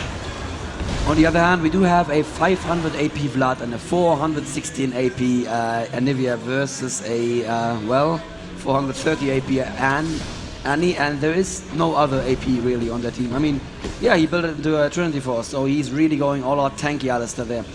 There is definitely a lot more damage output from the AAA at the moment, but if they can quickly ace the, if they can quickly take down Linak like they did in the last team, and there is no one from AAA who can take damage, like we said with Linak, he got outplayed so hard early game, and look what he's building. He has a Banshee's Veil and he has a Sunfire Cape, and now building a blasting one, probably going to go into an Abyssal Scepter. That is not a very scary Amumu. That's not an Amumu that can take a lot of damage. You can jump in there, cry a TO2, and then just, die pretty much. So that's not what you want from your Amumu. We'll have to see what he can do. Hopefully not getting focused again. Yeah, like you said, focused down pretty quickly in the fight, and it was really easy for TSM to work around that, knowing the Amumu did not have the AoE CC. They were able to run around, split the team up as they wanted, and take him down. Corky going up top. That's going to be Chaos to farm some minions as everybody's backing up. I believe the Blues should be up soon for TSM side. If I am incorrect, then I am incorrect. I don't see anybody with it right now. Unless it was traded off, so we're gonna have to see that. Dragon can also be picked up at this time. It's not like they really need it, and they have actually taken the lead in gold of 61,000 to 5,600. No, they've always been in the lead. The TSM has always been in the lead. Oh yeah, you're correct. Yes, you are right. It's deceptive, but they've always been at least like one or two K gold. And that's what surprised me so much in that push, because they were still 1K gold ahead, and they defended like that.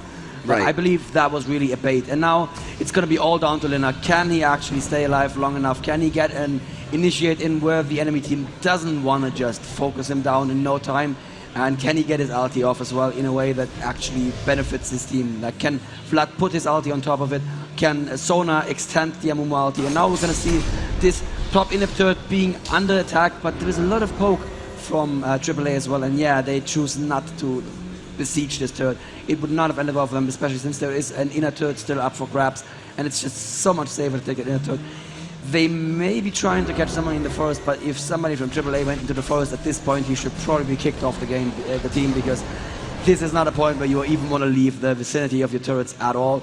Linak kind of poking the south forest there. He should be safe, but I'm not sure why he went out of position like this at all, because now the turret is open, and now there comes the Cataclysm. She flashes out in time, but immediately enough damage on Moma to egg him.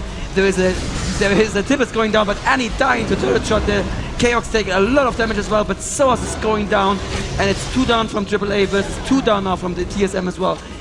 But it's looking like, yes, they can actually defend this INF turret. This INF is going to be safe, unless they can kill Yellowstar here. They shouldn't be able to. No, they actually have enough damage output. Yes, of course, Especially has built that Trinity Force. That means he has enough damage output to quickly drop the Ash there. That Jarvan is gonna... Wow, is he gonna go down? He's not gonna go down. Amazing. He may go down. No, he doesn't pull Turtle. He gets out. Oh, wow. Rainman. Rainman using the double buff and Baron. And you know, Rainman... the fullest. Rainman, one of my favorite players on this team, because he is known for his Teemo. And I'm very, very sad he's not playing his super tanky Teemo right here, but he is still playing a very tanky man who can run very quickly around, so yeah, almost as cute as Teemo as well. Great gameplay right here, top tier caliber play, and these guys were just bringing it out, leaving it all on the battlefield here on Summoner's Rift. And everybody's going to get back into the game. 7 seconds on Vlad, 20 seconds on Yellowstar. That's So's and Vladistar, Yellowstar, and we have Chaos just getting back into the game, and he's going to start heading out back to the farm, farming the lanes. Pretty pushed right now for TSM. They're going to be able to get out there, get the buffs in their jungle as well, which you should clear as soon as they come up, so the other team can't get it. It's something you should also pay attention to, and as well as donating the buffs. If there's somebody on the team like a Swain, go ahead and give him blue. If you have the Ashe, go ahead, or Corki as he's grabbing red. Obviously, your carry uses that a lot more, and with the range that Corki has, he's also going to be debuffing and slowing people with that. Yeah, and the top teams are actually timing enemy buffs as well. So the Lizard and Golem spawn every 5 minutes, Dragon spawns every 6 minutes, and Baron spawns every 7 minutes, so 7 minutes after a kill. And top teams that invade the enemy jungle, they're actually going to time the enemy buffs as well, so they can just sit on top of those buffs all the time, and I would definitely expect AAA are doing that. Probably Kuja's job here as the team captain / support player, and I don't believe this. They're just pushing down mid again as though they were ahead, and they are 5k gold behind at this point. Yeah, that's you know what they did before for the Dragon. They're going to go ahead and push that vision into the base. They're going to head back towards the Dragon, grab that gold for themselves, and it looks like Baron has worn off on the side of TSM. A few of them also went down with Baron on. Yes, that was the last one. Jarvan was to have that as he made it away, so it has worn off. They're able to grab that Dragon, and they're able to make it out alive, not taking too much damage. Obviously, at this point in the game, that's one of the easiest things to take. You're really not going to be challenged for it unless it's a forced fight. Yeah. You know, Baron's down. You're really, you know, the other team is really stuck for getting gold, and you're just able to force that fight there. And so far, TSM has been taking these fights a little hard. They were able to put a few in their favor. They were able to put that one in the base in their favor somewhat. I would think it was like a 2-2 loss. And as we come back into this one, it looks like we may see something in middle. Reginald is going to run forward, but back up with his team. The Clairvoyance is down, and that did come from Sona. So Kuja helping his team out there. They saw it. They're going to back off. The jungle invasion is now stopped.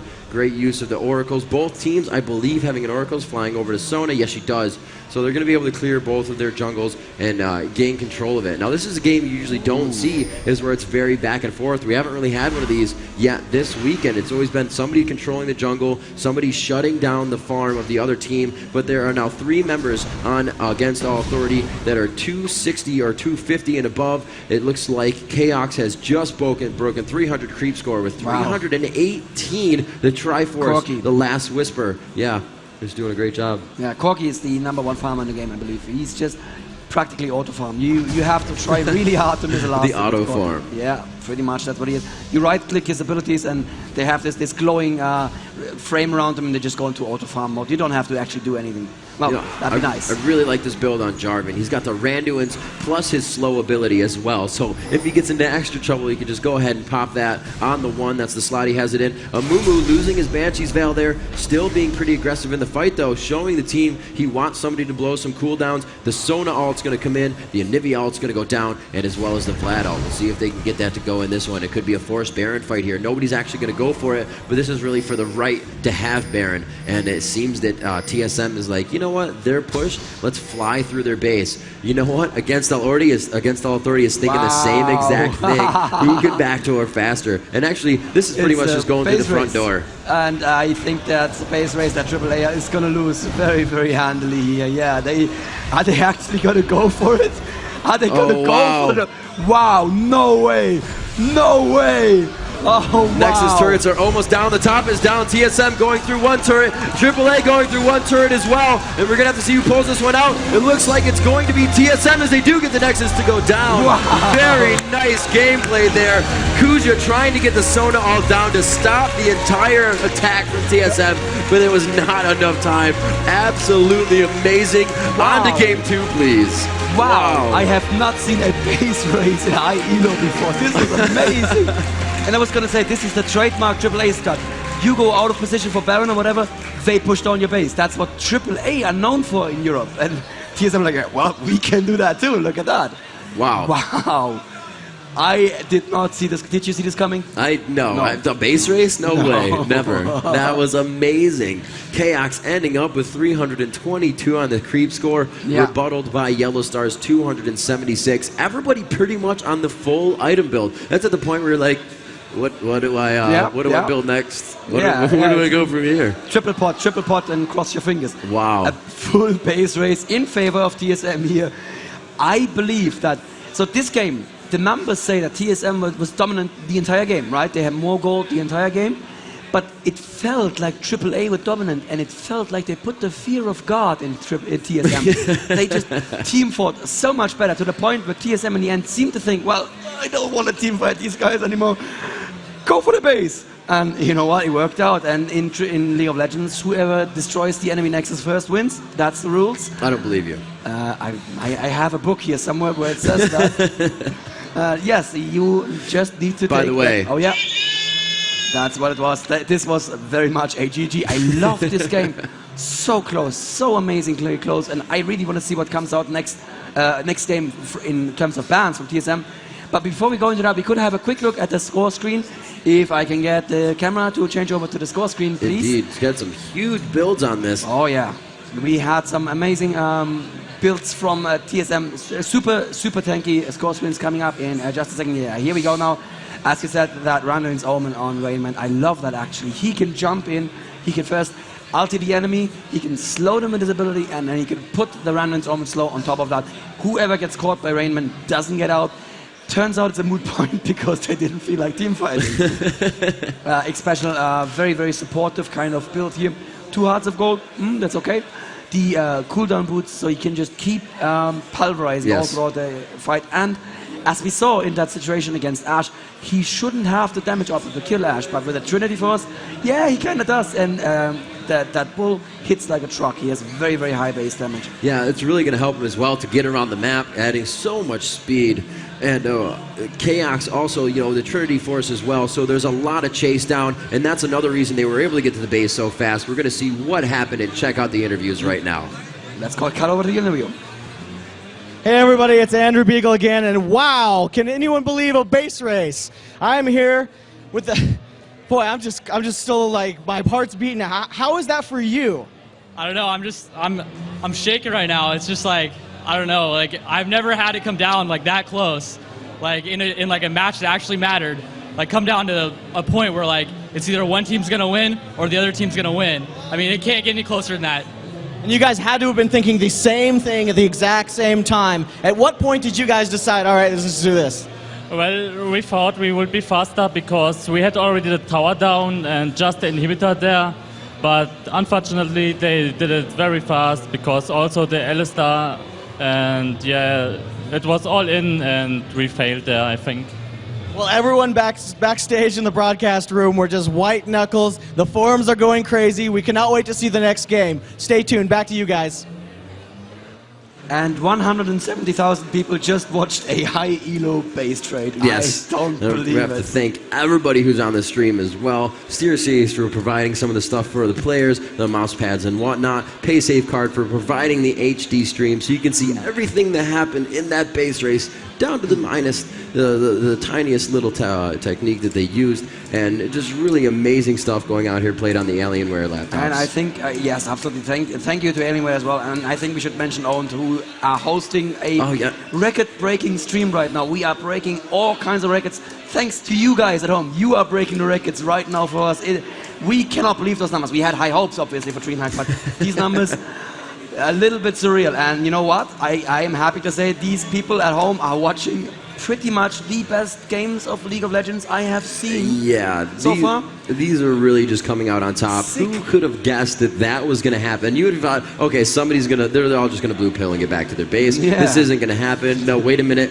They are actually base racing, and I still have an ear-to-ear grin on my face. It's not leaving anytime soon. We have a second match to come up, and it's not going to be, it's just going to be the same intensity. They're going to leave everything on the playing field. I don't know how much they have left after that one, but I'm sure it's enough to come out with the same exact match. You heard the interviews there, and we see, we see Double Lift there giving some advice to Team Solomid. Oh, that's hey, cheating. Guys, don't face check.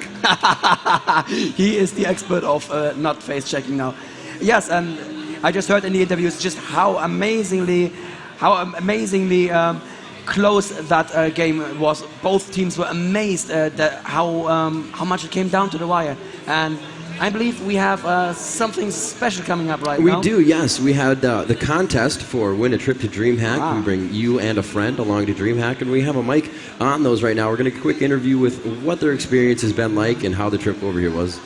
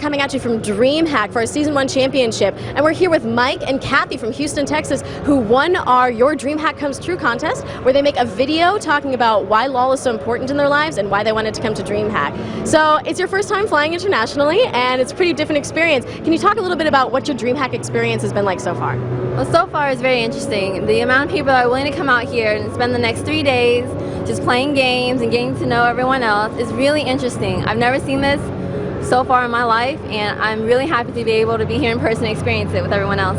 That's really wonderful. So you guys had a really, really heartfelt and touching video, and we sent it all around Riot office, and we really, really loved it.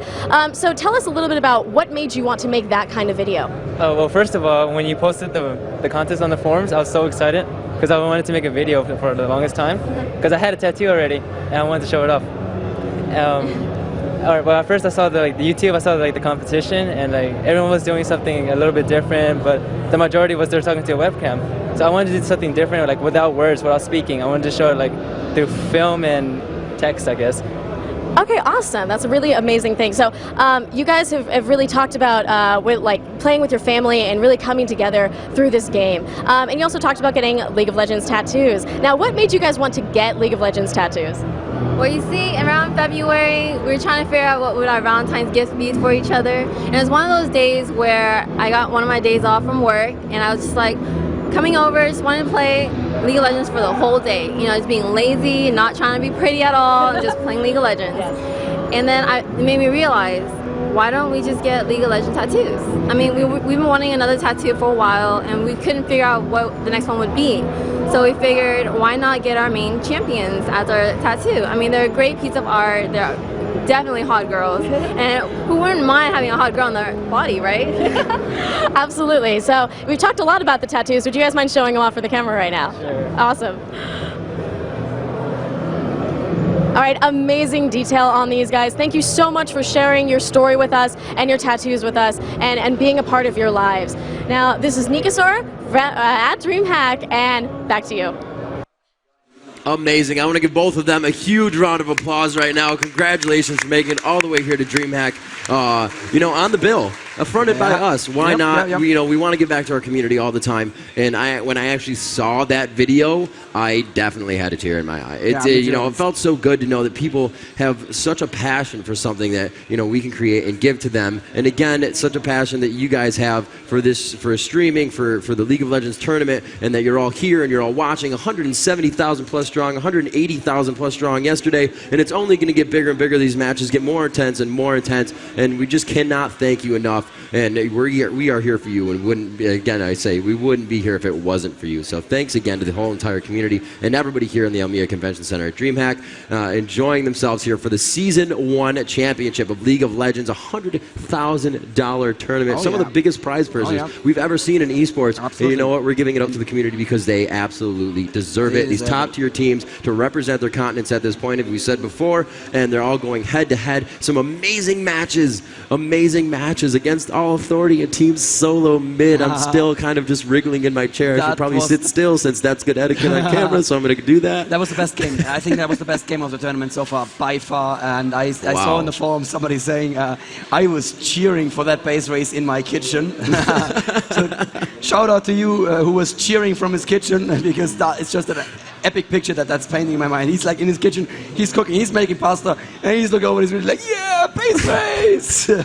And I have to say about that video, that just brings home what I love about the game. Whenever I speak to people about League of Legends, it's like, yeah, I play this game because my friends play it. And at the EPS, I was recently in, where was I? In Cologne, casting the ESL Pro Series finals, and I was speaking to like a huge group of people. I was like, how do you all know each other? Like, we're all in the same class at school, and the entire class is talking about League of Legends. And they're like, we're gonna spend the entire breaks tomorrow just discussing what we saw at the finals. And I was like, yes, that's exactly the kind of feeling that you're supposed to have with the game, bringing it together, giving you that feeling. And you know, we are at the beginning of an amazing change here, where esports is becoming this mainstream thing, and I don't say that in a bad way at all. It's this mainstream thing where you can walk up to someone in your class, walk up to someone in university, go like, hey, did you catch that game last night? And there actually is a chance that they will say yes, and not nerd, which is what they would have said 5 years ago. Awesome. You know what? I hope they still do, because proud to be it. Yes, you're a nerd, Rivington. Of course. Oh, you're yes. We all are. Yes. We all are. We wouldn't be here if we weren't. Sleeping under desks, raving at night, 10,000 person lands. Why not?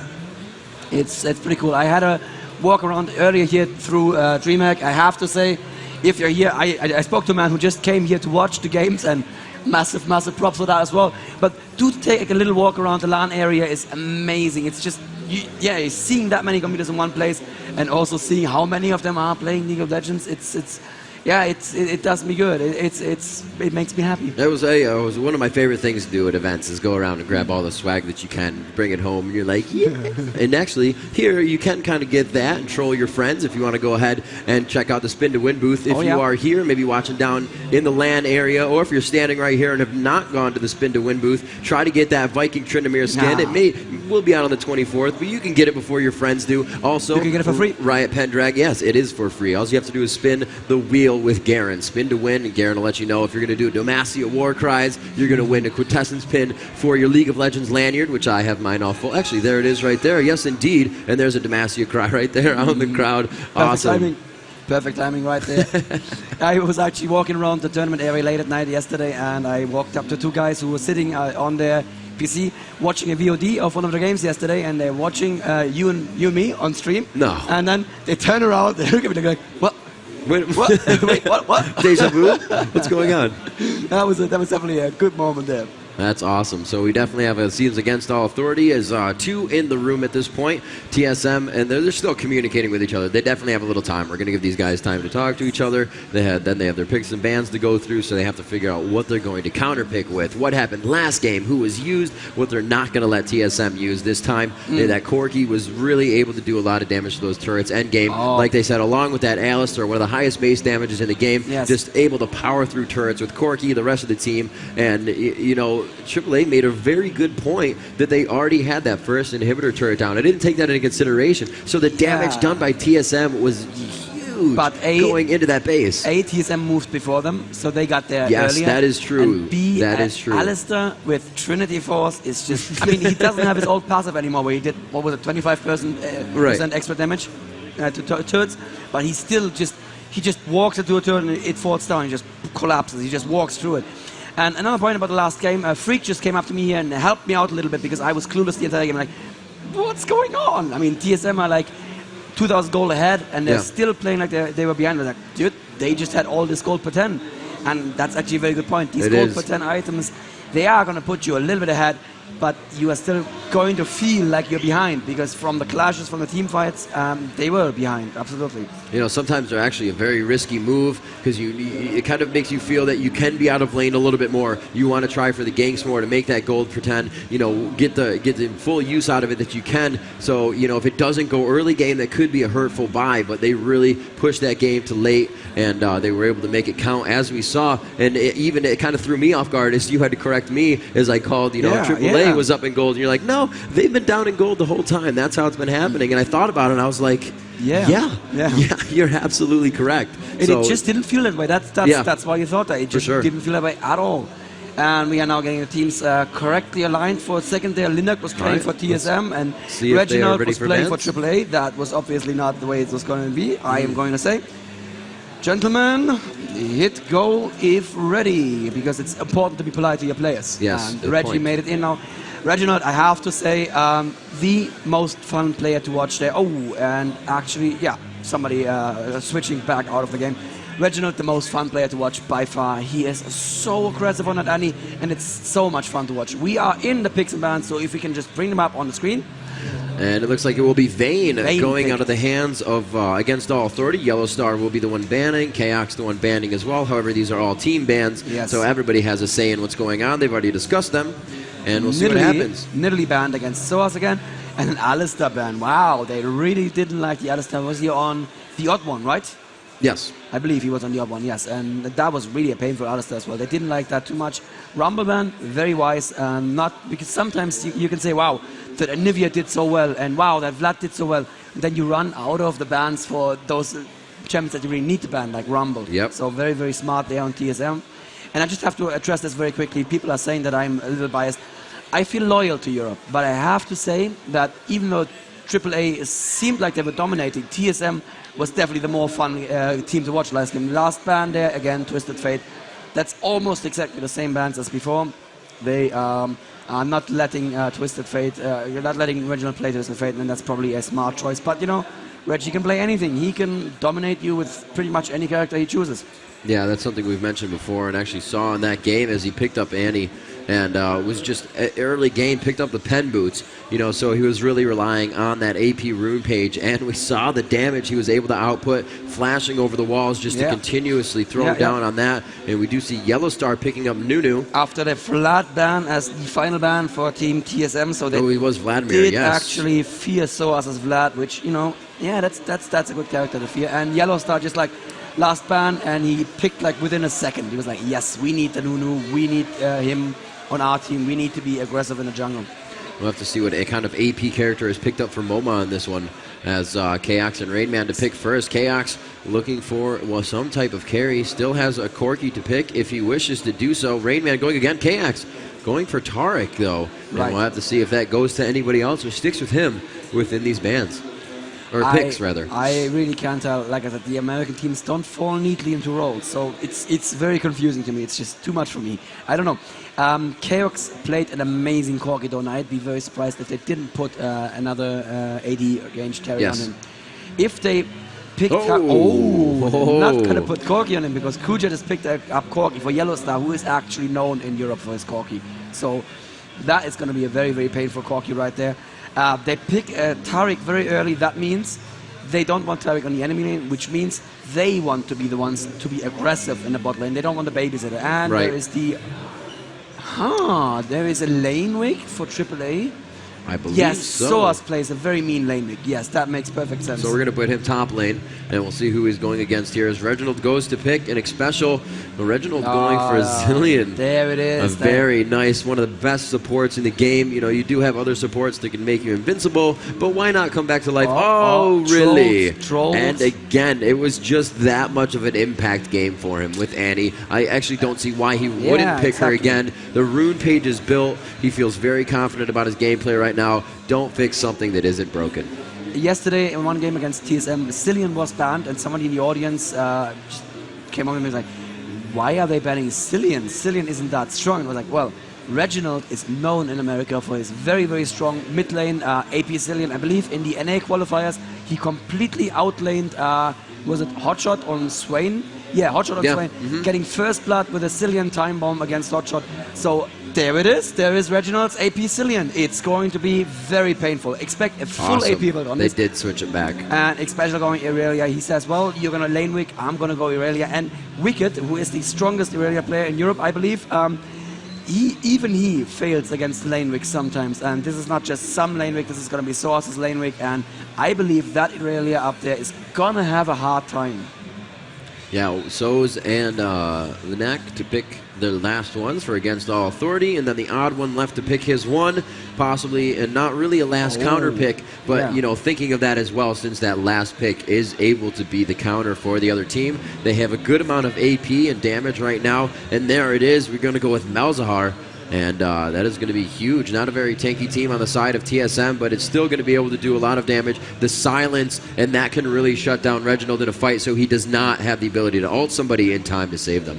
I think AAA just gave this game away, and I'm going to explain why I think that. So, Moma plays a very, very strong Malzahar, but part of this lineup that they're running now, I recognize this from IEM, that relies on the double suppression and Trundle as in the jungle there for TSM. Wow. The double suppression is countered efficiently by a Cillian, because double suppress a guy, cool, you kill him, I bring him back with my revive. So I don't know what AAA are thinking there. I am a little worried. Oh, wow. Really? And that's going to be even harder to shut down Zillion. Yeah, I was going to say to that, even if they can focus him, because to suppress somebody, you have to stand there. You have to be in the fight, and you give everybody else that one suppression the time to get to you. With the Jarvan being able to jump, the dazzle range of Tariq, able to just stop your suppression right in its tracks, it's going to be very difficult for them to get two onto the one, and we'll have to see what happens here. Corki, however, going to be on the outside, firing in long range, and we do have the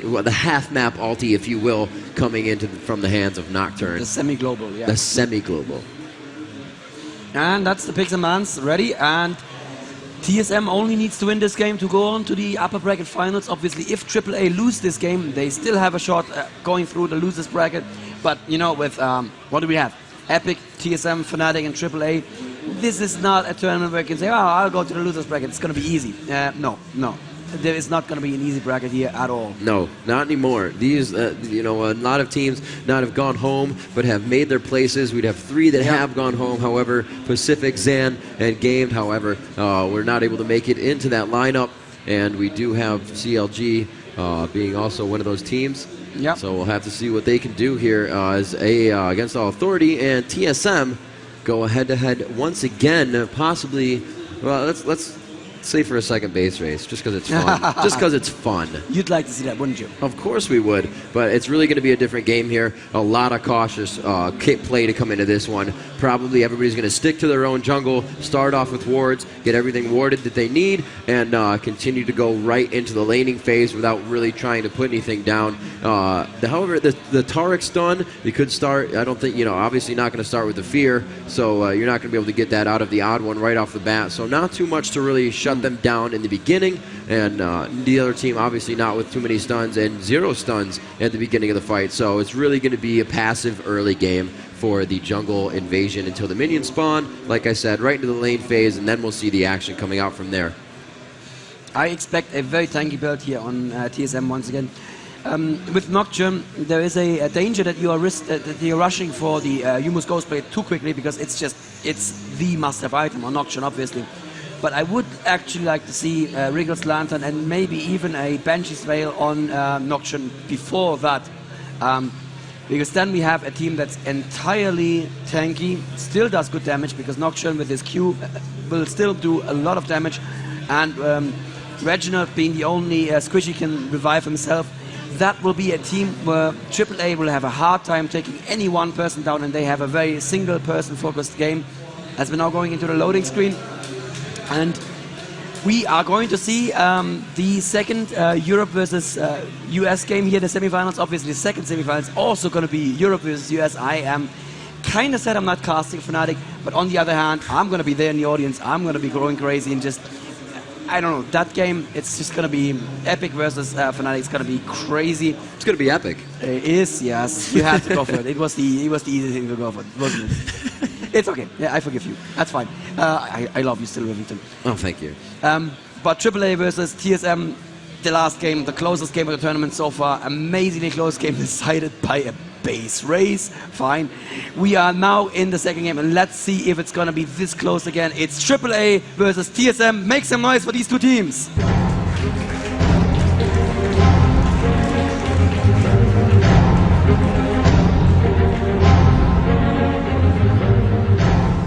Here we are into your second match of the semifinal. First semifinal match we have here going on today in Jönköping, Sweden at DreamHack. The Season 1 championship closer and closer to the end. Teams being not disqualified but placed at this point and not in that first, second, or third place. And we'll have to see what team will move on and throw the other team into the loser's bracket to work their way back up again and possibly have to beat them twice in a row once again. And we'll have to see if TSM can do that right here to initiate their placement. And we are going to see actually a little bit, not invasion, but aggression that I wouldn't think we would have seen. And they have pushed up into that mid-bush. They are pinging around quite a lot about that blue area and the Wraith, or Wolf area, I should say. Looks like Tarek will leave that position. They didn't see anything right away. They're not going to take anything from that. And they are going to go ahead and head back into their jungle, guarding up on the red and also guarding up on the top golems, making sure nobody is really getting anything from them.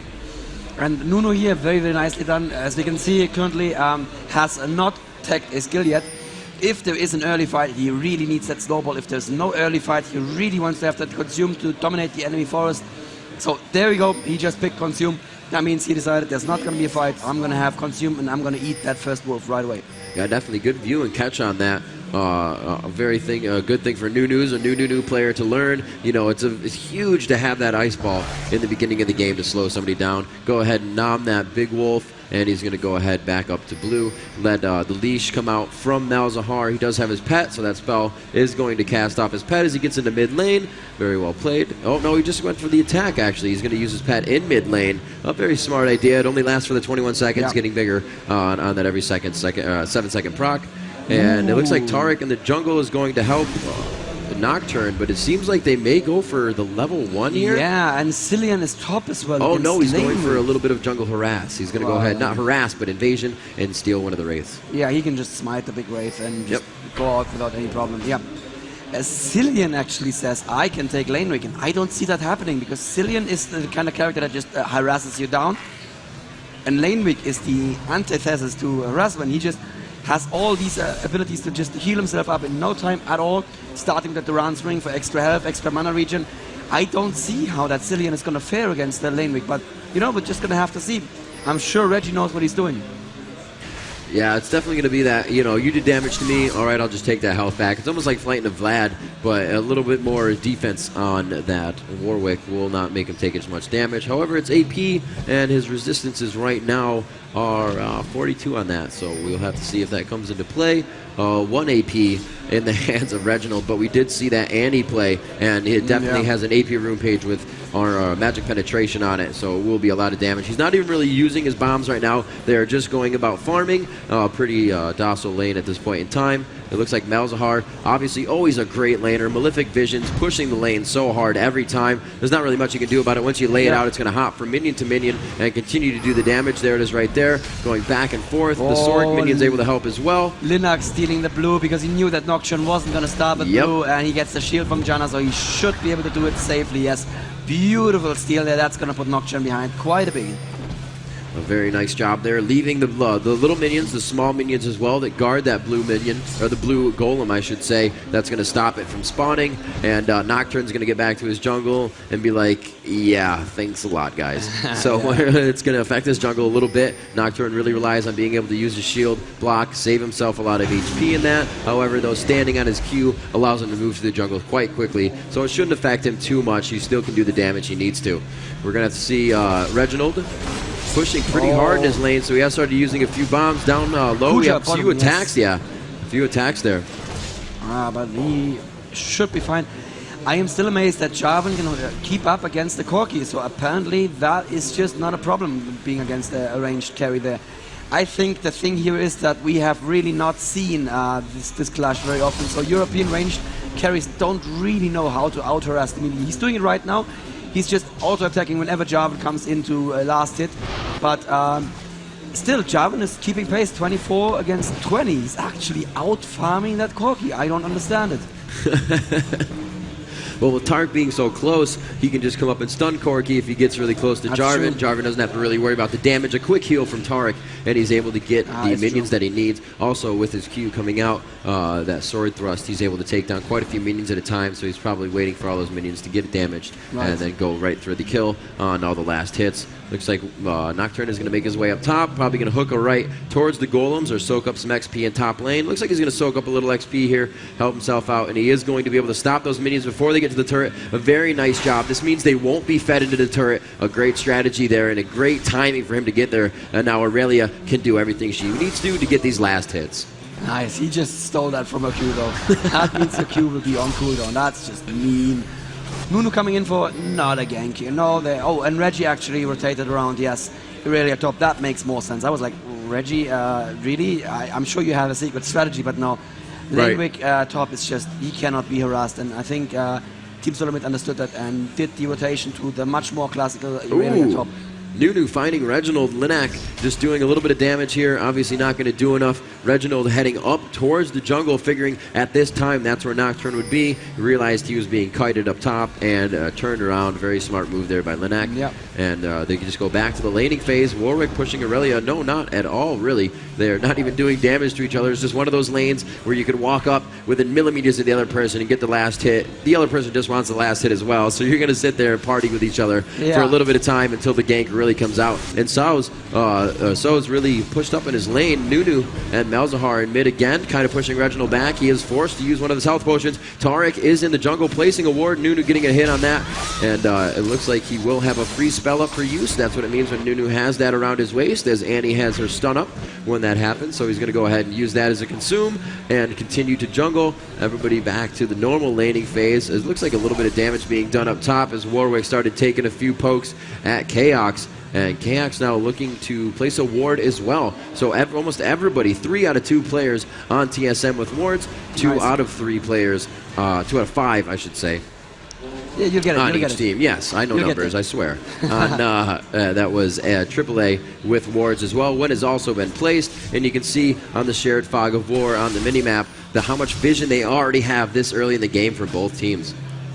The metagame is definitely swinging toward very, very early ganks these days, and especially in top lane where there's just one guy with no one to protect him. It's very important to have this amount of vision. I do like that they have a second ward in the river here to protect mid lane a little bit as well. And this ward here is also very strategic placement, because this ward stops them from going into river undetected. So once you know somebody is in river, you can be careful. And this would be the only other place where they can enter bot river unseen. So that's good attack down bottom. A lot of damage being done to Yellow Star. Great job there. The dazzle coming out of Tarek. And that's just like the Mundo sitting in the bush throwing cleavers all day. It's just one of those things that makes you want to throw your mouse against the wall and just be like, why is this happening? Ah, this lane is OP. But they're doing a great job about it. The shield to come out from Janna is really going to stop a lot of that damage if it happens again. Kuja just has to be really quick with that and the reaction time, and we'll see if he can do that. Jarvan and Tarek still pushing bottom pretty hard right now. They're trying to put these minions into the turret. I've said before, you know, this makes it really hard for AAA the last hit. However, that minion wave coming up just in time, and it's able to help them out. It looks like we have a back. No, Warwick coming down. It could have something in mid here. However, Nocturne is right on the heels of Zilean. They saw him. They have a ward right here, and he just walked past that ward. That is so true, yes, in the top left there in that bush. So, there was a question on forums yesterday about the laning phase in these high-level games. Why is it, well, like you said, they just sometimes stand next to each other, last hitting away, and, you know, basically smiling at each other, not trying to kill each other? It's because, actually... Oh, wow, a teleport up top. Malzahar using the TP, and the null zone goes down. First blood coming out into the hands of Zoz, and they are able to take down Kaox. A very nice job. I did not see that teleport until the last second. Coming out of nowhere, the null zone dropped, and the suppression ultimate coming out of the hands of, that was MoMA on the AP, and he looks like he's going to turn into carry right off the bat. Yeah, that's beautiful play. We saw that yesterday from AAA as well. They do the teleport strategy so well, and if you just have a suppression show up without warning, it's going to be extremely painful. Wow, Odd1 taking a lot of damage here from Warwick. Obviously not with a real passive health steal. So Warwick is, or not really passive, Warwick just being able to steal it with his abilities. And we're going to see what he can do to just continue to push that lane. A lot of damage, but Blood Boil on, so he's able to get out of there and do the damage for MoMA to go ahead and grab that blue. Corki is forced back to his turret, and the turret is now going to take all of his last hits, which he does not want, as Warwick barraging. Oh no, not going for the turret, he's going for last hits up top still. Didn't really do any damage to that turret, maybe about 200 HP. And we will see everybody back to the lanes, junglers in the jungle, and with the ward placement to be done as all wards have been expended off the map. We'll see where the new ones are placed, and we'll see how that plays into the game in the next few minutes. Every time I try to explain something interesting happens. So just to finish that thought real quick, what happens in these higher level games is that people know when they can be aggressive, and sometimes both of them cannot be aggressive because they put themselves in a disadvantageous situation with the minions suddenly focusing on them. So often they'll just stand next to each other and just say, yeah, well, you're last hitting, I'm last hitting, how you doing? It's happening here right now. How you doing? How's it going? That's great. Very good. I am last hitting too. It's very civilized, isn't it?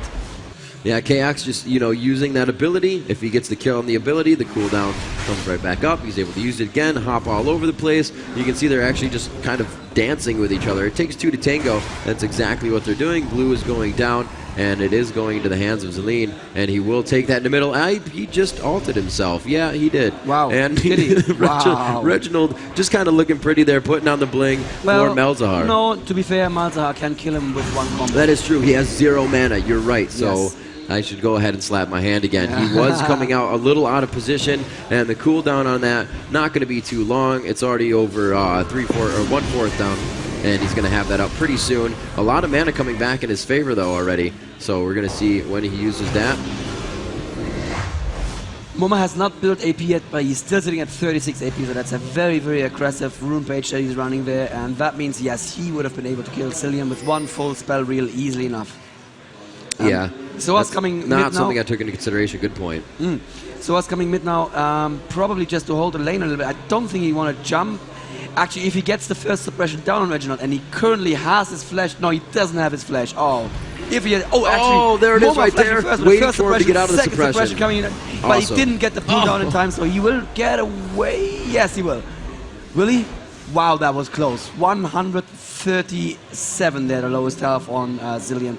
That was great. Obviously, MoMA flashing in with the first suppression and the second suppression from Warwick, but just not quite enough damage there because MoMA didn't take the time to put down the pool first. With the pool would have been a guaranteed kill. And it looks like Malefic Vision still doing a lot of damage. Malzahar able to proc another one off onto the odd one, and it's actually done almost about half of his health with 2 Malefic Visions and getting hit by nothing else. So Malzahar already putting out the damage. It looks like Xpecial and Rainman are heading down bottom. A little bit of an extension here by Yellowstar and Kuja. It looks like Yellow Star may walk right into these guys. No, they're actually going for Dragon. A very smart move there. And I believe that both Clairvoyances have just gone down to see what is going on in this situation. Janice has been used by Kuja as well as X-Specials, and they are going to be able to grab that Dragon. It's 13:03, so pretty much 19 minutes, and we'll see that next Dragon come up. Will it be a forced fight? Will they have vision on it? And it's really going to be the Rain Man, or TSM I should say, to figure that one out. I don't believe that AAA had vision on when it went down. Well, they probably had a vision of Team TSM going back, and they can guess it from there within 10 seconds or so. True, So true. they don't have the precise timing, but they have it down close enough. Right, good enough for going to this fight. It doesn't die right away, so they'll be able to rebuttal that if they need to. Yes. Well, it doesn't die right away unless they get really good farm on the odd one, which is possible. Irelia going back top, but once again, they just, both lasted. And they say, how you doing? How you doing, mate? I'm fine. I'm lasting too. Cool. Yeah, they're very friendly to each other there right now. These are two characters who can actually become aggressive because they both have so much lifesteal, but neither of them feel like they have the upper hand. And if you go aggressive and you didn't have the upper hand, then that just means that you're going to be pushed out of lane. Soa's actually leaving the lane voluntarily here to take the red buff from the odd one. That is very nice team play there. Very good to put it on Irelia, because now she can go absolutely aggressive. She has the slow or stun from her spell, from her E, I believe. I don't play Irelia that much. And she will have the additional slow from the red buff. So that is going to look very painful for Warwick. Nunu going back to take blue, which should spawn very soon. And let's see what's happening bot lane here. Yeah, not a whole lot. A lot of passive gameplay at this point. 1-0 at 14 minutes into the game. No turrets have been taken down. I don't really think a lot of turret damage has even been taken by these turrets. I'm checking the bottom ones. A little bit of damage there. Mid is actually taking quite a bit of damage, as we saw Warwick and Malzahar pushing that as they were harassing Zilean and Nocturne. Top turrets, really no damage there. So it's all about the last hits right now for both of these teams. It's kind of just like a stalemate until they really want to get together and congregate for a fight. And we'll see how when that happens. It should be coming up within the next few minutes. We do have 4 minutes before Dragon comes up again, and that may be our first one. Looks like Tarek is going to make his way back down to the bottom lane with Rain Man. Continue that laning phase. Chaos is back up top. Check out his items. He already has his mallet, and we're going to see how he uses that against, possibly slowing Warwick if they get him into a good gank, and he won't be able to get out of that one. Warwick, however, using Flash. No, yes, he is Flash and Exhaust. I was looking at his ultimate. Yeah. I was like, that's not a summoner spell. Nope. That would be nice as a summoner spell. Have infinite duress as a summoner spell. I'd take that. Yeah, that wouldn't be imba at all. A very smart play from Reginald here mid against Malzahar. He is running 3 Donut Rings and then a Catalyst, because now he has enough health, as long as he stays in full health, that Moma can no longer burst him down with a single combo. And lots of pink Zilean getting caught off guard here. The null zone going down. They will be able to make it out in time. They silence Zilean right off the bat, so he could not ult himself, but Nocturne was really able to deter what Malzahar rather and Nunu were going to do in that situation. As the bottom started actually to converge up, you saw them both going towards Dragon. Aurelia coming down from top. Nocturne still in middle, and the suppression from Warwick could really take him down. Malzahar still doing, Moma I should say, a lot of damage without his ultimate. If he can still throw down that null zone and a Malefic Visions, it's like Mord ult and igniting you. Yeah, absolutely. What happened in mid right here was that Malzahar had the leash from Nocturne on him already, so he thought, well, I can channel my ulti now, but it's just going to be interrupted by the fear anyway, so I'll fall back, because otherwise that would have been a guaranteed kill on Zilean there, right there. And Zilean coming back with a pot. Yeah, that was not a good time for him to go home, but he was low and he just knew, well, Moma is still in lane. I cannot go to lane with half health against a Malzahar with flash on. That is just gonna end in tears, and they're gonna be my tears. It looks like Zilean mid is trying to do what he can. It looks like they could get a Malefic Visions on that. A lot of damage coming out of the hands of that bomb from Reginald. Jarvan looks to be a little bit overextended as he's placing wards, and he knows he needs to get out of there. He does not see where Nunu is on the map, and he doesn't want to find out. Not like either of them can really take each other down at this point, but it could start enough to kite that into a team fight. Neither want that to happen. Been a pretty passive game so far, as, like I said, a very cautious game for both teams. TSM wants to make this an easy one, and they want to take it cautious. When they know they can win the team fights, they're going to go in and do that. And AAA does not want to make any early game mistakes, so themselves are being very passive as well. And we heard it in the interview just after the last game. Both teams, massive amounts of respect for each other. They said this was the closest game they had in a long time. And they don't want to risk anything in a game like this. Yeah, it's double lane bottom. We are seeing some pings going down by TSM. We'll have to see. No, that was actually a ping from AAA onto Jarvan, so he's now got a target on his head, but they're not going to be able to do anything with that. That'll just wear off after a matter of time, and we're going to see a blue pill by the odd one. I was wondering what he was doing. I was like, you have no more jungle. Where are you going? So it looks like he's going to go back. He will not do any invasion type at this point in time. And Chaos and so is still farming back and forth. It's like farming against the Nazis. He's like, leave me alone. I just want to farm. Yes, she's winning the farm fight a little bit, but you know, it's still lane weak. She cannot push him down. It's just not going to happen. And the odd one actually building that Yumu's Ghostblade, but also building nicely defensively. He did finish the Wriggles Lantern for extra warding, and he has that Heart of Gold. The gold per 10 items are much more popular in the American metagame, and we can just see TSM doing it, playing it just that way. It looks like he will go for the check on Dragon. Nocturne does not have any wards. Yeah, he went all the way in there. He's like, maybe Dragon's hiding in the back, I bet you.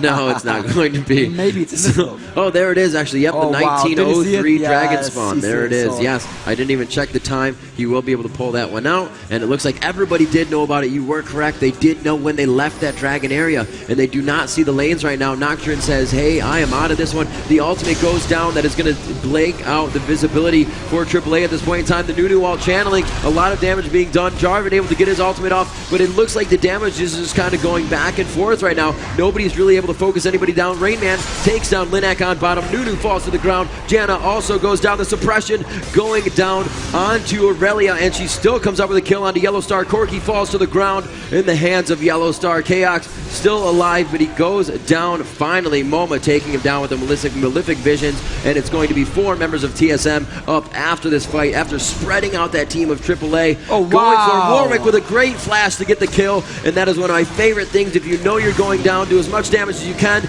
Null Zone going down from the hands of MoMA, trying to deter the team to stop attacking Warwick, and Jarvan sees the HP on MoMA and just wants that bait so bad, and he could have got himself killed. The fear now to Warwick, and they just cannot do enough damage to him right now with the amount that he's stealing. The blue buff on his cooldowns allows him to do it so much quicker, and he's just such a force to be reckoned with. He knows he can't be fought. He's going for Jarvan. What is he doing right now? He is absolutely setting up a class for these guys, taking them to school. It's just like, you cannot touch me. This is the clinic I'm putting on. Blue buff Warwick, how's it going? He could be feared within that turret range. Nobody has any mana, and this is why he's playing like this. They're not really able to take that damage down. It looks like during this, AAA is able to take down the Dragon, so after respawning, they kind of get up, gain a little bit of money, and this is absolutely the most ballsy Warwick I have ever seen. So's playing a great job, and like you said, So's playing an amazing Warwick. I'm going to give that up to him right there. That is knowing your character and your opponent. As Wicked would say, what you want? I'm Lane Wick. And yes, that's exactly the power of Lane Wick. He has a very, very powerful defensive item that is offensive on him. I mean, it's 25% cooldown reduction on the Frozen Heart, I believe. I'm not entirely sure. And blue buff. And he had the blue buff, so he was probably sitting at almost 40% CDR right there. And he had the extra mana, he had the extra blue buff, he had the Duran's ring. He was like, yeah, I could do this all day long. Wow. That was and he still has full mana, full health as he goes back into his lane. I'm fine. Hey, why not? Yep. Looks like we have some pings going down bottom. They are starting to converge a little bit. Let's go check if Dragon's there. They're going to be quite sad. TSM, while being rodeoed around by Warwick on the mid turret. He wasn't even going for the turret when he actually could have, but he did not. Warwick actually being very aggressive to Chaos up top. Chaos losing so much mana just in those attacks to try to take down Warwick, and you can just see the health coming back instantly. Malzahar somewhat out of position, but nobody's really there to let him know, and nobody's going to take advantage of that. He does. He just took that turret shot to the face, being a little ahead of the minion that got there. Not really going to worry about it. Only took about 100 health off, and not looking good for TSM right now. As after that, you know, a Warwick like that in fight, if you can't do anything to him there, they didn't have any mana, so they weren't really able to use all the abilities that they wanted. Nocturne couldn't throw down his Q. That's going to give him a lot of attack, and that would have been doing the damage he required on Warwick along with his wriggles. He would have been able to get that HP back. The Yo moves will definitely help in that situation, but the focus now is going to be really hard for them. That's going to play on their mentality of what the focus role becomes when fighting against all authority. Do we focus at Warwick because he just gave us hell like that? But no, you don't want to focus on Warwick that has a frozen heart. That's just wrong. When there's a Malzahar in the team and there's a Corki in the team as well, you want to focus those guys. But at the same time, that Warwick, they're gonna have nightmares of that wolf. Let me tell you that. That was amazing. I thought, what the hell are you doing, Soas? You're gonna die at least 10 times here. It's like, nope. I know my champion. I know how much I can take, and I know how much damage I can dish out. Very good catch there, Riving. Then you saw the mana was down, so there was nothing they could do against him. Yeah, so we're going to see, it looks like Chaos is going to be able to drop the top turret, but a very big push and a little out of position. Could they be pinched by the members of TSM right here? And they feel very confident with Soz on their back at this point in time. They're going to be able to take down another turret, so 2 in a row. That's going to be 300 global gold for them. The gold is very close, only 400 off, but it is 3 turrets to 1 in favor of Against All Authority, and they're going for a third turret on the top lane. Will they be thwarted out of this? The odd one going for the fear. He gets bumped up. The Malzahar ult going down. Nobody in the null zone though, and it's going to be a Janna ult to push everybody back, trying to get him with Cataclysm, and he does that. Rain Man taking down Moma. Moma falls to the ground. Yellowstar also goes down. It seems to be a little bit better of a fight for him this time, as Warwick is actually pushed off the team. Soz is not able to do what he wants, but he is coming in, looking at the odd one on this, and he is forced to turn around. A good flash away. The bomb is going to take down Linac, and it's going to be taken by Chaos actually, as it would probably be better onto Aurelia at this point in time. A Fed Aurelia is not something that's fun and to play against, that is, and that's exactly what they want Chaos to have. That's exactly what they want Jarvan to have, and it seems like they are actually able to shut down the fight once they get Warwick out of there. He wasn't really able to do much and was forced right out of it by the bombs. Zillion focused him, and he knew he was going to take a lot of damage. Reginald, that rune page, is really coming out on top with his AP. Yeah, that Warwick is not going to be so powerful in the beginning of a team fight when there's still a huge clash going on. He doesn't have that much of an impact. He can pin one guy down, but that's about it. Warwick becomes infinitely more painful once the team fight actually comes toward the end and people are running around with low health and you can just chase them and never die. But in the beginning of a team fight, he's really not that important yet.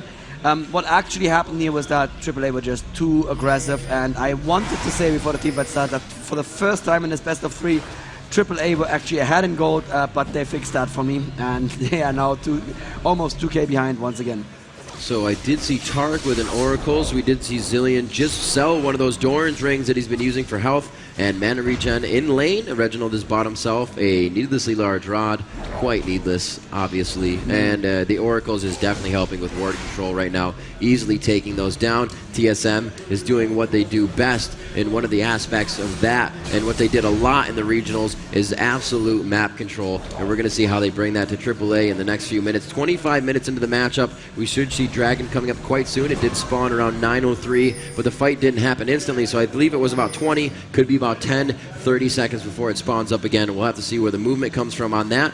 As we did see during the fight, that was when Soz was giving them hell in that mid turret, and they will be able to know when that's coming up, as AAA did get it after they lost about three champions in that fight. And I'm just focusing here on the minions a little bit for Freak in the audience to keep count of the lost CS there to that tower. Corki was going for Red Death, saying, I was like, oh no, there's a huge wave pot, I gotta go farm that, and then he didn't arrive to end time. Well, happens to the best of us. He is still at 207 creep kills, higher than anyone on Team TSL, but Malzahar still higher with 225 creep kills. And still there are 2k gold bans, and he jumps in on Reginald immediately there, but I don't think that was a good engage. Yeah, he jumps in actually right on Yellowstar. The odd one going down, no null zone even down, and they're able to do a lot of damage. Looks like Kuja goes down as well in the fight. That's 2-1 down right now as Zillion falls. His ult is down. He is not able to use it, and it is a 3v2 situation in mid. 3v3 situation rather. Moma with the ignite on. The follow from Aurelia. She's able to dash in and get that kill. Can she go all the way through? She is ghosting the Blood Boil on Nunu, but he's getting caught up on the minions, and he's not able to get around him. So unfortunate there. He would definitely have been able to slow her tower, but I don't think Warwick has enough mana that they would have been able to really initiate again on that fight. Very nice job. 3 for 3, both coming out evenly on that one. And it was initiated not around any turrets, brought to the turret, but still, we saw it happen on an open fight. So it's really going to be, if they can close that fight in, it's going to be in the base next time, forced off a Baron or a Dragon. And here it is, AAA able to get their second Dragon and hold that true. Isn't that the third already? Is that the, did they get first? I'm not sure. Oh, no, TSM got the first. Yes, yes. You're right, yes, absolutely. Oh, Soas may get caught here. There is a lot of damage on him, and there's the ultimate turning Linak in. Linak flashes out, but Soas is alone versus 3 right now. He can probably not do it. What is he doing? Oh yeah, he was feared. That's why he ran back into the enemy team. And there's the pickup on Soas. Now 11 to 6 kills for Team Solomid, and I would say this game is going in their favor. Okay, so let's say Solomid's going to get the Dragon now. How about that? Yeah. So there we go. Now Solomid actually getting their second Dragon. They're able to pick this one up. Should be going down in about 5 seconds, 2 seconds, and so it's going to be 28, 32, 34.03 about that's going to come up. And we have Malzahar up top, just farming, putting that null zone down, getting a lot of the minions. He knows that it's still going to the turret. Yeah, the minion wave does get there in time. He's not going to have to worry about it. He really needs to get himself moving across the map. Maybe, I don't know, he's kind of undecided on what he wants to do right now, but that turret on bottom has gone down, as you see, and it looks like they're going to push quite hard here and pretty much give back to AAA what they did on the bottom lane, right back to them. But no, they do not want to. They do not know right now where the entire team of AAA is, so they will be forced, not forced to, but they will choose to back, and that is the smarter of the ideas that they are going to proceed with. Some of them will run back, checking out the jungle. They don't have too much to farm right now, so it might be ward placement or actually just backing in a safer position, as we see there. Yeah, absolutely. And last time that AAA did that on bot lane, yeah, they died horribly. So TSM were like, oh wait, that didn't work out too well for them. Maybe we shouldn't. Reggie farming mid now here with this AP build. He is at 254 AP right now. Let's have a quick look at the builds. There's, wow, 2 super tanky champions in Team Solomid with Aurelia and Jarvan. Both of them running a Trinity Force and lots of tank items. Then we obviously have Reggie, we just saw the AP build. And finally Tarek running around with a standard support build. Oh, not to forget Nocturne, who has his Humus Ghostblade now and a lot of other tanky, cheap items. And on the other team, we see Corky, who actually chose to go for his start first before Trinity Force. Don't see that often. We have Janna, standard support build. Then we have Moma, who's doing really well for himself at 323 AP already. We have Soas, who has been a beast. He seems to be building for a Blood Razor here, which would make him that much scarier in fights. And finally, Linak on Nunu with, oh, actually, Hextech Revolver, I don't hate that on Nunu. Normally you would say, no, you need to be full on tanky, but he does 2 things to consume, right? So he does lots of damage to a minion, and he gets lots of the health back. But with Spellvamp, the initial damage he does to the minion also adds to the health he gets back. So that makes his consumes super powerful for himself to heal himself up. See what they can do here. Yellow Star kind of firing some ultimates over the wall, trying to do what he can there. And we are going to see them taking the Wraith camp quite easily. They're just going to back off. Experience for everybody right there. It's not really going to matter. They're making sure they clear their jungle so they're getting the experience and not AAA. It looks like it's going to be a forced battle here on this turret. Jarvan tries to go in with the flag toss. Aurelia says, you know what? I got this one. Don't worry about it. The Nunu all good. He channeled down. They don't have any way to stop that. And it's going to be a no. It did get stopped just a little bit. Not a full proc. And it's going to be huge damage onto the odd one. Nocturne falls to the ground. Linak also goes down as Nunu trying to channel the ult at the beginning of the match there. And we're going to see Dazzled onto Moma. Will he get taken down? Trying to stick with it. Yellow Star does go down as Corky, trying to get the damage down and drag them within the turret range. They now have 2 under the turret in a 2v2 situation. It's going to be Kuja and Moma still alive, forcing them out of that area. A stun coming up from the hands of Kuja, and they are not able to take those down as Aurelia was split off from the fight quite early. She was doing damage and trying to fight Corky, knowing that she had to get out, didn't want to get focused by Moma, and now they are back into the lane, and it looks like they're going to be able to go through this one quite quickly, and we do not see that Reginald's ult was able to be used in that fight, so they could have done a lot more damage around that turret if that was up. Absolutely. That is the power of their super tanky compo. Their composition, they can just go and tower dive forever. They can just stay under the tower, take the tower hits. They're fine, mostly. what happened here also was the odd one probably overestimating his team's ability to move in, jumping on Corki with his ultimate. Unfortunately, Corki Valkyried right then, and once Nocturne is in the air, there is no stopping him. He's just going to end up where his target is going to end up. So he was way too far in. Moba could channel his ulti through and take odd one out. And I have to say, if I was AAA, I would be scared right now, because that means that even with the odd one taken out, they still lost that fight, and they cannot take Baron here. And oh god, they risk an initiation there. Wow, Blood Boil went to Warwick on that one, so is with Blood Boil along, obviously with Nunu, and we're going to have to see what these two can do in the fight. It looks like everybody's going to back off in this situation. Nobody wants anything to deal with that. It's 32 minutes into the game right now, about two more minutes, a little bit less for Dragon to spawn up again, and somebody to grab that. 40,000 to 46,000 in gold. It's going to be against all authority with the 40,000. So TSM really doing well. 238 on the creep score coming out of the hands of Aurelia. That is going to be Chaos, as we saw farming up top. Just grabbed himself the red. And Zillion 199, 136 for Nocturne. Everybody doing very well right now on TSM. And we do have 266 for Malzahar. MoMA doing very good for his team. 230 on Yellow Star for Corki. The creep score is through the roof right now for both teams. The ward placement still going down. We can see Janna just placing her last ward down there. That's going down right by the right side bush as she got clairvoyance when she was doing it. Well, they're using her clairvoyance. I'm a liar. Nope, that was hers. So we're going to see 5v5 now in mid, Dan. Xenon, it looks like they may force another fight off the turret here. And if I was TSM, I would just jump in there. I would go in like crazy, because they have been so dominating in the last couple of team fights. They cannot allow them to hit some kind of critical mass when if Soas builds up his Madness Blood Razor and suddenly starts being a real damage source as well. And you could see that the respect that the teams had for each other there in front of Baron. There was an initiation available to TSM, and TSM were like, no, we're not going to do it. And, you know, not the right call, I think there. But it speaks very, very well for them that they are, you know, they don't want to throw this away, even though they still would have a third game if they threw this one away. They're playing very, very cautiously, and that's definitely the thing to do here. They are scared of AAA still. I'm not sure if they still need to be scared. They are now 5k gold ahead. Dragon just comes back up, and TSM are getting in position for that.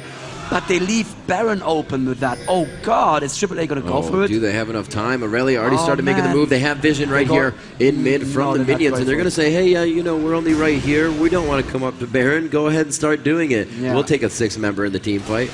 But they are going to decide not. They're just going to quickly face tank this turret. Kaak's able to grab a little bit of HP there, and it looks like they're going to make their way down from this. That HP was from X-Special, not from the turret. You cannot steal health from the turret. Yes, you can if you're Aurelia.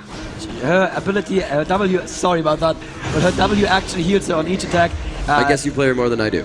I actually don't, but I watch her a lot because I watch Wicked stream a lot and he plays her all the time. So yes, you can actually heal yourself up on towers as Aurelia.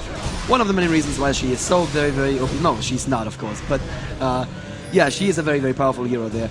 And currently, AAA have to make some sort of amazing team fight happen, because the gold advantage is getting larger and larger. Now 7k gold advantage for TSM, 13 to 7 kills there. Oh, Soas. Oh, Soas. You could get caught there. Yeah. Oh, wow. Oh, wow. He's there. Dead. It is. The ultimate coming out of the hands of Nocturne. He will be able to stay around the turret, but it's not going to do that much damage to the one it's focusing. It was Nocturne himself. They're able to come out with a big kill there, and we saw this being detrimental last time. Always losing that one member caused TSM to be able to push very far up in this, and we'll have to see if that happens for him again. This is a one turret down from here. A gigantic regular minion wave down bottom with one siege minion doubled up there. How much damage can they continue to do on this? They have destroyed that turret. Moving up now, they will have a lot of room here to focus somebody. If anybody comes out, it's going to be Aurelia or Jarvan to just jump on top, and they don't even care about the turret. They are going to initiate this fight onto Yellow Star. He is in the Cataclysm, and he flashed and Valkyried away, wasting both of those escape spells for himself. Rainman looks like he could get caught here. He does have Malefic Visions on. It's not doing too much damage as he throws up a shield. During the fight, they're able to take down the turret, and more focus to happen. A good pop-up by Kuja. He's able to stop the flow of that fight and really make them think twice about what they're doing. Flash is now being used, and it's being turned around here. A Vayne would be amazing in this fight, but they don't need it. A nice suppression by the ultimate of Malzahar. That's MoMA coming up big, but Yellow Star on the kill. They're going to chase down Zillion, and they are not going to find on him. Dragon from AAA. They're like, yep, they're all low. One of them is dead. Let's go for Dragon. Let's do it right now. And I hope they follow through this one final time, because they've been so scared before. And of course, Reggie is safe there, but that's a Banshee's pop. That's lower health for him, so he cannot stop the Baron right now. And AAA, please, please, please, just go to Baron and do it. Yes, that's what they're doing. This is their chance to turn the game around. They're almost 10k gold behind. I would have given the game to TSM already, but due to that over-aggressive push, the game may go back in AAA's favor, or at least reset to neutral right here with a Baron pick up for AAA. The gold, of course, the experience, and the buff for the next couple of minutes, and there it is. Yes, indeed, and they're not going to go ahead and push top tower. That's a lot of damage they could be doing, and another 150 gold globally for their team. Right now, the gold sits at AAA at 47,000 and TSM at 54,000. The turrets in the favor of TSM at 5-3. Nice. And you just saw them all porting home there, and Kuja and MoMA instantly buying those potions for themselves, for their heroes, and going, well, we have Baron now, we're going to push anyway, so might as well pot up on top of that, and that is very, very clever play from them. That is one of the things that separates, you know, these 1500 elo players like myself and those real high elo players from each other. Just knowing when to buy those potions, knowing when it really counts, when you need to make your advantage, you need to translate your advantage into a long-term advantage, and that's exactly what they're doing right now. They're potted up, they have the Baron, and they are feeling confident. They want to take a tower and possibly an inhibitor of TSM here. Looks like Aurelia will be grabbing the red buff in the jungle. Like I said, you want to clear your buffs as soon as they come up so the other team cannot get them. Donate them if they have to be donated. Nocturne is not the one grabbing that right now. They choose to give it to Chaos. A smart move. Chaos has been initiating a lot. He has the items to be doing so. That Force of Nature to stay clear of any of the AP damage he would take. The Triforce already. A Randuin's Omen and a Shurelia's Reverie. A huge build right now for Chaos, but Yellow Star, a big push up top, and here we see the lane, a lane race, if you will. And they are going to be doing this. Actually, two backing right now for AAA. 3, 4, 5, no, 5, yes, they are going for that okay. bottom turret as quick as they can, seeing that they backed right away. They're like, all right, you know, that's not going to happen again. We are just going to play this conservatively, and let's stick to the jungle. We'll go ahead and take their buff. And there it is. They were able to give it to Jarvan, and now Jarvan and Aurelia both with red buff, and that's why you grab your buffs when they come up. That's brilliant play by TSM. They're like, we are going to fake out or threaten rather, a base race. Yeah. And after last game, they're definitely not going to take that risk. And that means they all have the blue pill. They can push top, and that's Taiwan Baron that's running out right there. Just a mind game being played there, even if they didn't have the intention, as you said, to take out the base race or to go for the base race. They still caused everybody to have to back in that lane. And looks like they're going for top lane once again, or bottom lane, I should say, the top of bottom lane. No, kidding. Bottom lane, that's what it is. So they are going to head clear these minions very easy, as they have all 5 members there, and it looks like they have a minion wave to work with. They do not have a minion wave to go against, however, so this will be all the minions going for the turret. That turret is very low, so they could choose to fight around it. Zillion is up, and he does have his ultimate, so they will not choose to fight that one. Really would not be in their favor at this point in time, and they're going to go ahead, push all their waves up, and wait for that Baron to come back up. Dragon should also be coming up very soon. 40 minutes into the game, one of our longest games of this weekend, and it's 14-8. Still the gold at 6k difference in favor of TSM. Yeah, I really didn't like that push pot because everybody from TSM was there. They are still 57 to 51k ahead, and they would have just wrecked them if they had gone for that turret again. And dying at the same turret twice, it's like, yeah, you know those hamsters that when they push the red plate, they get a shock. They learn faster than that. So we're going for an inner turret right now, which is not as easy to defend, but still TSM are adamant about defending this, which is, you know, the right call. They are ahead. They are 7k gold ahead. They don't just want to donate turrets. Yeah, not too much poking going on. They are waiting for this minion wave to come up. Coming out of the right side, they are the pop Aurelia up, and that will expend the Banshee's Veil there. And we can see, you know, TSM has the initiation from Jarvan and the flag grab. If that was missed, Chaos has no problem going to the fight as well and letting Jarvan get that cooldown again so he can use those abilities. Pushing out, and there's the initiation right there. The Randuin's Omen to slow everybody down. Null Zone goes down. The Absolute Zero being channeled by Nunu. Odd One taking a lot of damage right now, but it looks like Kuja's the focus as well as Yellow Star.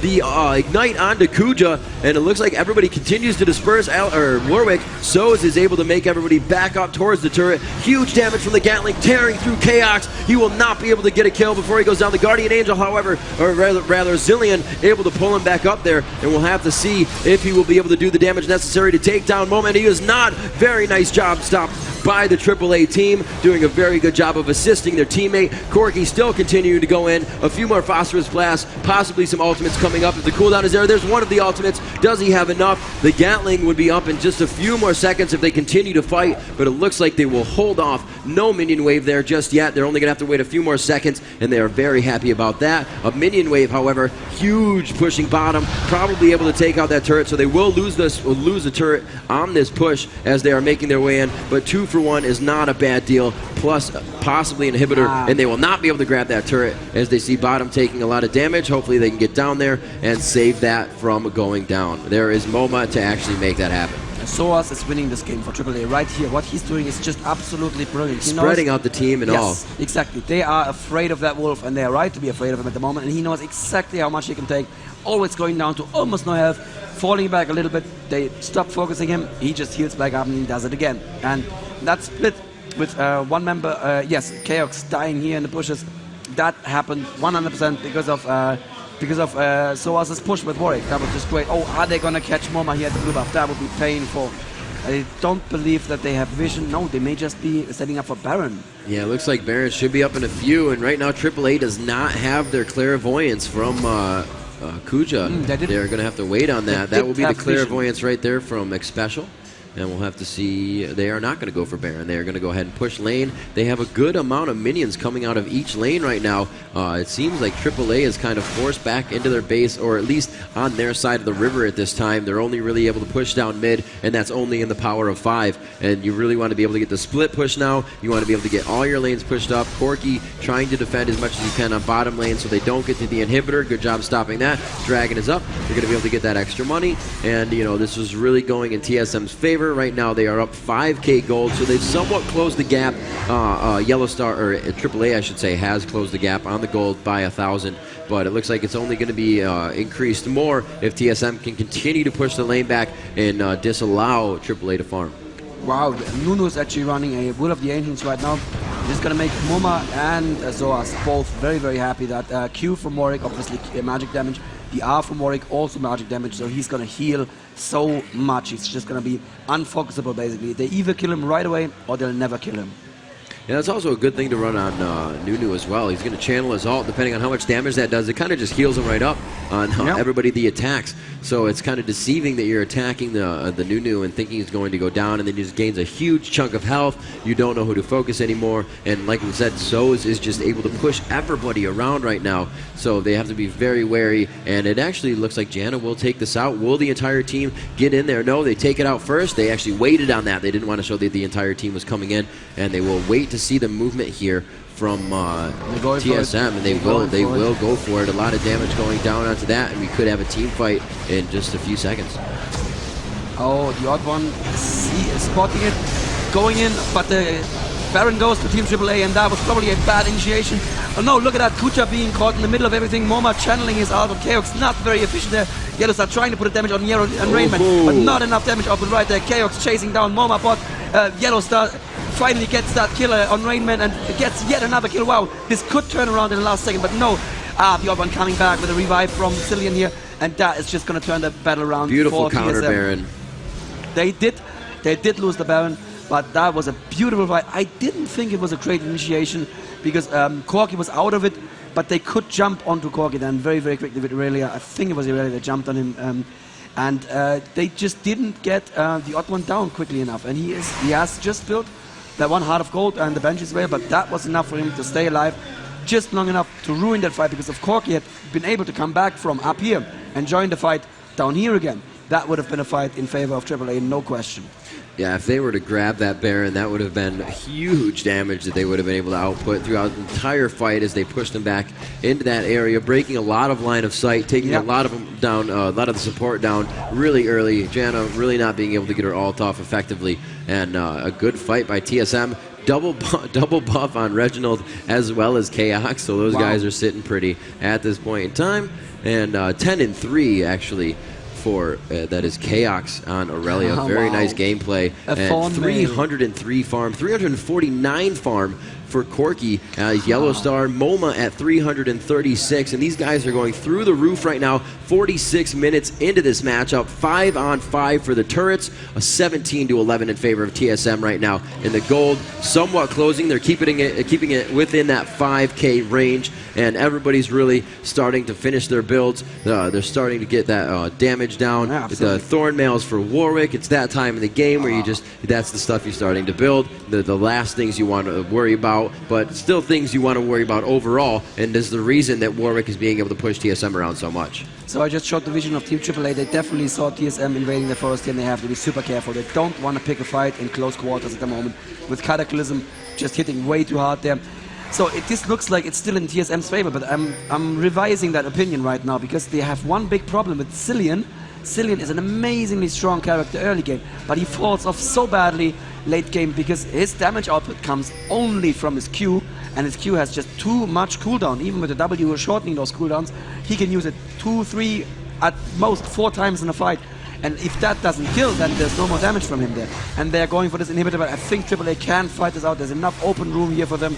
They can, yeah, they can jump on somebody with double suppression. And I don't think TSM wants to take this fight. And no, they're making a nice line here back for the forest. Soa's maybe trying to jump on someone here. No, he's not going for it. Okay, he's not that crazy. Yeah, playing very cautious. They just throw the ward down in the bush. Still, Janna lost that Oracles at top a little bit ago, but definitely needs to get another one. You cannot allow TSM to continue to control your jungle. That is what they are best at, and they will relentlessly be in your face and in your jungle. As you see right here, they get Clairvoyance, but they really aren't too worried about it. They're going to go ahead and take this blue, most likely give it to Zilean, unless they want to give it to Aurelia for cooldowns, and we will see who gets it. Yes, Zilean will be the one to grab it on that one, and he's going to go ahead and bomb that off, and hopefully it doesn't start walking back without taking damage, without regenerating its own health. Well, this tower is probably down. The tower is down. There's nothing they can do, but they can definitely defend the inhib tower, and they're actually so aggressive. They say we can defend you in open lane. I don't think that's a good idea. Then again, the enemy minions, like you pointed out earlier, are actually working in favor of AAA with that absolute zero channeling through and restoring massive amounts of health to Nunu if he actually channels that with all these enemy minions around him. So I'd say again it's somewhat in favor of TSM, but this is so close. I know I can't call this. I mean, I don't see the damage output anymore from TSM. There's Aurelia, who does really good damage. I mean, there's Jarvan, who now has the Atmos Impaler, so he's sitting at 206 damage as well. But it just doesn't compare to Corki there with his Trinity Force plus 266 attack damage. Wow. And Morma with his 500 AP right now, and with Sonya's Hourglass as well, keeping him safe in those fights.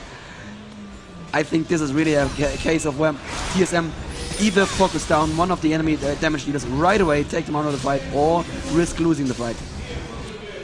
Good minion wave in middle. Will they use this to push up? Looks like they are grabbing their own red. They're going to give that to Corki real quick. A little help from Linac. And yeah, she is quite tanky right now. 3,300 HP on Linac. The Nunu really growing to be something to be reckoned with. He also has a Banshee's Veil, so he can get that absolute zero off whenever he wants. Looks like Dragon will be going down. A lot of crits being put down on that right now. Wow, that died in no time. That did definitely die in no time. So we'll see the builds right here. Crits coming out possibly from that Nocturne, Yomu, Aurelia not really having that much crit. She does have a Triforce, so yeah, it's there.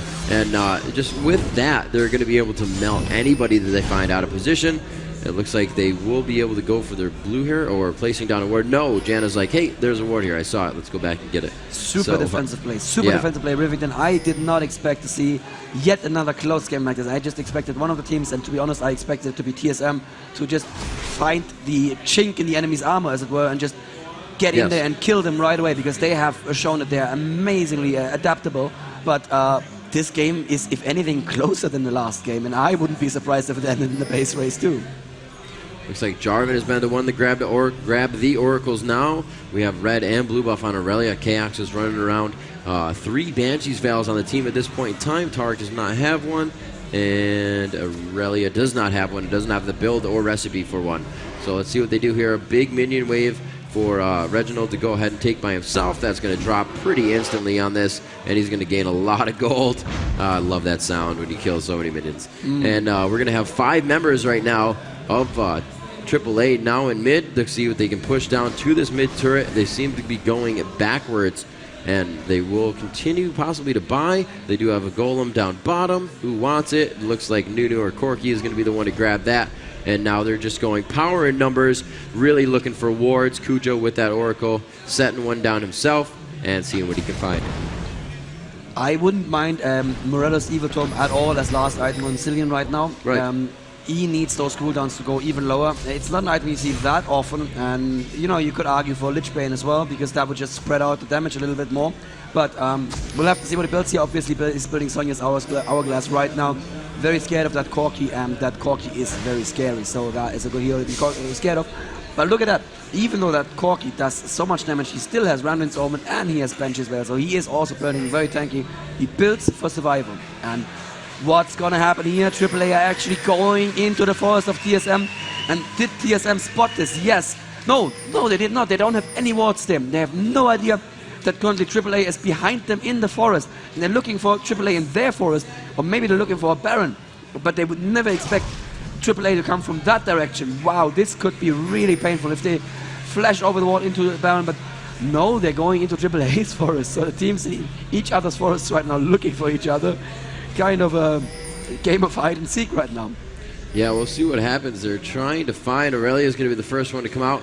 They do see the flag of Jarvan, and they're going to get a little bit of extra attack on that. I don't know if they're going to initiate on the fight here. You see Aurelia coming in strong. They're taking a lot of damage from Corky. Wow! Corky doing so much damage.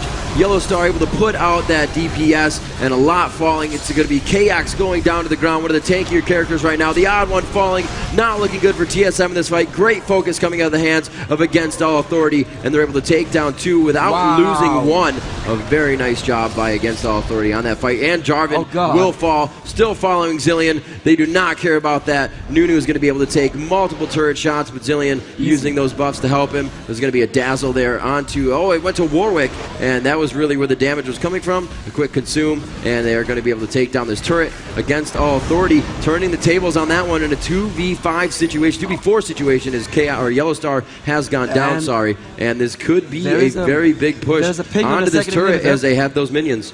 They're not going for it. They pinged the inhibitor, but changed their mind. 3 of Team TSM still down. Is this gonna be the win for AAA? Actually, wow, Moma probably misclicking there on his your Hourglass. You didn't want to do that early, but wow, they could take the next. Wow, if Reginald falls here, and Reginald is gonna fall here. That's game. That's game right here. Incredible! Oh God! Wow. I am not gonna survive today, Rivington. Look at that! Look at that! AAA jumping up, hugging each other. Wow, what an amazing game! What are we seeing here? What is this? I don't even... This is so amazing. This is exactly what semifinals are supposed to be. The championship is only going to be that much more intense. $100,000 on the line for these guys, and they are going all out for it. Blood, sweat, and tears all over the place. Not really, but yes, it is. These guys are leaving nothing to chance, playing their hearts out. They didn't want to let anything happen there. They said, this is our final push. We have a minion wave. Let's do what we can do. You know what? I feel kind of bad for Freak right now. He got to cast the Fnatic versus AAA this morning, which was really quick. And then he got to cast the CLG versus Gamed, which had, I think, a jungle gangplank. And we get these amazing games. I'm not going to survive today. I'll tell you that right now. I was trying to save my voice, but I'm getting carried away here. And these games are amazing. Shake fist freak in the crowd. Shake fist. Sorry, man. Well, you're going to get to cast the Grand Finals tomorrow. That will be streamed to the Dream Arena. So that is going to be pretty epic right there. No Indeed. epic in it, though. That's my prediction right now. What? No epic in No, it. we'll have to see. Pointing out, Corky, Yellow Star, one creep score off of 400 overall on the match. Can we switch to the yes, the stats, please? Definitely awesome to Yes. see the stat screen right now. The Thornmail is being built for Corky, as well as a little bit for your Warwick. Yes, look at that, 399 and 381 on that Yeah. Malta, so not too shabby there, and the closest we have is Aurelia with 328, and look at it, she built a Thornmail. Thornmail is a great item against a certain couple of characters, but I would rarely see it built unless the enemy is running a dual AD strat, which is really, really rare. Thornmail is an extremely one-sided item. It's like, yeah, I am really scared of the enemy AD. It's not going to give me anything against people that don't auto-attack me, right? For an AP carry, will ignore that Thornmail 100%. They're not going to auto-attack you anyway. Oh, yeah. Right? So this is a really, really desperate item. But I just see it on Source as well. Well, on Source it makes sense. Okay, we have Chaos, we have Rainman, we have the Odd One. All of them doing good amount of AD. But on Aurelia, that's like, I am so scared of your Corky, please don't hurt me. It was a close game. And, you know, most of the time, I thought TSM are taking this, you know? They were so far ahead. Let's just look at all that stuff that they built. Wow, there's a Finished builds, a 10, 4, and 2 Chaos. The team was doing amazing. Nobody even died that much. Overall, they had 6, 9. Yeah, almost Okay. no death here on TSM. We have Stark's Fervor as well, which makes a lot of sense for AD carries, for 3 ADs in the team, and actually built on a support. You see that? Stark's Fervor built on a support. That means, wow, we are way ahead in gold. Guys, stick around. This was the second game of a best of 3, and from what it looks like, this is the most epic best of 3 that we have seen so far. Yeah. Wow. Tell us what's coming, Remington. We will have a quick interview with the teams, I believe, coming up quite shortly as the third match to go. I believe we have those interviews ready at the moment. Yes, I think they should be ready any moment now, and then we're going to have the third game of AAA versus TSM, and me dying slowly here because I just can't believe I just had to cast what was it, 1 hour game? Was it a game? It was about a 1 hour game. They were at the 50-minute mark when all of that started to happen with inside the bases.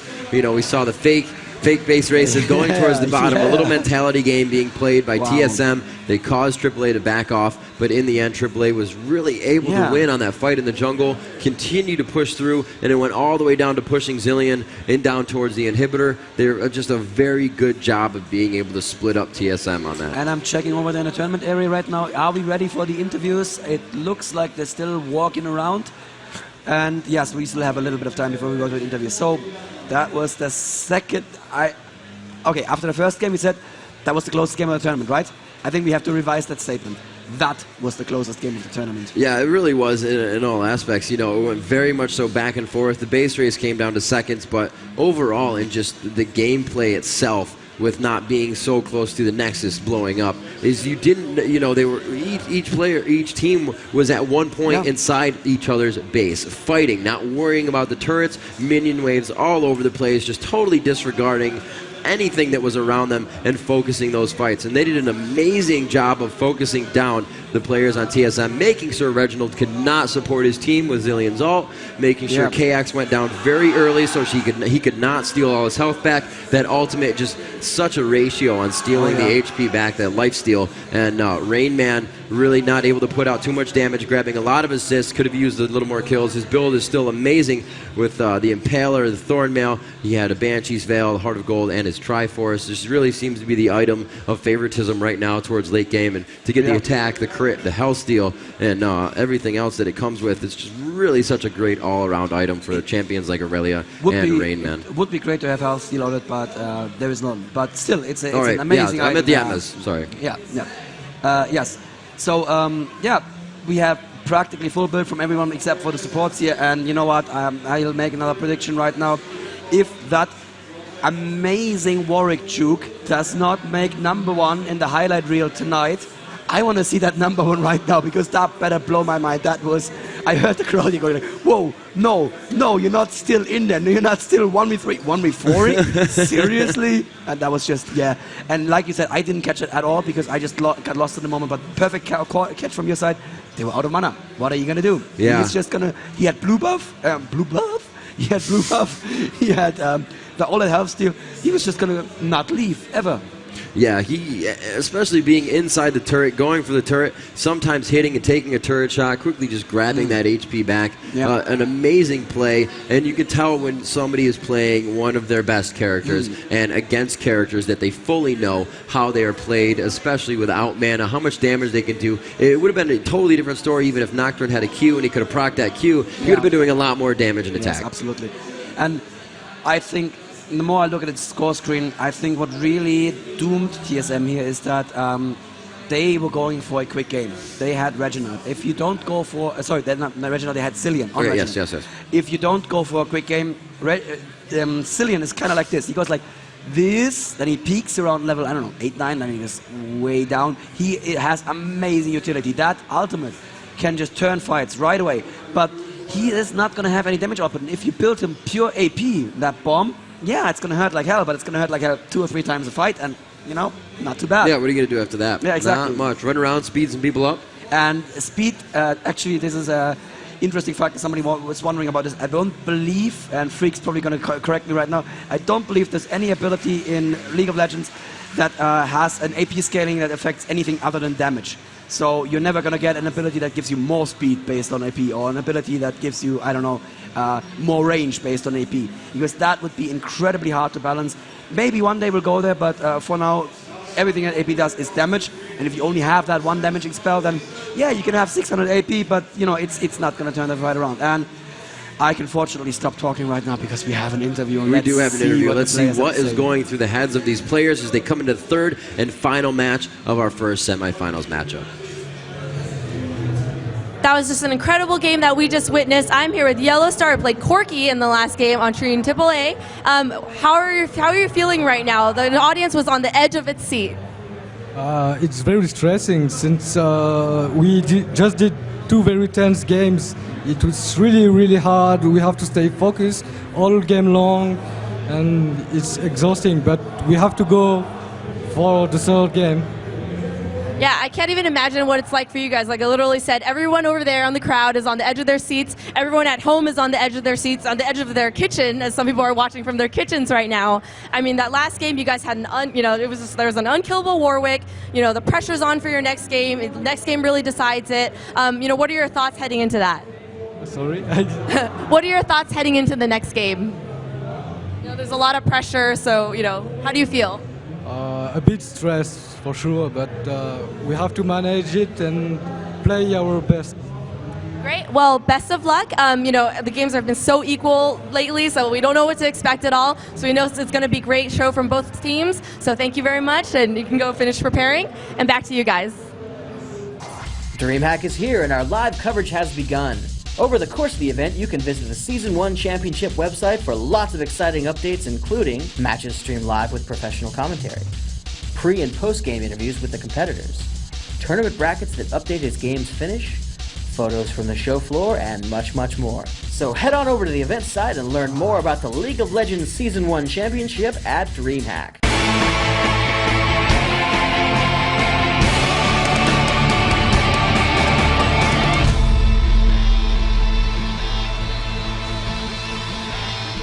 Hey guys, welcome back from the tournament area here, back to the casting booth. Myself, Rivington III, and Xenon hanging out here. We are watching some epic matches right now. If you're just joining us on the stream, I'm sorry, but thanks for joining us, however, because you just missed 2 of the most amazing matches of the weekend. We have TSM, Team Solo Mid versus Against All Authority. The first match going into an incredible base race down to the last millisecond.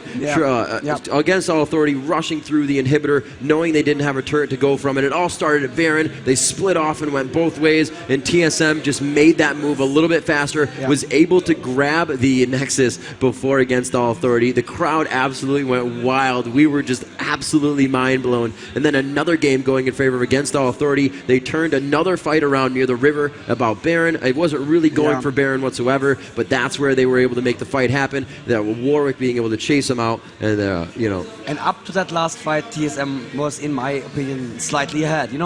Up to the last team fight, they were so close that I could not call it. And if I would have had to call it, I would have called it for the enemy team, Yep. And then they win that one fight and they just rush on through. They're like, we're going to kill you. Wow, Demacia, very good. I like that.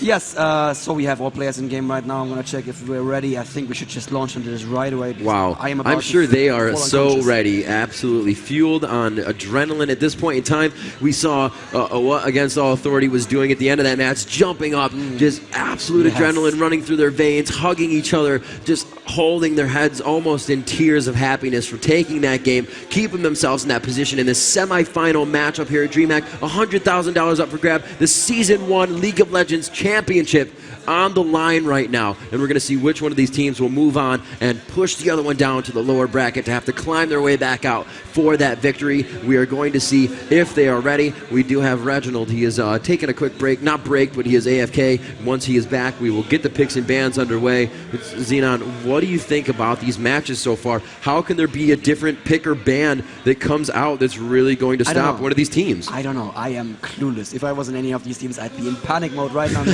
I have no idea what to do. One thing that I just went through my head is that I would have lost my voice at home as well. These matches... Oh, of course. I'd be yelling at the top of my lungs right now. This is the closest I've seen, and trust me, I watch more League of Legends than is healthy for any man, and this is the closest I've seen in anything, anywhere.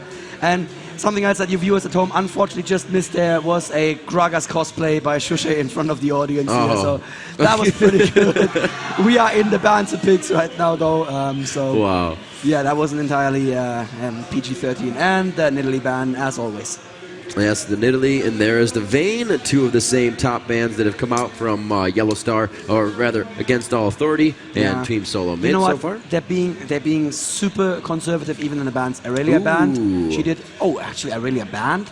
Yes. They really want to shut down Soas. If they ban Warwick third, then all three were aimed at Soas, but I don't think it's going to be a Warwick ban. Probably something else that's top lane though. What I think though is that they're super conservative even in their bans. These are super similar to the bans so far. Possibly. And they just want to go. It kind of worked for both of us. If we make a mistake right now, we may be out of this. Twisted Fate, there you go. They are possibly super careful. A band coming out that would be against MoMA because he has been huge Warwick, in there as I the called So's band. Yep, you are correct. The Warwick, they do not want that again. Who wants somebody that can stand at your turret for 30 seconds and just punch you in the mouth? Not this guy. So they are not going to let that happen this time. The last band to go to Yellow Star, we'll have to see what they do, and then it's going to be the picks for Team Solo Mid. Soas is probably sitting there with a grin this size on his face right now. All three bands aimed at I me. made him do that. They don't want me dominating top lane. You know what? He's going to pick Vlad to dominate top lane anyway. And Jarvan. All right. Okay, Jarvan has been really good early game again. TSM, a very strong early mid-game compo that we've been seeing so far, and we have to see if they change that. If I was a TSM, I would say, let's go for a safe, maybe a poke setup that also translates into a late game. Because, Cillian doesn't translate into late game. There's a Nunu again, always a great pick. I'm not going to argue with a Nunu ever. That's just... Yeah, it's somebody you're sure of in the jungle. He can assist the team with Blood Boil. He can keep himself healed up. He's kind of that guy you don't need to worry about. Willump and Nunu doing their own thing. Willump obviously being the Yeti, Nunu being the little guy on top, throwing snowballs at your face. And we're going to see the two picks here coming out of Against All Authority, Kuja and Yellow Star. Kuja, the support, we'll have to see what he goes to choose. Yellow Star, the carry, and we will also see what he has to choose. And, the Rumble was not banned. That's right. Rumble is picked. Finally within these matches. We saw him once in the first day, never in the second day yet, at least from our commentary. And I've been watching most of the matches, and I don't think I've seen him once again. So we'll have to see what he can put out for damage here. And we do have an special going out with Alistar, so we're going to have some roaming around. The odd one gets Vladimir, and we're going to see Chaos switching it up there. If Soas finds the Rumble top and nominates them, they're just going to go home and have nightmares of Soas. That's just what it's going to be. Because Rumble is played top in a European meta as well. He can be played mid, but he's usually played top. And if you have a really good Rumble player, SK's Ocelot, for instance, is very, very good with his Rumble. He can just make your life hell. He adds so much to a gank. You can just cut off any retreat path from your laning enemy. And That rumble is going to hurt. I'm going to call that right now. That rumble is going to be pain. He is going to be. We'll have to see. Who do you think is going to have him? So Moma can play him. Moma is a very strong rumble player, but I am still saying, because Moma, Karthus is open, and I would expect to see a Karthus as well. Yes. And I think Source is going to take rumble and run him top. So, okay, they picked the support first. They're going to say, yeah, So you know what? Yep, it's going to be Kuja. You know, we have Moma in our team. He can play flawless Olivia. He can play a flawless Malzahar. He can play a flawless Karthus. It doesn't matter what AP we get. Yeah. Moma's going to dominate anyway. So it looks like those are going to be the two picks there. They're going to have a jungle of Mumu, and Moma will switch it up, at least with Kuja, and then we'll have to see what actually goes into the hands of Moma, as he could, as you said, could play Rumble, but more of an AP carry. We'll see what he picks out. Ooh, Singed. Very nice. And we're going to have a Reginald picking up on Caitlyn. Maybe a switch around there, possibly giving him Vladimir. I just saw a white grin on Freak's face in the audience there. Hey, Singed. Very good there. I hope we're going to see some amusing stuff, because I have to say, who was that Singed that did amazing stuff yesterday? Dyrus, yeah. Yes. Oh God, that was so much fun to watch. I just heard the yakety sax in the background. It was running around. And that's actually, we should do make that happen. Throw up the Benny Hill. Yes. I don't know if we have the rights to that, but that would be ideal. That would be ideal, really. He's just running around, slowing people, poisoning them, flinging them each way. It's beautiful to watch. Let's see what's going to be their second AP. 20 seconds left for the pick here, and we are going to be definitely strict. taking their time. If that time runs out, and he will take the Malzahar back. Moma going to play another Malzahar game, and this is going to be a great amount of damage for, against all authority to initiate on the fight. He plays a very aggressive Malzahar, does a lot of damage early game, pushes the lane as much as possible to shut down the lane he's in, and not necessarily zone out the character. That's what you're really letting them not get any XP or gold, but he will be able to semi-zone them out and not let them farm, as all those minions just go right to the turret. Yeah. I'm seeing something here, dude. I'm seeing, Soas top. Soas top Rumble. Oh, God. Soas, you are a mean man. I'm seeing something here. I'm seeing a null zone from Malzahar. I'm seeing a Rumble ulti, and I'm seeing a Malzahar ulti keeping them in those two AoEs. Yeah, and, especially you got a Mumu as well to come in there. Bandage toss. Sona, also the crescendo to make everybody just kind of dance it up a little bit while they're taking tons of damage. Not exactly what you want to do. Let's talk about TSM, though. Yes. What do you see there? What's their synergies going to be? Oh, we're definitely going to have the initiation by the Rain Man. That's easy enough. Start poisoning everybody. They're going to have to run. That's the split. He's going to really play the role of what Sauz did last game, and spread everybody out with that Warwick. Nobody wants to touch him first. You don't want to waste your cooldowns on him. You want to be able to use them for the squishies, and that's going to be finding Caitlyn, who has a lot of range, so they're not going to be able to do that. Xpecial is just going to be able to heal up the team when he needs to. Reginald's, left alone, not left alone by himself, but really not to be worried about by the team. The odd one, obviously channeling Assault with Nunu, and Alistar really if anybody starts to initiate on Chaos, if anybody starts to get too much damage down, the Pulverize and the Headbutt out of range, or to initiate more of the team fight. So there's not too much initiation that's going to stop everything. Rain Man can fling, and they can continue to do that, but no real stuns besides Pulverize, and Xpecial has to be in the position to make that happen. So just a fling back to Xpecial, fling them right into the Pulverize, and that would be really nice. And that would be nice to see, absolutely. And once again, we can see that TSM has the far tankier lineup. Yes. We have everyone tanky except for Caitlyn, and on the other team we have a Squishy Corki, can Valkyrie out. Yep. We have Sona. If she is focused, and Freakpoint was out yesterday, Sona is a support who needs to stick around for the full fight to be really impactful. Yeah. And we have a Malzahar. They are running Flash on everyone on Team AAA. In Europe, you hardly don't see Flash. And Rainman and Reggie choosing not to go Flash.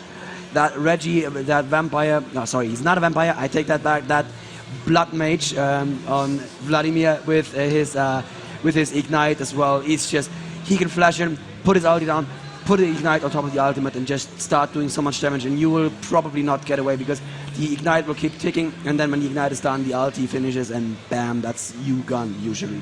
Yep. I am going to be watching Rumble, though, I have to say. So, I have to admit this. I am the worst Rumble player in the world. You heard it here. You know what I do? I go into a fight and I do this.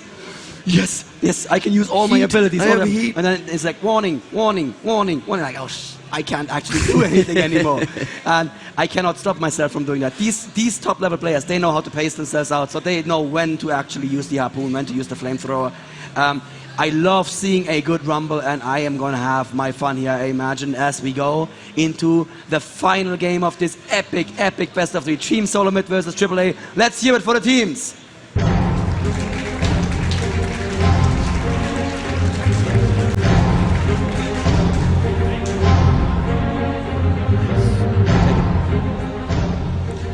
Begin this one, 175,000 viewers about to watch this final semifinal match go down in the best of 3. We do have one in favor of TSM with the base race, one in favor of Against All Authority in their final win with the 4-man push on that last one. And we're going to have to see what happens in this final matchup here as these teams go head-to-head, adrenaline pumping through their veins. As I said, blood, sweat, and tears, everything to be left on the field tonight and to think about the games tomorrow. Who will come out with the win? And we will have to see right here as the game begins. We are 1 minute into the matchup, and we will see what happens. Very cautious play from both teams. No jungle invasion whatsoever. Nobody's even setting up for the gank, and we are going to see this going straight off the bat, and they're going right into the laning phase. Ooh, look at that. They're actually running Rumble mid. Yeah, that makes sense too. I mean, yeah, you kind of, like I said last game, you kind of want to have the on-demand suppression. You know, suppression that can just teleport into a team fight is going to ruin TSM's day if they pull it off correctly. And if you run a teleport on your team, you always want to run it on the top lane, because the top lane is far away from Dragon, far away from lots of places where fights can happen. So he's going to need the teleport. So in that case, it was a decision of, yeah, we're going to need a teleport on Malta, so we might as well Rumble in mid, he can just use his W to get around very fast as well. It gives him a little bit of a speed boost, and he can just continue to do that until he overheats. Yeah, so we see 4-man actually protecting that blue here. For Amumu, Amumu was super fragile early on in his jungle, so it does make sense that they were all sticking around helping him. Nunu, of course, not fragile at all, one of the easiest junglers. If you're just getting started in League of Legends and you want to learn how to jungle, you wouldn't go wrong with Nunu. No, you not practically cannot mess up a Nunu jungle. The consume is just so powerful.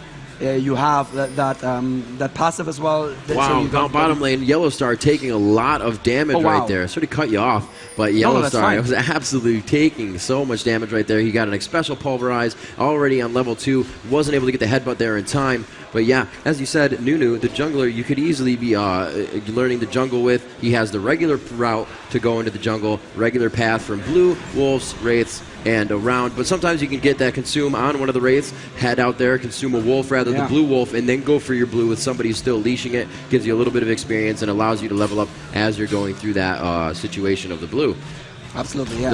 Yeah, go ahead. We can see that Diop this time choosing not to be aggressive. Normally we see a Nunu going into the enemy forest at level 2 already, but he's choosing to just do his normal route, which is, you know, it's fine too. I'm not entirely sure why he's choosing not to do it, but well, we do have Rumble who can move very quickly up there with his W and help Amumu in the jungle, so it probably did make sense. Amumu finishes first rotation, is going to blue pill home here in the bushes, and oh, this is an interesting start. I didn't see a regrowth pun on the jungle Mumu before, but it does seem to make sense. Let's see what he's picking up in his first trip back to the shop. Probably boots and some more potions. Oh, he's turning into a Philostron, of course. Yeah, that makes sense.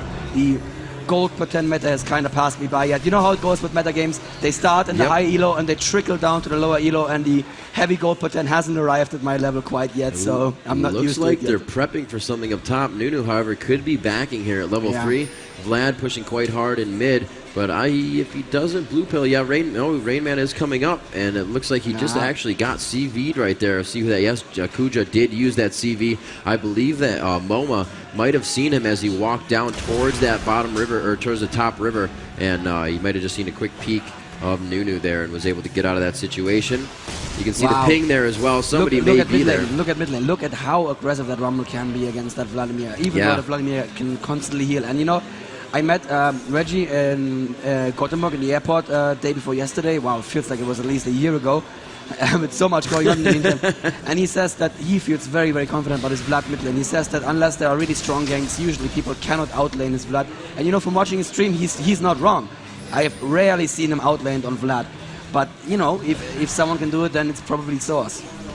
This is very true. We're going to have to see if he can do that with Rumble. Again, Momo pushing his lane, as I said before. Rainman not going to really be able to get any of the creep score that he wants in this position. However, he can continue to poison. There he is, going to continue to poison, get a few of those in his favor. Rumble still pushing very hard and not taking too much damage right now, even from the transfusion. Reginald really wants to go for those last hits. So if sees Reginald use the transfusion on some of those minions, that's where you punish a Vlad. Yes. One time I played a Vlad against Vlad in mid versus a Xin Zhao, and I actually got him because I played that strategy. That he just wanted the last hits, and I was like, I'm not going to let you do that. So it's a very good thing that Silas is doing right now, really taking advantage that those cooldowns are up on Reginald's side. The Flame Spitter right there, always doing a good amount of damage, and he's really keeping those minions in the turret range, so Reginald cannot get those last hits that he so much requires right now. 25 to 36, so he is definitely out creeping him. That is a good start to the lane.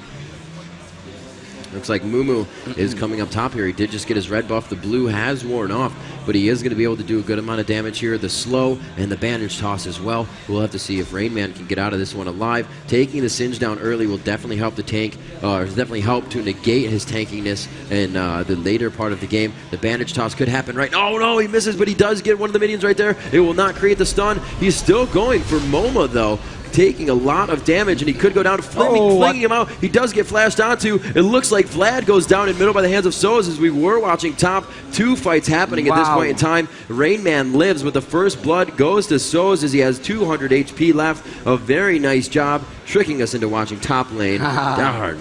And surprising us with his decision right there.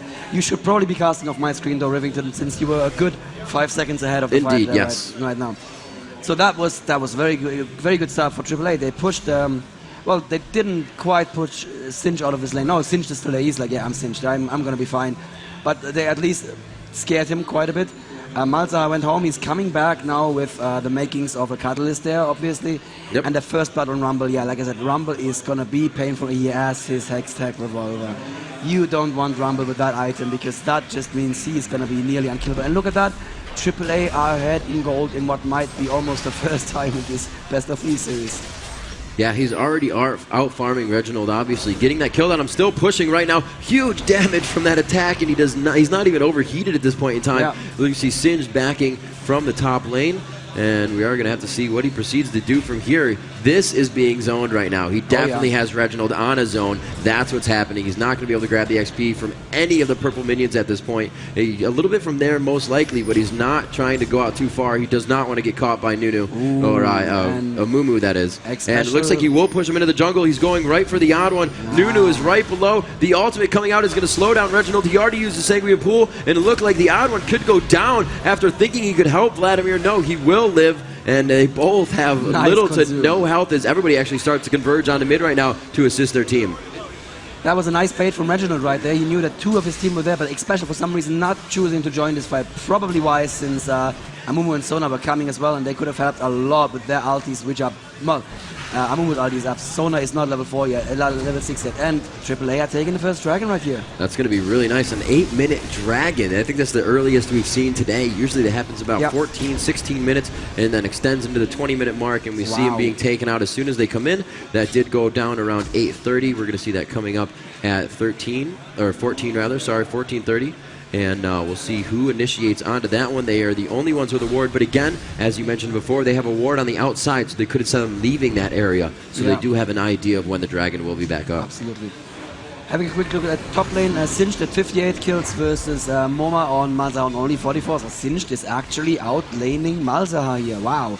Did not see that coming. That's Singed. I wonder why he's not played more. He's actually really powerful, and I know for a fact that Ginsu back home in LA is going to be very, very happy now. Singed, one of his favorite characters. And yeah, just a shout out there to the LA office.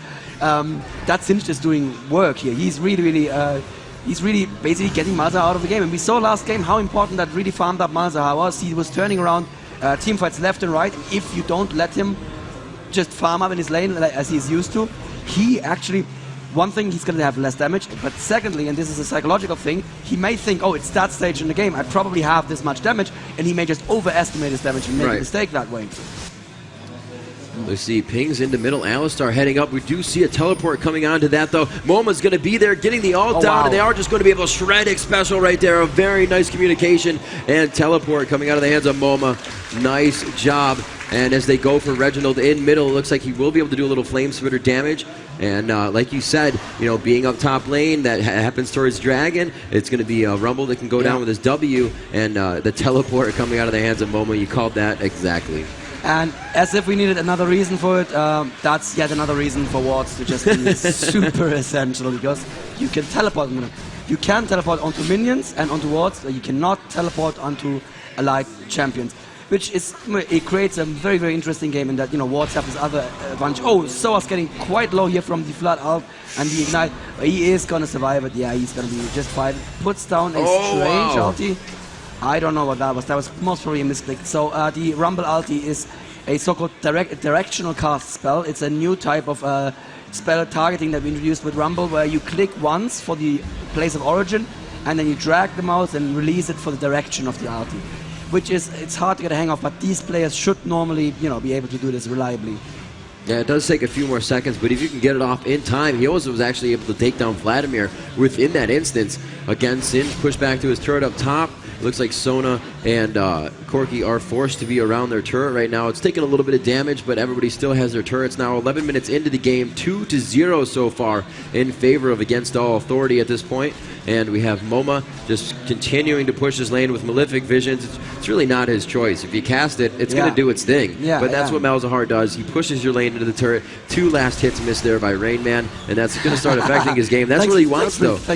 The Rain Man was before we said that he had more creep kills, 81 actually to 66, and he still does, so he's doing a great job at continuing that. Mumu is down low, waiting for the push here. They do see Nunu in the bush. You can see the ping on him right there, and he has walked in, and we'll see if they can get a bandage toss onto this. Alistar is going to have some good utility there to pop them up, or rather against AAA.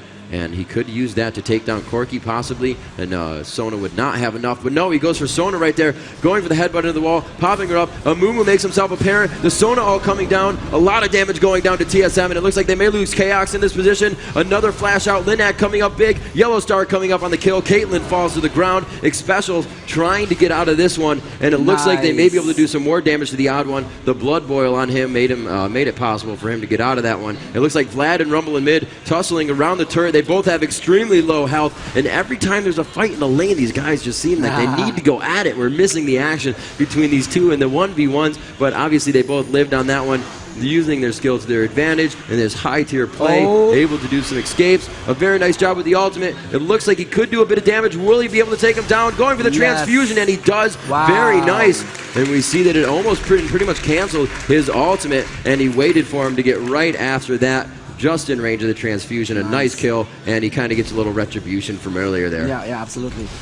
Yeah, that was a bit of a mistiming with the shield on Soa's side. He should have waited a little bit for the shield so that it was still up when the Vlad ulti actually pops.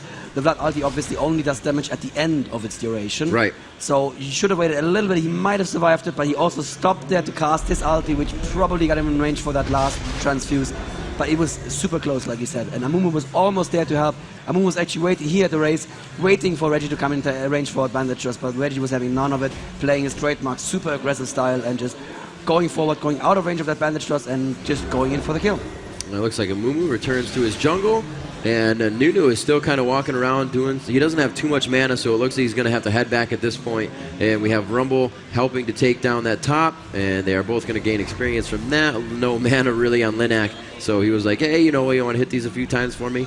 And it looks like Malzahar, Momo will also back on top. It's going to be Corki and Sona down bottom, just doing their thing in that regular farm lane, the lane phase. As mid actually taking a little bit of damage here. There's a minion wave pushed up to it. Reginald's going to take advantage of that as Rumble finally comes back to his lane here. Going to go ahead and throw out the Flame Spitter, quickly clear out those minions that are giving him trouble and damage to the turret. As Singe continues to push top into that turret, we're going to see if he can do some damage. We have some pings down bottom, maybe for a gank in a few minutes. I believe that may have came from, that was Linak, but he's going to go for his blue before he gets down there first.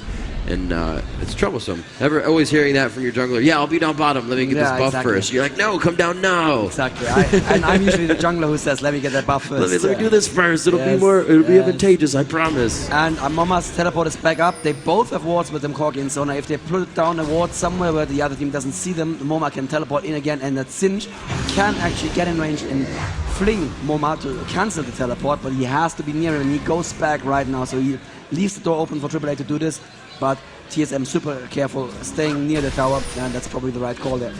Looks like Sona and 3 down bottom. I do not believe that they're going to see a Mumu walk up here. He is going to be in that first bush. Their ward is in the second, so they know that is absolutely clear.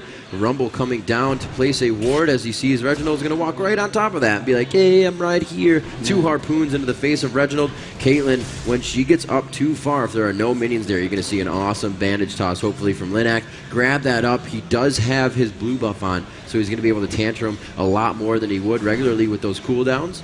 He is probably going to wait for the minions to push and then go into the second push. No, actually, he goes, wow, where does he go? Well, okay, maybe setting up for the next dragon right now. Yes.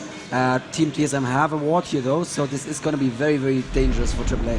Vladimir coming down from mid. He's going to cross through that bush. They're going to turn around, and right off the bat, Corki starts moving off towards Vladimir. We're going to see Moma teleporting down to the ward bottom, and they're going to be easily able to easily take Dragon, that is, as we rumble to return to his lane, possibly here, gank on Reginald. We're going to see if they come out very strong. If they flash on to go for the ultimate, no, they do not. They're just going to clear this wave, put 4 in mid, and Reginald is kind of forced here, but they don't have a minion wave behind them, so they have 4 minions, so they will be able to do something pretty good. He did not get the minions with his ultimate, and it looks like they're going to be able to take down this turret. That will be the first turret of the game, and they will continue to go into the second one. The lane's now forced to converge. 1 going down bottom, actually, as we have the 3 pushing. So now a little bit of a turret race here. Again, these teams doing this consecutively in their games, taking down turret for turret. A very nice job. And, you know, the global gold to be traded to both teams, but it looks like they actually stopped TSM short on their grab, or TSM, and they are forced to go back to base and block this as they are now ulting right onto Reginald. Reginald goes down with the Amumu ult as well. They do have enough minions there. There is still turret aggro on one of them. I believe it's just jumped off. The damage being done to the turret. A quick pulverize and headbutt by Alistar, trying to deter them from the damage that they're doing, and a very good push by AAA could really turn the table here. Huge damage onto Chaos. Caitlyn trying to get out of there. The ultimate just hitting her on the backside as she tries to get out of there. Corki goes down as well. Amumu inches from going down, and it's going to be a quick ice blast from the odd one as they chase him into the jungle. The Rain Man now to do what he can with Singed, going to flip Rumble in this situation. The poison will take him down, and a really nice trade there. It's going to be a 3-2 as Vladimir has just spawned himself. But the inhib turret is almost down. It's down to 298 health, and these turrets do not respawn health.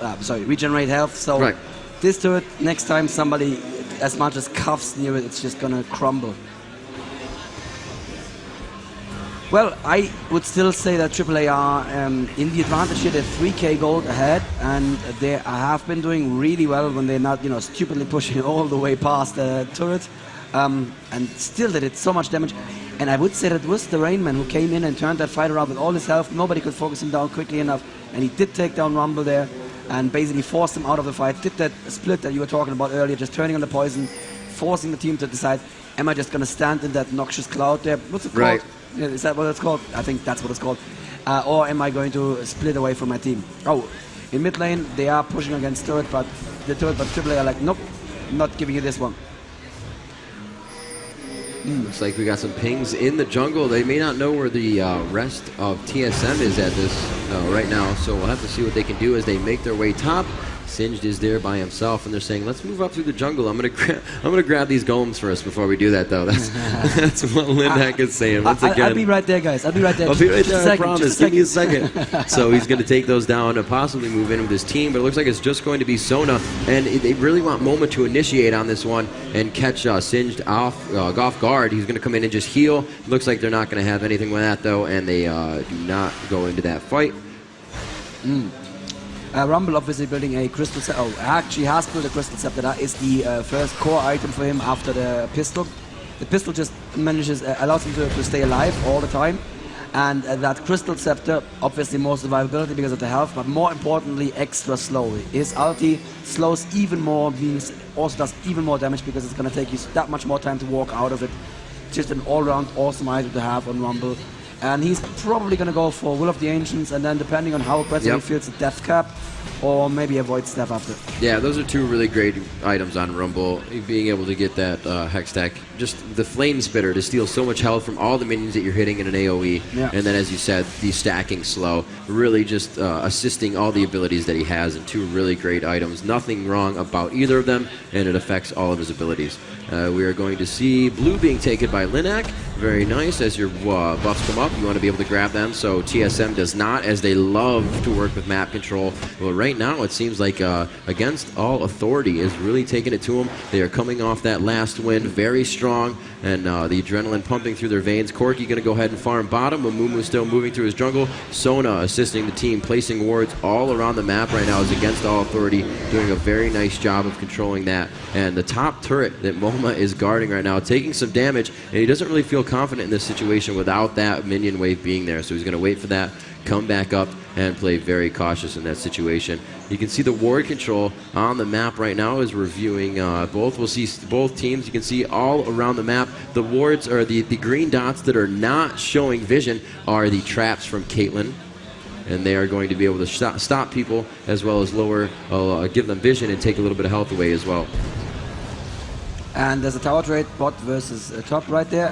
Yellow Star and Kuja may be pushing further in. There is a Reginald right here. And a Nunu who could probably stop them, yeah, but they are absolutely safe. They can get away from that. And if a fight were to break out, Rumble and Amumu are closer than the rest of Team TSM. We can see Rumble and Amumu making their way down towards that dragon area. They will choose to check, see if Wraiths are there. The Wraiths are not.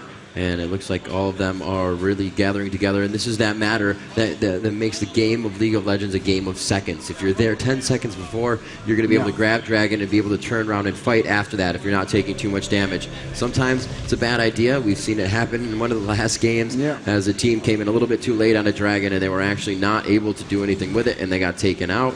As we see MoMA backing up top. The rest of the team of Against All Authority making their way back to the lanes is Amumu. Quite overextended, but nobody's really going to be able to do anything. That vision control is giving him that awareness and the ability to do that. And Dragon should be coming up again very soon as we, yes, wow, that is perfect timing. Look at that. They had that timing down spot on, and they just came back right at the right moment. TSM nowhere near. TSM are going somewhat in the direction of Baron, but it's too early for them to sneak Baron. They could kill Baron easily enough, but it would take them so long that AAA could catch up there and just, punish it for it. And AAA now 4K gold ahead of them. Wow. Are we actually going to see two European teams in well, actually we have the two European teams already. Are we actually going to see the first European team make it into the upper bracket final right here? Yeah, we very much so could. This could be a forced fight here on the inhibitor turret. It is very, very low. It only has 298 health. That's really only a few shots, or one shot from everybody on the team at this point. Corky's going to be doing huge damage. The Bloodthirster already in his favor. Stacks on it as well as he has been farming. And we have three traps from Caitlyn down. Anybody that wants a cupcake can grab one. And that's a very good strategy because that shuts the team down from really any mobility in front of that turret, trying to take it down. And even if you want to take it just to take the damage and get it out of there, they can really use that as an initiation on the fight. We're going to see them going right past, and they have them pushed into their base. They will not be going for Baron on this one, I don't believe. Nope, and it looks like they're just going to go top lane, push that in. The turret is at half health, and they should be able to grab this one really, really easily.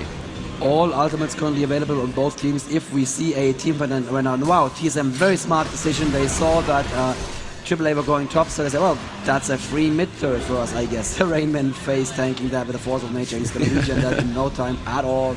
Can even turn on his ultimate if he needs to.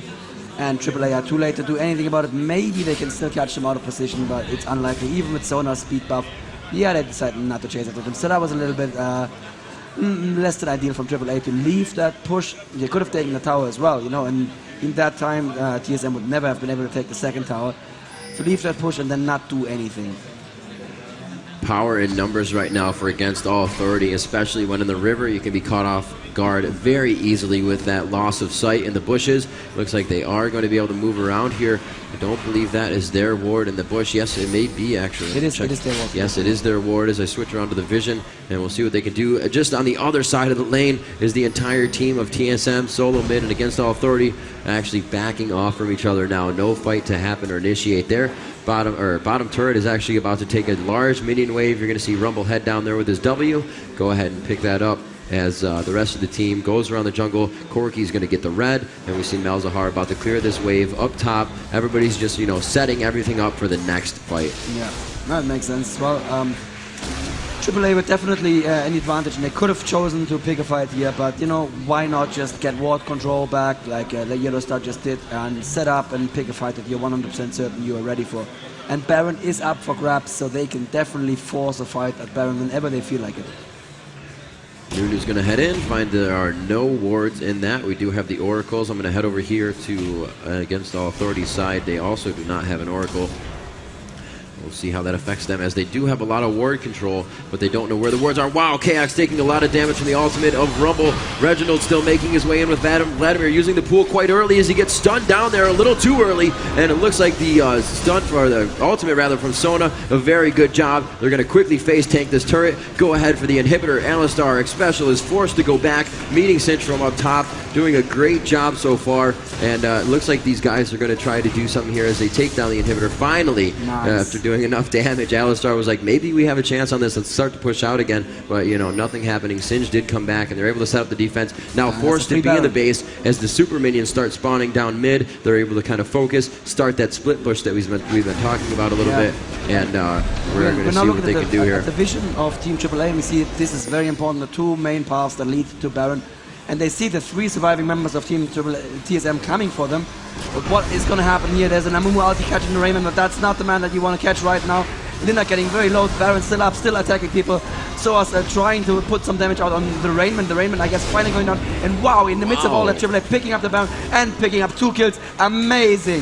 Very destructive fight by TSM to go in with 3v5, hoping that Baron would really act as their 4th member in that one, but just so much burst heal coming out of Soda. Caitlyn being caught off guard. Kaox right in the ultimate, does not have a flash up, a quick bandage toss, and Yellowstar able to take him down. It's all up to Rumble now. He is the only one left. The next one in 10 seconds is Alistar, and then 11 is Nunu, and that is X-Special and the odd one to come back in and help the team. Will they be able to face tank these, and will AAA be your first team heading on into the winner's bracket, pushing Team Solo Mid down into the lower? Not enough damage on these Nexus turrets, but they do have a super minion wave coming up right behind them. They are going to be able to take down one Nexus turret. Yellowstar destroying that, and it looks like they'll be forced out on this one. The first time we've seen a push not be completely successful on the Nexus turrets, but it is going to be a detrimental push right there for Team Solo Mid. 7k golden advantage almost for AAA right now, and the Baron buff, they can just go home, heal up, pot up, and push whatever lane they choose, and there's nothing TSM can do. This is dire for TSM. Obviously, they're not going to be out of this. They're still going to lose a bracket where they're going to meet the loser of Epic versus Fnatic. Neither of them easy teams to fight at all. But yeah, it's looking really, really good for the Europeans of AAA right now, and as I just heard, that can be witnessed by a lot of people here in Elmia and 190,000 people at home on the streams. Thank you so much, guys, for tuning in. My mind is blown. So many people enjoy watching this kind of stuff. Yeah, of course we do as well. Amazing matches so far, and right now AAA really showing why they are a top caliber team and why they're here to represent their respective countries in the EU and really take that pride home with them as well. And we're going to see what they can continue to do here against the NA team Solo Mid, as Solo Mid is kind of now backed into a corner, that rock in a hard place, as they need to farm this out. They must wait for that inhibitor to come back up. So easily could be backdoored by this Corki, and they do not want that to happen. Also, Malzahar with the teleport could easily make it in with a minion wave, and they're going to be able to take this turret down, and that is not good. When you know you just can't stop your turrets, the mentality game is really coming into play for TSM right now. AAA is really on top of Cloud9 at this point in time, and they're looking to just go into this one. Balls out. They want to do the damage. Really good initiation so far. Reginald trying to do damage from inside the base, but he's kind of getting harassed on the other side as well. If they just put a ward over and they They do not have an Oracles to take that out, so they're going to be able to play the poke game. The Oracles on the side with Sona, and they're going to be able to shut that down. Another minion wave coming up behind him. Rain Man looking to initiate again. It all goes down. He throws down the adhesive, and the Vlad also goes down, proccing on 2 of the AAA members against all authority, looking to take some damage. Sona with a good burst heal. Looks like they will be able to drop Rain Man. KX also falls. This could be the final push for it, and it looks like AAA will be the first team going into the winner's bracket here. The semifinals of the Season 1 Championship for League of Legends here. Jönköping, Sweden, and we are about to see these teams with a beautiful interview, and GG, very much so. A great push and a great all-around game by Against All Authority. TSM coming out very strong and really winning on the base race. I guess Against All Authority was like, we don't want that to happen anymore. We're going for the solid game, and I really want to know what would have happened if Against All Authority would have backed in that game to stop the base race. It's doubtful. I don't know. I have absolutely no idea what would have happened. I mean, these games have all been incredibly close. This last game, finally, AAA had a bit of momentum in the beginning, and they never lost it. I really loved it. It looked like they actually learned their lesson from the first couple of games, where they threw away their momentum sometimes. This time they were just super conservative, and we can see that Solomid talking about the game right now. What are they going to do in the loser bracket against either Fnatic or Epic? I don't think that Andy Din wants to play his brother Dan Din, but you know, Fnatic are not easy enemies either, as they've shown today with their full lineup, including XP. Yeah, an amazing matchup. Team Solo Mid was not ready for what AAA brought to the table. They had a very solid first match. AAA, however, winning a lot of the team fights, catching a lot off guard, and really not leaving anything to chance after that. They wanted more. They were very hungry, and it was easily noticeable as they came into each team fight. They would not stop. Rayman, I don't want to throw it onto him, but I think he initiated and over-initiated with that Singe, thinking he had a little bit more time to live. The 3v5 Baron, thinking Baron as the 4th, as they were still, attacking Baron, trying to get that in their favor. But really, once they got to Baron, AAA was perfectly fine with that, and they started attacking TSM instead of trying to get the Baron, and that was really the correct decision. As you saw, they still got the Baron, and they used that to their advantage in the victory. They don't have it right now, but it really wasn't necessary on that last push. The minion waves really able to help them out, and they were able to come out very big with that win, moving up to the winner's bracket. If we can cut to the scores real quick, we'll have a look at the builds, and we can see a lot of cooldown reduction there for TSM on the Odd One and X Special. Scores should be coming up any second now. What this is basically, these two heroes, Alistair and Nunu, are extremely utility-based heroes, so the low cooldowns on them just means that you can throw more ice bolts, you can do more pulverizers and so on. And if you want to relieve me, Rivington, just talk about the rest of the builds right there for us for a moment. Yes, Chaos just doing a very nice job. Grabbing his Infinity Edge quite early, was trying to play that game for damage, stay on the outside, and he just wasn't able to do it. We saw him focus so many times. Malzahar was the one to just throw Malefic Visions on him right away, and that's a lot of damage for somebody like Caitlyn, just taking so much, because they are a carry. Carries are regularly more squishy, they can't take as much damage, and usually they don't build magic resistance right off the bat. We're going to see where the damage dealt is, or damage taken as well, and that damage taken, damage dealt actually was Yellowstar able to grab the top on that is Corky, Reginald is Vladimir, and we see Momo right behind in a close battle for third place with Rayman and Chaos. Chaos doing a great job for his team, as I said, with Caitlyn getting that Infinity Edge early, but it just was not enough to carry the team to the victory with the composition that they had. Unfortunately, Singed, like I said, taking a lot of damage, just going in there early in the fights without really enough support from his team, could have cost him a few team fights and really turned the tide of the game for TSM. And on the Raymond here, we see the makings of Crystal Scepter as well, with the Giant's Belt and the Blasting Wand, and that just turns his already very powerful glue into almost a root. You just I can't move anymore. That makes the initiations all that much stronger. But if there's no damage to follow it up, Reginald playing a very solid Vlad here. Even though the score says 1-for-1, don't be confused by that. He had a perfect game there, at least early in the lane. He got Rumble down once, but let's look at the other team and look at that Rumble. Look at that Rumble. A Pistol Scepter, Crystal Scepter, and a Hextech Revolver. So basically he had a scepter in each hand, I guess, and a revolver in his mouth. That kind of feels awkward. But yeah, That's so much sustain. That's the spell vampire. That is magic resist, additional life. Magic resist and magic debuff as well, lowering the magic resist of his enemies. And you're going to be in there anyway, and everything that Moma does is going to hurt so much more. Just a perfect synergistic team setup there, and Yellowstar going for a Bloodthirster first and into a Sheen. That would have been, that would have been a Trinity Force very soon, but yeah, just a perfect look.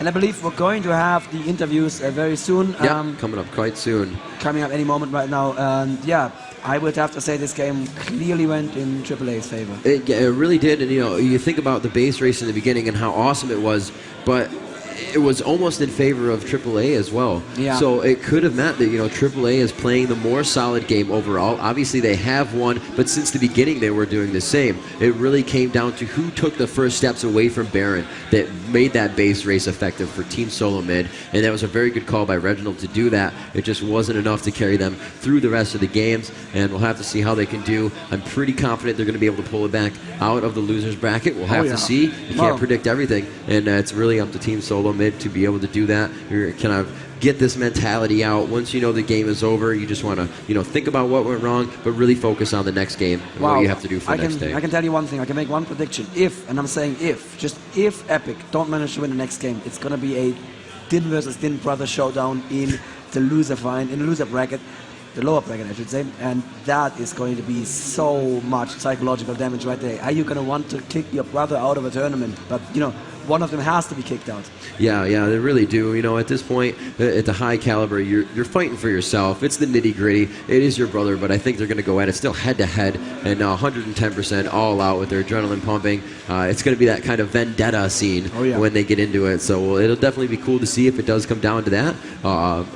Let the teams, talk over what happened. We're definitely going to get these interviews with you soon. Yes, very so soon. stay tuned for those. And I believe we just got the cue that they are ready for the interviews. So let's see what was going through the minds of AAA and TSM. Before we cut over, just please, everybody stay tuned.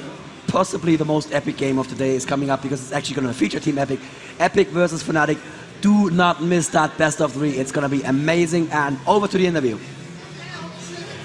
Hey everybody, it's Andrew Beagle again, and we're here with the Rain Man from Team Solo Mid. You win some, you lose some, but you guys played amazing. What's going through your team's head right now? I mean, the other team, they just played really well. I mean, you can't be mad about it, It's just, they played so well. I mean, we did what we could. We played, we brought our all today. I mean, we just brought everything, and we feel like we've finally come against a European team that really, we're pretty evenly matched, we feel like, and we feel like they could have gone either way, and they just did things, and they played better. They just outplayed us in general, so. And I absolutely agree that there was a really even matchup. You guys played amazingly. In the first 2 games were just, everyone had white knuckles in the back. The crowd was going wild. We had probably the biggest crowd that we've had and the most intense matches that we've had. What was the difference in that third match? The third match, well, we didn't ban Rumble. But, yeah, we didn't ban Rumble. We lost lanes, and I don't know. We got outplayed. Just in general, it's a learning experience for us. So, I don't know. We'll just see what we can do next time, I guess. Well, we definitely appreciate your team's valid effort. You guys did amazing, and it was great to watch you. Going to kick it over to Karen to talk with the winning team right now.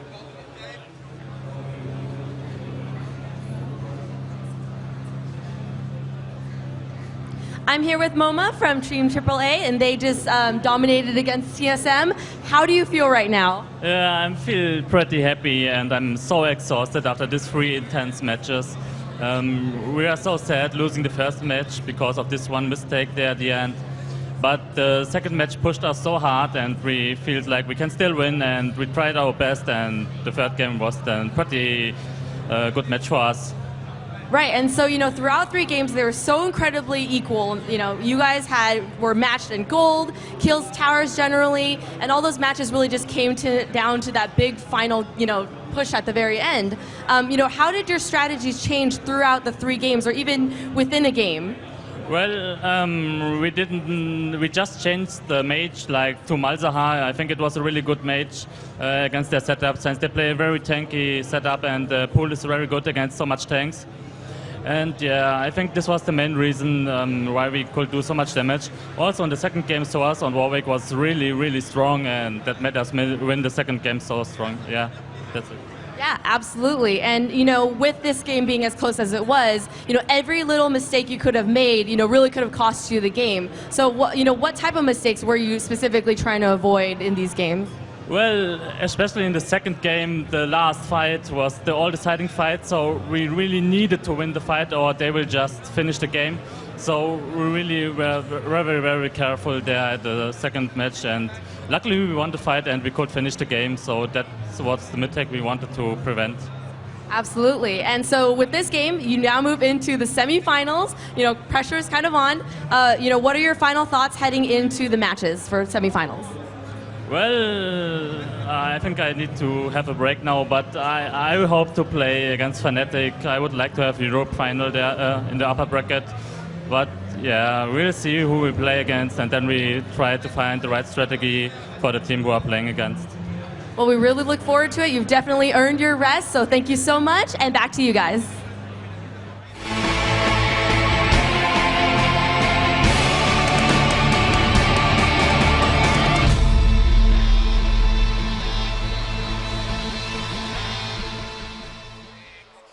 Hi, this is Montek from Riot Games. They're holding me hostage in the Riot offices all weekend, and I only have a second to get this out before they find out I'm here, so listen up. Follow @RiotPendragon and @RiotTimot for some awesome stuff coming up. Look out for chances to win the exclusive Viking Tryndamere skin and get involved in all the shenanigans going on at DreamHack. If we get enough followers, I might be able to escape while they celebrate. I might be able to get another message out then. I don't know. They keep saying things about cake. I've got to get out of here.